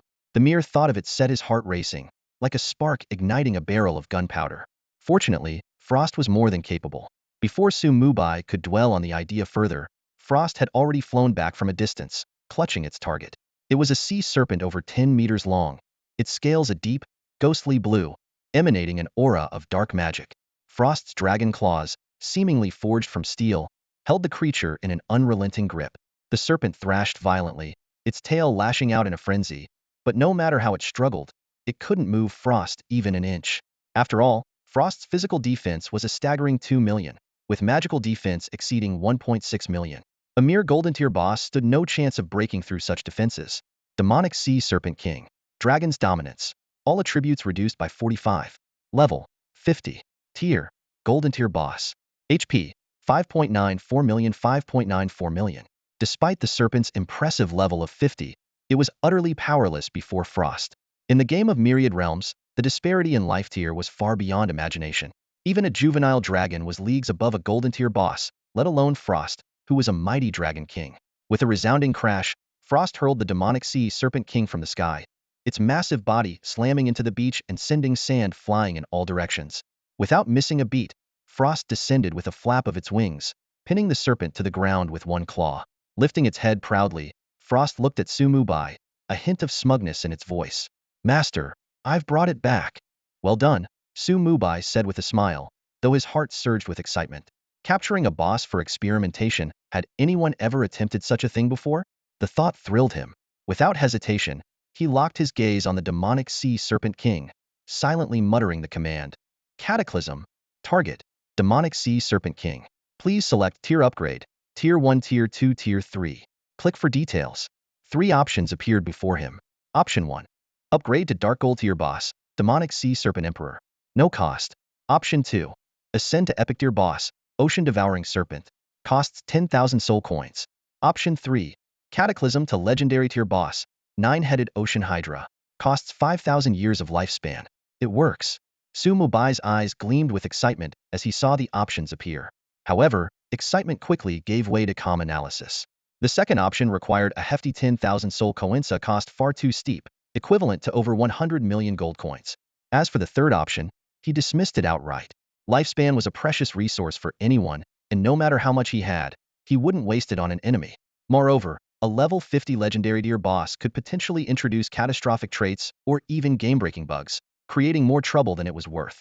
The only viable choice was the first option, an effortless, cost-free tier upgrade. Upgrade to Tier 1. Mubai ordered without hesitation. In the next instant, the demonic sea serpent king's eyes glowed with an eerie light, its forked tongue flickering as it let out a piercing hiss. A dense, dark gold light erupted from its body, enveloping it completely. The surge of energy was so intense that it forced Frost's dragon claw off the serpent, and an overwhelming pressure radiated outward, shaking the very air around them. It curiously glanced at the boss, which was enveloped in a dark golden glow, and asked in confusion, "Master, did you just power this thing up?" Yes. Mubai nodded, his gaze as sharp as a blade fixed on the glowing boss, seemingly analyzing every minute detail of its transformation. The evolution lasted for over 2 minutes. As the light gradually faded, an overwhelming sense of oppression surged forth. The already massive boss had doubled in size. A colossal serpent, nearly 30 meters long with a body as thick as a barrel, emerged on the beach. Its scales shimmered with a cold, dark golden luster, as if each one contained boundless power. Demonic Sea Serpent Emperor Dragon. Aura Suppression. All attributes reduced by 30. Level 50. Grade Dark Gold Tier Boss. Health 42 million. Attack Power 68,600. Magic Power 57,400. Physical Defense 8,400. Magic Defense 7,000. Elemental Resistance Water 20, Poison 20. Skills Water-based spells, Death Constriction, Lethal Venom, Rocket Charge. This was a lucky creature that had undergone an inexplicable evolution. Its power had increased dramatically, and a burning fury of vengeance ignited in its eyes. It wanted nothing more than to find the one who had humiliated it earlier and repay that shame 1,000-fold. Hiss. The demonic sea serpent emperor flicked out its long forked tongue, its eerie green vertical pupils radiating coldness and greed as they locked onto the frost dragon. At this moment, its hatred intertwined with an insatiable desire. Beyond its thirst for revenge, the dragon bloodline within its opponent was irresistibly tempting. If it could successfully devour the dragon, it might evolve once again, perhaps even surpass its current life form limits. What are you staring at? The frost dragon cast a disdainful glance at the boss, its icy blue eyes filled with contempt. However, it knew better than to act without Mubai's command. This guy wants revenge on you, Mubai said with a hint of amusement on his lips, casually waving his hand. Kill it. The experiment is over. There's no point in keeping it around. Got it. The frost dragon grinned, revealing sharp white teeth. Its massive body moved like a mountain as it bore down on the serpent emperor. In the next moment, its enormous claw landed precisely on the serpent's vital spot. Despite the serpent's now larger size, the absolute power of the dragon rendered such differences meaningless. Take that for staring, the frost dragon scoffed, abruptly opening its massive maw. Ice blue and crimson red energies intertwined in its throat, radiating an aura of utter destruction. Frost breath. Boom. A torrent of icy and fiery energy erupted, surging forward like an unstoppable flood and slamming into the serpent emperor's head. The once dark golden scales instantly lost their luster, frozen solid. Amid a piercing cry, the serpent's entire body became encased in ice. In just 4 seconds, the dark gold tier boss fell to the frost dragon's breath, its life obliterated, even leaving behind some residual vitality for the dragon. The frost dragon shook off the icy debris from its claws, its eyes brimming with disdain. In the world of the multiverse game, bosses below the epic tier, no matter how high their level, posed no threat to mythical level beings. Here, there was no damage reduction due to level suppression, mechanic only the crushing disparity of lifeform tiers. Killing the level 50 dark gold tier boss, the corrupted sea serpent king, granted an additional 150 experience boost, with a total of 22.5 million experience points gained. Soul absorption activated, earning 2.5 soul points. Ding. Congratulations to player Bai for leveling up to level 22. All attributes 1, skill points 1, and free attribute points 15. As the boss perished, a brilliant golden light shot into the sky once again. Mubai, who had just leveled up, gained yet another level. Crossing the threshold of level 30, the combat prowess and experience yield from bosses had clearly increased significantly. He gripped his weapon tightly, scanning the battlefield as he murmured softly, "This corrupted Sea Serpent King's strength is on par with the level 20 undead bone dragon in the Forgotten Land." However, despite the perilous battle, the rewards from this kill still felt underwhelming compared to an epic tier boss. The notably small gain in soul points made him frown. A level 50 Dark Gold tier boss had only provided a meager 2.5 soul points, while ordinary mobs were even worse, requiring the slaughter of 100 just to scrape together 0.1 point. As Mubai reviewed the system notifications, he pondered deeply, his brows furrowed. Why is the gap so vast? His mind wandered back to the Forgotten Land, where Franklin's defeat had directly granted 1,000 soul points. The stark contrast between that abundant reward and this current result was impossible to ignore.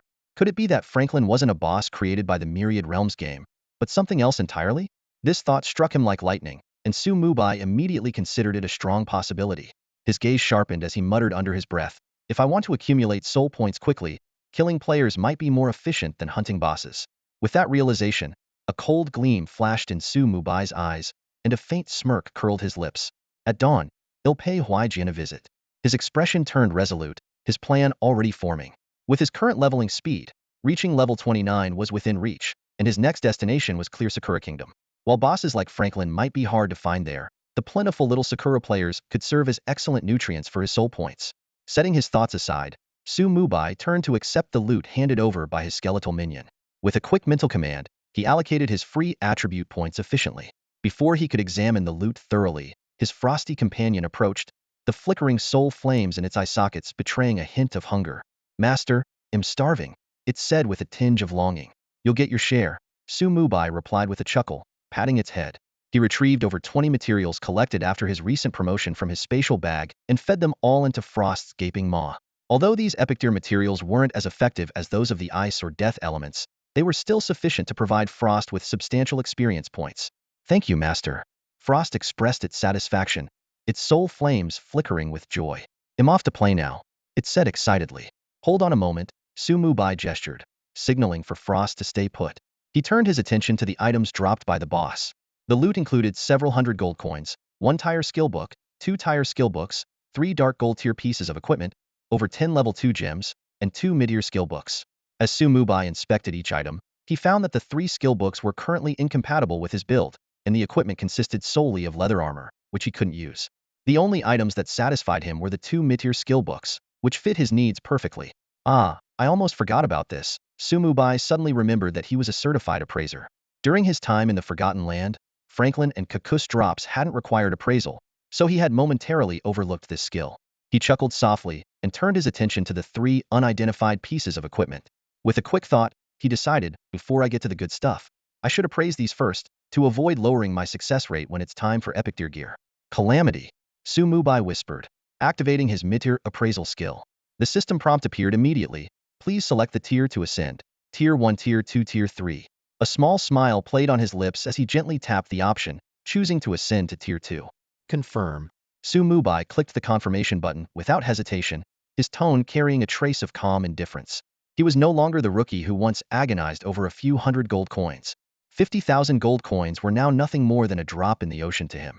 Although his inventory had temporarily shrunk due to a large transaction, he still had over 200,000 gold coins at his disposal. This expenditure was hardly worth mentioning.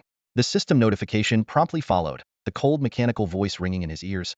"Notice, you have spent 50,000 gold coins. Your secondary profession skill, Basic Appraisal, has successfully been upgraded to Advanced Appraisal. Notice, your secondary profession title has been updated to Advanced Appraiser." After the string of notifications ended, Mubai opened his secondary profession panel, his gaze falling on the skill details. Advanced Appraisal 1050-000. Increases appraisal success rate slightly as proficiency grows. Dark Gold Tier Item Appraisal Success Rate, 90. Epic Tier Item Appraisal Success Rate, 20. Legendary Tier Item Appraisal Success Rate, 2. He nodded slightly, unsurprised by the new skill attributes. Secondary professions differed from primary ones in that they couldn't be directly upgraded through cataclysm, but that didn't hinder their practicality. For now, Advanced appraisal was more than sufficient. He casually picked up the 3 items dropped by the boss, scanning them one by one. The upgrade to his appraisal skill reduced the appraisal time to just 2 seconds, and with a 90 success rate, failure was almost a non-issue. 3 minutes later, all 3 items were successfully appraised. No surprises there. Cataclysm. Mubai muttered under his breath, instantly upgrading all 3 items for free. After checking their attributes once more, he was satisfied and stored them away in his inventory. These epic tier items, ranging from level 30 to 120, weren't top tier but had decent stats, making them valuable enough to fetch a good price at auction. When he had the time, he planned to hand them over to Fortune Glory to be sold, converting them into soul coins as seed capital. Shifting his attention to the 2 advanced skill books in his hands, he hesitated briefly before deciding to use them directly. Upgrading them to perfect skill books required a staggering 5 million soul coins, an expense he couldn't afford anytime soon.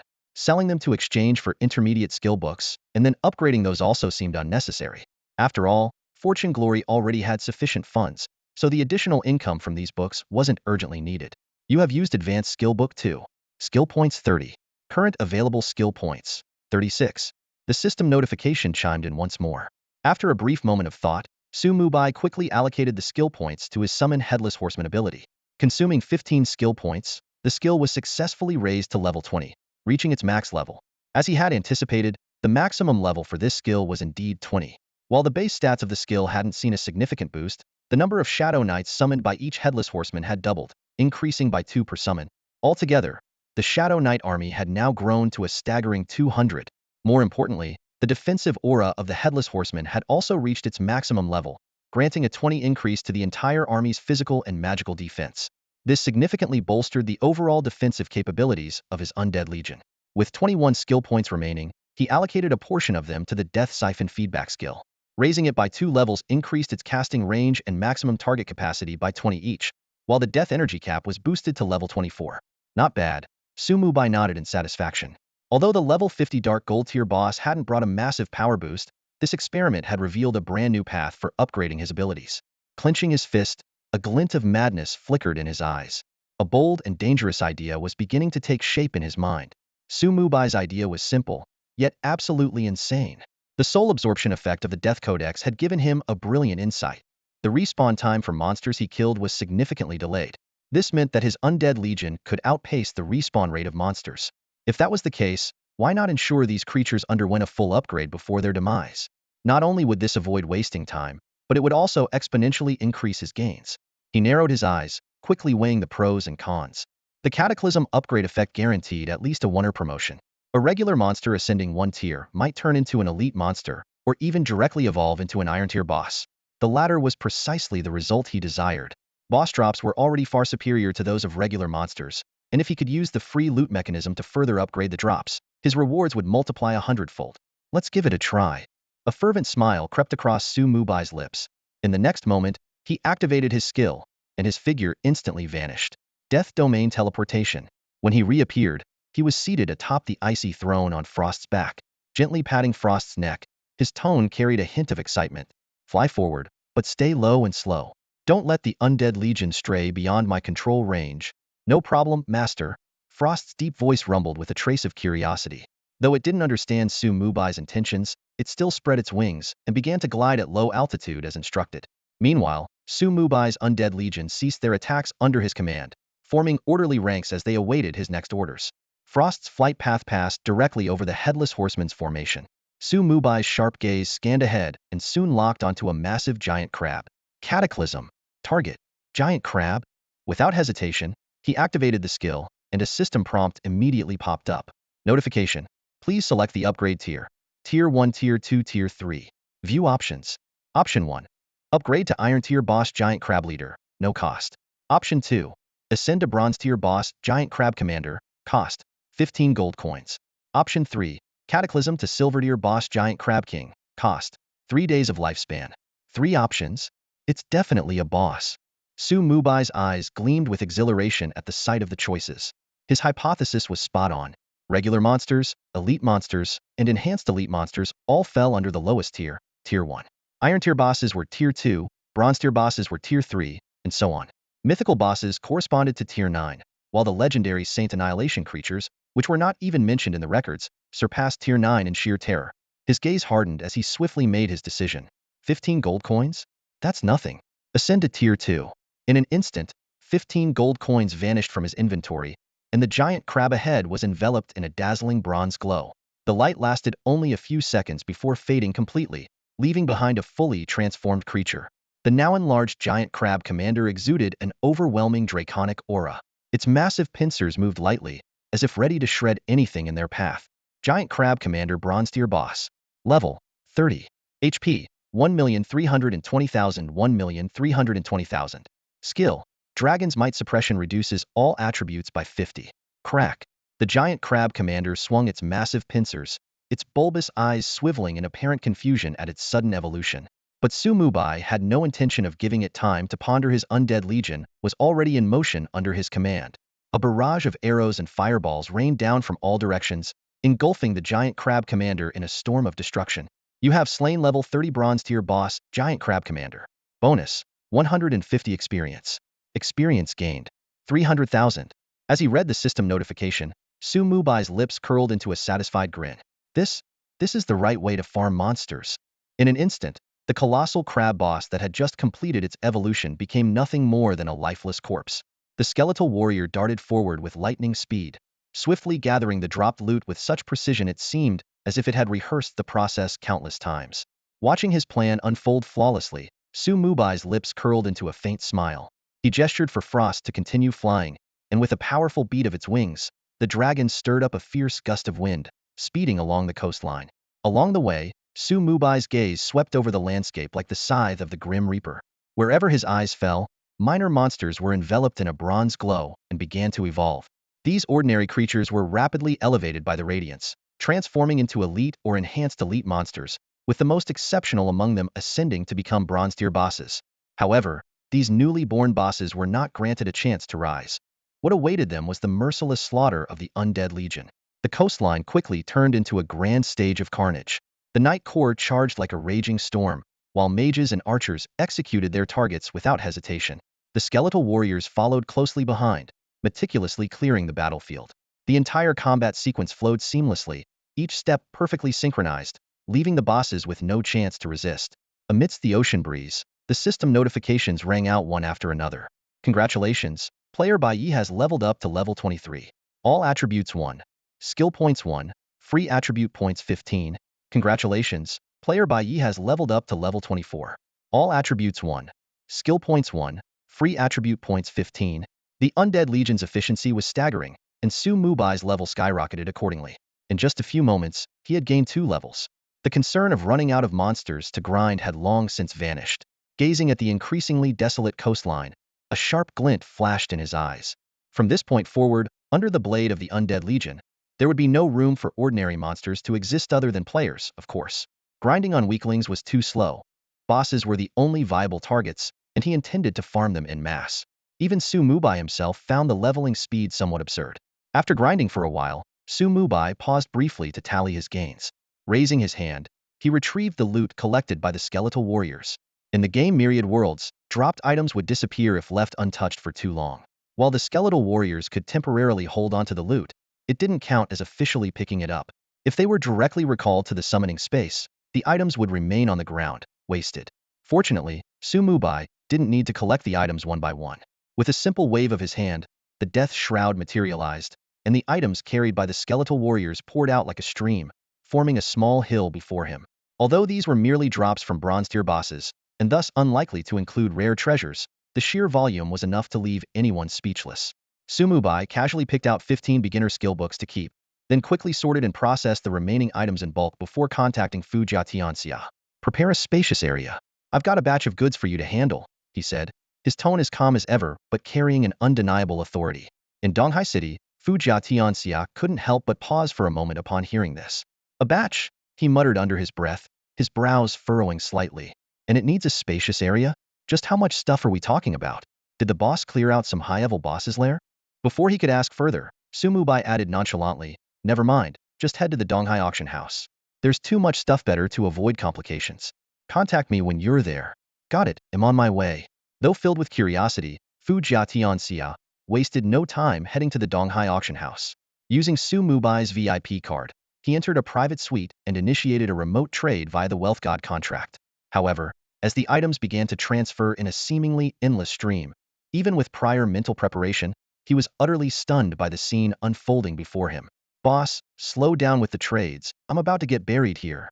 Fu Jia Tianxia leapt out of his chair, his voice a mix of shock and exasperation.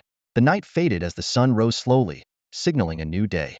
The relentless grinders who had been leveling up all night prepared to return to town for some rest. Meanwhile, most of the players who had taken the night off were waking up, ready to embark on another day of exploration in the boundless realms. However, when some players habitually checked the level leaderboard, they were completely stunned. This time, there was no global announcement, but soon, the entire Forbidden Land was in an uproar. Blue Star Zone level leaderboard. First, Bai Yi, level 29, Shenlong Empire. Second, San Chi Ching Feng, level 11, Shenlong Empire. Third, Felix, level 11, Holy Church Empire.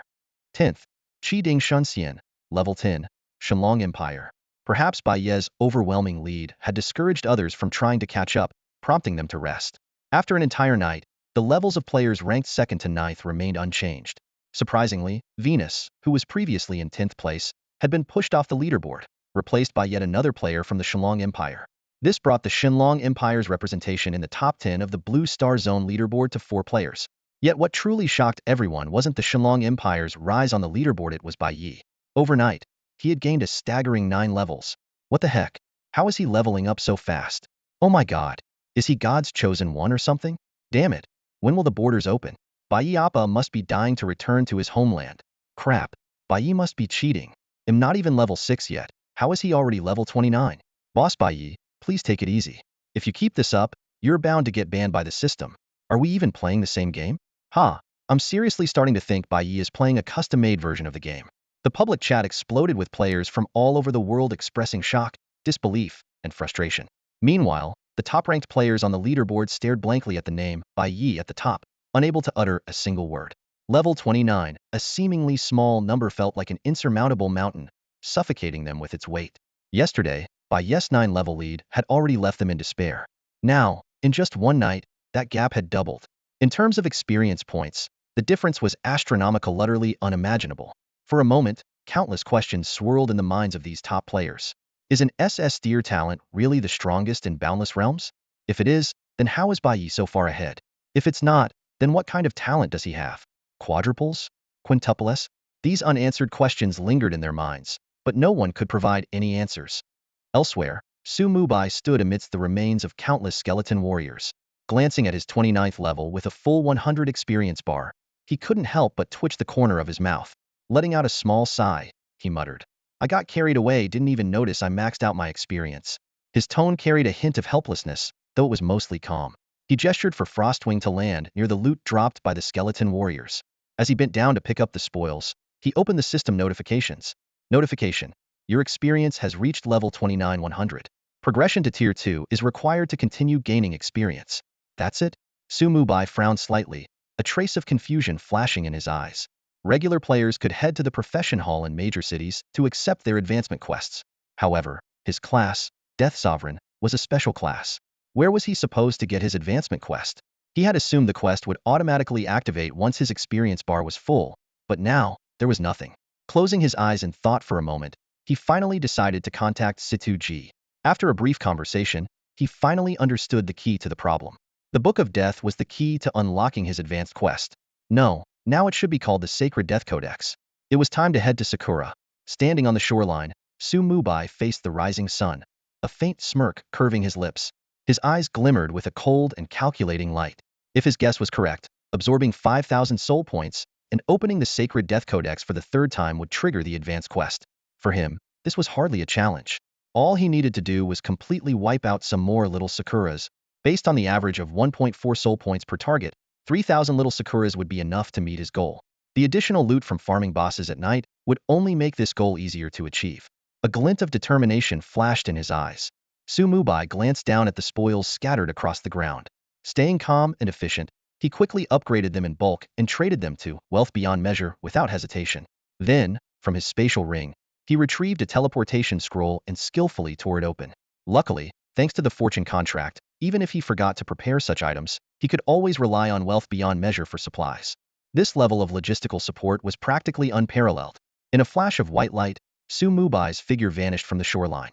At the same time, his frost and undead armies returned to their respective spaces, leaving behind only a field of Yeto-despawned boss corpses. The scene was undoubtedly awe-inspiring, though no players were present to witness it firsthand. Welcome home, esteemed Lord of White Knight Court. The familiar system notification rang out as Su Mubai appeared at the White Knight Court's teleportation point. This was the location he had deliberately set as his return point for convenience. Stretching lazily, he waved his hand casually, and the gates opened automatically. Outside, Fengyi Xiaoxiao, Mian Huatang, and two others had been waiting for some time. Originally brought here by wealth beyond measure, the four now awaited Su Mubai, as the former was still busy handling loot at the East Sea City's auction house. Boss, Fengyi Xiaoxiao greeted first, with the others following suit. Their tone carried a note of respect. Despite the fact that their boss had shifted from wealth beyond measure to Su Mubai, the four showed no dissatisfaction. In fact, they seemed thrilled. You've been informed, I presume? Su Mubai asked, nodding indifferently. Yes, the old man has already filled us in. Mian Huatang, the sole female player in the group, replied cheerfully. Fengyi Xiaoxiao then sent Su Mubai a direct invitation. Notification. Fengyi Xiaoxiao has invited you to join the Dark Knight Mercenary Group. Notification. You have successfully joined the Dark Knight Mercenary Group. Notification. You have become the leader of the Dark Knight Mercenary Group. Since Wealth Beyond Measure had been called away on short notice, the task of creating the mercenary group had fallen to Fengyi Xiaoxiao. However, this didn't change the final outcome. Come in, Su Mubai said, turning toward the courtyard and gesturing to a nearby wing. I'll grant you access to that area. For now, it will serve as the temporary base for Dark Knight. The side wing had more than enough rooms and was luxuriously furnished, making it an ideal headquarters for the Dark Knight Mercenary Group. As the four surveyed the courtyard, their eyes sparkled with undisguised joy. Even if it was only a temporary base, having a sanctuary in this forbidden realm was an incredible stroke of luck. I have other matters to attend to, so let's skip the formalities and get started, Su Mubai said succinctly as he led the group to a pavilion. There, the four signed individual contracts with Su Mubai, officially becoming the founding members of the Dark Knight Mercenary Group. For future recruits, the contract's binding entity would shift to the group itself, reducing Su Mubai's personal involvement. After all, as long as he remained the leader, the contract's terms could be adjusted at any time. Once the contracts were finalized, Su Mubai activated Cataclysm with a single thought. In just over 10 minutes, the group's equipment, skills, and talents underwent a significant transformation, elevating them to a whole new level. The four were visibly ecstatic and eagerly left White Knight Court to test their newfound powers. Fengyi Xiaoxiao, in particular, had now become one of the rare holders of an S-tier talent. The foundation is set. Let's see how far they can take it, Su Mubai mused with a faint smile, watching them leave. While he didn't expect the Dark Knight Mercenary Group to provide him with much assistance, who could say for certain? After all, he had nothing to lose. Checking the time, he reached for his communicator and made his first call. The four had just stepped out of White Knight Court when Away couldn't hold back his curiosity and asked eagerly, Brother Xiao, you must be really strong now, right? Fengyi Xiaoxiao smiled faintly at the question, a trace of pride flashing in his eyes. Of course. An S-level talent is leagues above an S-level talent. His excitement was written all over his face, and his admiration for Bai Yi surged like an unstoppable tide. Not only was their boss's strength unfathomable, but he could even help others enhance their talents, a skill that seemed nothing short of divine. Nearby, both Lazybones and Away were equally thrilled, their eyes frequently darting toward their newly updated talent panels. They could barely contain their eagerness to venture outside the city and test their newfound strength. Just as they were gearing up, Cotton Candy chuckled softly and delivered a reality check in a calm tone. So, do you think you can handle even a single skeleton summoned by the boss? Her words instantly froze the excitement on their faces, leaving an awkward chill lingering in the air. The three exchanged glances, their fiery enthusiasm doused by the harsh splash of reality. Indeed, their current strength was insignificant compared to the boss. Roar! Suddenly, a deep growl echoed from within White Knight Court, followed by a surge of icy energy that shot into the sky, radiating a bone-chilling aura. The four turned their heads in unison, their gazes filled with envy. Look that way, could the boss be heading to the teleportation hall? Away murmured in confusion. Is he planning to leave Donghai City? Fengyi Xiaoxiao speculated, equally puzzled. Cotton Candy, however, shook her head lightly. That's none of our concern. Let's go. We should head to the Donghai auction house first. You have entered the secondary main city, Red Maple City. Your respawn point has been updated to the Red Maple City Revival Hall. With a flash of white light, Su Mubai appeared in Red Maple City. He glanced around, taking in the familiar yet slightly unfamiliar streets. This secondary main city under Donghai's jurisdiction was not as grand as Donghai City, but it had its own unique charm. Moreover, as one of the main cities, he could move freely here without the need for a flight permit. Following the system announcement the day before, the game All Worlds had officially launched, significantly lowering the conditions for leaving the beginner villages. More and more players were now stepping out of their starting areas and entering various cities. While the cities tied to different beginner villages varied, players' growth rates between first and second-tier main cities wouldn't differ much. The real disparity lay in access to high-level resources, which were exclusively within the reach of top-tier players. Mubai didn't linger in the city for long. He headed straight for the teleportation array with his destination set for Red Maple City's northern gate. A flash of white light later, he appeared outside the gate. The surrounding players, startled by his sudden arrival, stared in shock, their chatter quickly filling the air. Isn't that Bai Yi? Having a flying mount is just unbeatable. Why would Bai Yi come to a secondary main city? Could it be for a hidden quest? Even if there is one, it has nothing to do with us. Bai Yi and people like us live in entirely different worlds. Amid the crowd, one player sighed, it's the same everywhere. Before the descent, you and people like Ma Xiaoyun lived on Blue Star, didn't you? But weren't you still worlds apart? There's a difference though. Back on Blue Star, I had no chance. But now, at least there's a glimmer of hope. Another player replied firmly. Well said. Let's go. Buddy, let's team up and grind some levels. We may not become top-tier masters, but at the very least, we'll make a name for ourselves in this godforsaken land. Mubai, of course, overheard the discussions, but he merely cast a cold glance around before raising his hand to summon Frost. With a piercing cry, Frost unfolded its massive wings and carried him skyward. In no time, his figure disappeared into the distance. After nearly an hour of flight, Frost finally neared the coordinates provided by Huaijian. At that moment, a system notification chimed. Notice, you have discovered Silver River Waterfall. Mubai looked up and saw a massive waterfall cascading from a great height, its roaring waters creating a thunderous sound. Surrounding the waterfall was a lush, verdant forest, and the grassland in front of the forest was eerily devoid of any signs of wild creatures.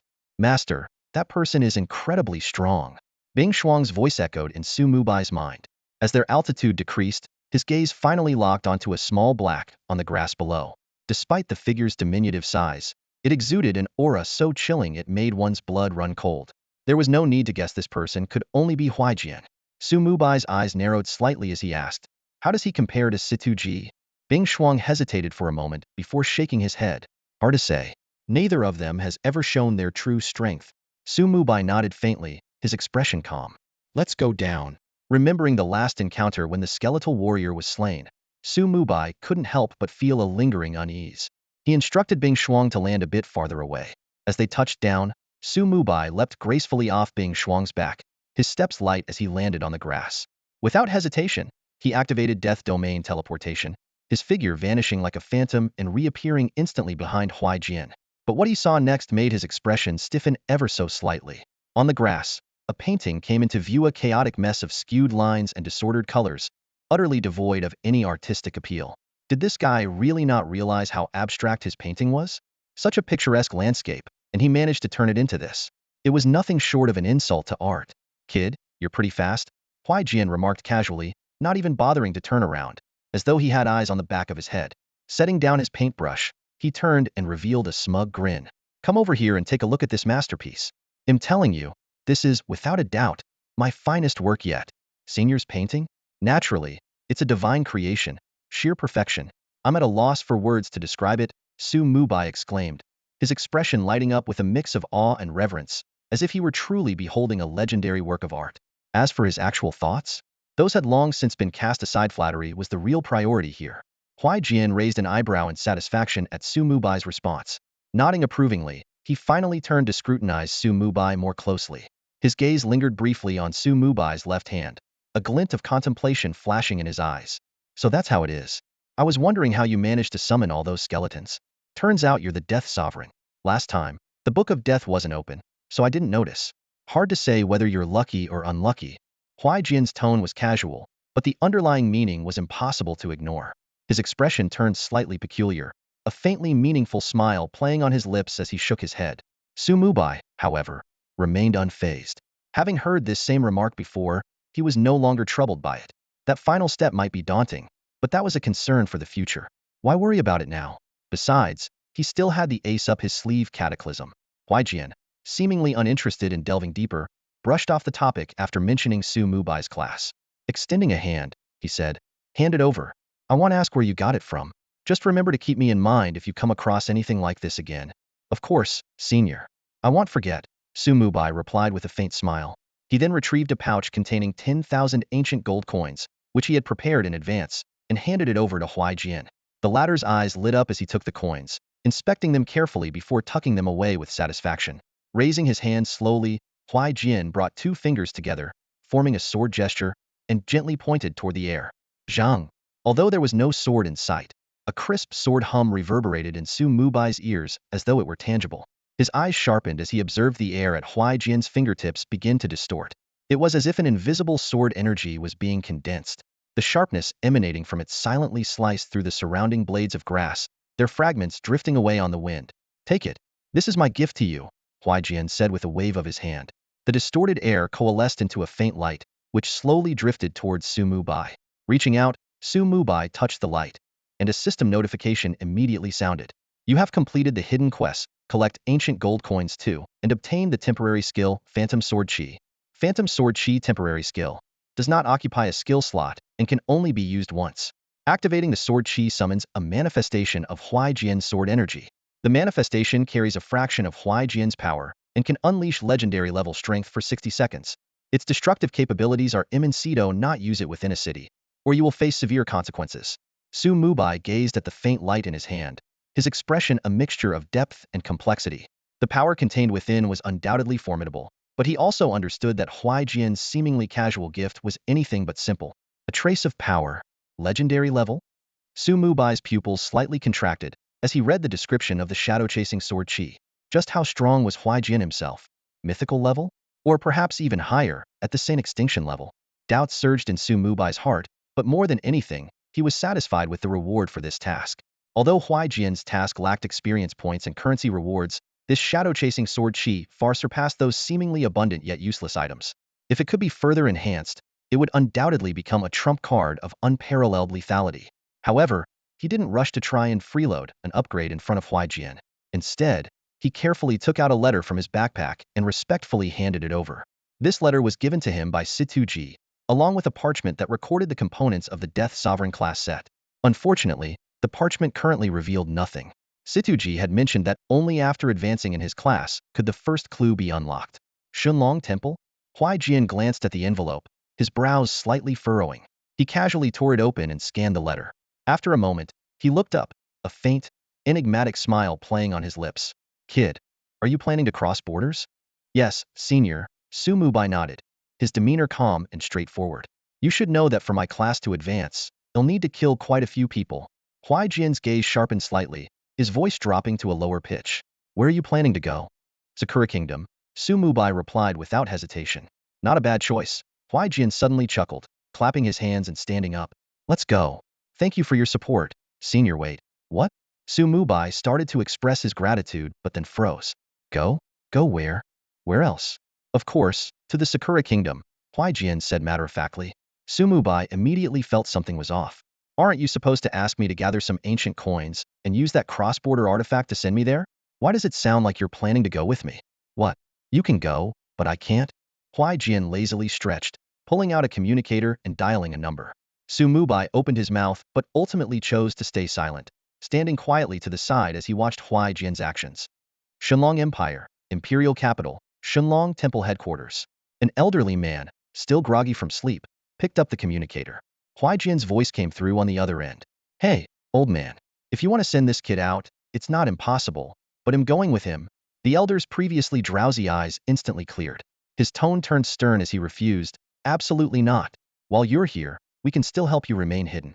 But if you go out and expose your presence, what if they are drawn to you? Do you really think you can avoid them?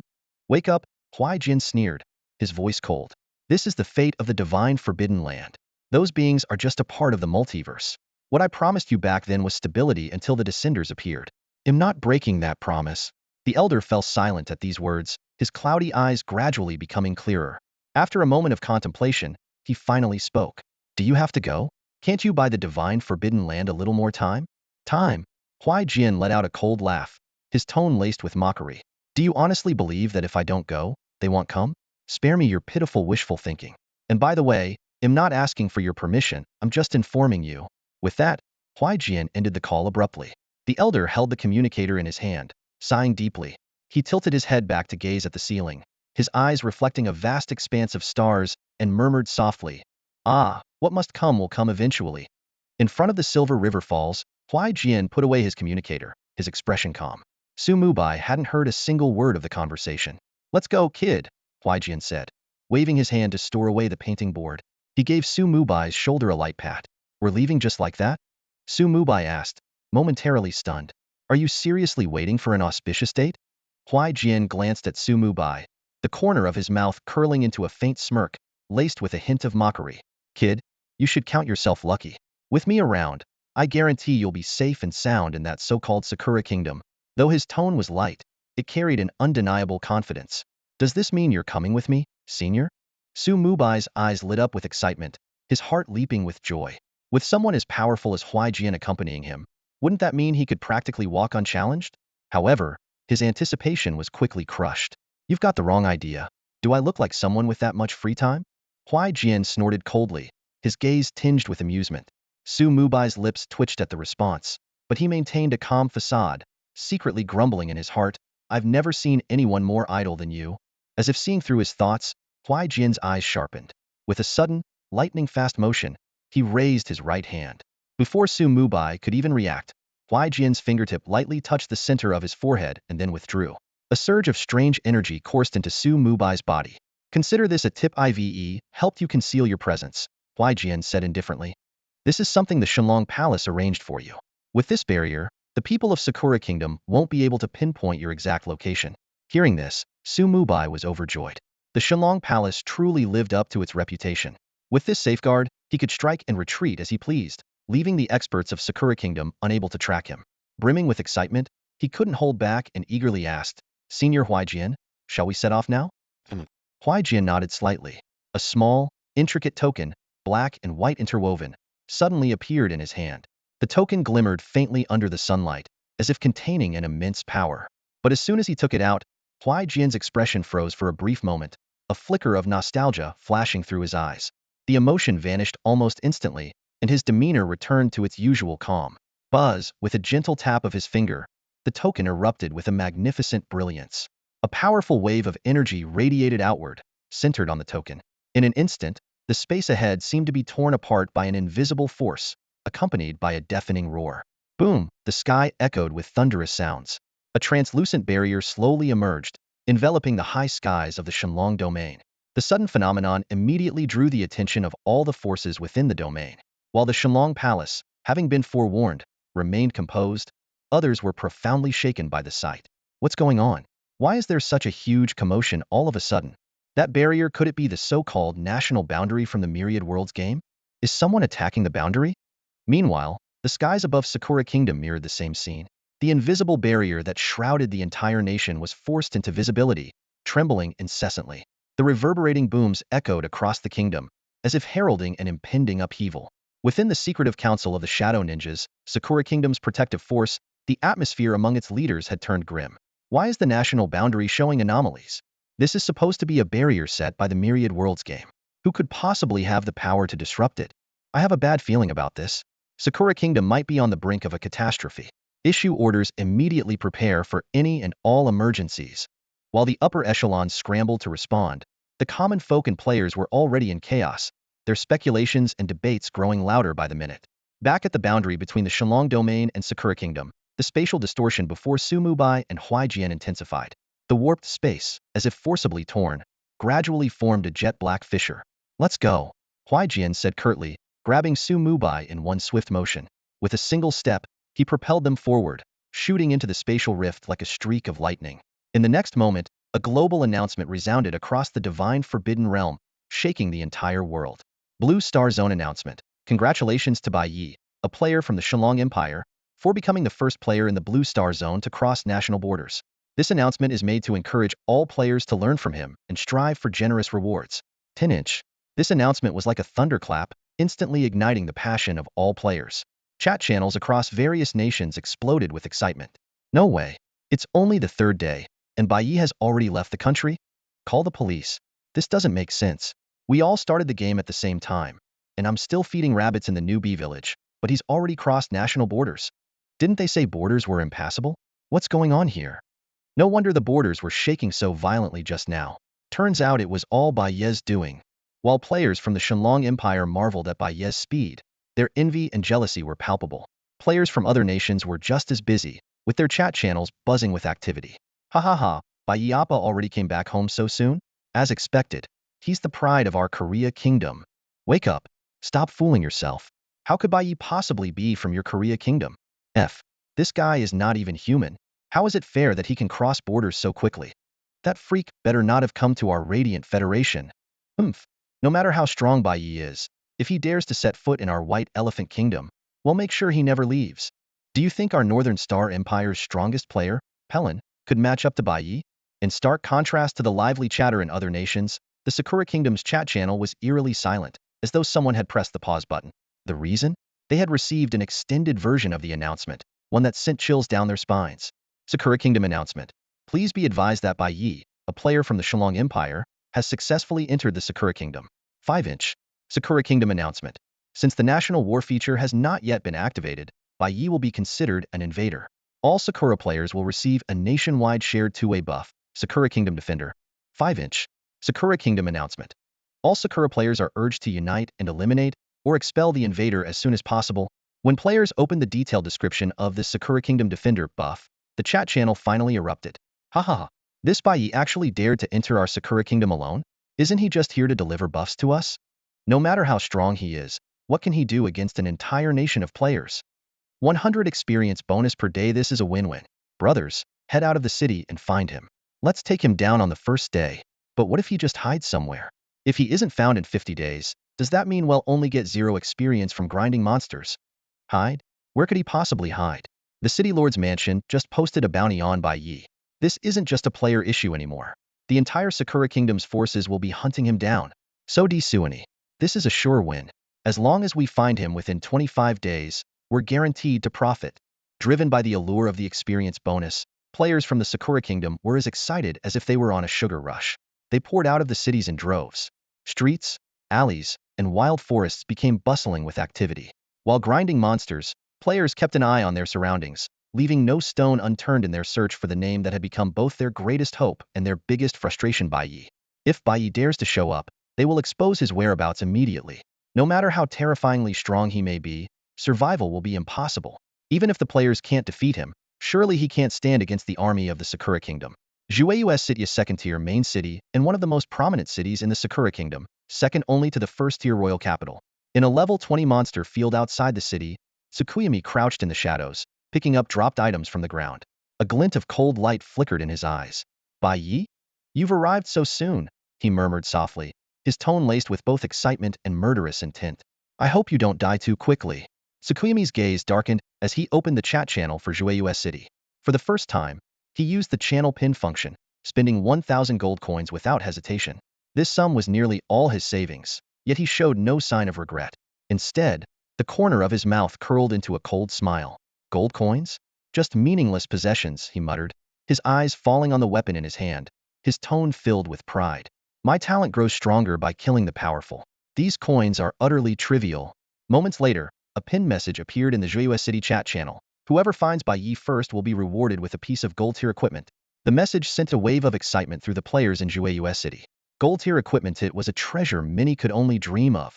Countless players sprang into action, and the entire city seemed to erupt in chaos as they rushed toward the outskirts, eager to be the first to locate Bai Yi. However, these players seemed to have forgotten the terror that was Bai Yi. He wasn't an ordinary player, was the strongest entity on Blue Star. While they coveted the reward, they failed to consider that this might be a trade of their lives for equipment. But the players of the Sakura Kingdom were already blinded by greed. Coupled with the allure of the 100 experience buff, they only thought about finding Bai Yi as quickly as possible to claim their reward and benefit. The sooner they obtained the buff, the greater their advantage in the world game, potentially even securing victory in future national wars. Sakura Kingdom, remote outskirts of Beihai City. The space suddenly tore open, and 2 figures stepped out. The desolate monster field was instantly disturbed, and the nearby creatures immediately spotted the intruders, growling as they charged forward. Humph, a bunch of beasts. Huai Jian snorted coldly, his sharp gaze sweeping across the area like a blade.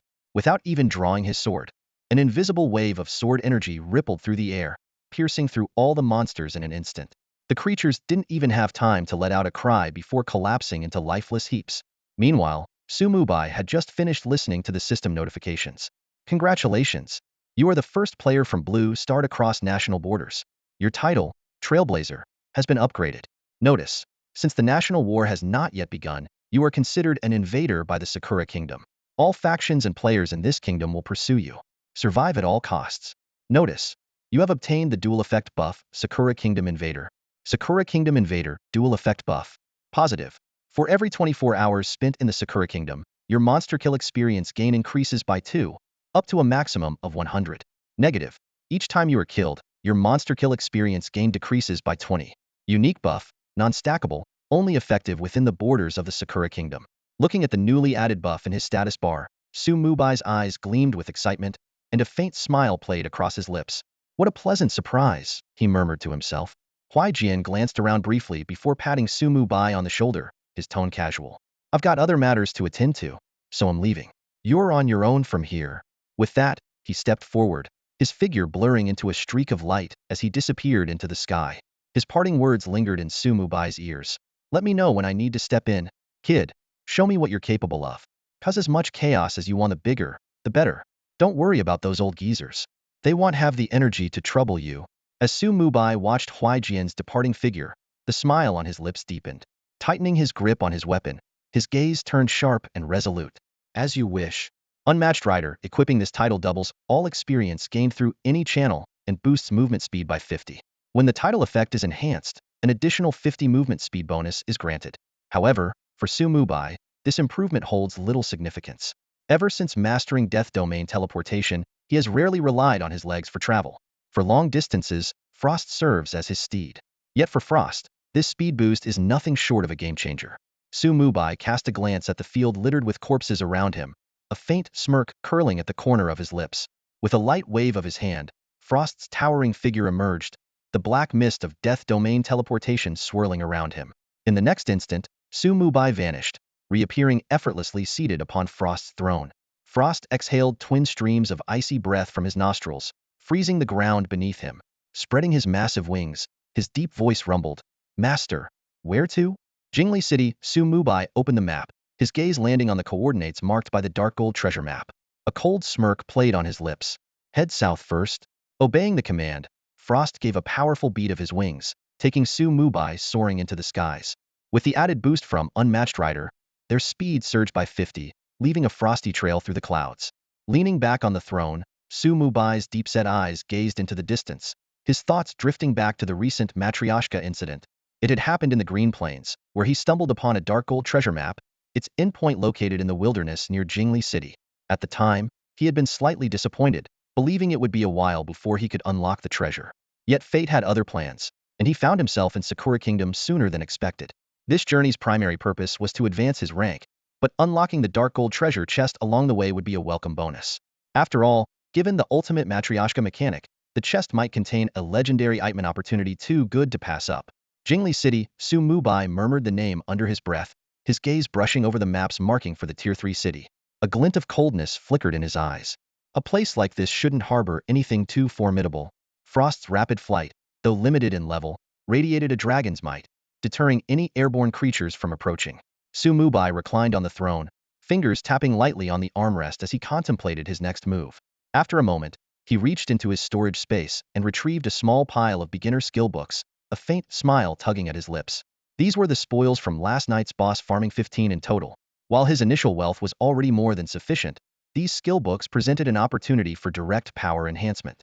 Cataclysm, Mubai murmured softly, his gaze locking onto the skill books in his hand. Target, beginner skill books. Choose the advancement tier. Tier 1, Tier 2, Tier 3. Option 1. Upgrade to intermediate skill books, no cost. Option 2. Ascend to advanced skill books, 2,000 gold per book required. Option 3. Cataclysm to perfect skill books, 1,000 years of lifespan per book required. Ascend, Tier 2. Mubai decided without hesitation. To him, gold was merely a number. You've spent 30,000 gold and obtained 15 advanced skill books. You've used advanced skill books 15, gaining 225 skill points. Current available skill points, 233. Mubai's eyes gleamed as he watched his skill points increase. Without delay, He allocated them to Death Drain Feedback. You've spent 80 skill points to upgrade your S tier skill, Death Drain Feedback, to level 11 max. Death Drain Feedback S tier, level 11 max. Active skill. Skill effect, 1. Drain. Absorb death energy from corpses and store it. Maximum energy per target, 20. Cooldown, 30 seconds. No cost. Maximum casting range, 200 meters. As the skill upgrade succeeded, a satisfied smile spread across Su Mubai's face. Looking ahead, he saw frost breaking through the clouds, the direction of Jingli City now clearly in sight.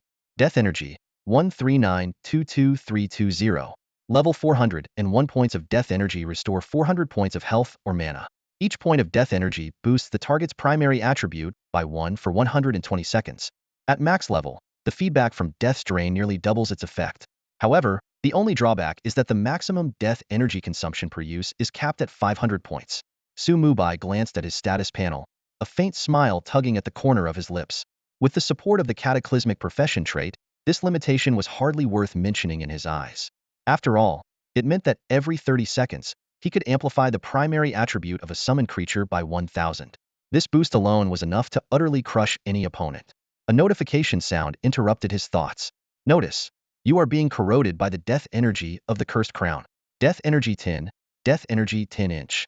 A series of notifications followed, and the upper limit of his death energy was further increased. At the same time, the mobile energy core within his body began operating at full capacity. In less than 2 minutes, his death energy was replenished to maximum again. Looking at the remaining 153 skill points, Su Mubai pondered for a moment before decisively upgrading Death Realm Shift by 3 levels. He wasn't in a hurry to enhance Death's Gaze, since he currently had no shortage of damage output. The practical utility of Death Realm Shift in combat was evidently more significant. The upgraded skill effects caught Su Mubai's attention. The shift distance increased from 200 meters to 320 meters, cooldown reduced to 12 seconds, and immunity duration extended from 3 seconds to 3.3 seconds. Although these improvements seemed minor, in high-intensity battles, every second could determine victory or defeat. Next, his gaze fell on Death Shroud. The upgrade for this skill was even more astonishing. Casting range expanded to 800 meters, duration increased to 39 seconds, and most importantly, the number of Death Shrouds rose from 3 to 5. This meant he could simultaneously deploy multiple Death Shrouds across different coordinates, allowing his undead army to spread out instantly, divide the battlefield, and take full control of the situation. If I could level up Death Realm Shift a few more times, with the support of the cataclysmic profession trait, wouldn't I be invincible? A spark of excitement flickered in Su Mubai's eyes. Shift, gain immunity, shift again. Repeat this cycle would make him almost untouchable. Although he was aware that skill points were limited, he made up his mind. From now on, any skill points he earned would be prioritized toward maxing out Death Realm Shift. Master, we need to change our route. Frost's voice suddenly sounded, interrupting Su Mubai's thoughts. He paused for a moment, but before he could respond, a piercing eagle screech echoed from the distance. Looking up, he saw a small black in the sky rapidly closing in on their position. Su Mubai's expression sharpened instantly. Anything that could prompt Frost to issue a warning was undoubtedly an extraordinarily powerful being. Although he couldn't yet discern specific details about the approaching entity, he already had some guesses in mind. Master, we must alter our course immediately. Frost's tone carried a hint of urgency, clearly worried about Su Mubai putting himself in danger. No need to panic. Keep flying, Su Mubai replied calmly, his commanding tone leaving no room for argument. Master, am no match for it. Frost's voice softened, tinged with concern. We won't die. Trust me, Su Mubai reassured, sitting up straight as his gaze locked onto the rapidly approaching black dot.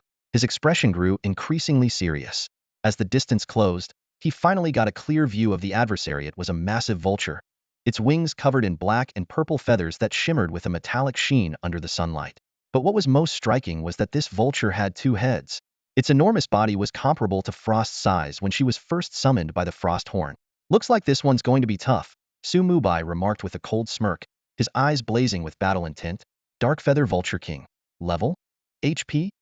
Apart from its name, every other piece of information about it was shrouded in question marks. This massive creature was clearly drawn here by the aura of Frost. From the glint in its eyes, Su Mubai could sense excitement and greed. Running into such a formidable being right off the bat was no coincidence. The appearance of the Dark Feather Vulture King instantly heightened Su Mubai's vigilance to its peak. This colossal beast was clearly not part of the Descender's realm. Just the savage gleam in its eyes was enough to reveal its true strength. Although Su Mubai was unrivaled among Descenders, He was well aware of the gap between himself and such an unknown, powerful entity. Yet, despite the disparity, there wasn't a trace of panic in his heart. Instead, he grew even calmer. He knew that fleeing would be futile, and brute force was out of the question. The only way out was through strategy. "It's here, Master." Frost's voice echoed from the depths of his soul, tinged with urgency and anger. Mubai's command had already been issued. Frost charged directly toward the Dark Feather Vulture King without hesitation. In Frost's dragon eyes, flames of fury burned brightly. Though it was only a newly born dragon king, at an equal level, the bald-headed bird before it wouldn't even dare to meet its gaze. Yet now, this creature dared to see it as pre-yin unforgivable insult to the dragon race. The Dark Feather Vulture King's eyes flickered with a hint of mockery. Its two heads opened their beaks wide, and with an ear-splitting roar, two dark purple beams of energy shot forth, heading straight for Frost. Even from a distance of over 1,000 meters, the oppressive aura was so overwhelming that the very air seemed to freeze. Roar! Frost let out a defiant roar, refusing to back down. In an instant, Frost energy and searing dragon breath converged in its maw, forming a devastating icy dragon breath that surged forward to meet the Dark Feather Vulture King's attack. Boom! The icy blue dragon breath clashed heat-in with the dark purple energy beams in midair, unleashing an explosion that sent shockwaves rippling in all directions. However, the power of Frost's breath was clearly inferior. After breaking through the dragon breath, the dark purple beams, though somewhat weakened, continued their trajectory toward Frost. At the same time, the Dark Feather Vulture King flapped its massive wings, dispersing the smoke from the explosion. With claws as sharp as blades, it dove down, its eyes glinting with excitement and greed, as if it could already see the newborn Dragon King becoming its prey. To it, this was a feast delivered by fate itself. Frost's soul fire flickered fiercely within its pupils. Despite its anxiety, it dared not defy Mubai's orders, and had no choice but to charge forward. But just as the two were about to collide, a faint gray barrier suddenly appeared, interposing itself between Frost and the Dark Feather Vulture King. "Death Veil," Mubai murmured softly. With the manifestation of the barrier, Frost's figure instantly vanished, reappearing 1,600 meters away in the sky. The dark purple beams, having lost their target, hurtled into the distance, triggering an earth-shattering explosion. Meanwhile, the Dark Feather Vulture King, having lost its mark, came to an abrupt halt, skidding several body lengths through the air before stopping. In just a few seconds, the tide of the battle shifted dramatically. Frost and the Dark Feather Vulture King were now nearly 2 kilometers apart. Yet the crisis was far from over. The Dark Feather Vulture King reacted swiftly, flapping its wings and adjusting its direction in an instant to resume its pursuit of Frost. But before it could close the gap, the faint gray barrier reappeared. Frost vanished again, reappearing in a different direction. Each time the Dark Feather Vulture King adjusted its course to chase, the barrier would emerge again, relocating Frost to another spot. Over and over, this pattern continued, and frustration began to seep into the Dark Feather Vulture King's once confident gaze. A small, confident smile tugged at the corners of Mubai's lips. While Death Veil couldn't directly help Frost escape the battlefield, its ability to instantly reposition Frost was more than enough to keep the Dark Feather Vulture King at bay. With 4 Death Veils cycling in tandem, Frost moved unpredictably between north, south, east, west, up, and down, completely disrupting the Vulture's pursuit. The Dark Feather Vulture King's eyes were now clouded with irritation and unwillingness, its earlier arrogance replaced by growing frustration. Moreover, the Death Veil could shift its position at Mubai's will. Within a mere 10 seconds, the Dark Feather Rock was lured into a dizzying frenzy, its twin heads swaying chaotically, almost tangling together. The gray veil shimmered once more, and Frost's figure instantly appeared 500 meters behind the Dark Feather Rock. But this was only the beginning. Another Death Veil suddenly manifested just 10 meters above the rock. Immediately after, a rift in the summoning space tore open, unleashing a tide of skeletal warriors. The moment these skeletal warriors emerged, they launched themselves downward in a wild, charging formation, streaking through the air as gray lines. Wielding massive swords, they charged at the boss with 300 speed. Despite the significant difference in attributes, and their inability to inflict substantial damage or cause the rock to be stunned, the relentless barrage of attacks left the massive creature momentarily unbalanced. Shriek! The Dark Feather Rock let out an enraged screech, its wings trembling as razor-sharp feather blades shot out, instantly obliterating the charging skeleton warriors. However, just as it steadied itself to counterattack, an overwhelming force suddenly struck. Boom! A noticeably larger skeletal warrior slammed into the Dark Feather Rock with brutal force. Although it still couldn't penetrate the rock's defenses, the sheer power of the blow forced the boss to drop nearly 100 meters in altitude. This skeletal warrior was the result of Mubai's enhancements. Its strength had been amplified by 1,000, reaching a staggering 470,000 points. Even the dark feather rock, whose level remained indiscernible, found it impossible to resist while airborne with no leverage. Seizing this opportunity, the pale gray veil above rapidly expanded, engulfing the rock's massive form. Hundreds of skeletons descended from the veil, swarming the boss in an instant. They clung to the rock's back, abandoning their weapons to grip its wings, claws, and tail with their bony hands. Even its two slender necks were tightly entwined by the relentless skeletons. In no time, the rock's body was entirely wrapped into a grotesque ball of bones. Boom! With a desperate burst of strength, the dark feather rock violently shook off the skeletons, clearing its body of the restraints. Yet, by the time it regained its composure, Frost was nowhere to be seen. The infuriated rock let out an earth-shaking cry, its eyes blazing with the fury of being toyed with. In its frustration, it turned its gaze toward a distant human settlement, evidently intending to unleash its wrath there. Meanwhile, Mubai had already used the death veil to relocate, retreating rapidly with Frost in tow. This time, Frost had learned its lesson, flying at a lower altitude and constantly changing directions to avoid being locked onto again. Despite being a mythical creature, its current growth stage left it struggling against such a formidable boss. Before long, a system notification chimed in Mubai's ear. Notice, your skeletal warrior has been slain. Notice, cataclysm trait activated. Your skeletal warrior has been fully revived in the summoning space and cannot trigger this effect again for 60 minutes. The sacrifice of hundreds of skeletons had secured Mubai's safe escapia trade well worth it. This encounter had also deepened his understanding of the Death Veil's potential. After several directional changes, Frost accelerated for over 10 minutes. Only when it could no longer sense the dark feather rock's presence did it finally send a message. Master, that bald bird can't catch up anymore. At the same time, the system notification sounded again. You have discovered the Marsh of the Demon Frogs? Mubai opened his map to confirm the coordinates, realizing that this location wasn't far from a Tier 3 city. Though he had initially planned to head straight for Jingli City, he caught sight of a descending team not far below. Fly closer, Mubai said with a faint smirk, a glint of amusement flashing in his eyes. Since Head come across them, he might as well do a good deed and send them back to the lower city for free. The Frog Swamp is considered a high-level map at this stage. The wild monsters here are all at least level 15.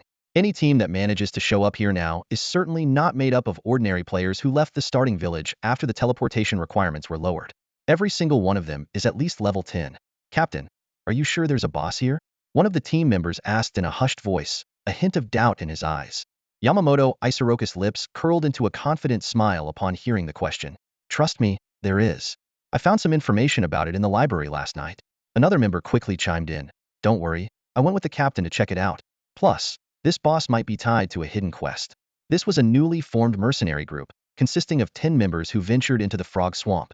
Their leader, Yamamoto Isoroku, possessed a rare grade talent, while the rest of the players were all A-grade talent holders. At this stage of the game, such a lineup was undoubtedly top tier. The team steadily cleared the monsters as they pushed deeper into the swamp, searching for any trace of the rumored boss. The air was thick with the stench of decay, and the muddy terrain made every step a struggle. As they focused intently on their search, one of the members suddenly shivered. Do you guys feel that? It just got colder all of a sudden, he said, rubbing his arms instinctively. Now that you mention it, yeah, it does feel colder, another member agreed, his expression growing serious. Yamamoto Isoroku halted in his tracks, closed his eyes, and concentrated for a moment. Then a faint smile appeared on his face. It seems we're getting close to the boss. His voice carried a tone of certainty. Let's keep searching. Once we take this boss down, we'll head to the tavern and treat ourselves to a feast. But just then, a strange clack, clack, clack sound echoed from not far ahead, like the rattling of bones. One of the team members suddenly pointed behind Yamamoto Isoroku, his voice filled with excitement. Look, over there. Is that the boss? Everyone turned to look in the direction he was pointing.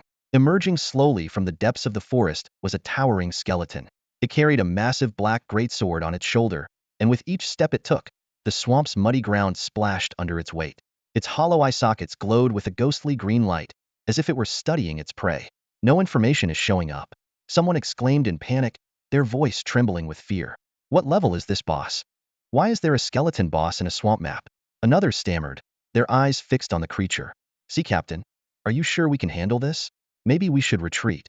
Yamamoto Isoroku frowned, about to reassure his team, but before he could speak, he noticed their faces suddenly change in unison. Instinctively, He turned around only to feel a sharp, agonizing pain in his abdomen. Looking down, he saw the enormous black greatsword piercing through his body, its blade dripping with blood. How is this possible? Yamamoto Isoroku's eyes were filled with disbelief, unable to comprehend what had just happened. A massive damage number exceeding 1 million floated above him, and his body collapsed lifelessly to the ground in an instant. The remaining members, witnessing the horrifying scene, turned and bolted without hesitation, abandoning any thought of retrieving Yamamoto Isoroku's dropped items. As they fled, a system notification rang in their minds. Notice, your team has been attacked by the intruder Bai Yi. Bai Yi. It's Bai Yi. One of them cried out, their voice trembling with fear and despair. That skeleton, is it his summoned creature? Another stammered incoherently. Over 1 million damage, this is beyond broken. At that moment, all of them felt a chill run down their spines. Any lingering hope they had was completely shattered. They had initially been confident, thinking they could track down Bai Yi and claim the bounty from the city lord's office. But now, that thought had completely vanished. Their only goal was survival. Are you kidding me? What reward is worth 10 years of our lives? If we'd known Bai Yi was this overpowered, we'd never have left the city. Someone cursed, their legs moving even faster. Clack, clack, clack, but their hopes of escape were destined to be futile. The eerie sound of bone rattling surrounded them from all directions, as if sealing their fate. Swish, swish, swish. In an instant, 9 arrows shot through the air, piercing through the skulls of several individuals. Even in death, they couldn't comprehend how Mubai had managed to summon such a terrifying force of 10 skeletons at once. Their final expressions were frozen in shock and unwillingness. The skeletons moved in perfect unison, swiftly gathering the spoils of battle and presenting them before Mubai. He accepted the items, his gaze briefly scanning the system notifications. A faint, amused smile played at the corners of his lips. Soul extraction activated. Soul points 0.1. The notifications appeared in rapid succession, with a 9 marker flashing on the screen. However, the last notification stood out. Soul extraction activated. Soul points 1. Mubai raised an eyebrow and murmured to himself, a short-lived fool? His eyes narrowed slightly, a hint of surprise flashing through them. Not even 20 years of lifespan left, killed once and completely gone. With a wave of his hand, he recalled the skeletons and turned leisurely, walking back to the throne that symbolized his authority. Sitting down, his gaze glimmered with a trace of disdainful coldness. He gave a casual yet commanding gesture, his tone calm but carrying undeniable authority. Go check the front. Since we're here, this little hall is hardly worth the effort. Yes, master. The frost skeleton grinned, its sharp teeth glinting menacingly in the sunlight. In the next moment, it transformed into a streak of icy light and shot into the sky, heading straight ahead. Meanwhile, in the resurrection hall of Sichuan City, beams of light flickered one after another as 9 figures were revived in succession. Barely moments after their rebirth, they all began to notice something wrong with their bodies. At the forefront, Yamamoto Isoroku's eyes snapped open, panic written all over his face. What the? Why am I only level 8 now? His voice trembled, clearly unable to accept the reality before him. The rest of the team quickly checked their own statuses, their expressions turning grim in an instant. What? Look at your lifespans. I've just lost 20 years all at once. One player shouted in alarm. Hearing this, the others hurriedly checked their stats, only to be met with widespread shock. Me too. I lost 20 years. This is insane. How did Bai Yi manage to do this? This is bad. I only have 25 years left. Wait, where's Inoue? Why hasn't he revived yet? Someone finally noticed the absence of one team member, unease creeping into their voice. Yamamoto Isoroku's face turned ashen. With trembling hands, he opened the team's member list, only to find that Inoue's name had completely disappeared. His throat tightened as he choked out. Inoue, he's gone for good. All his information has been erased by the Multiverse Game. Boom. The news hit them like a thunderclap, reverberating in their minds. Several players collapsed to the ground, their faces pale as they muttered in disbelief. He's really gone? The Multiverse Game, it can actually kill you. I'm done. I'm not playing anymore. I want out. One of them screamed in despair, trying to escape the brutal reality. Yamamoto Isoroku looked at his near-breaking teammates, feeling a chill run down his spine. He let out a heavy sigh and said softly, "This is the first time we've truly faced death. By Yes, power far surpasses anything we imagined. He's a monster. How could our Sakura kingdom possibly defeat or expel someone like him?" Despair seeped into his heart, but he forced himself to stay composed. Opening the Sichuan City chat channel, he sent out a message reporting Bai Yi's presence near the city. The announcement caused an immediate uproar within the level 3 city. Bai Yi is here. Finally, we've located him. Killing him will benefit all players from the Sakura kingdom. Dealing 1 million damage? Are you kidding me? That's just exaggerated nonsense. He's only been around for a few days. There's no way a player can deal that kind of ridiculous damage. Yamamoto Isoroku didn't bother responding to the skepticism. He knew explanations would be futile. Instead, he led his team straight toward the City Lord's mansion. Their losses had been devastating, and they desperately needed to claim their mission rewards. Only with the help of the official army could they hope to stand a chance against Bai Yi. Relying on players alone was simply impossible. However, before they could even reach the City Lord's mansion, Mubai had already arrived at the outskirts of Sichuan City. Standing on a high ridge, he looked down at the clusters of Sakura players in the distance, a cold smirk forming on his lips. He raised his hand, made a slight wave, and uttered 3 chilling words, Death Shroud. Instantly, pale gray veils descended from the sky, enveloping the entire area. A bone-chilling aura filled the air as an army of undead surged forth from the shrouds, forming a kilometer-long line of death in an instant. Hey, everyone, look. Is that the boss? What is that? Why are there suddenly so many skeletons? Hiss. The interface is all question marks. I can't see any information. How strong are these skeletons and cavalry? Could this be a monster siege? The sudden emergence of the Undead Legion immediately caught the attention of the players leveling up in this area. This location wasn't far from Sichuan City, so there were plenty of players around. Most of them had just left the beginner's village, with levels generally around 5 or 6. To deal with the wild monsters outside the city, they usually formed parties, making the area particularly crowded. At this moment, everyone's attention was drawn to the abruptly appearing Undead Legion. However, none of them knew where this army came from. Yamamoto Isoroku only hinted at Bai Ye's appearance, but withheld further details. Mubai didn't give these players any time to ponder. With a cold smirk, he raised his hand, and the Undead Legion took full form. His command was chilling and decisive. Let the slaughter begin. In the next moment, 20 headless horsemen wielding battle axes let out earth-shaking roars and charged forward, leading the assault. Following closely behind were 200 Shadow Knights, their iron hooves pounding the ground as black energy surged around them, resembling a torrent of death. Death Charge. Shadow Charge. The skills were unleashed with icy precision as streaks of black light tore through the crowd like arrows. The unprepared Sakura players were sent flying on impact, only to land as lifeless corpses. Blood quickly stained the leveling zone, and screams echoed endlessly. On the flanks, the skeletal warriors were no less ferocious.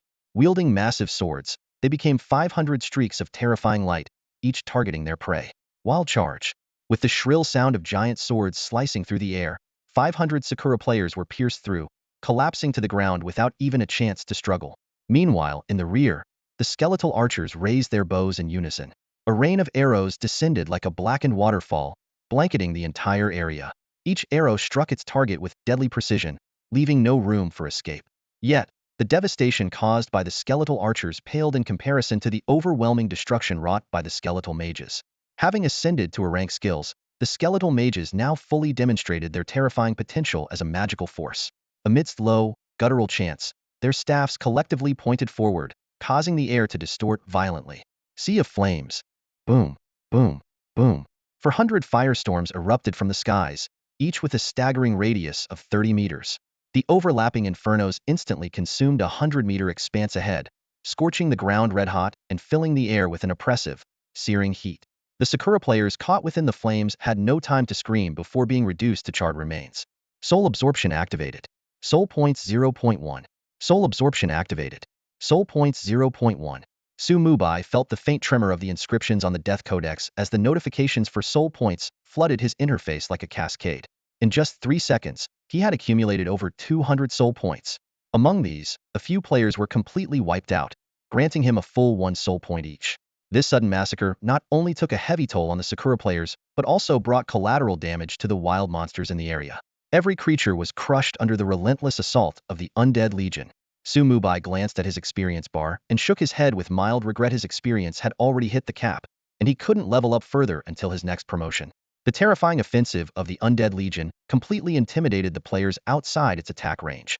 It wasn't until the flames roared to life that they snapped out of their shock, retreating hastily. Meanwhile, some surviving Sakura players received squad notifications identifying the enemy. With terror in their voices, they shouted a single name. Bai Yi. It's Bai Yi. White Knight, it's White Knight.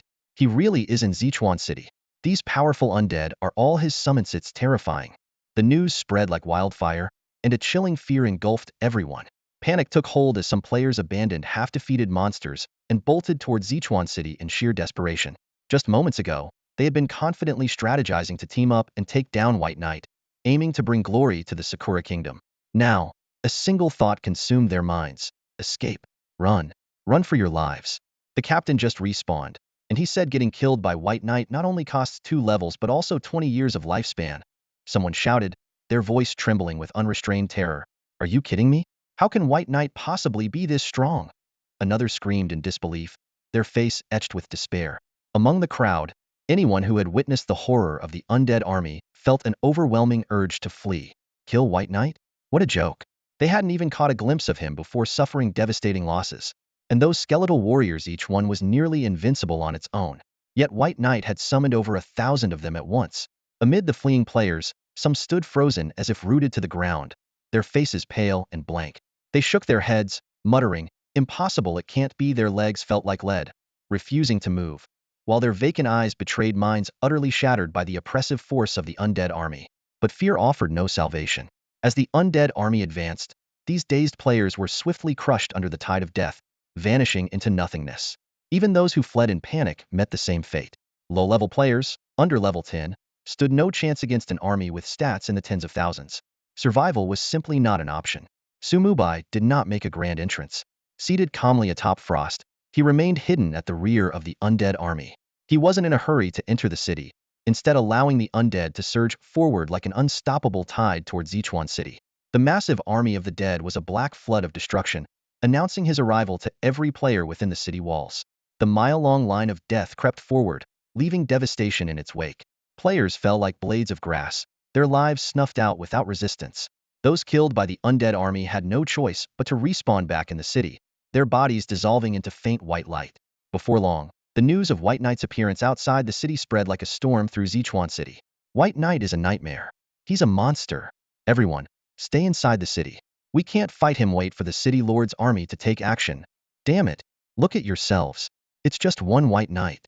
We have hundreds of thousands of players in Sichuan City. Why should we fear him? 100 Ghost Mercenary Group, follow me.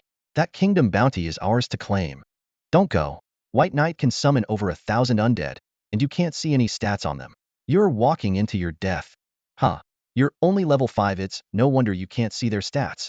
We're the strongest mercenary group in Sichuan City. 1,000 undead? Even 10,000 wouldn't be a problem for us. Inside the Resurrection Hall, thousands of players respawned in rapid succession, their reports plunging the city into chaos. Players outside the city scrambled to retreat, while some inside, refusing to believe the warnings, still dared to march out and confront him. Their confidence stemmed from ignorance, but they would soon learn the truth. Against Mubai, despair was their only outcome. Outside the city, Mubai did not rush to assault Sichuan City directly. Instead, he unleashed carnage on the outskirts. With the death shroud enhancing their mobility, the undead army moved with terrifying speed, leaving no survivors in their path. Mubai watched the rapidly increasing soul points with a calm demeanor, his heart unshaken. His goal remained unchanged. So long as the city guards stayed out of the fight, he would slaughter every Sakura Kingdom player who dared to challenge him. Inside Sichuan City, the 100 Ghost Mercenary Group had fully regrouped and prepared for action. Besides them, a handful of players, eager to risk it all for wealth and glory, had also joined the operation. Outside the city gates, hundreds of players stood ready, their excitement and tension palpable in the air. Captain, are we really going through with this? One team member asked, his voice trembling with unease. His grip on his weapon tightened, as if even his courage was slipping away. Just hearing the accounts of those who had been resurrected was enough to make his scalp go numb. Hayakakimaru shot him a cold glare, his voice sharp and cutting. Of course we're going. This is our territory. No matter how strong Bai Yi is, he's still just one man. What can he possibly do? Overturn the heavens. His words were resolute, his eyes glinting with a fierce determination. With a wave of his hand, he commanded, move out. The hundreds of players marched out of the city gates, their momentum unstoppable. Yet, the moment they stepped outside, they froze in place. In the distance, a chaotic swarm of figures was rushing toward them like a tidal wave. The scene resembled an uncontrollable flood. The sheer number of people, thousands at least, was staggering. Idiots! A bunch of cowards, running away despite your numbers. Hayakakimaru roared in fury, gripping his weapon tightly. Without hesitation, he led his group straight into the oncoming chaos, charging against the tide. As the two groups brushed past each other amidst the chaos, someone managed to hurl an insult. Idiot! But that fleeting exchange was the only interaction they had. The 100 Ghosts Mercenary Group, brimming with confidence, didn't even get a glimpse of Bai Yi before they were engulfed in sudden waves of fire. The inferno was like the claws of a demon, reducing the hundreds of players to ashes in mere moments. The battle ended so abruptly that even their screams of agony were too brief to carry far. Those who had hoped to ambush Su Mubai barely made it out of the city before finding themselves instantly respawning at the revival point. The resurrection hall was soon filled with wails and complaints. I worked so hard to reach level 10, and now I'm back to level 8 after one death? What? I just lost 20 years of lifespan. Hayakakimaru, this is all your fault. If you hadn't pushed us into this, how could we have suffered such a massive loss? Shut up. You think I didn't die too? The arguments in the resurrection hall grew louder and more heated, while Hayakakimaru stood amidst the crowd, his face dark as a storm cloud. His eyes were filled with shock and frustration. Immense class talent, and I didn't even get to see Bai Yi before dying? How is this possible? Meanwhile, the situation within the city was rapidly evolving. Mere moments after Su Mubai's attack began, Yamamoto Isoroku had already relayed the news to the city lord. The Sichuan city guards swiftly mobilized, and squads of well-equipped soldiers began to assemble. The entire city was instantly shrouded in tension. The appearance of the city guards sparked a wave of cheers among the players. Finally, the city guards are here. Look, those are the flying squads. Let's see where Bai Yi can run now. That damn Bai Yi. He's going to pay. I hope they catch him and make him suffer. The city's warning sirens blared through the air, piercing the sky and signaling the impending crisis. Without hesitation, the city lord issued the order to attack. The guards immediately marched out of the city. These soldiers, their power levels unknown to any player thus far, exuded an aura of invincibility. The soldiers summoned their mounts in unison, their armor and blades gleaming menacingly under the sunlight. They were like a steel torrent, surging towards Su Mubai's location. High above, several flying squads streaked across the sky, heading directly for their target outside the city. Though Sichuan City was only a third-tier city and its guards far from matching the strength of those in first-tier main cities, to the current players, these guards were an insurmountable force. Even the formidable Su Mubai seemed unlikely to stand a chance against them. The city guards are here. Finally, someone can put an end to Bai Yi. Put an end to him? He's finished. The guards must be over level 100. There's no way he can take them on. Do you think he can escape? Escape? Where to? Didn't you see the flying squads? The city lord even dispatched 8 full flying squads. Bai Yi should feel honored. Doesn't that mean we're about to get a 100 experience boost? Seeing the city guards spring into action, the fleeing players collectively breathed a sigh of relief. Many of them, emboldened, stopped in their tracks and turned to look toward the direction of the undead army. Though a lingering fear gripped their hearts, the thought of gaining an experience boost buff swiftly transformed their emotions into excitement and anticipation. Sakura players were known for their distinctive traits, subtly disheveled in moments of disadvantage, yet audaciously arrogant when the tide turned in their favor, as if they wore a completely different face. The appearance of several flying squads did not escape Su Mubai's sharp eyes. He quickly scanned the area but still couldn't access the information on these guards' status panels. Even so, he did not immediately choose to retreat. Frost, after observing the opponent's flight speed, confidently remarked, "With the aid of one ride absolute, we can completely outrun them." Hearing this, Su Mubai's heart settled, a smirk tugging at his lips as he coldly declared, "Good. Then let's kill a few more." The undead army's onslaught showed no signs of slowing, continuing its rampage among the Sakura players. The surviving players were utterly dumbfounded, their eyes filled with shock and disbelief. The city guards had arrived. Yet this guy not only refused to flee but dared to continue killing? What kind of nerve or sheer arrogance did it take to pull this off? But no matter how stunned the players were, the undead army's assault remained as relentless as a storm. The knights' warhorses thundered like rolling drums, and with every player they caught, their lances mercilessly pierced through bodies. Skeleton warriors wielded massive swords, each swing claiming another life. Meanwhile, the skeleton archers and mages rained death from afar with deadly precision, their arrows and spells leaving no room for reprieve. The skeleton archers, in particular, struck terror with their rapid-fire attacks, arrow after arrow, life after life, falling like wheat under a scythe. Killing is definitely the fastest way to rack up points, Su Mubai thought, watching as his soul points surged past 2,000. With most players still at lower levels and congregating in the outskirts, the undead army had managed to slaughter nearly 20,000 Sakura players in a short span of time. Seizing the moment before the city guards could close in, Su Mubai commanded the undead army to take down another 2,000 players, earning himself over 200 more soul points. "Intruder, halt!" A furious voice suddenly echoed. The city guard commander charged forward on horseback, his steed moving so fast it appeared as nothing more than a blur to the players. The rest of the city guards followed closely, launching a swift counterattack against the undead army. Seeing this, Mubai smiled faintly and murmured, "Looks like that's enough for now. I'll play again another time." With that, he activated Death Drawback Feedback. In an instant, one of the elite skeleton warriors at the forefront doubled in size, exuding an overwhelming aura of death that sent chills down the spine. You have consumed 500 death energy to enhance the target summon by 1,000 in primary attributes. Wild Charge. Mubai commanded softly. The enhanced skeleton warrior, now a ferocious beast, charged at the city guard commander with unstoppable force. Boom. A deafening crash resounded as the two collided. However, what happened next took Mubai by surprise. The enhanced skeleton warrior was struck down in a single blow, reduced to a cloud of bone dust by the commander's sword. The city guard commander paused briefly, a flicker of astonishment crossing his face. The sheer power of the skeleton warrior had clearly exceeded his expectations. Inwardly, he thought, how could a descender, after just a few days, summon such a formidable undead creature? But his shock lasted only a moment. Regaining his composure, he raised his sword high and pointed it directly at Mubai, shouting, "Bai Yi, surrender now." The next second, however, his pupils dilated, and an expression of unmasked fear spread across his face. An immense, otherworldly force descended upon him, and he felt as though his deepest fears had been laid bare before him. All of it stemmed from Mubai's cold and penetrating gaze. Death Stare. The moment Death Glare was activated, a hoarse growl erupted from Takahashi Ichiro, the commander of the city guard.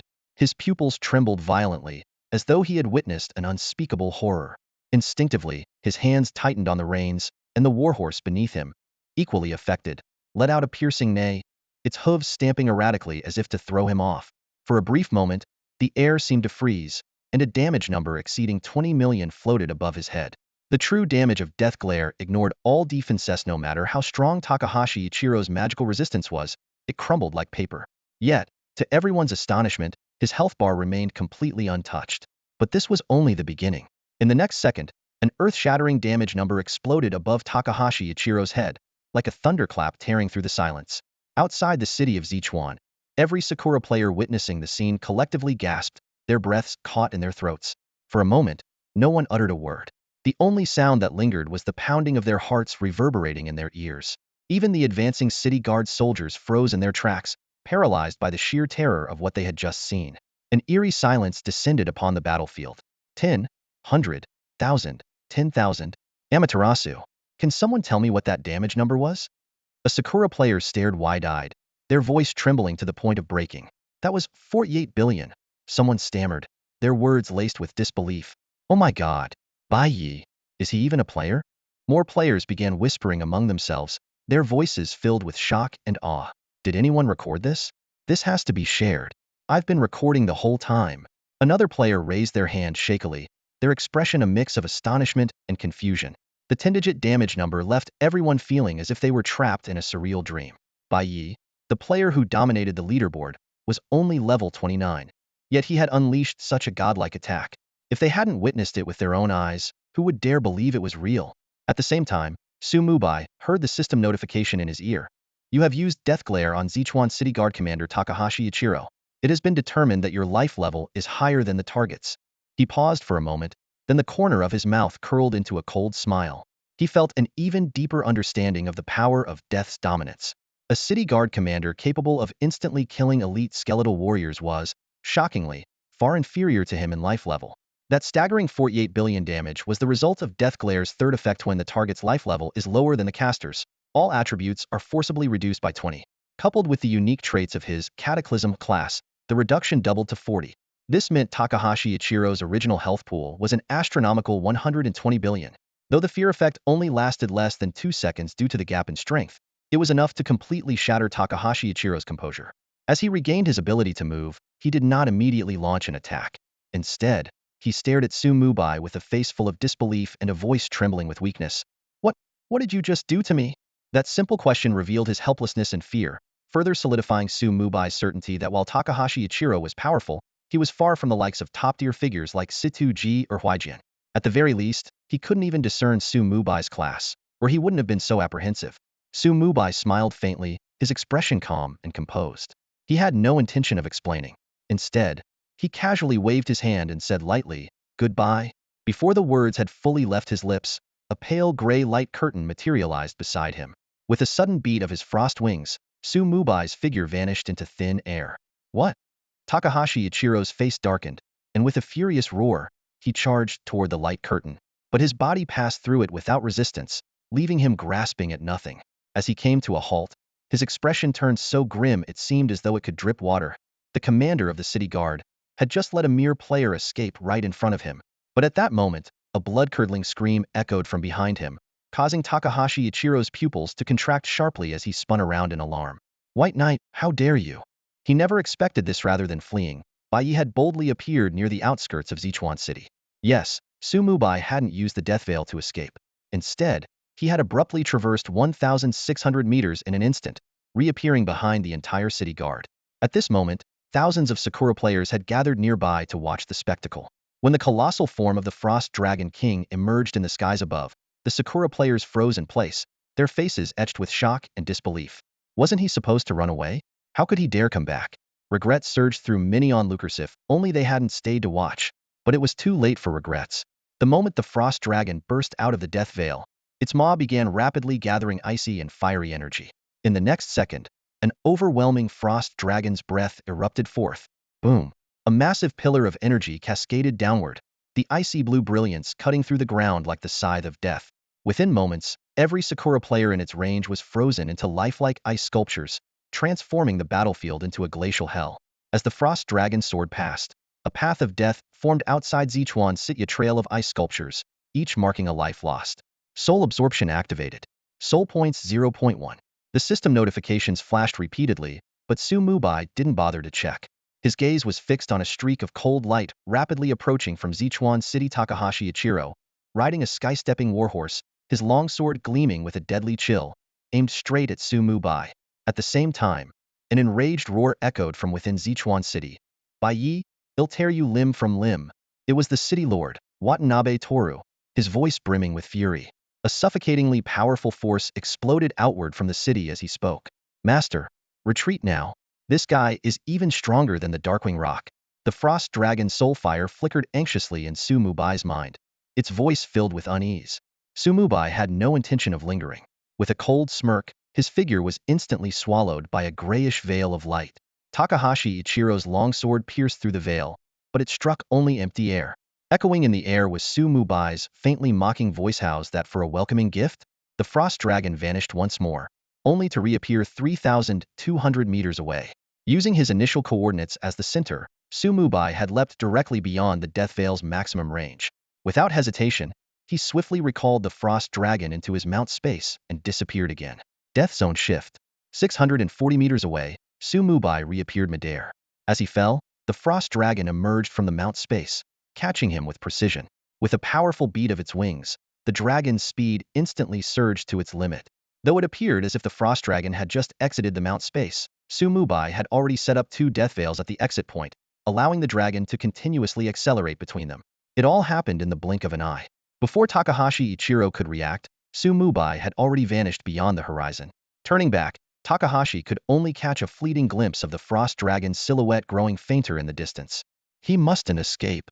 A figure surged out of Sichuan City, fury radiating with every step, chasing after Su Mubai's trail. The city lord, Watanabe Toru, roared with murderous intent, prompting Takahashi Ichiro to immediately spur his horse forward in pursuit. How could killing a few players draw out the city lord? Su Mubai sat upright on Frost's back as they sped through the air. His brow furrowed, one hand supporting his chin, his eyes filled with a mix of confusion and doubt. The pursuit by Sichuan City's lord, Watanabe Toru, was entirely unexpected. By any reasonable expectation, even if the Sakura Kingdom had issued a bounty on him as an intruder, deploying a figure as high-ranking as a city lord seemed excessive, completely out of the ordinary. Frost's speed was unquestionable. Its initial burst alone reached extreme velocity, putting a solid 4-kilometer gap between them and the city guard captain, Takahashi Ichiro. But Watanabe Toru's speed was nothing short of extraordinary. Despite starting from a complete standstill, he managed to close the distance to less than a kilometer in just under a minute. Master, the last guy who appeared is incredibly fast. Frost's voice carried a tinge of urgency, clearly feeling the pressure of the relentless chase. I'm aware, Su Mubai replied coldly, his gaze sharp as he turned to face the rapidly approaching Watanabe Toru. His mind raced, calculating possible escape strategies. After a quick glance at the map, he gave a terse command. Fly east, toward that small town. If he wants to chase, let him chase to his heart's content. This choice wasn't random, it was deliberate. Mubai had already concealed his aura within the void space, making it harder for enemies to track him. Once they entered the town, its complex environment would provide the perfect cover to disrupt Watanabe Toru's line of sight. By summoning his undead army to create chaos, Mubai could seize the opportunity to escape. The undead army, which he had already retracted into his summoning space, was fully revived and ready for battle after being defeated by the city guards. It was a crucial advantage he could deploy at any moment. More importantly, Mubai still held a trump card, his void space sword chi clone. If pushed to the brink, he wouldn't hesitate to use it. However, using such a powerful asset against the lord of a mere tier 3 city felt like an unnecessary waste. Cataclysm. Target. Shadow chasing sword chi. Upgrade to the next tier. With a thought, Mubai activated the skill upgrade. He quickly scanned the updated description and allowed a cold smirk to creep onto his lips. A seemingly minor change in wording from a trace of power to a strand of power signified a significant leap in strength. The sword chi clone's combat ability had ascended from legendary level to mythical level. Let's hope it doesn't come to that, Mubai murmured, his eyes narrowing as he assessed the unfolding situation. He was determined not to waste such a vital lifeline unless absolutely necessary. This pursuit had made one thing clear. Sakura Kingdom took him far more seriously than he had anticipated. Moving forward, he would have to act with greater caution. Drawing too much attention came at an unacceptable cost, especially near urban areas. A city lord, chasing me like a rabid dog. Did I kill his father or steal his wife? Mubai sneered, a flicker of disdain flashing in his eyes. At that moment, Watanabe Toru's icy gaze locked onto Frost, despite the distance between them. With a swift motion, he unsheathed his blade and slashed out, sending an invisible wave of energy hurtling toward them with devastating force. Mubai instantly sensed the danger. Without hesitation, he dismissed Frost into the void space and vanished on the spot. Death zone shift, he muttered calmly, activating a spatial skill that distorted the air around him as he disappeared into thin air. Whoosh! The moment he reappeared, a second blade wave came slicing toward him. Yet, inexplicably, the attack vanished just before striking him, as though it had never existed. Watanabe Toru's eyes narrowed, momentarily stunned by what he had just witnessed.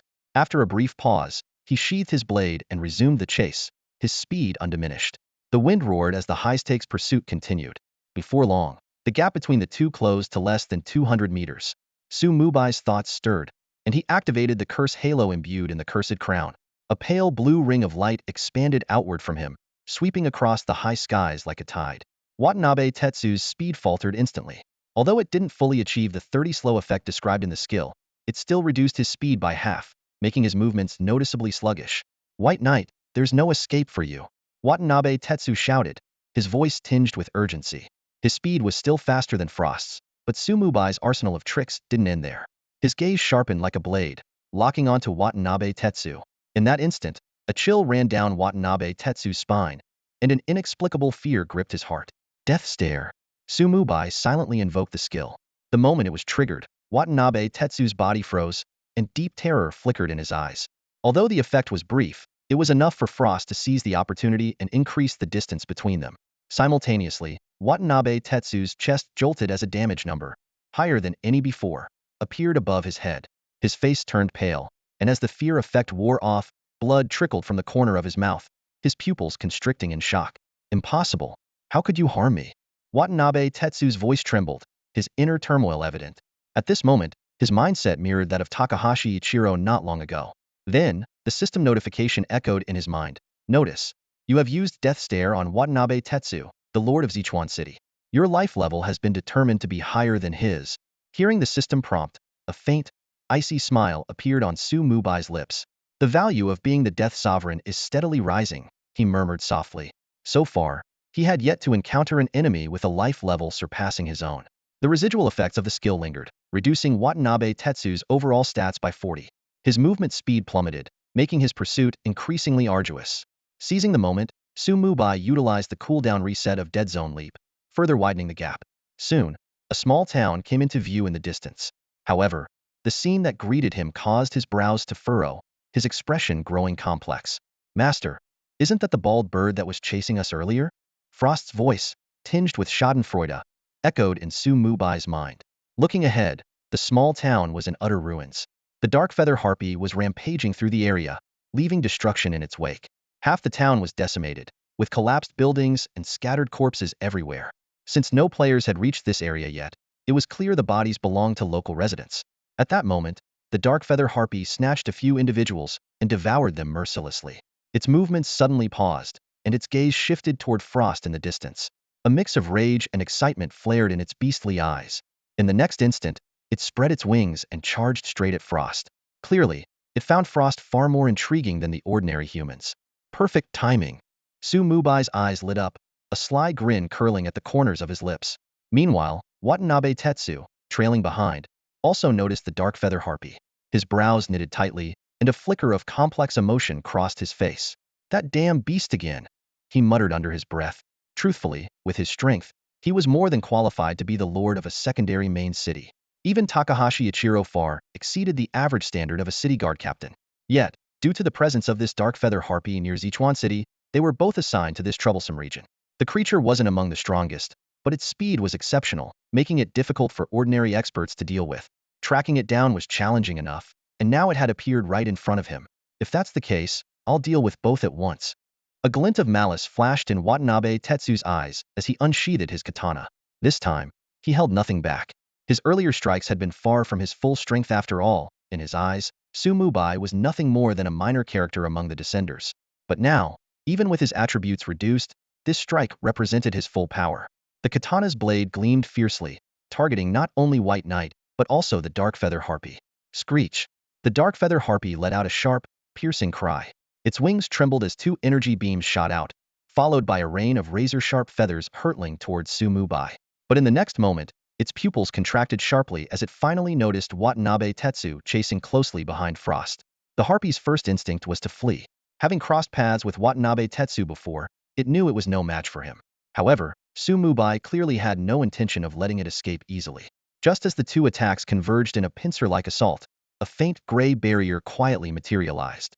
In the blink of an eye, Frost vanished into the barrier, leaving the two attacks to collide violently.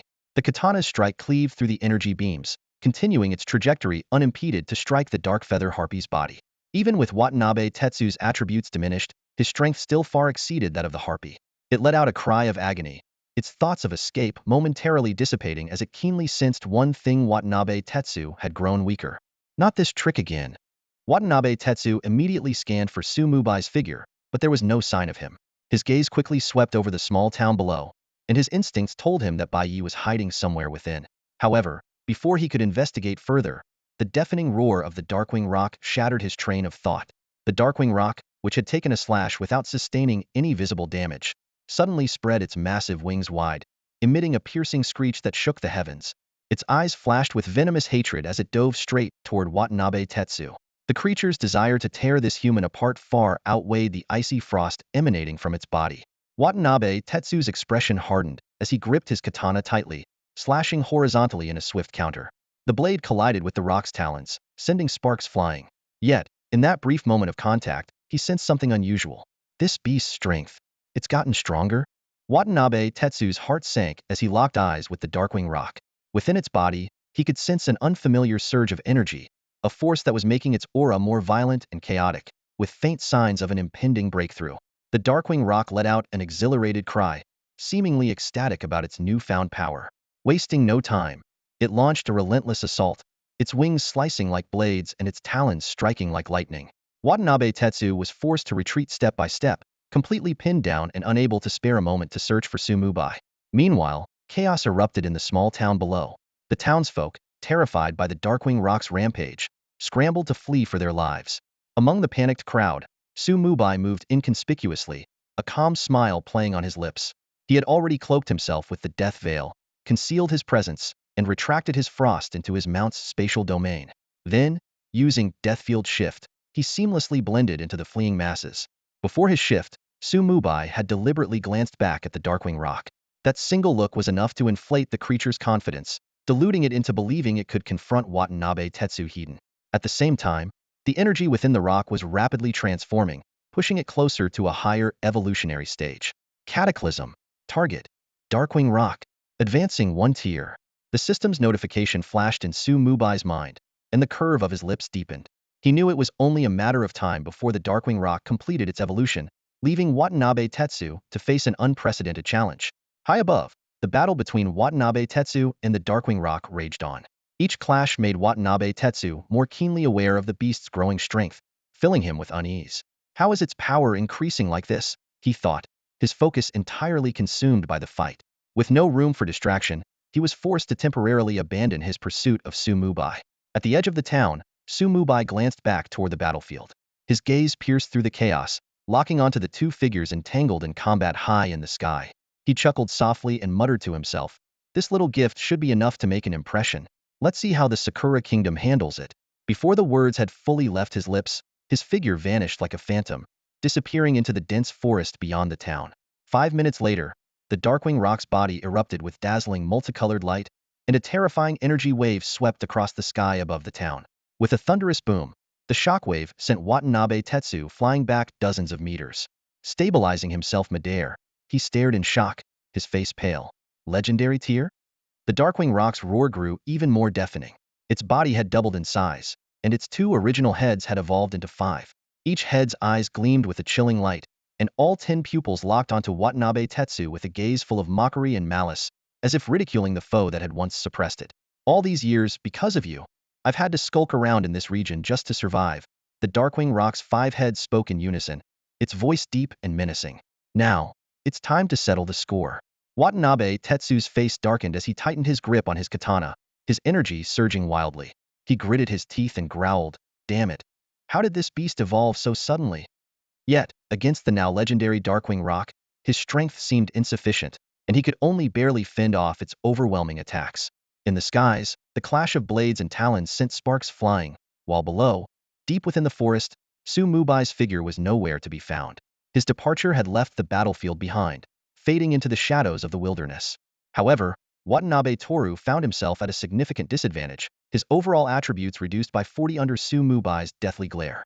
He was no match for the Darkwing Rock. The massive creature flapped its wings, stirring up a violent windstorm accompanied by a piercing screech.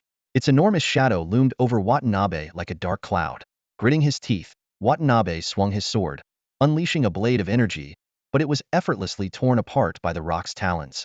The force sent him stumbling several steps back, blood seeping from the corner of his mouth. "Lord Watanabe, what's going on? Where's Bai Yi?" Takahashi Ichiro finally arrived, his face filled with confusion as he took in the chaotic scene. His eyes darted around the battlefield but found no trace of Mubai. Instead, he saw Watanabe locked in combat with a grotesque, enormous rock. His eyes widened in shock. "What the? How did this thing evolve?" "Idiot. Forget about Bai Yi," Watanabe yelled, stabbing his blade into the ground to steady himself, his voice strained with anger. "Get over here and help. If we can't stop this thing, the whole city of Sichuan will be destroyed." Takahashi jolted at the urgency in Watanabe's voice. Without asking any further questions, he drew his sword and joined the fight. His support eased Watanabe's burden, allowing him a moment to send out a distress signal. In the distance, the sound of the city guards' approaching footsteps grew louder. The battle between Sichuan City and the legendary boss, the Darkwing Rock, had officially begun. But Mubai was long gone, having removed himself from the chaos. Using his unique abilities, he had assisted the Darkwing Rock in its evolution before quietly leaving, as if he had never been there. Without even a backward glance, he walked away, leaving destruction in his wake, heading alone toward the horizon. After executing several death domain transitions, Mubai traveled a considerable distance, only stopping when he was sure there were no pursuers. Summoning Frost, his trusted companion, he took to the skies once more, heading toward Jingli City. While the Sakura Kingdom was merely a small corner of the Forbidden Divine Lands, its vast map made traversing it a daunting task. Even with Frost's incredible speed, it took a long time to reach the outskirts of Jingli City. The journey was uneventful, without any unexpected incidents. It wasn't until the system notification chimed, "You have discovered Stone Peak Mountain," that Mubai opened his eyes. Scanning the surrounding mountain ranges, he confirmed that this was indeed the location marked on his treasure map. Gently patting Frost's neck, he signaled it to descend. Following the treasure map's guidance, Mubai began searching the mountain for the treasure chest location. At the same time, he adjusted his experience distribution settings with a single thought. The low-level creatures from earlier were no longer useful for Frost's growth, but this area was different. Monsters above level 40 were abundant here, and defeating them could significantly accelerate Frost's progression. For now, however, finding the treasure chest was the priority. With the treasure map's assistance, the search didn't take long. Before long, Su Mubai spotted the Targeta Dark Gold tier treasure chest hidden within a recess halfway up a cliff, concealed by dense vegetation. Without the map's guidance, it would have been nearly impossible to find. Death Domain Transition? Confirming that there were no guarding monsters nearby, Su Mubai activated his skill without hesitation, instantly appearing in front of the chest. An unlocked Dark Gold tier treasure chest has been discovered. Do you wish to open it? Su Mubai raised a hand and tapped the air, selecting no without hesitation. Dark Gold tier isn't enough, he murmured to himself, before commanding in a low voice, Cataclysm. Target. Dark Gold tier treasure chest. Advance 1 rank. As soon as the words left his mouth, the chest radiated a tricolored glow. Instead of growing larger, the chest shrank slightly, its surface now adorned with intricate and mysterious runes. Once the advancement was complete, a new system notification sounded. However, the smile on Su Mubai's face froze instantly. A locked epic tier treasure chest has been discovered. Oh? Su Mubai stared at the chest in disbelief. It wasn't locked before. How did advancing it suddenly lock it? Give me back my unlocked treasure chest. Su Mubai stared dumbfounded at the epic treasure chest before him. It took him a moment to notice that as the chest's quality had upgraded to epic, it could now be directly stored in his inventory. He quickly checked the chest's description and realized that unlocking it didn't require a key, but rather a special material called spatial crystals. According to the description, the epic chest was in a locked state and required the consumption of 36 spatial crystals to open. The last line of the description even had a teasing tone. Kid, don't tell me you can't even afford a measly 36 spatial crystals? The corner of Su Mubai's mouth twitched slightly as he muttered to himself. Official sarcasm is always the deadliest. Forget 36 spatial crystals, she didn't even know what they were. Judging by the name, they were clearly some kind of high-grade material related to spatial properties.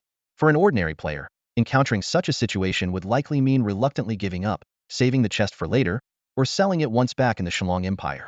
But Su Mubai wasn't an ordinary player, had a team of capable workers at his disposal. Without any hesitation, Su Mubai pulled out his communicator and dialed Fujaya Shanshan's number. Boss, talk about timing. I was just about to call you. The auction is about to start, Fujaya Shanshan said, his voice brimming with excitement.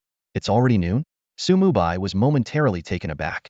He glanced at the sky and saw the sun hanging high. Clearly, several hours had slipped by unnoticed.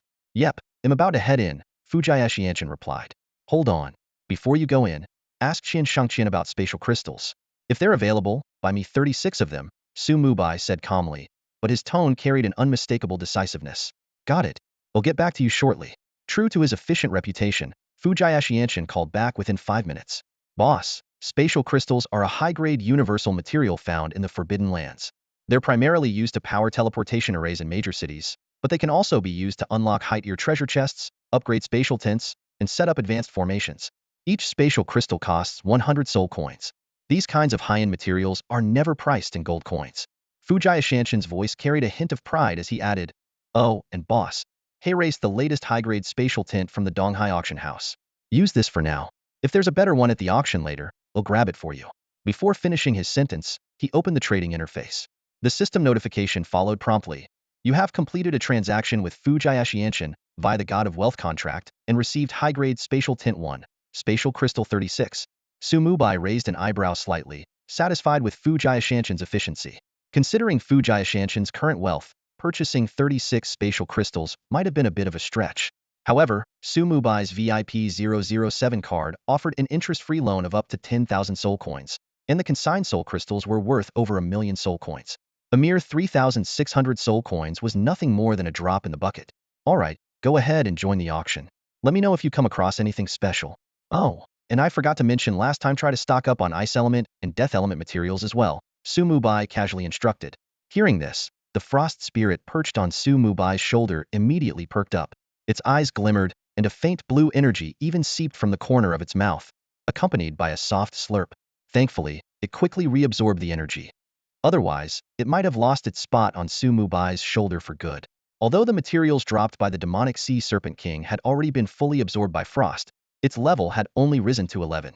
Mythical creatures were naturally powerful, but their growth required resources far beyond what ordinary beings could fathom.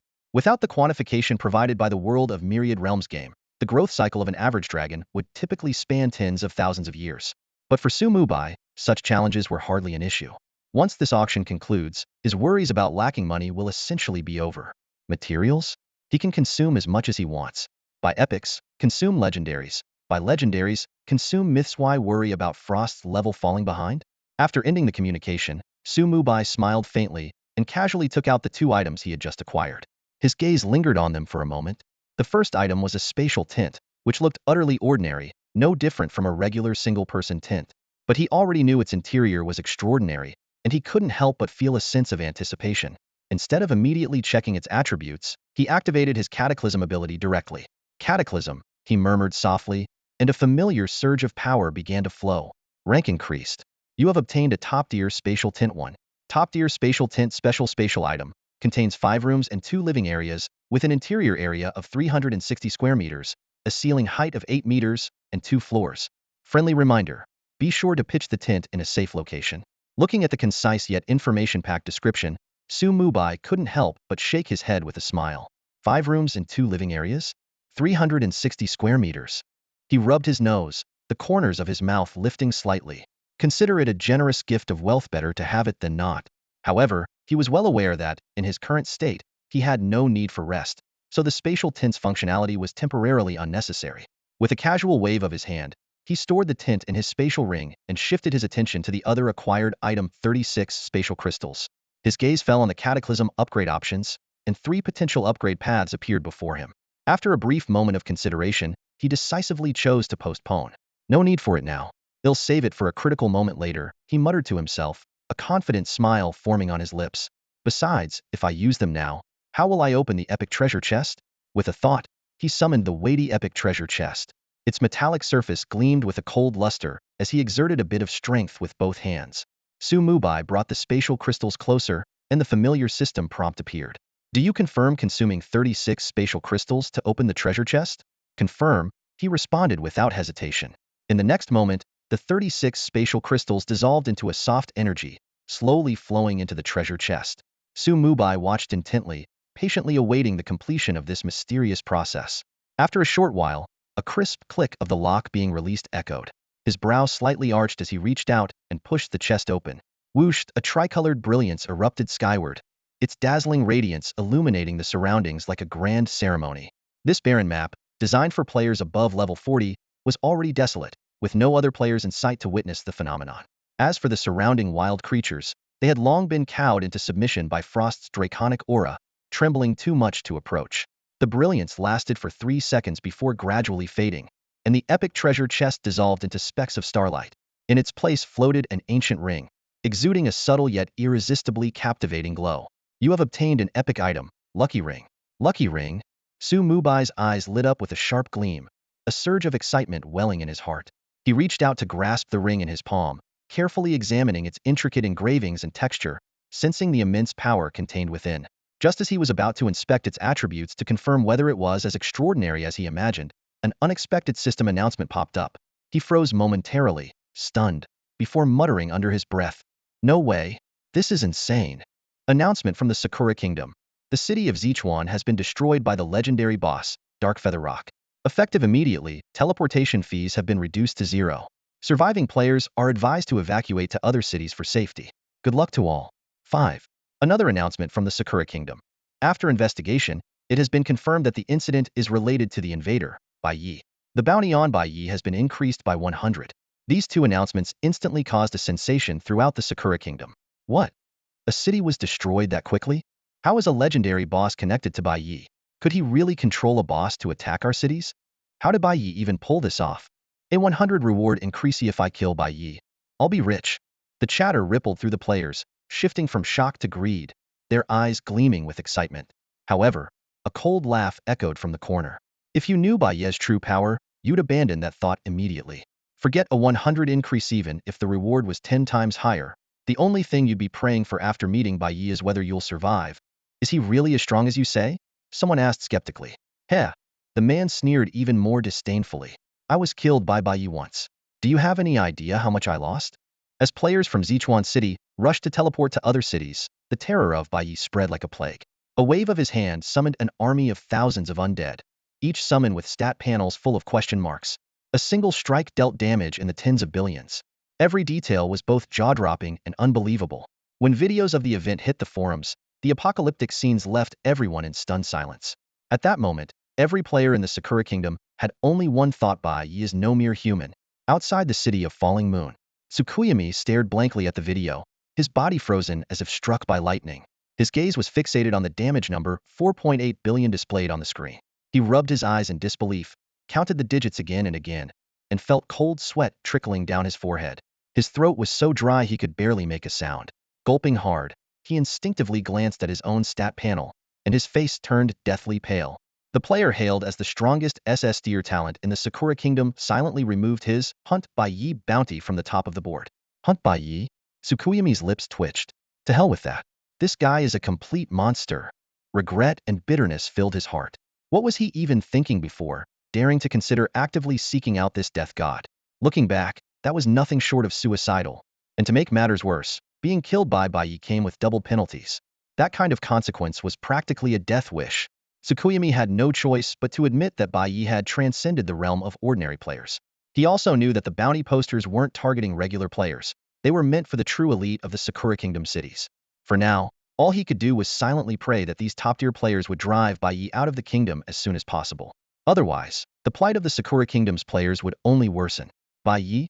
How did you achieve such terrifying power in such a short time? Tsukuyami muttered under his breath, his gaze filled with a mix of curiosity and dread. He couldn't help but wonder what kind of talent could allow a new player to reach such an unimaginable level in just a few days. Stone Peak Mountain, on a cliff. Mubai stood at the edge of the cliff, the system announcements replaying in his mind. The breeze ruffled his clothes, but his expression was one of pure bewilderment. Wait, was Darkfeather Rock really that strong? He murmured, a trace of disbelief in his eyes. Though he had indeed considered the idea of destroying Sichuan City, he never imagined it would happen so quickly. After all, with teleportation arrays in place, top players from other cities in the Sakura Kingdom could reinforce Sichuan at any moment. Yet, despite that, Darkfeather Rock still managed to obliterate the entire city. It was far beyond what he had anticipated. Narrowing his eyes slightly, Mubai's lips curled into a subtle, enigmatic smile. It seemed the rules of this world were even more intriguing than he had imagined. Who would have thought that the Darkfeather Vulture could be so formidable? It actually managed to obliterate Sichuan City. The Sakura players might never understand, even in their final moments, that the source of this calamity stemmed from nothing more than a casual glance from Mubai amidst the crowd. That seemingly indifferent look was akin to igniting a fuse, causing an epic-level boss to instantly break through its shackles and ascend to legendary status. This breakthrough was not just a leap in power but also a declaration of nightmares for the entire Sakura Kingdom. Standing at a distance, Mubai calmly scanned his friend's list, his gaze finally settling on Huaijian's name. He stroked his chin, a meaningful smile playing on his lips. The downfall of Sichuan City was undoubtedly tied to Huaijian. This guy's presence had already plunged the cities of Sakura Kingdom into fear and chaos. City lords were scrambling to protect themselves, leaving no time to assist others. It was no surprise that Sichuan City received no reinforcements. Mubai chuckled softly, already formulating a plan in his mind. Looks like I should bring a few more high-level bosses to visit the cities of Sakura Kingdom in the future. However, his smile soon faded, replaced by a glimmer of caution in his eyes. After being relentlessly pursued by Watanabe Toru, he had learned to keep a low profile. For now, his top priority was to gather 5,000 soul points to unlock the third page of the Death Codex, enabling him to complete his next evolution. As for destroying cities, there was plenty of time. He could take his time playing with these little Sakuras. With that thought, Mubai glanced down at the data interface of the Death Codex. Current soul points, 3,258.69. Consume 5,000 soul points to gain the opportunity to unlock the third page of the Death Codex. Not much left to go, Mubai thought, his eyes gleaming with determination. He couldn't help but feel pleased since venturing abroad. The rate at which he accumulated soul points had skyrocketed. In just half a day, he had already achieved most of his goal. Even without launching large-scale city assaults, it wouldn't take long to meet the requirement. Setting a firm goal for himself, he resolved. He'll aim to trigger the evolution quest by the end of today. With his mind made up, his gaze shifted to the ring in his hand, and an involuntary smile tugged at the corners of his lips. Just as he had anticipated, this ring could indeed increase his luck stat. However, its current epic level status was not its final form. The ring's true potential was hidden, lying in wait for Mubai's ultimate nesting doll strategy to unfold. Who could have guessed that such a remarkable acquisition originated from a mere silver-tier treasure chest? Mubai murmured to himself, the ultimate nesting doll, indeed. He mentally apologized to his former foster fathers in jest, knowing full well that this time, his fortune wasn't the result of muddled memories but of meticulous planning. His goal was clear. Cataclysm. The road to upgrading the Ring of Luck had only just begun. After organizing his thoughts, Mubai turned his attention to the ring's attribute interface. Blessing of the Goddess of Luck. Item grade, Legendary. Durability, 10001000. Equipment requirement, none. Base level, 25. Health, 5000. Mana, 5000. All attributes, 125. Modifiers, 1. Luck 30. 2. Main attribute 10. 3. When taking damage, there is a chance to trigger an immunity effect, which can occur at most once every 60 seconds. Skills. 1. Blessing of the Goddess of Luck active skill. Increases luck by 100 for 30 seconds. Cooldown, 1 hour. This was a ring blessed by the Goddess of Luck. Owning it was akin to possessing boundless fortune. Even more impressive, this legendary item had no equipment requirements and could scale up to a maximum level of 240.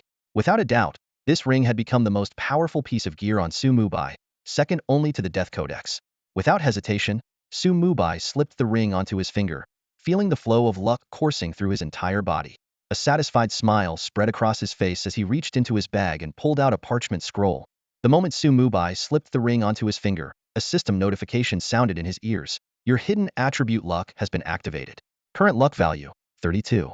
Looking at the number, Mubai couldn't help but purse his lips with a touch of resignation. So my luck value was just 2 before this? Reflecting on his past experiences, he hadn't felt his drop rates were particularly low. In hindsight, it was all thanks to the bonus from first kill rewards. Without that boost, with just 2 points of luck, he would have long been at the mercy of sheer misfortune.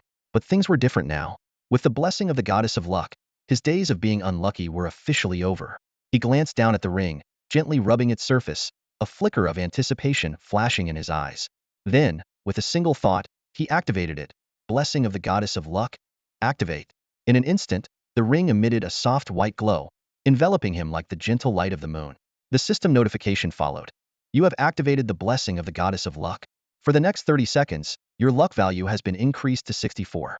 Taking a deep breath, Mubai's gaze fell on the parchment in his hand. A faint smile tugged at the corner of his lips. Let's see what it feels like to be truly lucky.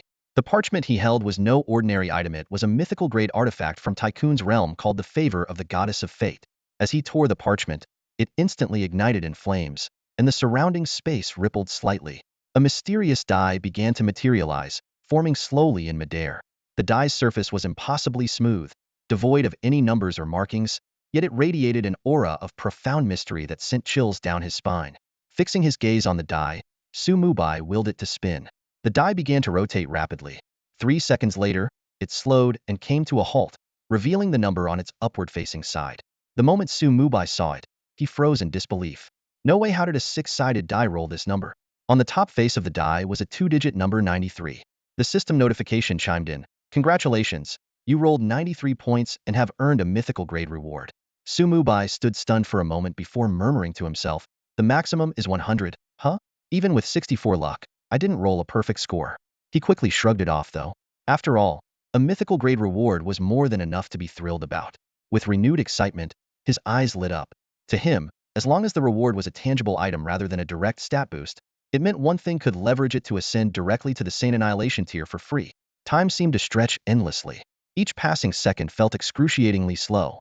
The die glimmered faintly, gradually transforming into a small, palm-sized book. When Mubai caught sight of the design on the book's cover, his heart sank. No way. As the glow faded, the book dropped, and he instinctively reached out to catch it.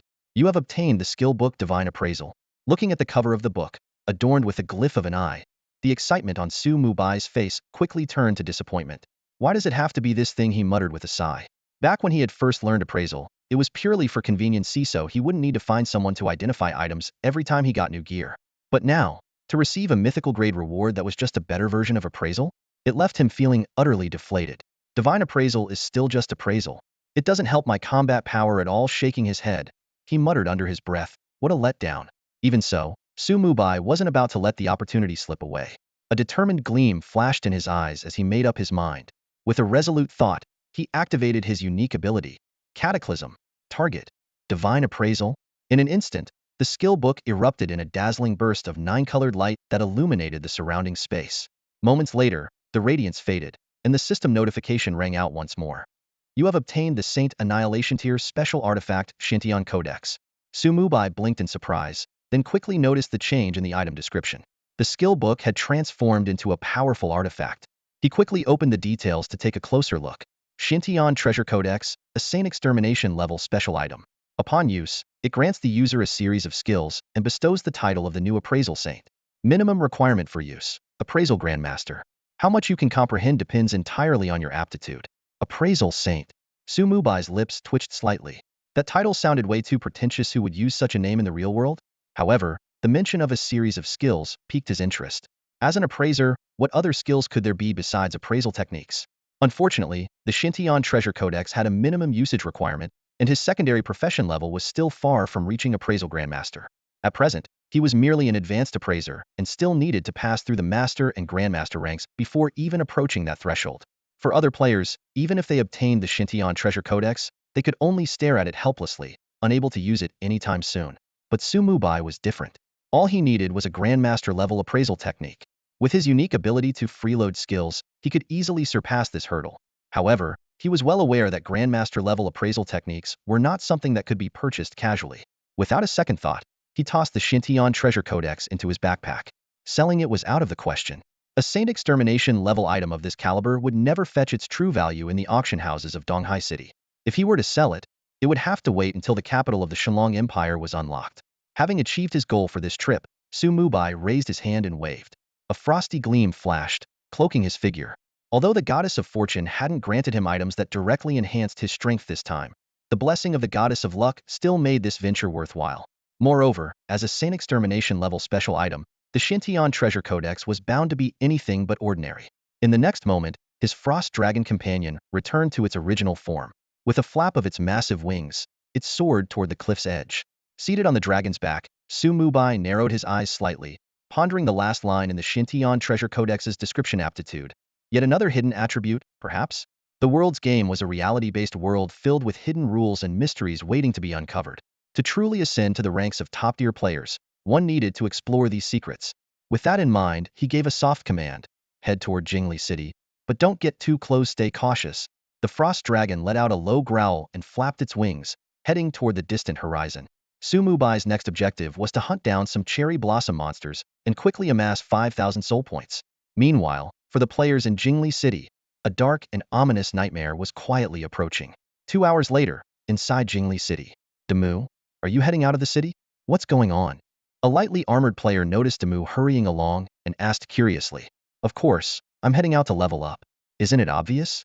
Shouldn't we all be trying to raise our levels as quickly as possible? Demu stopped in his tracks and shot the other player a glare. Heh, you'd better check the chat channel first. The other player smirked, crossing his arms as if enjoying the show. The chat channel? What good is that other than wasting time? Demu scoffed dismissively. Ha, then you're missing out on some big news. White Knight, that killing demon, has been spotted near Jingli City. Lately, almost every player who's gone out to level up has been sent back to the spawn point by him. What? Demu's face turned pale. Hasn't the city lord sent anyone to capture him? Of course they have, but that guy's as slippery as an eel. They just can't catch him. What's that old saying in China? Oh, Wraiths waging guerrilla warfare, hitting and running before anyone can react. In just a couple of hours, similar conversations could be heard all over Jingli City. Su Mubai's actions had thrown the entire city's player base into chaos. Those who had managed to earn some money quickly chose to teleport to other cities to escape. However, many ordinary players couldn't even afford the teleportation fees and had no choice but to stay, hoping the city guards would soon capture the so-called killing demon. Thanks to videos shared by players from Sichuan City, no one in Sakura Nation dared to entertain the idea of taking down White Knight anymore. Instead, they could only hope that the official forces would intervene. Otherwise, continuing like this would make even basic gameplay unsustainable. While Su Mubai didn't need food or rest, the same couldn't be said for regular players. And in this game, nothing came for free. Master, those descenders seem to be staying inside the city. Should we charge in? Take a few down and retreat? Frost hovered midair several kilometers outside Jingli City, its massive dragon wings gently flapping, stirring up a chilly breeze. Its gaze swept over the ground below, and its tone carried a hint of eagerness, as if it was brimming with anticipation for the potential battle. Are you out of your mind? Su Mubai rolled his eyes in exasperation, his voice tinged with helplessness. Did you already forget the times we were relentlessly hunted down before? He patted Frost's neck, signaling it to calm down. For the past 2 hours, he hadn't summoned his undead army but had instead ridden Frost, randomly clearing out leveling zones around Jingli City. The Frost Dragon King's magical power was nothing short of terrifying. Every time it flew over an area, a casual low-level ice-based AoE spell was enough to obliterate an entire group of monsters. The once vibrant land would instantly freeze over, transforming into a lifeless, icy plain. However, Mubai was far from reckless. He made sure to keep a safe distance from the city guards, avoiding detection. Even when changing locations, he moved in a completely random pattern to prevent anyone from predicting his movements. But over the past 10 minutes, he noticed something unusual. The monsters in the wild seemed to have vanished. He frowned, already guessing the reason. Word had spread, and the descenders were too afraid to leave the city. This realization left him slightly disappointed. His soul points were still short by 1/10 of the 5,000 he needed to reach his goal. Forget it, there's no need to take unnecessary risks now. Mubai's deep gaze shifted toward the distant Jingli City. Shaking his head, he opened his map, scanning the screen quickly. Fly east. There's a Tier 3 city not far from here. Find Frost let out a disappointed sigh as its massive wings unfurled once more, creating a powerful gust of wind. It quickly headed east. As the Frost Dragon King, it was naturally battle-hungry and even found their previous experiences of being pursued exhilarating. But since its master wasn't willing to take the risk, it had no choice but to comply. Meanwhile, inside Jingli City, the players remained oblivious to Mubai's departure. Even though the city guards had dispatched a large number of troops, there was still no news of White Knight being captured or killed. The players within the city were wary, too afraid to make any rash moves. Worse off were those who had just spent a fortune in gold coins to use the teleportation array to travel from Jingli City to the Tier 3 city Mubai was now heading toward. The teleportation array's cost was based on distance. The farther the destination, the higher the fee. The Tier 3 city's moderate distance made it a popular choice among players, resulting in a crowded teleportation queue. Beep beep beep. Mid-flight, Mubai's communicator suddenly buzzed. He casually answered, and the screen lit up with the image of Ascension. Boss, the highlight item of the auction just hit the stage, Ascension said, his voice carrying a hint of excitement. The soul crystal wasn't the highlight? Mubai raised an eyebrow, his tone laced with mild surprise. Nope, Ascension shook his head. The soul crystal was the second to last item, and it sold for a whopping 2.38 million soul coins. That guy Qian is something else. His sales pitch is practically godlike. I'm honestly tempted to see if I can poach him. Ha, suit yourself. Mubai chuckled lightly. He knew that with the combined cloud of Jincheng and the god of wealth, it wasn't impossible to lure someone away from the East Sea auction house. Still, he was more intrigued by the so-called highlight item Ascension had mentioned. So, what's the final item? Even you're hesitant to say? Well, Ascension paused, as though carefully choosing his words. Are you free right now? Why not take a look for yourself? Sure. Mubai nodded, signaling Frost with a tap of his foot to fly steadily. He then activated the video communication feature. The screen connected, revealing Ascension seated in private box 007. Without wasting words, he switched the view to the auction stage. The auctioneer, none other than Qian, was holding a gavel in one hand and leaning on the podium with the other, enthusiastically delivering a speech designed to incite bidding wars. Simultaneously, the image and detailed information of the highlight item were clearly projected on the large screen behind him. This is a golden card with a metallic texture, its surface adorned with intricate engravings that converge to form a winding divine dragon. A true Eastern dragon, not a frost dragon or any other kind of WIRM. On the front of the card, large ancient characters are clearly visible. Divine Dragon Palace Trial Invitation. A special item, possessing it grants you the opportunity to participate in the trials of the Divine Dragon Palace. On stage, Qian's voice echoed, carrying a tone of persuasion. The value of this invitation is something everyone here is well aware of. So, without further ado, let's begin the auction. Starting bid, 1.5 million soul coins. Each increment must be no less than 20,000 soul coins. The moment his words fell, the audience erupted into chaos. Bids were shouted one after another, each increase in price resembling an invisible battlefield as the numbers climbed higher.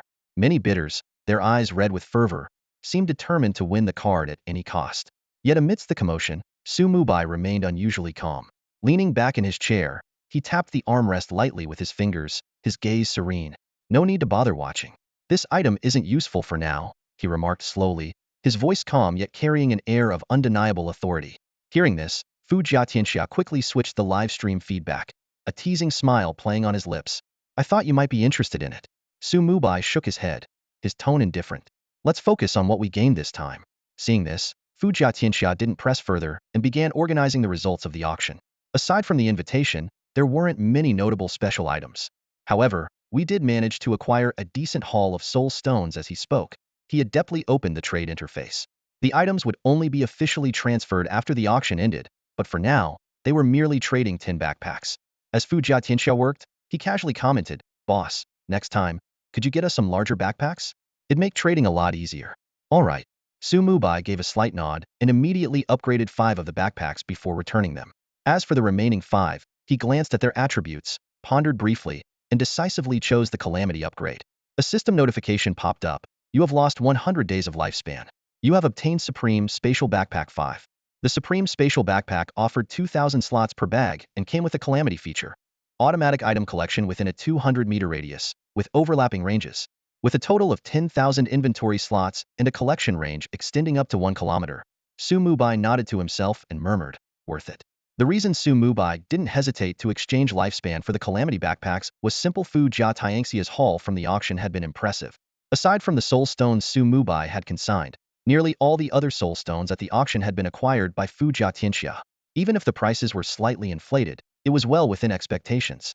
Once the auction concludes, they'll have a batch of basic soul stones, hundreds of intermediate ones, and, most importantly, dozens of advanced soul stones. Su Mubai calculated silently. These soul stones would not only provide ample soul points, but also lay a solid foundation for his upcoming advancements. And this was just the monthly auction in Donghai City. Soon, Fu Jiatianxia would head to other major cities to participate in subsequent auctions. The 10 primary cities staggered their auction schedules to accommodate traffic flow, giving them ample time to plan. With Fu Jiatianxia handling the business side, "It saves me a lot of effort," Su Mubai said with a faint smile, satisfaction evident in his gaze. He knew it wouldn't be long before he accumulated enough lifespan to support even more calamity upgrades. "Master." A sudden voice broke, and it was Bing Shuang, her tone carrying a hint of urgency. Su Mubai raised an eyebrow, but soon chuckled softly. "Don't worry, your materials won't be forgotten."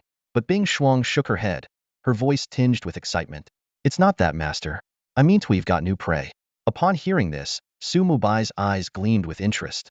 Peering through the gaps in Bing Shuang's skeletal frame, he spotted a group of targets approaching in the distance. A faint, knowing smile played on his lips. "Once we finish clearing out the Sakura beasts around this city, they'll have enough soul points. Captain, do you think Bai Yi will come here? Shut your jinxing mouth and focus on leveling up." The captain's face darkened as he glared sharply at the team member, his tone leaving no room for argument. "The teleportation already drained all our money. If we don't grind enough today, we won't even have a place to sleep tonight." Below, a small team of over 10 players was gathered in the wilderness, surrounded by the incessant growls of monsters. Every now and then, complaints filled with frustration broke through the tense atmosphere. "Ugh, it's all because of that Bai Yi." "Exactly, of all the cities in Sakura Kingdom, why did he have to show up in Jingli City? Thanks to him, our level dropped from 8 to 6, and we lost 20 years of lifespan. Who can we even complain to about this?" As they grumbled, their movements were robotic, swinging their weapons in an attempt to recover their lost levels and resources as quickly as possible. Suddenly, a team member, while taking a sip of water, glanced at the distant sky.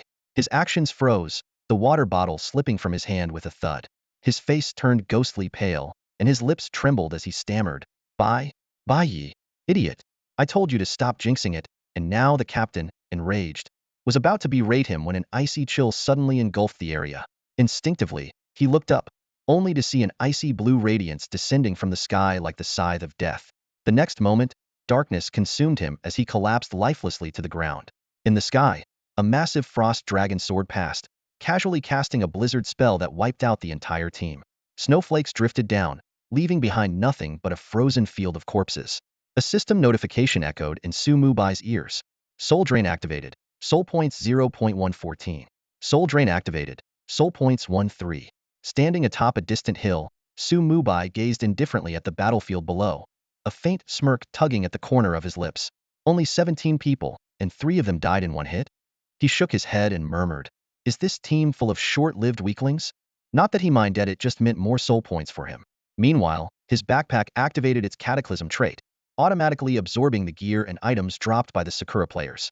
As he casually glanced at his inventory, a frown crept onto his face. Just a pile of junk.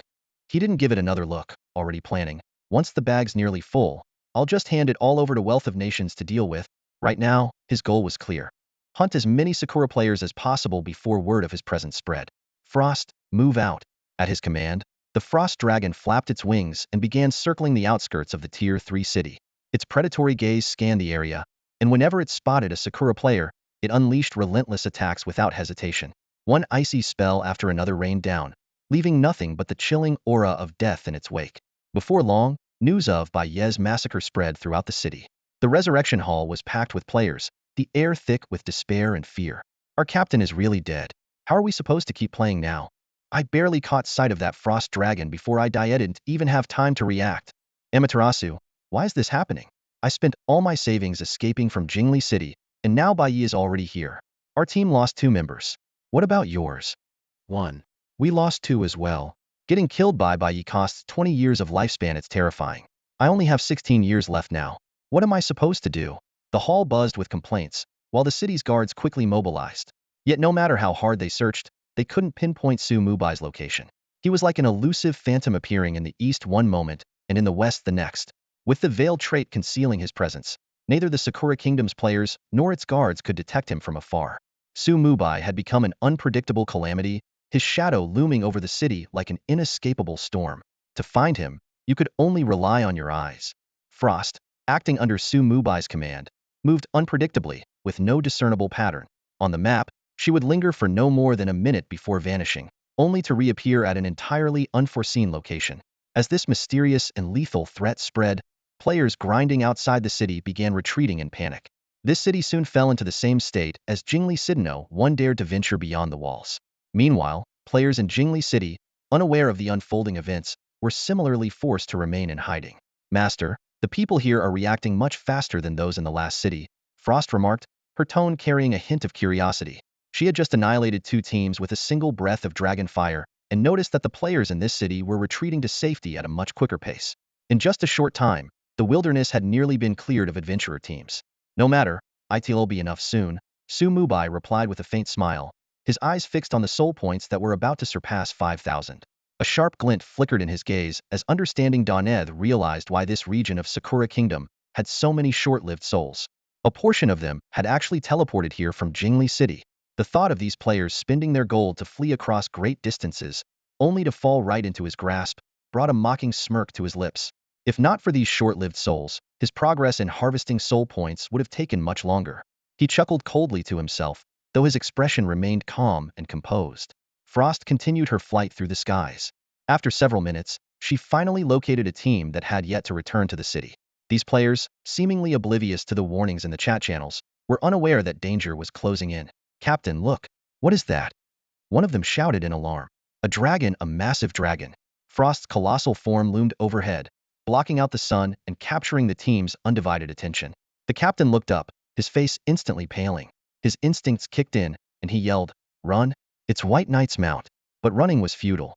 With a single beat of her wings, Frost unleashed a storm of icy spears that rained down like a deadly tempest.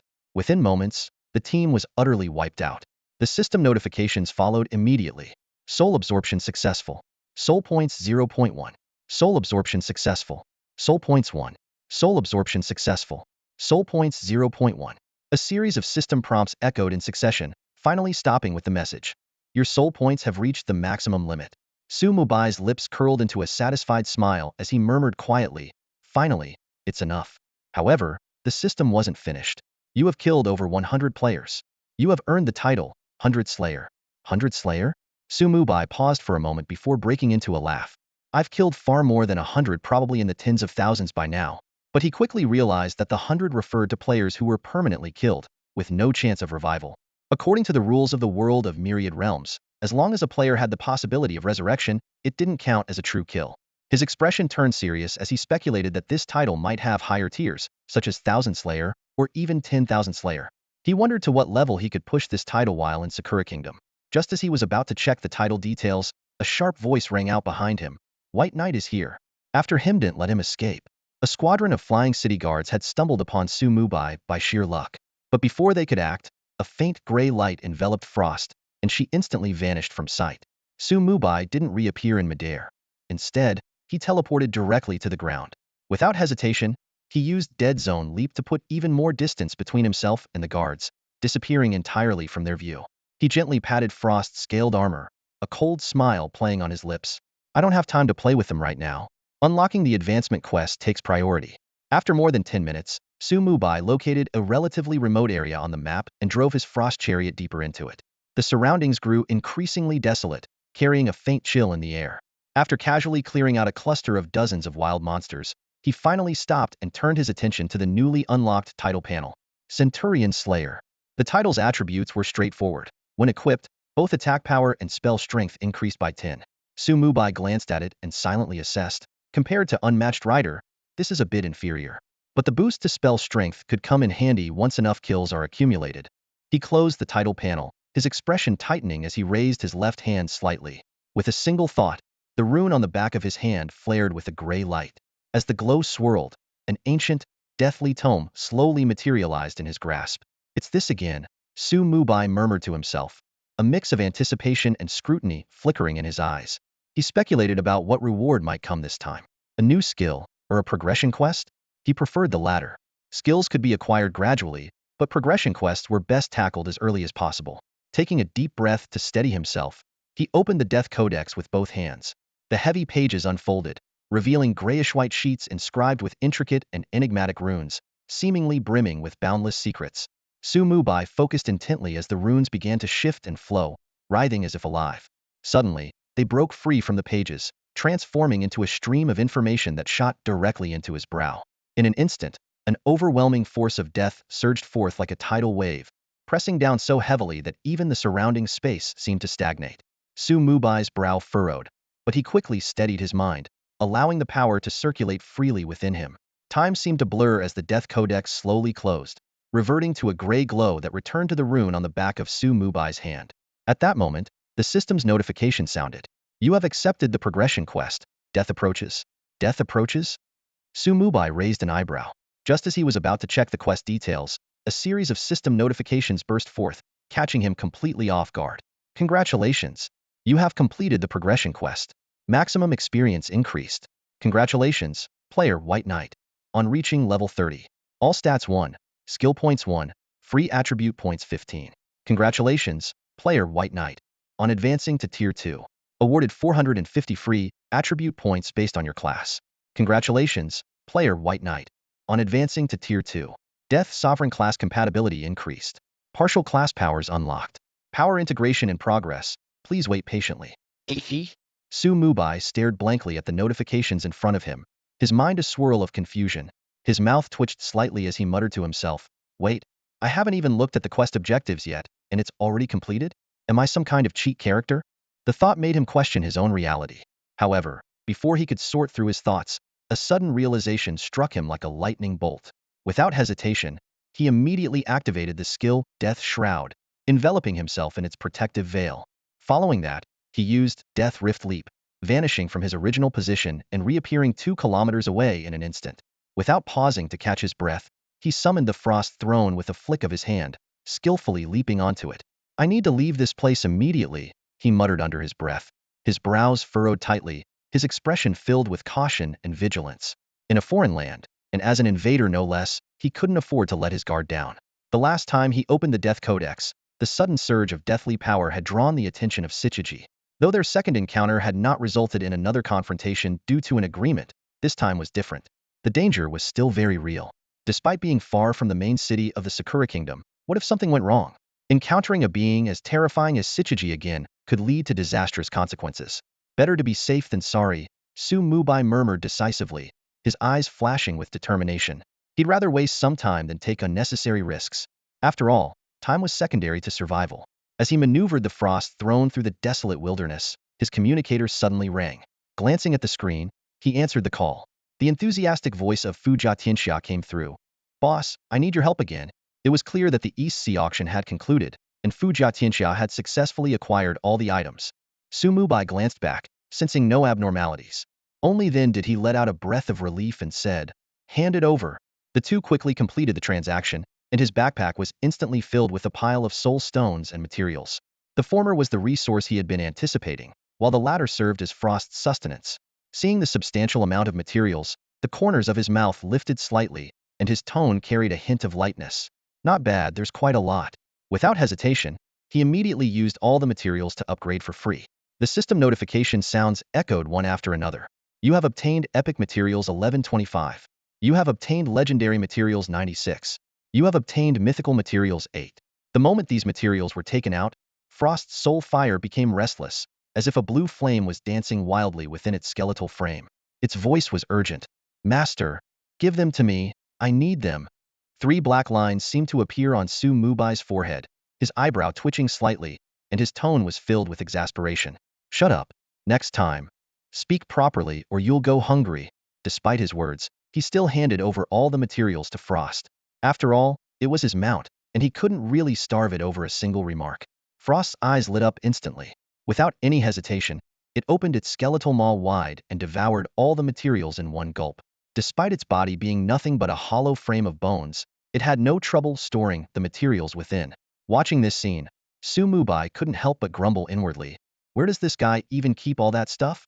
Still, he knew that the material's effects were undeniable, and Frost's upgrade was only a matter of time.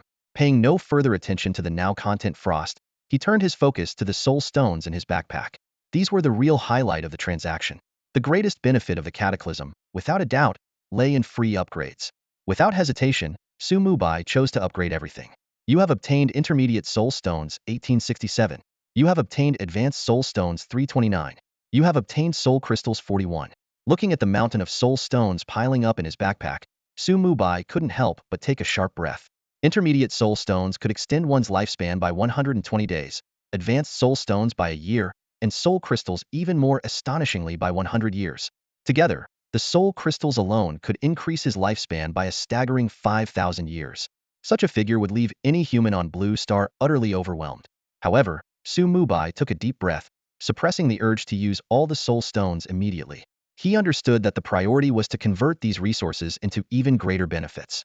Resolutely, he decided to trade the upgraded soul stones to Wealth of Nations.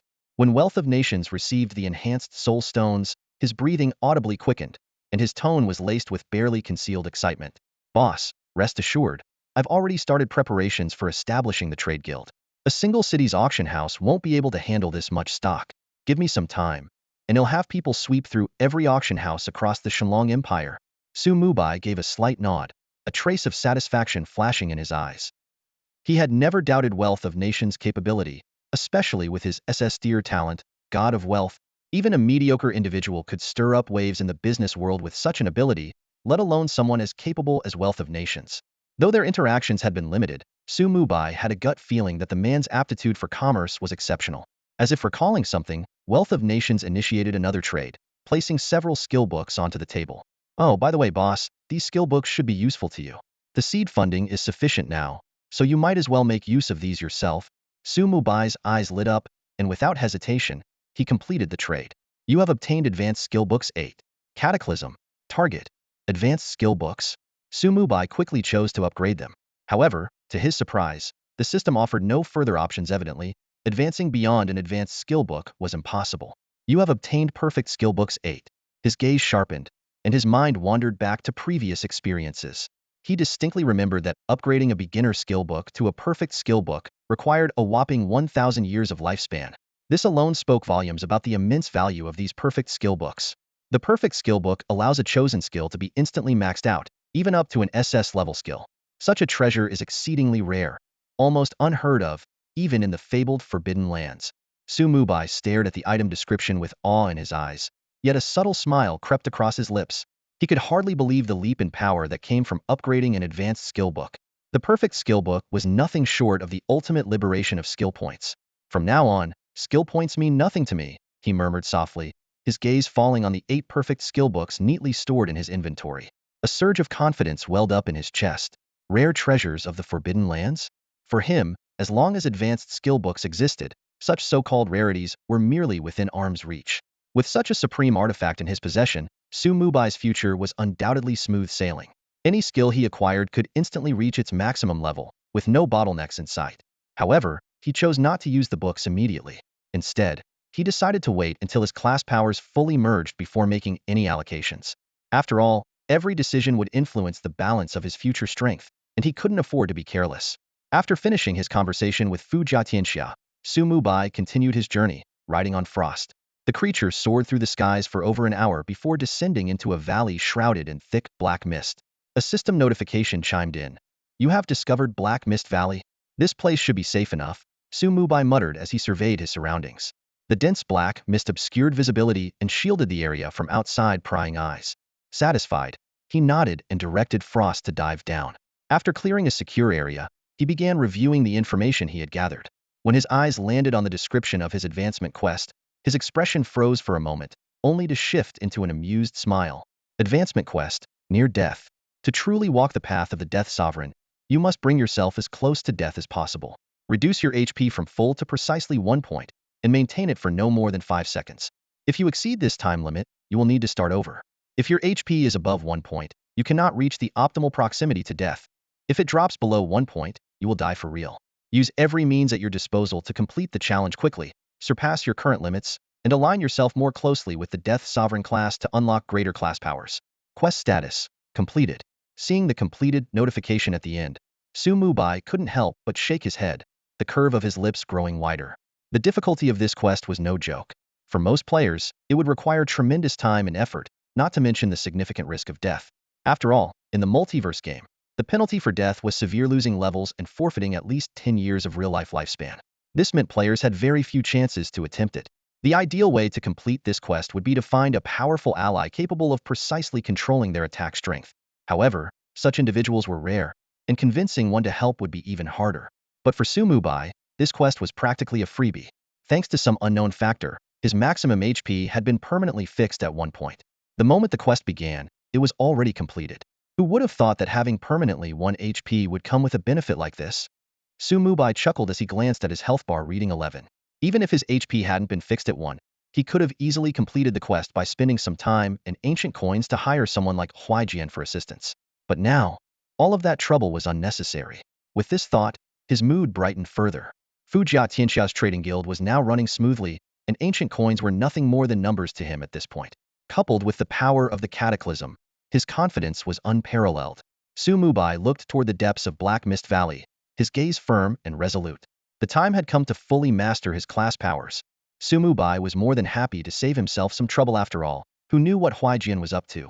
After reviewing the task, he continued skimming through the system notifications. 450 free attribute points? That was essentially doubling the free points he had gained from leveling up before. Staring at the extra 465 free attribute points on the panel, Mubai's eyes lit up.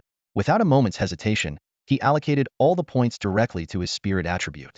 A faint smile tugged at the corner of his lips, and a glimmer of confidence flashed in his eyes. With the gradual increase in height ear equipment, he no longer needed to allocate points to agility individually. The all-attribute bonuses from his gear had already made him more than capable in terms of speed.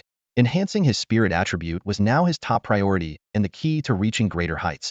However, as he felt the changes within himself once again, the steadily increasing energy made it difficult for him to stay calm.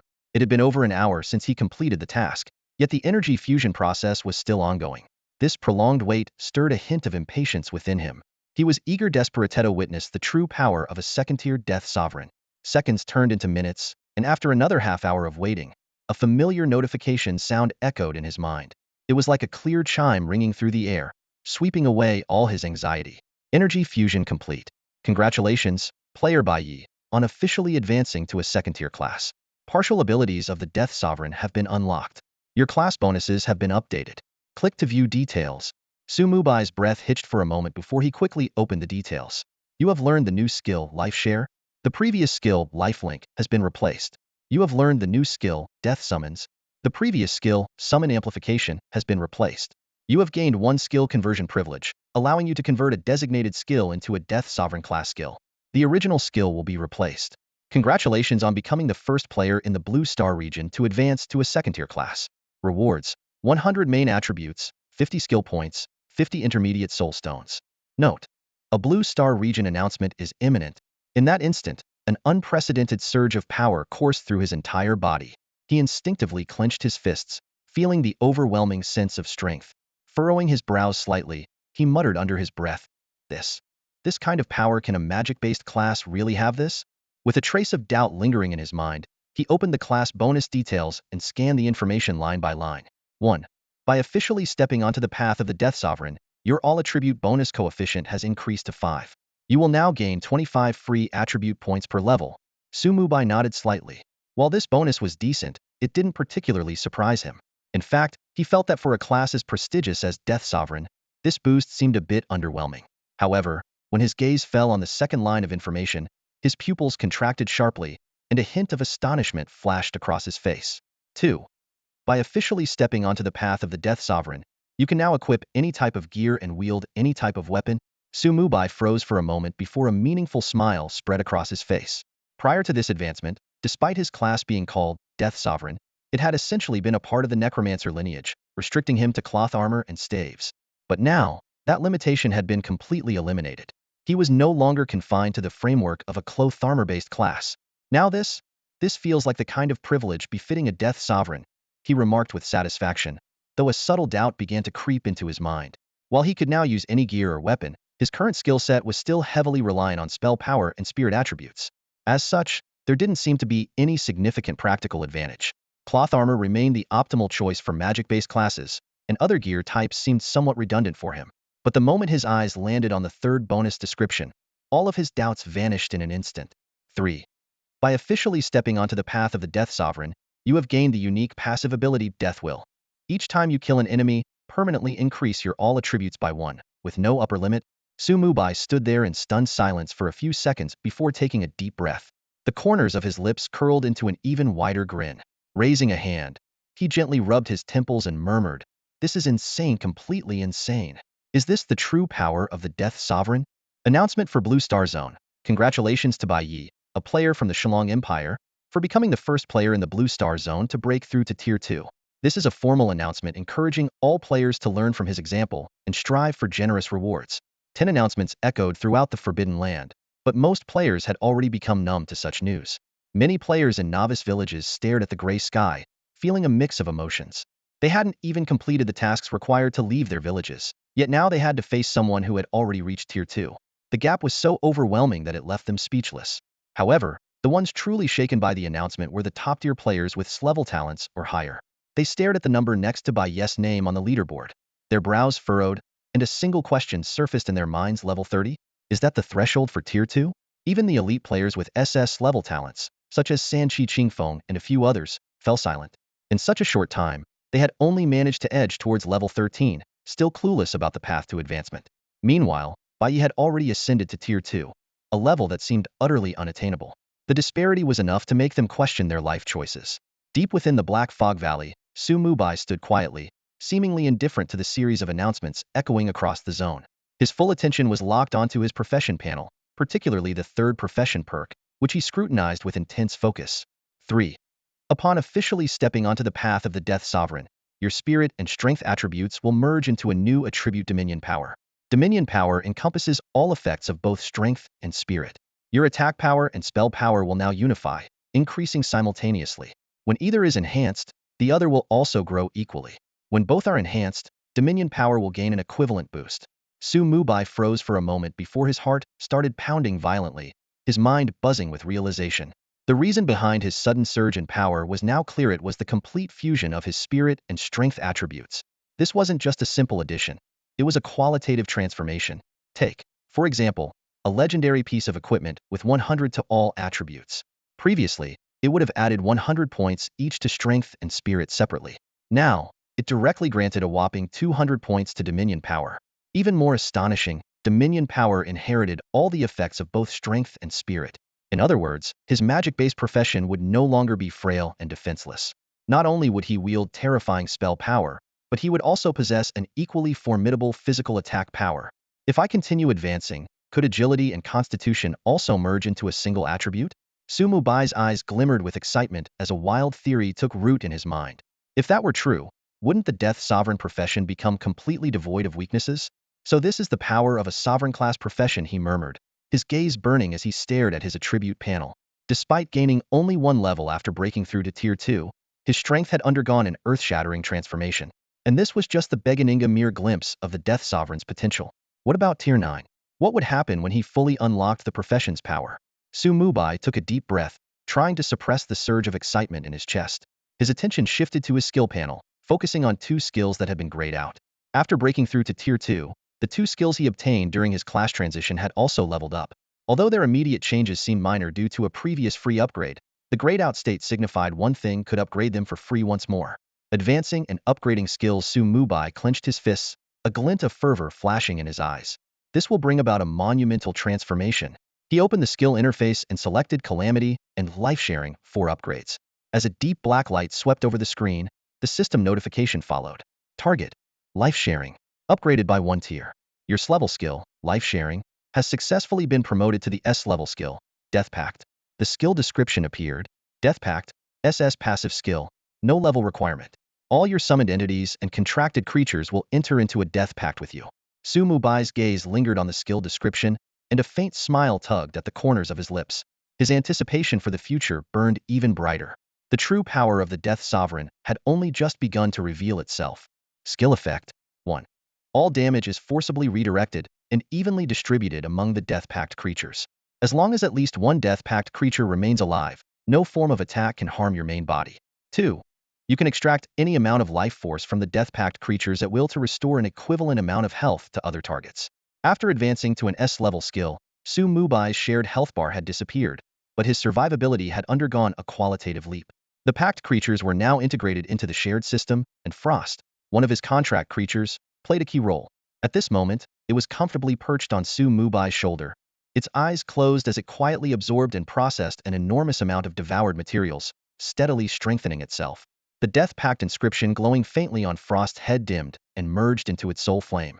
The flame flickered slightly, with no visible disturbance, but from that moment onward, as long as Frost and the Undead Legion existed, Mubai would not suffer any actual harm.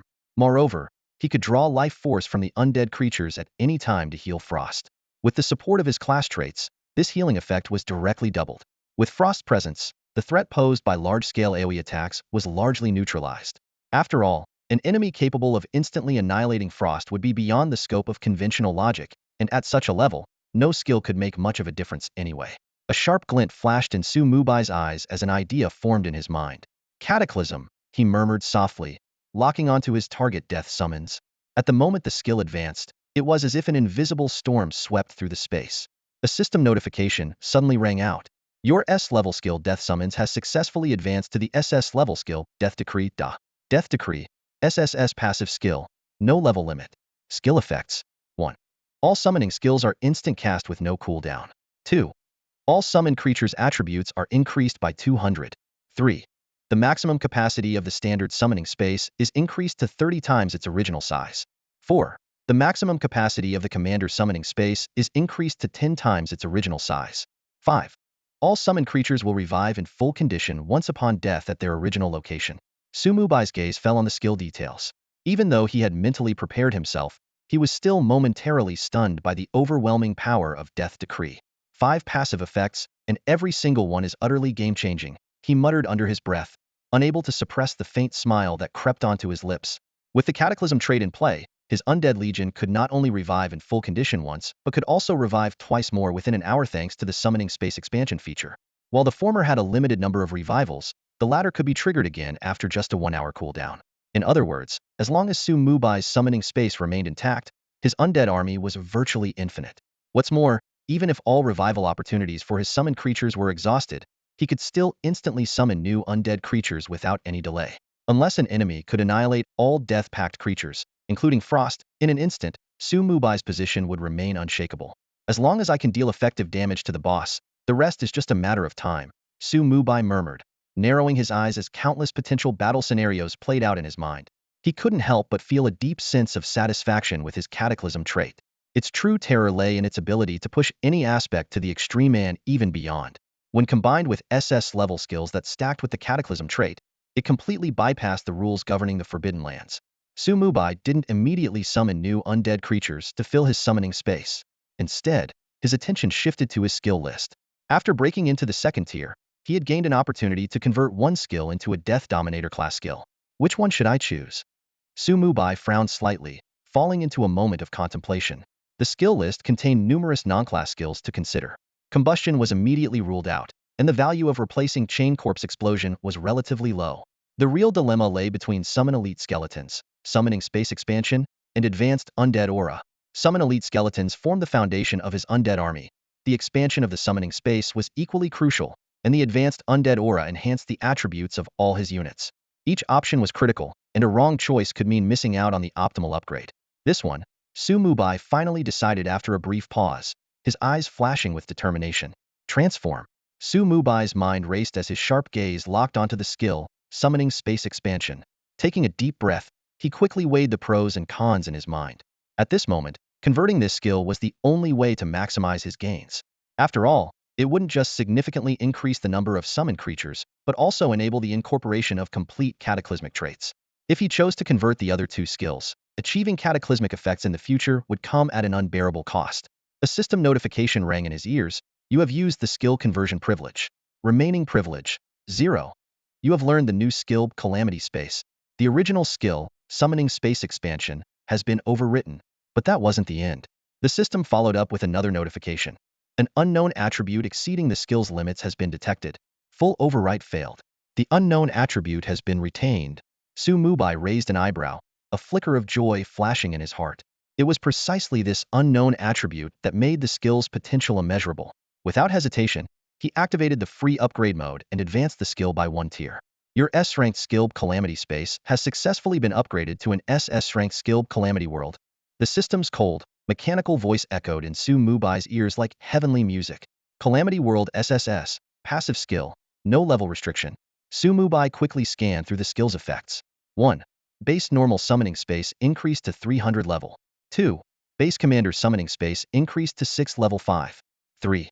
Summoned creatures are imbued with the power of calamity, granting their attacks and spells a chance to inflict fear, slow, paralysis, and other debuffs. 4. A sea of death is generated within the summoning space, rapidly restoring the health and mana of summoned creatures upon their return to the space. The cataclysmic traits were even more astounding. 1. Control radius of summoned creatures increased by 500. 2. If a summoned creature dies, it will be revived at full health and mana within the summoning space. Each creature can only trigger this effect once per hour. The summoning space of the Death Sovereign shall eventually grow into a world. The system's final line lingered in Mubai's mind like a prophecy. A satisfied smirk curled on his lips as he carefully analyzed the skill effects of Calamity World. Compared to Death's Mandate, it was difficult to determine which was stronger. If the base stats were too low, even a 20-fold boost from Death's Mandate would have limited impact. But when these two skills were combined, their effects would grow exponentially, like wildfire. His overall power had skyrocketed to an unprecedented level. Previously, he had always claimed that his Calamity Legion was taking shape, but that was merely self-consolation. From this moment on, his Calamity Legion had truly begun to take form. What defines a calamity?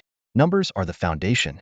When an overwhelming undead army sweeps across the land, that is when the true calamity descends. The Sakura Kingdom is rather fortunate to be the first to experience the terror of the Calamity Legion. Mubai sneered, his gaze falling on the newly updated attribute panel. The dense rows of stats were both awe-inspiring and chilling. Player, Bai Yi. Level, 300. Class, Death Sovereign Tier 2. Dominion Power, 8,544. Agility, 1,402. Constitution, 1,304. Health, 11. Mana, 902, 500902, 500. Attack Power, 55,300. Spell Power, 55,300. Critical Rate, 50. Critical Damage, 275. Elemental Resistance, Curse 40, Ice 40, Others 10. Unique Talent, Cataclysm Forbidden Level, Unique, Details Omitted. Normal Summoning Space, 134039000. Commander Summoning Space, 20240160288, 800. Equipment, Omitted. Class Exclusive, Death Codex LV30. Lifespan, over 52 years. Mubai's gaze lingered on the summoning space stats, his eyes narrowing slightly. A skeleton army of 39,000, with nearly 30,000 knights among them. He couldn't help but take a sharp breath, feeling an unprecedented surge of power coursing through his body. From this moment onward, he was the embodiment of Calamity, the Sovereign of Death. Although he had always harbored great anticipation for the enhancements brought by his advancement, Mubai was still left speechless as he gazed at his attribute panel. The release of a portion of the Death Sovereign's power was simply staggering. The comprehensive surge in his attributes made it abundantly clear to him that his overall strength had shattered conventional limits, increasing by at least 100-fold. This was the terrifying effect of the combined amplification from multiple SS-level skills, a unique hidden class bonus, and the calamity trait of his profession. However, he had a nagging feeling that this might not be the full extent of it. To test his hypothesis, he raised his hand and summoned a headless horseman. Fixing his piercing gaze on the summoned creature, his voice was cold and commanding. Charge beyond the maximum control range as fast as you can. Understood, came the soul-bound response of the Headless Horseman. In the next instant, it transformed into a streak of black light, vanishing at the edge of sight. Death charge. With a 900 speed boost, the Headless Horseman became a black bolt of lightning, completing the charge in the blink of an eye. Mubai closed his eyes, sensing its position. A subtle, meaningful smile curled at the corner of his lips. 300 meters, he murmured softly, his eyes glowing ever brighter. The Headless Horseman's charge had exceeded the skill's maximum range, confirming that his advancement had brought hidden enhancements not explicitly stated. He quickly examined his skills one by one and found that not only had the range of his summoned skills expanded, but all of his own skill ranges had increased by 50. The sole exception was Frost. That unique presence seemed to require further breakthroughs reaching level 30 to achieve a qualitative transformation. By now, the Headless Horseman's charge had long since ended, but it didn't stop. Instead, it continued galloping forward. The wild creatures of the Black Mist Valley were left far behind, unable to match its speed. Sensing the Headless Horseman's position, Mubai was inwardly astounded. It's still within my control range? Moments later, he finally received feedback from the Headless Horseman 250 meters. Before the advancement, my maximum control range was only 500 meters. Now it's more than quadrupled. Mubai frowned slightly, tapping his chin thoughtfully as a flicker of doubt crossed his mind. It wasn't until his gaze fell upon the death codex on the back of his hand that realization struck him. After reaching level 30, the second effect of the death codex had been unlocked. With this in mind, he immediately opened his panel to inspect the calamity traits of his class. However, the second effect remained inaccessible, as his level had yet to meet the requirement. Closing the panel with a hint of regret, Mubai shifted his focus to the special effects of the death codex. Special Effect 1. Soul Absorption. A portion of the soul energy from targets killed by you or your summoned contracted creatures will be absorbed. When wild creatures are killed, their respawn time doubles. When players are killed, they suffer double penalties, including a reduction in lifespan. Current soul points, 0. Consuming 10,000 soul points grants a fourth opportunity to flip the death codex. Special Effect 2. Soul Amplification. The base control range for summoned creatures is increased to 450 meters. Additionally, by consuming soul points, you can amplify a specific contracted creature, designating it as a relay for controlling summoned creatures. The control range of the relay matches your own. Each minute consumes 5 soul points, with the consumption increasing exponentially for each additional amplified creature. When his eyes landed on the words relay station, a sharp glint flashed through Mubai's gaze. Almost instinctively, he turned to look at Frost. Master, is something wrong? Frost, who had been absorbing materials, shuddered suddenly, a hint of unease in its voice. Nothing. Continue leveling up, Mubai replied with a faint smile, his eyes gleaming with an unfathomable light. A bold and audacious idea had already taken root in his mind. Without any hesitation, he raised his staff high and began summoning an army of the undead. As black mist churned, undead warriors emerged one after another from the void, standing solemnly and silently behind him. Mubai murmured to himself, to accomplish great things, one must first sharpen their weapons. Why do I suddenly have a bad feeling about this? The soul fire within the frost pupils flickered faintly, sensing the flow of energy within. As it digested the vast quantities of high-tier materials, it sank into deep thought, trying to discern its master Mubai's true intentions. The materials contained immense, terrifying energy, especially the 8 mythical grade items, which were rapidly enhancing its strength. In just over an hour, its level had skyrocketed to 27. Yet there was still an overwhelming pile of undigested materials within. Mubai, however, paid no attention to Frost's confused gaze. A faint smile played on his lips as he focused his thoughts.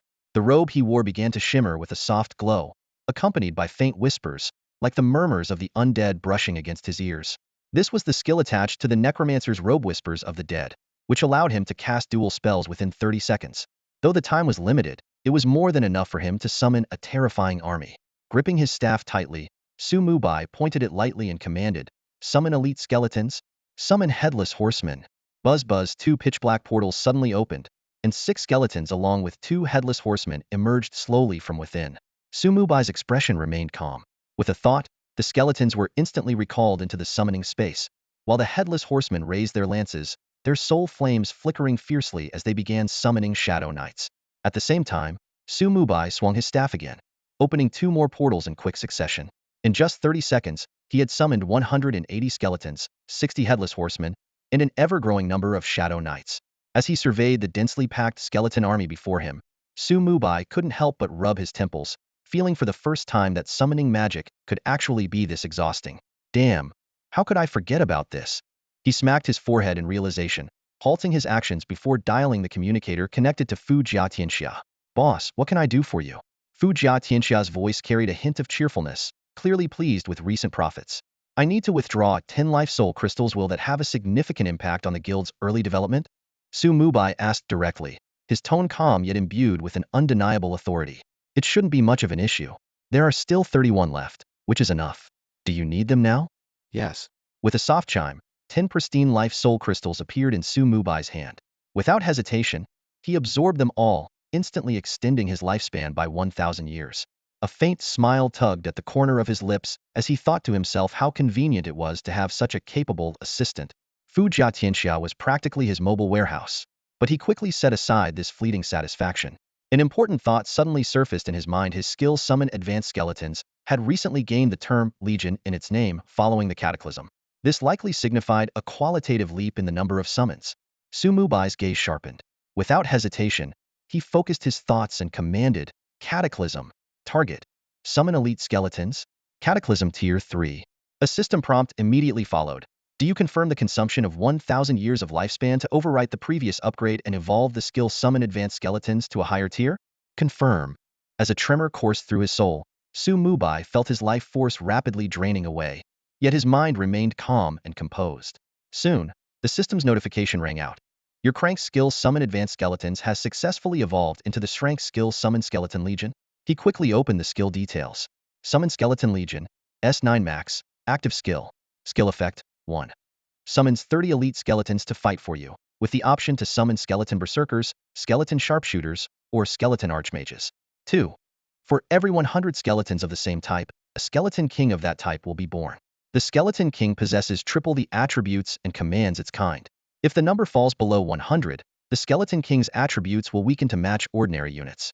Casting time, 3 seconds. Cooldown, 30 seconds. Mana cost, 20,000. As Su Mubai read through the description of his newly evolved skill, a satisfied glint appeared in his eyes. At this moment, his summoning magic had reached an entirely new level. After the cataclysm, the skill effects turned out to be even more powerful than Su Mubai had imagined. The number of summons per use skyrocketed to 10 times the original amount, with an additional King's Empowerment effect. Back in the day, the skeletal King Reggie had nearly pushed him to the brink of despair. But now, Su Mubai could summon 390 of such entities simultaneously. This overwhelming improvement was simply breathtaking. And yet, this was not all. The catastrophic trait of the skill had finally been fully unlocked. The catastrophic trait manifested as follows.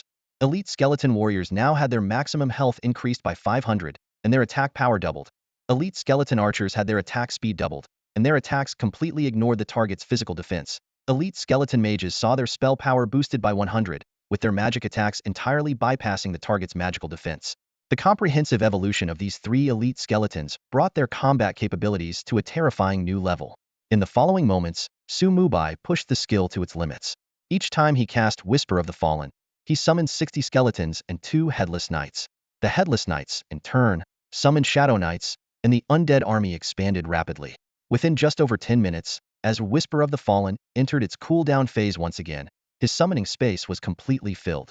However, the expansion of the Knight Core still had a long way to go. After all, the Headless Knights lacked his absurd ability to summon infinitely. Even if each Headless Knight could summon 120 Shadow Knights, such a scale of expansion couldn't be achieved in mere minutes. As Su Mubai was contemplating his next move, a deep, thunderous roar shattered the silence. Frost suddenly opened its eyes, its entire body glowing with an intertwining light of icy blue and pale gray as it soared into the sky. Its body rapidly expanded in the glow, and Su Mubai's ears were soon greeted by a system notification. Notification. Your Mount Frost has reached level 30 and officially entered its juvenile stage. When the light faded, Frost's form had grown to about 20 meters in length, exuding an overwhelming aura of power. Master, I feel incredibly strong right now. Frost's voice carried an undeniable excitement. However, Su Mubai's calm reply immediately extinguished its enthusiasm. Can you beat that bald bird from before?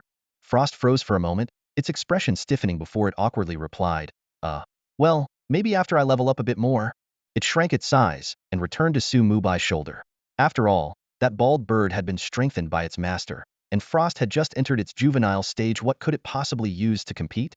Frost's attribute boost was strikingly evident. All its base stats were directly increased by 50, and with the addition of the advanced aura of the Fallen, its health skyrocketed to an incredible 17.856 billion. Its attack power and spell strength reached 8.928 million and 7.44 million, respectively. It also gained a new skill, Dragon King's Physique, which reduced all incoming physical and magical damage by 50. Such a formidable set of stats gave Su Mubai a deeper appreciation for the overwhelming advantages of mythical creatures. However, it also solidified his belief. As long as he kept improving, catching up to and even surpassing these powerful beings was not out of reach. Casually grabbing the now shrunken Frost, Su Mubai tossed it into the air and pointed to a marked location on the map. In a cold voice, he commanded, "Time to get to work. Head to the vicinity of this level 3 city first." Frost hesitated for a moment, unsure, and asked, "Huh? On my own?" Yes. Su Mubai gave a slight nod, his tone calm yet leaving no room for argument. "Once you arrive, my undead army will follow." As the second effect of the sacred codex of death began to take form, a glint of icy determination flashed in Su Mubai's eyes. He knew the true prelude to the undead catastrophe was about to unfold in the Sakura Kingdom. Previously, Su Mubai had Frost fly at full speed for over an hour to ensure his safety. This time, he chose a destination much farther away from the previous city. Since Frost had reached level 30, its flight speed had increased significantly. The sound of the wind roared past his ears as Frost, like a streak of silvery light, cut across the sky. Su Mubai surveyed the ground below with sharp, knife-like eyes. "Master, I see some Sakura players down there. Want me to take them out?" Frost's voice echoed in his mind, carrying a distinct tone of eager excitement. The corners of Su Mubai's lips curled upward slightly, a glint of coldness flashing in his eyes. "Go ahead and have some fun. Drive them all back into the city if you can." "Got it. That's what I'm best at." Frost grinned, its razor-sharp teeth glinting in the sunlight. With a powerful beat of its wings, its massive body shifted direction and dove toward its target below. On the ground, a group of Sakura players was gathered in small clusters, leveling up together. Their voices carried snippets of casual conversation as they worked. "Everyone, keep grinding. If Bai shows up, we'll have no choice but to retreat back to the city," the team leader called out, urging the group to stay focused. At the mention of Bai, the players' chatter quickly grew lively. "How strong do you think Bai really is? It's been almost a whole day, and no one's caught him yet." "Not sure, but I heard from people who escaped Jingli City that Bai is like a demon. They say he can summon thousands of undead with a wave of his hand and wipe out entire areas with a single skill. That's gotta be exaggerated. No matter what, he's just a player who recently hit level 30. How could he be that powerful? By the way, anyone know what that advancement system announcement earlier was about? Why bother overthinking it? We'll figure it out when we hit level 30. Still, it's crazy how far ahead Bai is compared to everyone else." Amid their discussions, a sudden cry of alarm broke through their conversation. "Look, what is that?" The team leader's heart sank as he instinctively looked up. What he saw drained the color from his face. A massive, silvery white figure was descending from the sky, accompanied by a storm of ice shards, like the arrival of death itself. "Roar!" Frost let out a low growl as it swept past, unleashing a barrage of ice spikes that rained down like a storm. In an instant, the ground was transformed into a frozen wasteland. The Sakura players didn't even have time to react. Their terrified expressions were forever frozen in the moment of their icy demise. Against a level 30 mythical creature, they stood no chance. Death enveloped them in the blink of an eye, leaving no room for resistance. After completing its slaughter, Frost didn't pause. Its enormous wings beat powerfully, stirring up a gale as it soared back into the sky, scanning for its next target. "The more I kill, the better," Frost muttered, a bloodthirsty glint in its eyes, clearly reveling in the hunt. It knew its master had a plan, and all it needed to do was carry it out to the fullest. The appearance of the Frost Dragon King quickly caused a massive uproar in the small mountain city. Although it hadn't entered the city itself, everyone knew that this Frost Dragon was Bai Yi's mount. Its presence could only mean one thing: Bai Yi was near. Having witnessed the devastation of the previous two cities, the small mountain city wasted no time in sounding the alarm. The city lord's residents immediately dispatched the city guard to search outside the walls, hoping to act before the situation spiraled further out of control. City Lord Matsumoto Jun wore a grim expression as he received the news, his brows furrowed tightly. He was well aware that, while the small mountain city was also a level 3 city, its defenses and overall strength were far inferior to Jingli City, where Watanabe Toru had been stationed. The only slight relief was the absence of any powerful beasts like the Dark Feather Rock in the surrounding area. Even so, Matsumoto Jun didn't dare to let his guard down. The chances of capturing Bai Yi are slim, but we must at least ensure the safety of the small mountain city. With this thought, his brows relaxed slightly. However, what he didn't realize was that an unavoidable catastrophe was already bearing down on the city. Inside the city, panic spread like wildfire. Players scrambled to retreat within the walls, unwilling to risk venturing outside. Meanwhile, those outside the city who hadn't checked the chat channels remained oblivious to the news of Bai Yi's arrival and continued grinding levels in the wild. These players were now Frost's prime targets. The soul absorption activated, soul points 0.1. The soul absorption activated, soul points 0.1 deep within the Black Mist Valley. Mubai heard the series of system notifications ringing in his ears, and a cold smirk crept onto his lips. His gaze swept across the valley shrouded in black mist in the distance, his eyes gleaming with a sharp, icy intent. Little mountain town. Let's make you the stage for the grand debut of the Scourge Legion, he murmured, his tone filled with certainty and killing intent. The energy of soul amplification surged through Mubai's body, and he understood clearly this was merely the beginning. The Frost Hunt was just a stepping stone for the larger plan that lay ahead. With a wave of his hand, he summoned Shadow Knights, each dissolving into black mist and returning to the commander's space. Meanwhile, the ranks of the Headless Horsemen were steadily expanding, growing the legion until it reached its maximum capacity. The terrain of Black Mist Valley was narrow and complex, clearly unsuitable for large-scale battles. Mubai's eyes scanned the surroundings before fixing his gaze on a lone Headless Horseman at the back of the formation. He patted the skeletal warhorse's mane and issued a low command. Leave the horse. Scout ahead. The Headless Horseman hesitated for a brief moment, his body stiffening slightly, but soon he dismounted, surrendering his steed. Mubai's smile was one of satisfaction as he mounted the skeletal warhorse without hesitation, his posture upright and commanding, exuding an aura of dominance. Surveying his surroundings, he assessed the level 5060 map. Although not ideal, with the power of soul amplification, he could manage both fronts leading Frost's undead army to attack Little Mountain Town, while seizing opportunities here to enhance his strength. Of course, the undead army led by Frost lacked the support of high-tier undead auras and didn't benefit from Mubai's direct skills, which reduced their mobility and combat effectiveness. However, such limitations were of no concern to Mubai. The loss of the undead army was inconsequential. As long as Frost's core body remained unharmed, he could endlessly summon new undead forces. The Headless Horseman, now without his mount, gripped his lance and unhesitatingly took the lead. It wasn't long before they encountered their first monster. The monster density in Black Mist Valley wasn't high, but even the weakest were elite monsters, with plenty of enhanced elites among them. To Mubai, however, these were nothing more than walking experience points. His gaze sharpened, and with a cold laugh, he waved his hand lightly and uttered two words, cataclysm. A bronze-colored light engulfed the monster, and within seconds, the ordinary creature had evolved into a brand-new bronze-tier boss. The newly empowered boss let out a deafening roar, its voice reverberating through the valley. Yet, before its roar could fully echo, a storm of arrows rained down upon it. The barrage of arrows pierced its body like a relentless tempest, massive damage numbers flashing across the air, interspersed with critical hits reaching nearly 1,000,000. The boss, which had just completed its evolution, didn't even have time to revel in its newfound power before collapsing with a thunderous crash, reduced to a lifeless corpse. Defeated level 55 bronze-tier boss, Blackwind Wolf Leader. Received 150 bonus experience. Experience points 550,000. Since your mount is too far away, you receive all experience points. The system notifications chimed consecutively, and Mubai's lips curled into a faint smile. With a casual motion, he opened his inventory, where the boss loot had been automatically collected. A quick glance revealed a beginner skill book, a bronze-tier dagger named Wolffang, and various other miscellaneous items. Mubai adjusted his experience allocation, directing all of it to himself, before turning his attention to the skeletal archer legion beside him. Under the Cataclysm's enhancement, these skeletal archers had doubled their attack speed, and their arrows now ignored all physical defenses, transforming them into mobile artillery units. Their damage output had surpassed that of the skeletal warriors, firmly establishing them as the primary physical damage dealers of the skeleton army. Among the 100 skeletal archers stood a particularly striking skeleton king. Its metallic sheen and larger frame set it apart from the rest.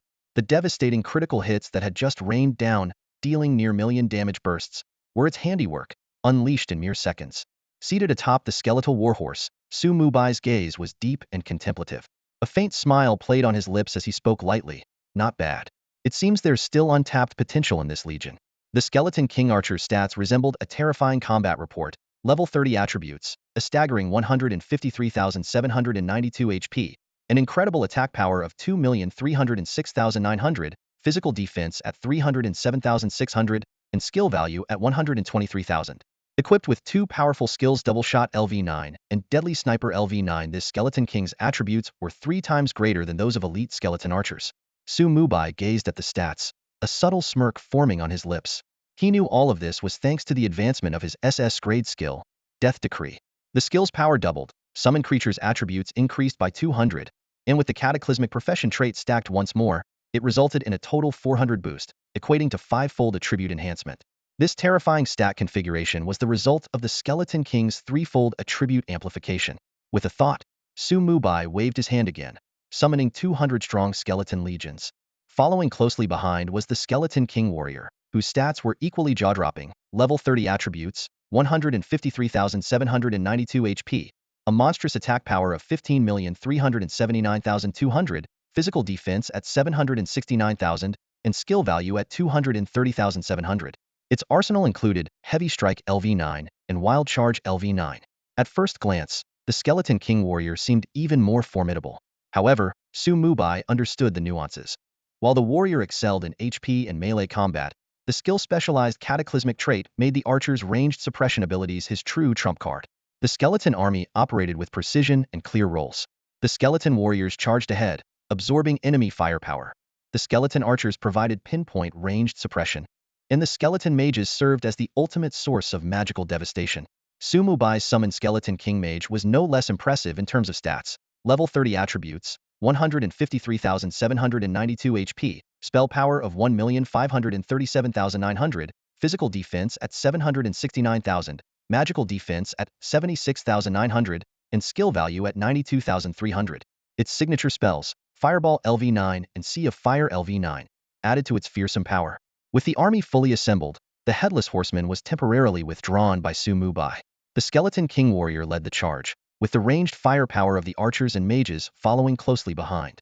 Mubai rode leisurely on his skeletal warhorse, its hooves leaving scorched marks on the ground of Black Mist Valley as green flames flickered beneath them. His task was simple: use Death Decree to elevate nearby monsters into boss-level threats, then annihilate them. Defeated level 55 Bronze Boss Black Wind Wolf Leader, gained an additional 150 experience boost, EXP 550,000. Defeated level 58 Bronze Boss Shadow Panther Leader, gained an additional 150 experience boost, EXP 580,000. As the skeleton army advanced, Mubai's experience bar surged like a tidal wave. Though the XP required to level up after level 30 had skyrocketed to 50 million, it was merely a matter of time for him. As the army continued through Black Mist Valley, a golden light suddenly rose from his body. Congratulations, player by Yi has reached level 31.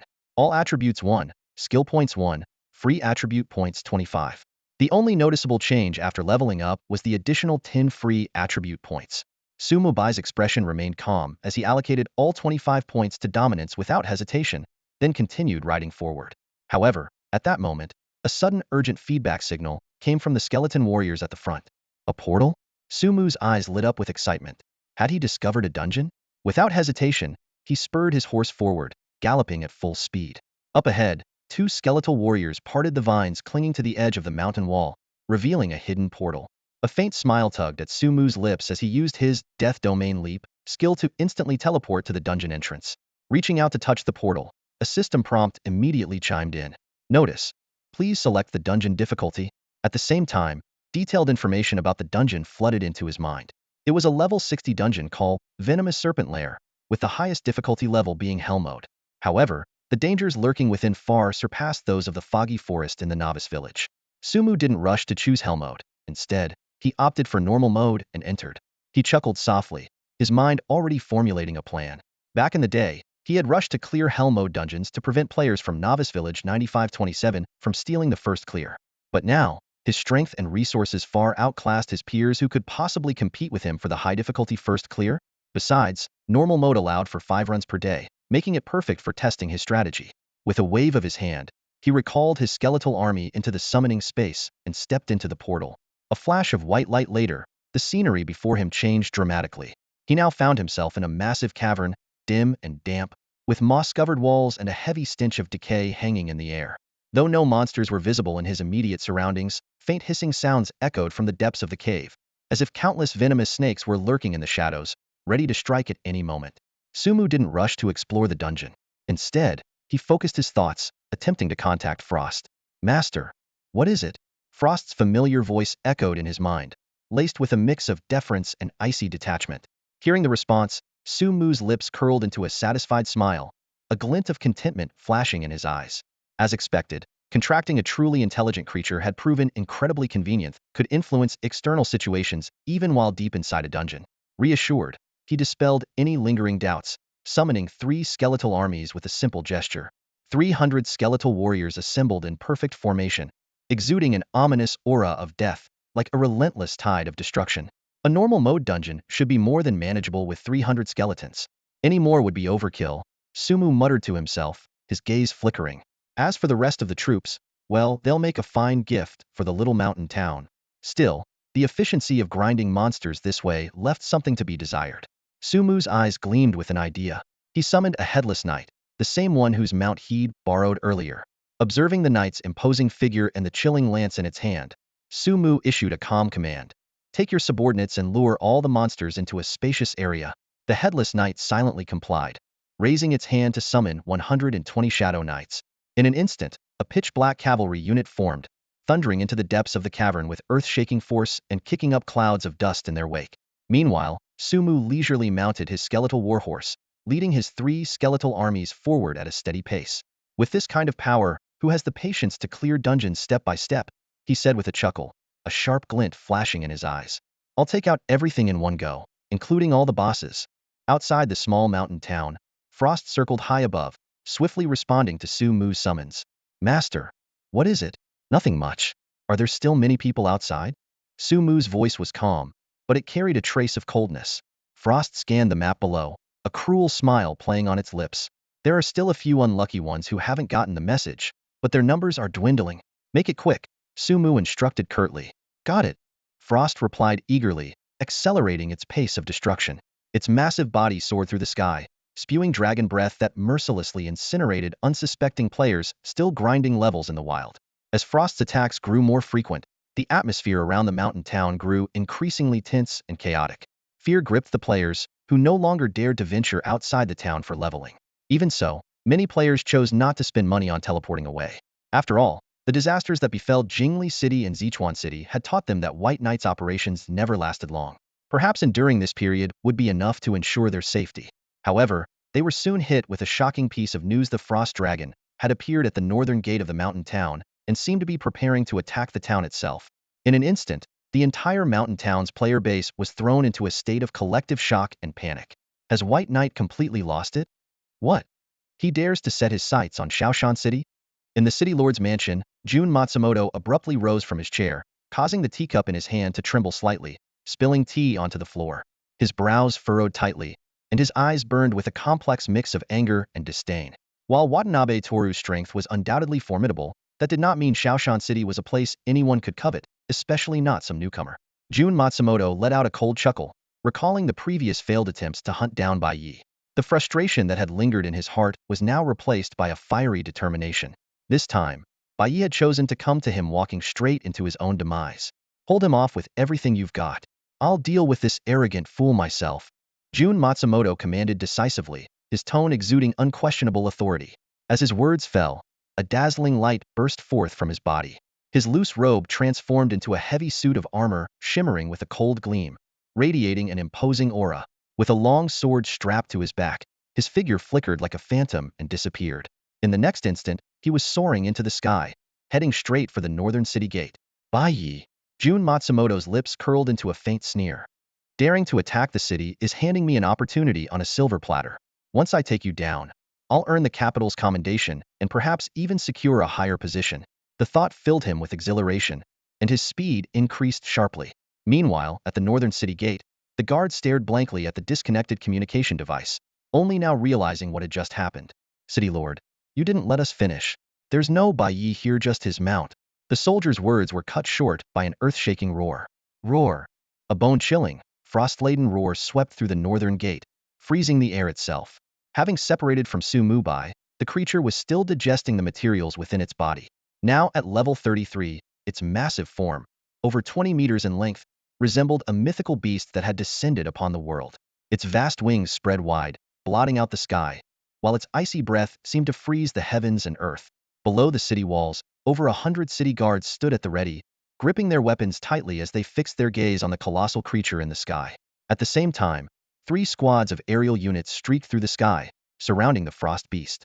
However, they did not act rashly, as Bai Yi was nowhere to be seen on its back. The unusual situation demanded the city lord's direct judgment. The atmosphere at the northern gate grew tense, as if the very air had solidified. Bold players climbed the city walls, gazing at the frost beast in the distance and whispering among themselves. Due to their limited view, they couldn't see the creature's back and remained oblivious to Bai Yi's absence. Is Bai Yi out of his mind?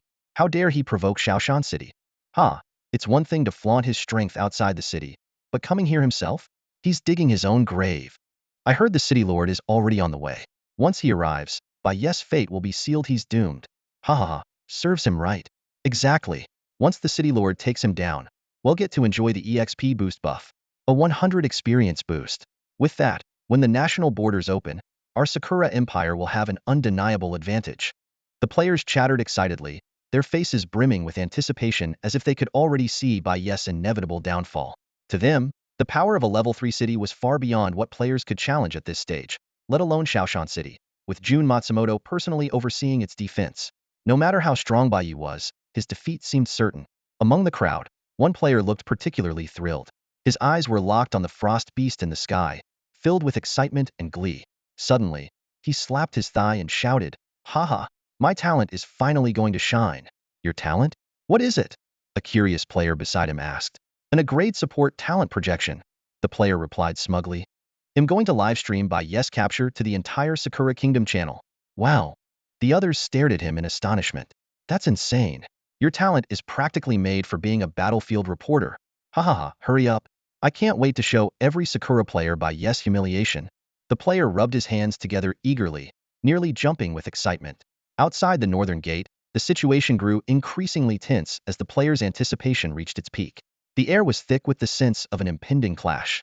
Everyone was waiting for Jun Matsumoto to arrive, and for Bai Yi's fate to be decided. The live broadcast is starting.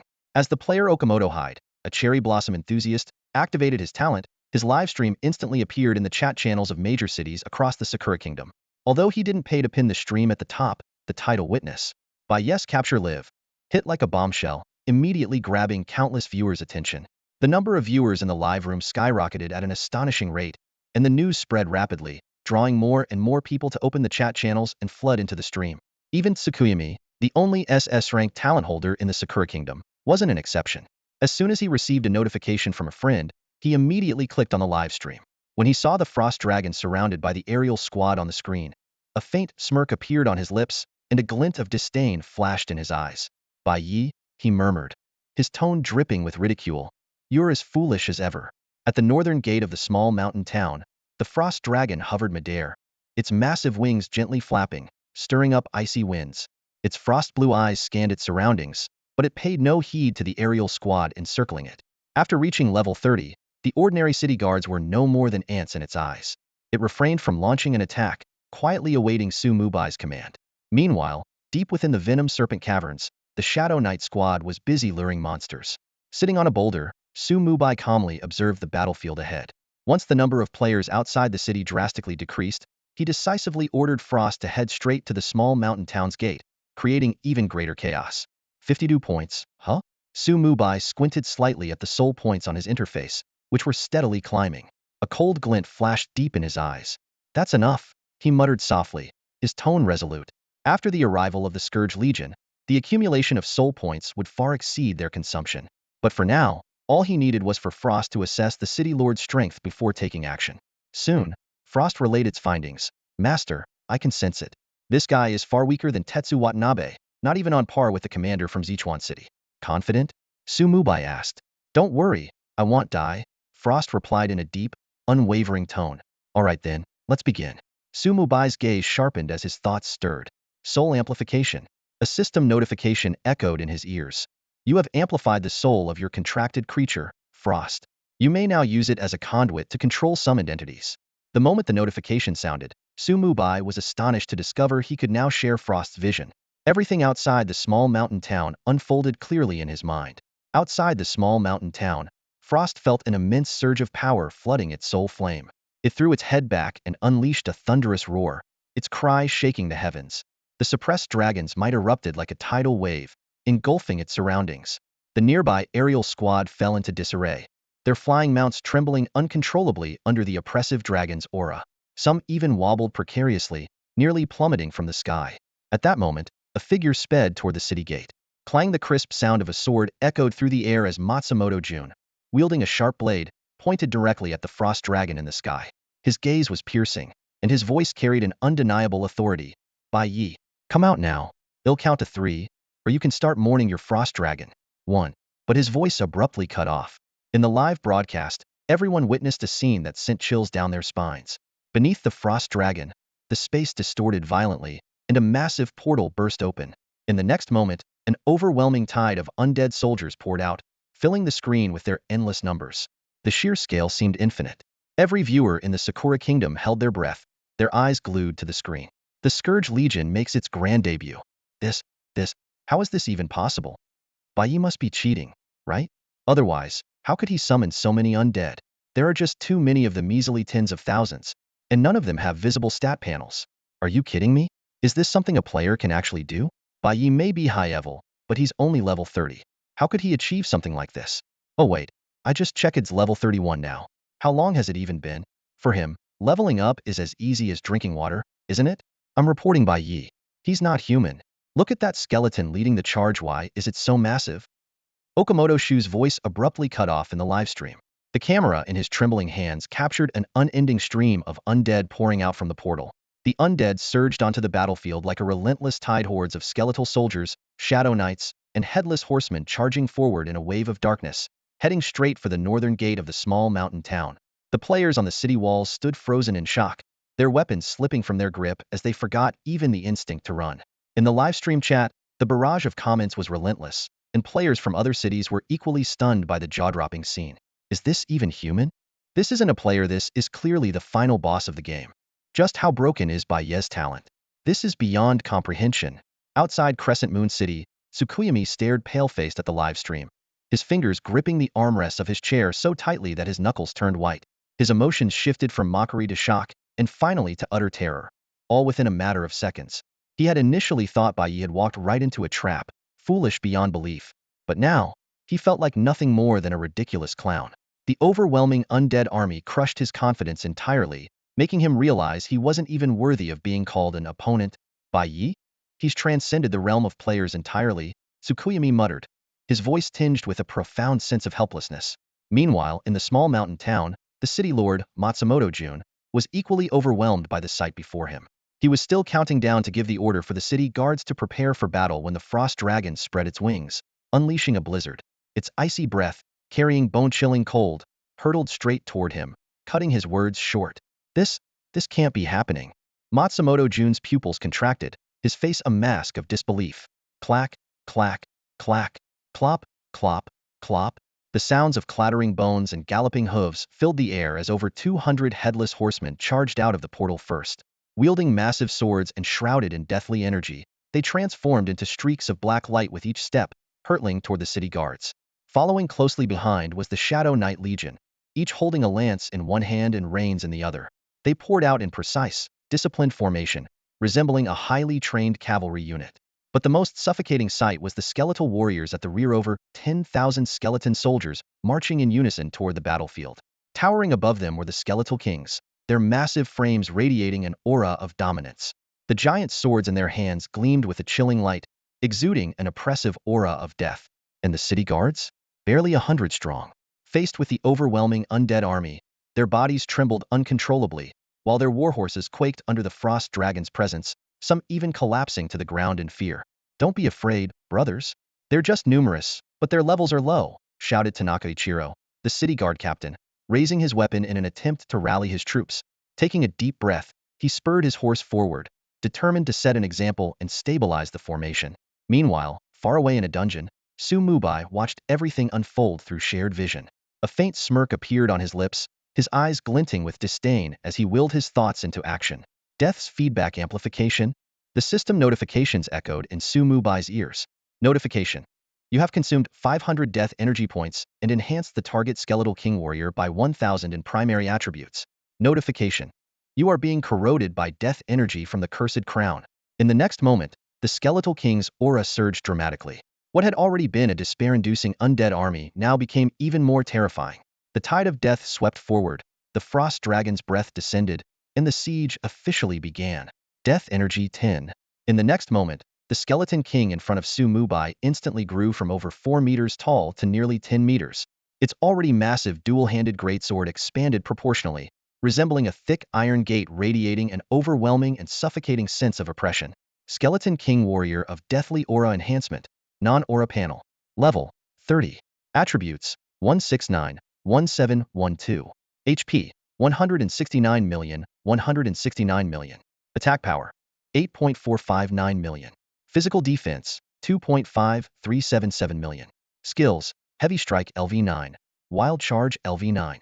And astonishingly, there were 3 such skeleton kings standing before Mubai. Not only that, but both the archer and the mage had been enhanced with 1 additional unit each. These were the carefully prepared gifts Mubai had planned for the small mountain city. Go. Mubai's lips curled into a faint smile. With a single thought, the 3 colossal skeleton king warriors dissolved into black mist and vanished into the summoning space. At the same time, outside the small mountain city, 3 towering figures silently emerged from a portal, bringing with them an aura of death so chilling it made the heavens and earth tremble. Though Mubai's ability to directly cast skills through frost was temporarily restricted, this method of support still unleashed devastating power. Wild Charge. The 10-meter-tall enhanced skeleton king warrior, like a moving iron fortress, immediately locked onto Tano Ichiro. Its massive greatsword, resembling an iron gate, sliced through the air with a deafening whoosh and came crashing down. Boom! The moment the greatsword struck the ground, an immense force erupted like a landslide, halting Tano Ichiro, the commander of the city guard, in his tracks.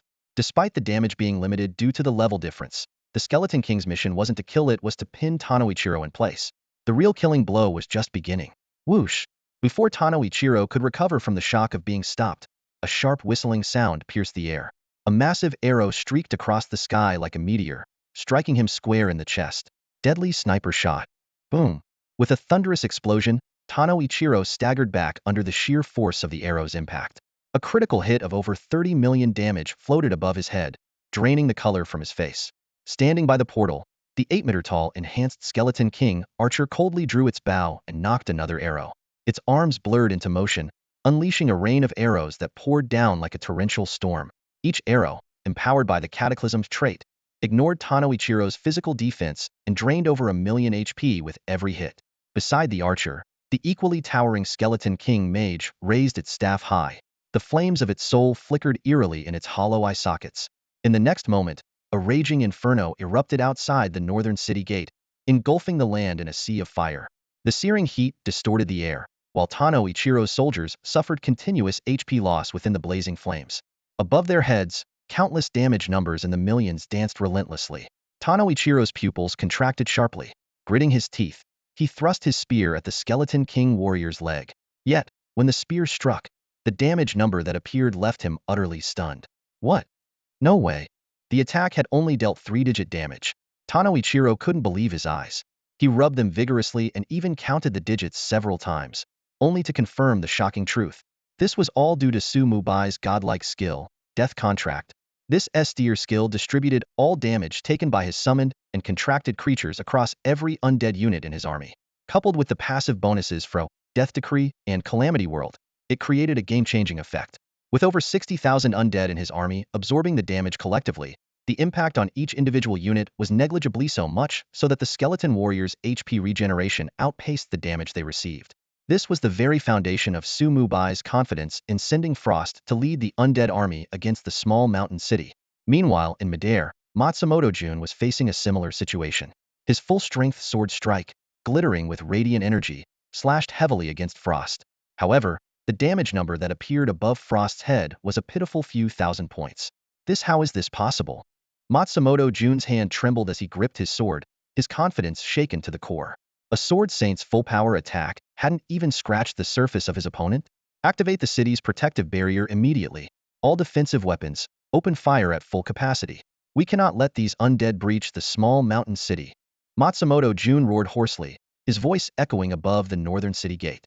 Frantically, he operated his magical communicator, sending out an urgent plea for reinforcements to the royal capital. Though he didn't want to admit it, the undead army before him was a force that the small mountain city likely couldn't withstand. With a resonating hum, following Matsumoto Jun's command, a surge of powerful energy erupted from the central magic tower in Shaoshan City. A pale blue barrier suddenly materialized, expanding rapidly outward. Within mere moments, the barrier had enveloped the entire city, forcefully pushing back the Night Legion that had advanced to the city's perimeter. The translucent blue shield stood like an unbreachable divide, completely isolating the city from the outside world. This was Shaoshan City's pride, the legendary defensive formation, said to repel any formidable enemy. Clank, clank, clank. Accompanied by the deep rumble of machinery, the mechanisms on the city walls activated. Rows of arrow towers and cannons emerged, while the magic towers in the northern district began to shimmer with dazzling energy. Inside the city guards, having already received Frost's urgent warning, swiftly assembled at the northern gate. 2,000 well-trained guards formed a tight formation, their eyes fixed on the portal from which the undead army poured relentlessly. In just a few minutes, Shaoshan City had fully transitioned into a state of war. On the city walls, the previously scattered players observing the scene erupted into chaos. Some instinctively tried to flee, but quickly stopped in their tracks. They knew too well that without enough money to teleport, escaping would only delay the inevitable. Within the city, the situation was even more turbulent. Those with sufficient funds rushed to the teleportation hall, desperate to leave the Sunto battlefield. Meanwhile, shrewd players lingered near the hall, anticipating a potential announcement of free teleportation by the system. Byakuya, if you run now, there's still time. But if reinforcements from the royal capital arrive, you're finished. Matsumoto Jun stood atop the magic tower, his expression grim and his voice tinged with urgency. He hadn't received any response from Mubai for some time, and unease was growing rapidly within him. Scanning the surroundings, he searched for Mubai's figure but found nothing. Let them come, a cold, disdainful voice replied from the distance. Frost's tone carried both contempt and killing intent.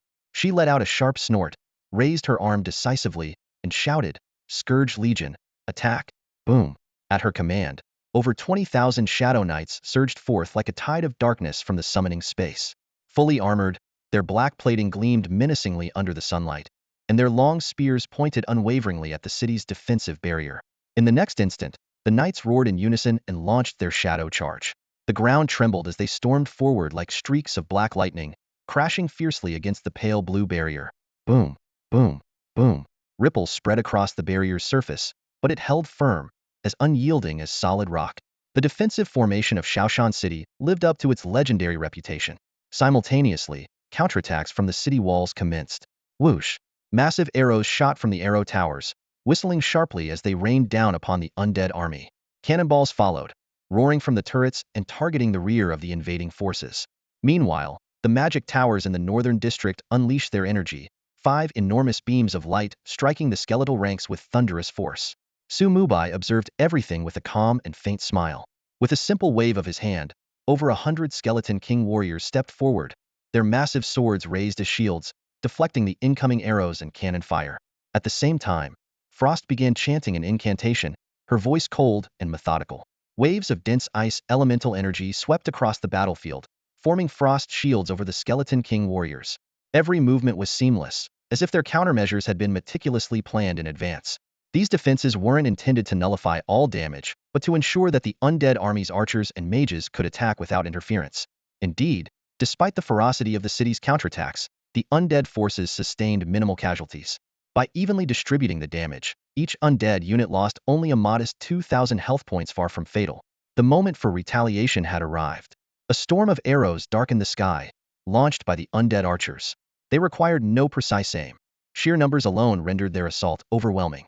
In the rear lines, the skeleton mages began their assault, casting fireball spells that streaked through the air, blazing trails as they hurtled toward the city's defensive barrier. With the destructive attribute empowering them, each fireball they unleashed was as large as a human head. When fired in volleys, they resembled a meteor shower, slamming violently into the protective barrier. Boom! The city's defensive formation trembled violently, its light flickering erratically as though on the verge of collapse. As time passed, fine cracks began to spread across the surface of the barrier, sending chills down the spines of those witnessing it. In midair, Matsumoto Jun led several flying squads in an assault against Frost, yet they failed to leave even a scratch. Frost moved with calm precision, unperturbed, and even had the capacity to continue attacking the city's protective formation. Massive ice spears rained down one after another, their chilling aura spreading through the air, enough to make anyone shiver in terror. Damn it, why hasn't reinforcements arrived yet? Matsumoto Jun's eyes were bloodshot, his voice tinged with despair. He repeatedly called for aid from the royal capital, but the communication stone remained silent, as though entirely cut off. Though his power was formidable, it was utterly ineffective against Frost, who had signed a death pact. Each attack he launched felt like a futile struggle against an unstoppable force.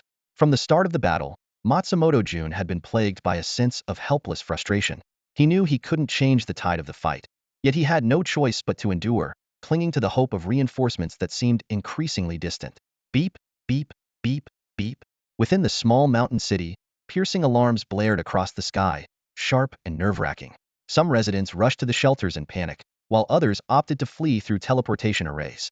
Yet a portion of them, unwavering in their resolve, headed toward the north gate in an attempt to offer support. However, their efforts seemed pitifully insignificant in the face of overwhelming power. Outside the city, a massive undead army loomed like an all-consuming flood, surrounding the small mountain city entirely. A suffocating sense of despair gripped every heart within the city. Tens of thousands of Sakura Kingdom players could only pray, hoping that reinforcements from the capital would arrive before the protective barrier gave way. Above the Sakura Kingdom's royal capital, high in the sky, dozens of figures hovered among the clouds, their expressions grave as they fixated on a silver-haired, middle-aged man at the center. What exactly are you planning to do? Yamamoto Yoji's tone was low, his face dark as storm clouds. As the president of the Shadow Ninja Society and the strongest warrior in the Sakura Kingdom, he was unaccustomed to the oppressive pressure he now felt. He couldn't see through the man before him, which only deepened his wariness, especially since this man hailed from the Shenlong Empire, the same faction as the invader Bai Yi. Huai Jian stood with his arms crossed, silently suspended in the air. His gaze was as profound as an abyss, as though waiting for something. Countless ancient gold coins orbited around him, trembling violently under the influence of some mysterious energy, gradually disintegrating one by one. What I plan to do is none of your business, Huai Jian replied in a calm yet domineering tone that brooked no argument. Yamamoto Yoji's face stiffened, his eyes flickering with hesitation, but he dared not act recklessly. Just then, an elder hurried to his side and whispered, "President, Matsumoto Jun is requesting reinforcements." Matsumoto Jun? Who? Yamamoto Yoji frowned in confusion, his irritation rising at the mention of an unfamiliar name in such a critical moment. The lord of the small mountain city, the elder explained awkwardly, his voice faltering under the suffocating pressure emanating from Huai Jian. He quickly added details about Su Mubai, leading the undead army to attack the small mountain city. Yamamoto Yoji's face darkened instantly, and he cursed, "Useless. A city lord, reduced to begging for help because of an invader, what a disgrace." Despite his anger, he lowered his voice and ordered, "Go there yourself and take down Bai Yi." However, before he could finish speaking, Huai Jian suddenly turned his gaze in a specific direction. His lips curled into a faint, enigmatic smile as he murmured, "That kid's making quite the scene. Not bad. He hasn't let me down."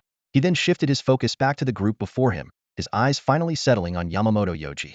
His tone was calm but carried an undeniable authority. "No one is to leave. Stay here and keep me company for a while." With that, he brought his fingers together and pointed lightly toward the sky. Without a sound, a dazzling sword light shot upward, tearing through the heavens in an instant. The clouds were split cleanly apart, revealing a deep rift in the sky. The pupils of everyone present contracted sharply as they involuntarily swallowed hard. They could clearly sense that the sharpness of this sword was far beyond what they could withstand. "Anyone who dares to leave should think carefully about whether they can survive a strike from me," Huai Jian said in a chilling tone, his voice like the whisper of death, sending shivers through everyone present. That's all for today. Thank you so much for watching. I hope you guys enjoyed. If you wish to have another part of this recap, please give us at least 1,000 likes. Please don't forget to comment and subscribe to our channel for more content like this. Until next time.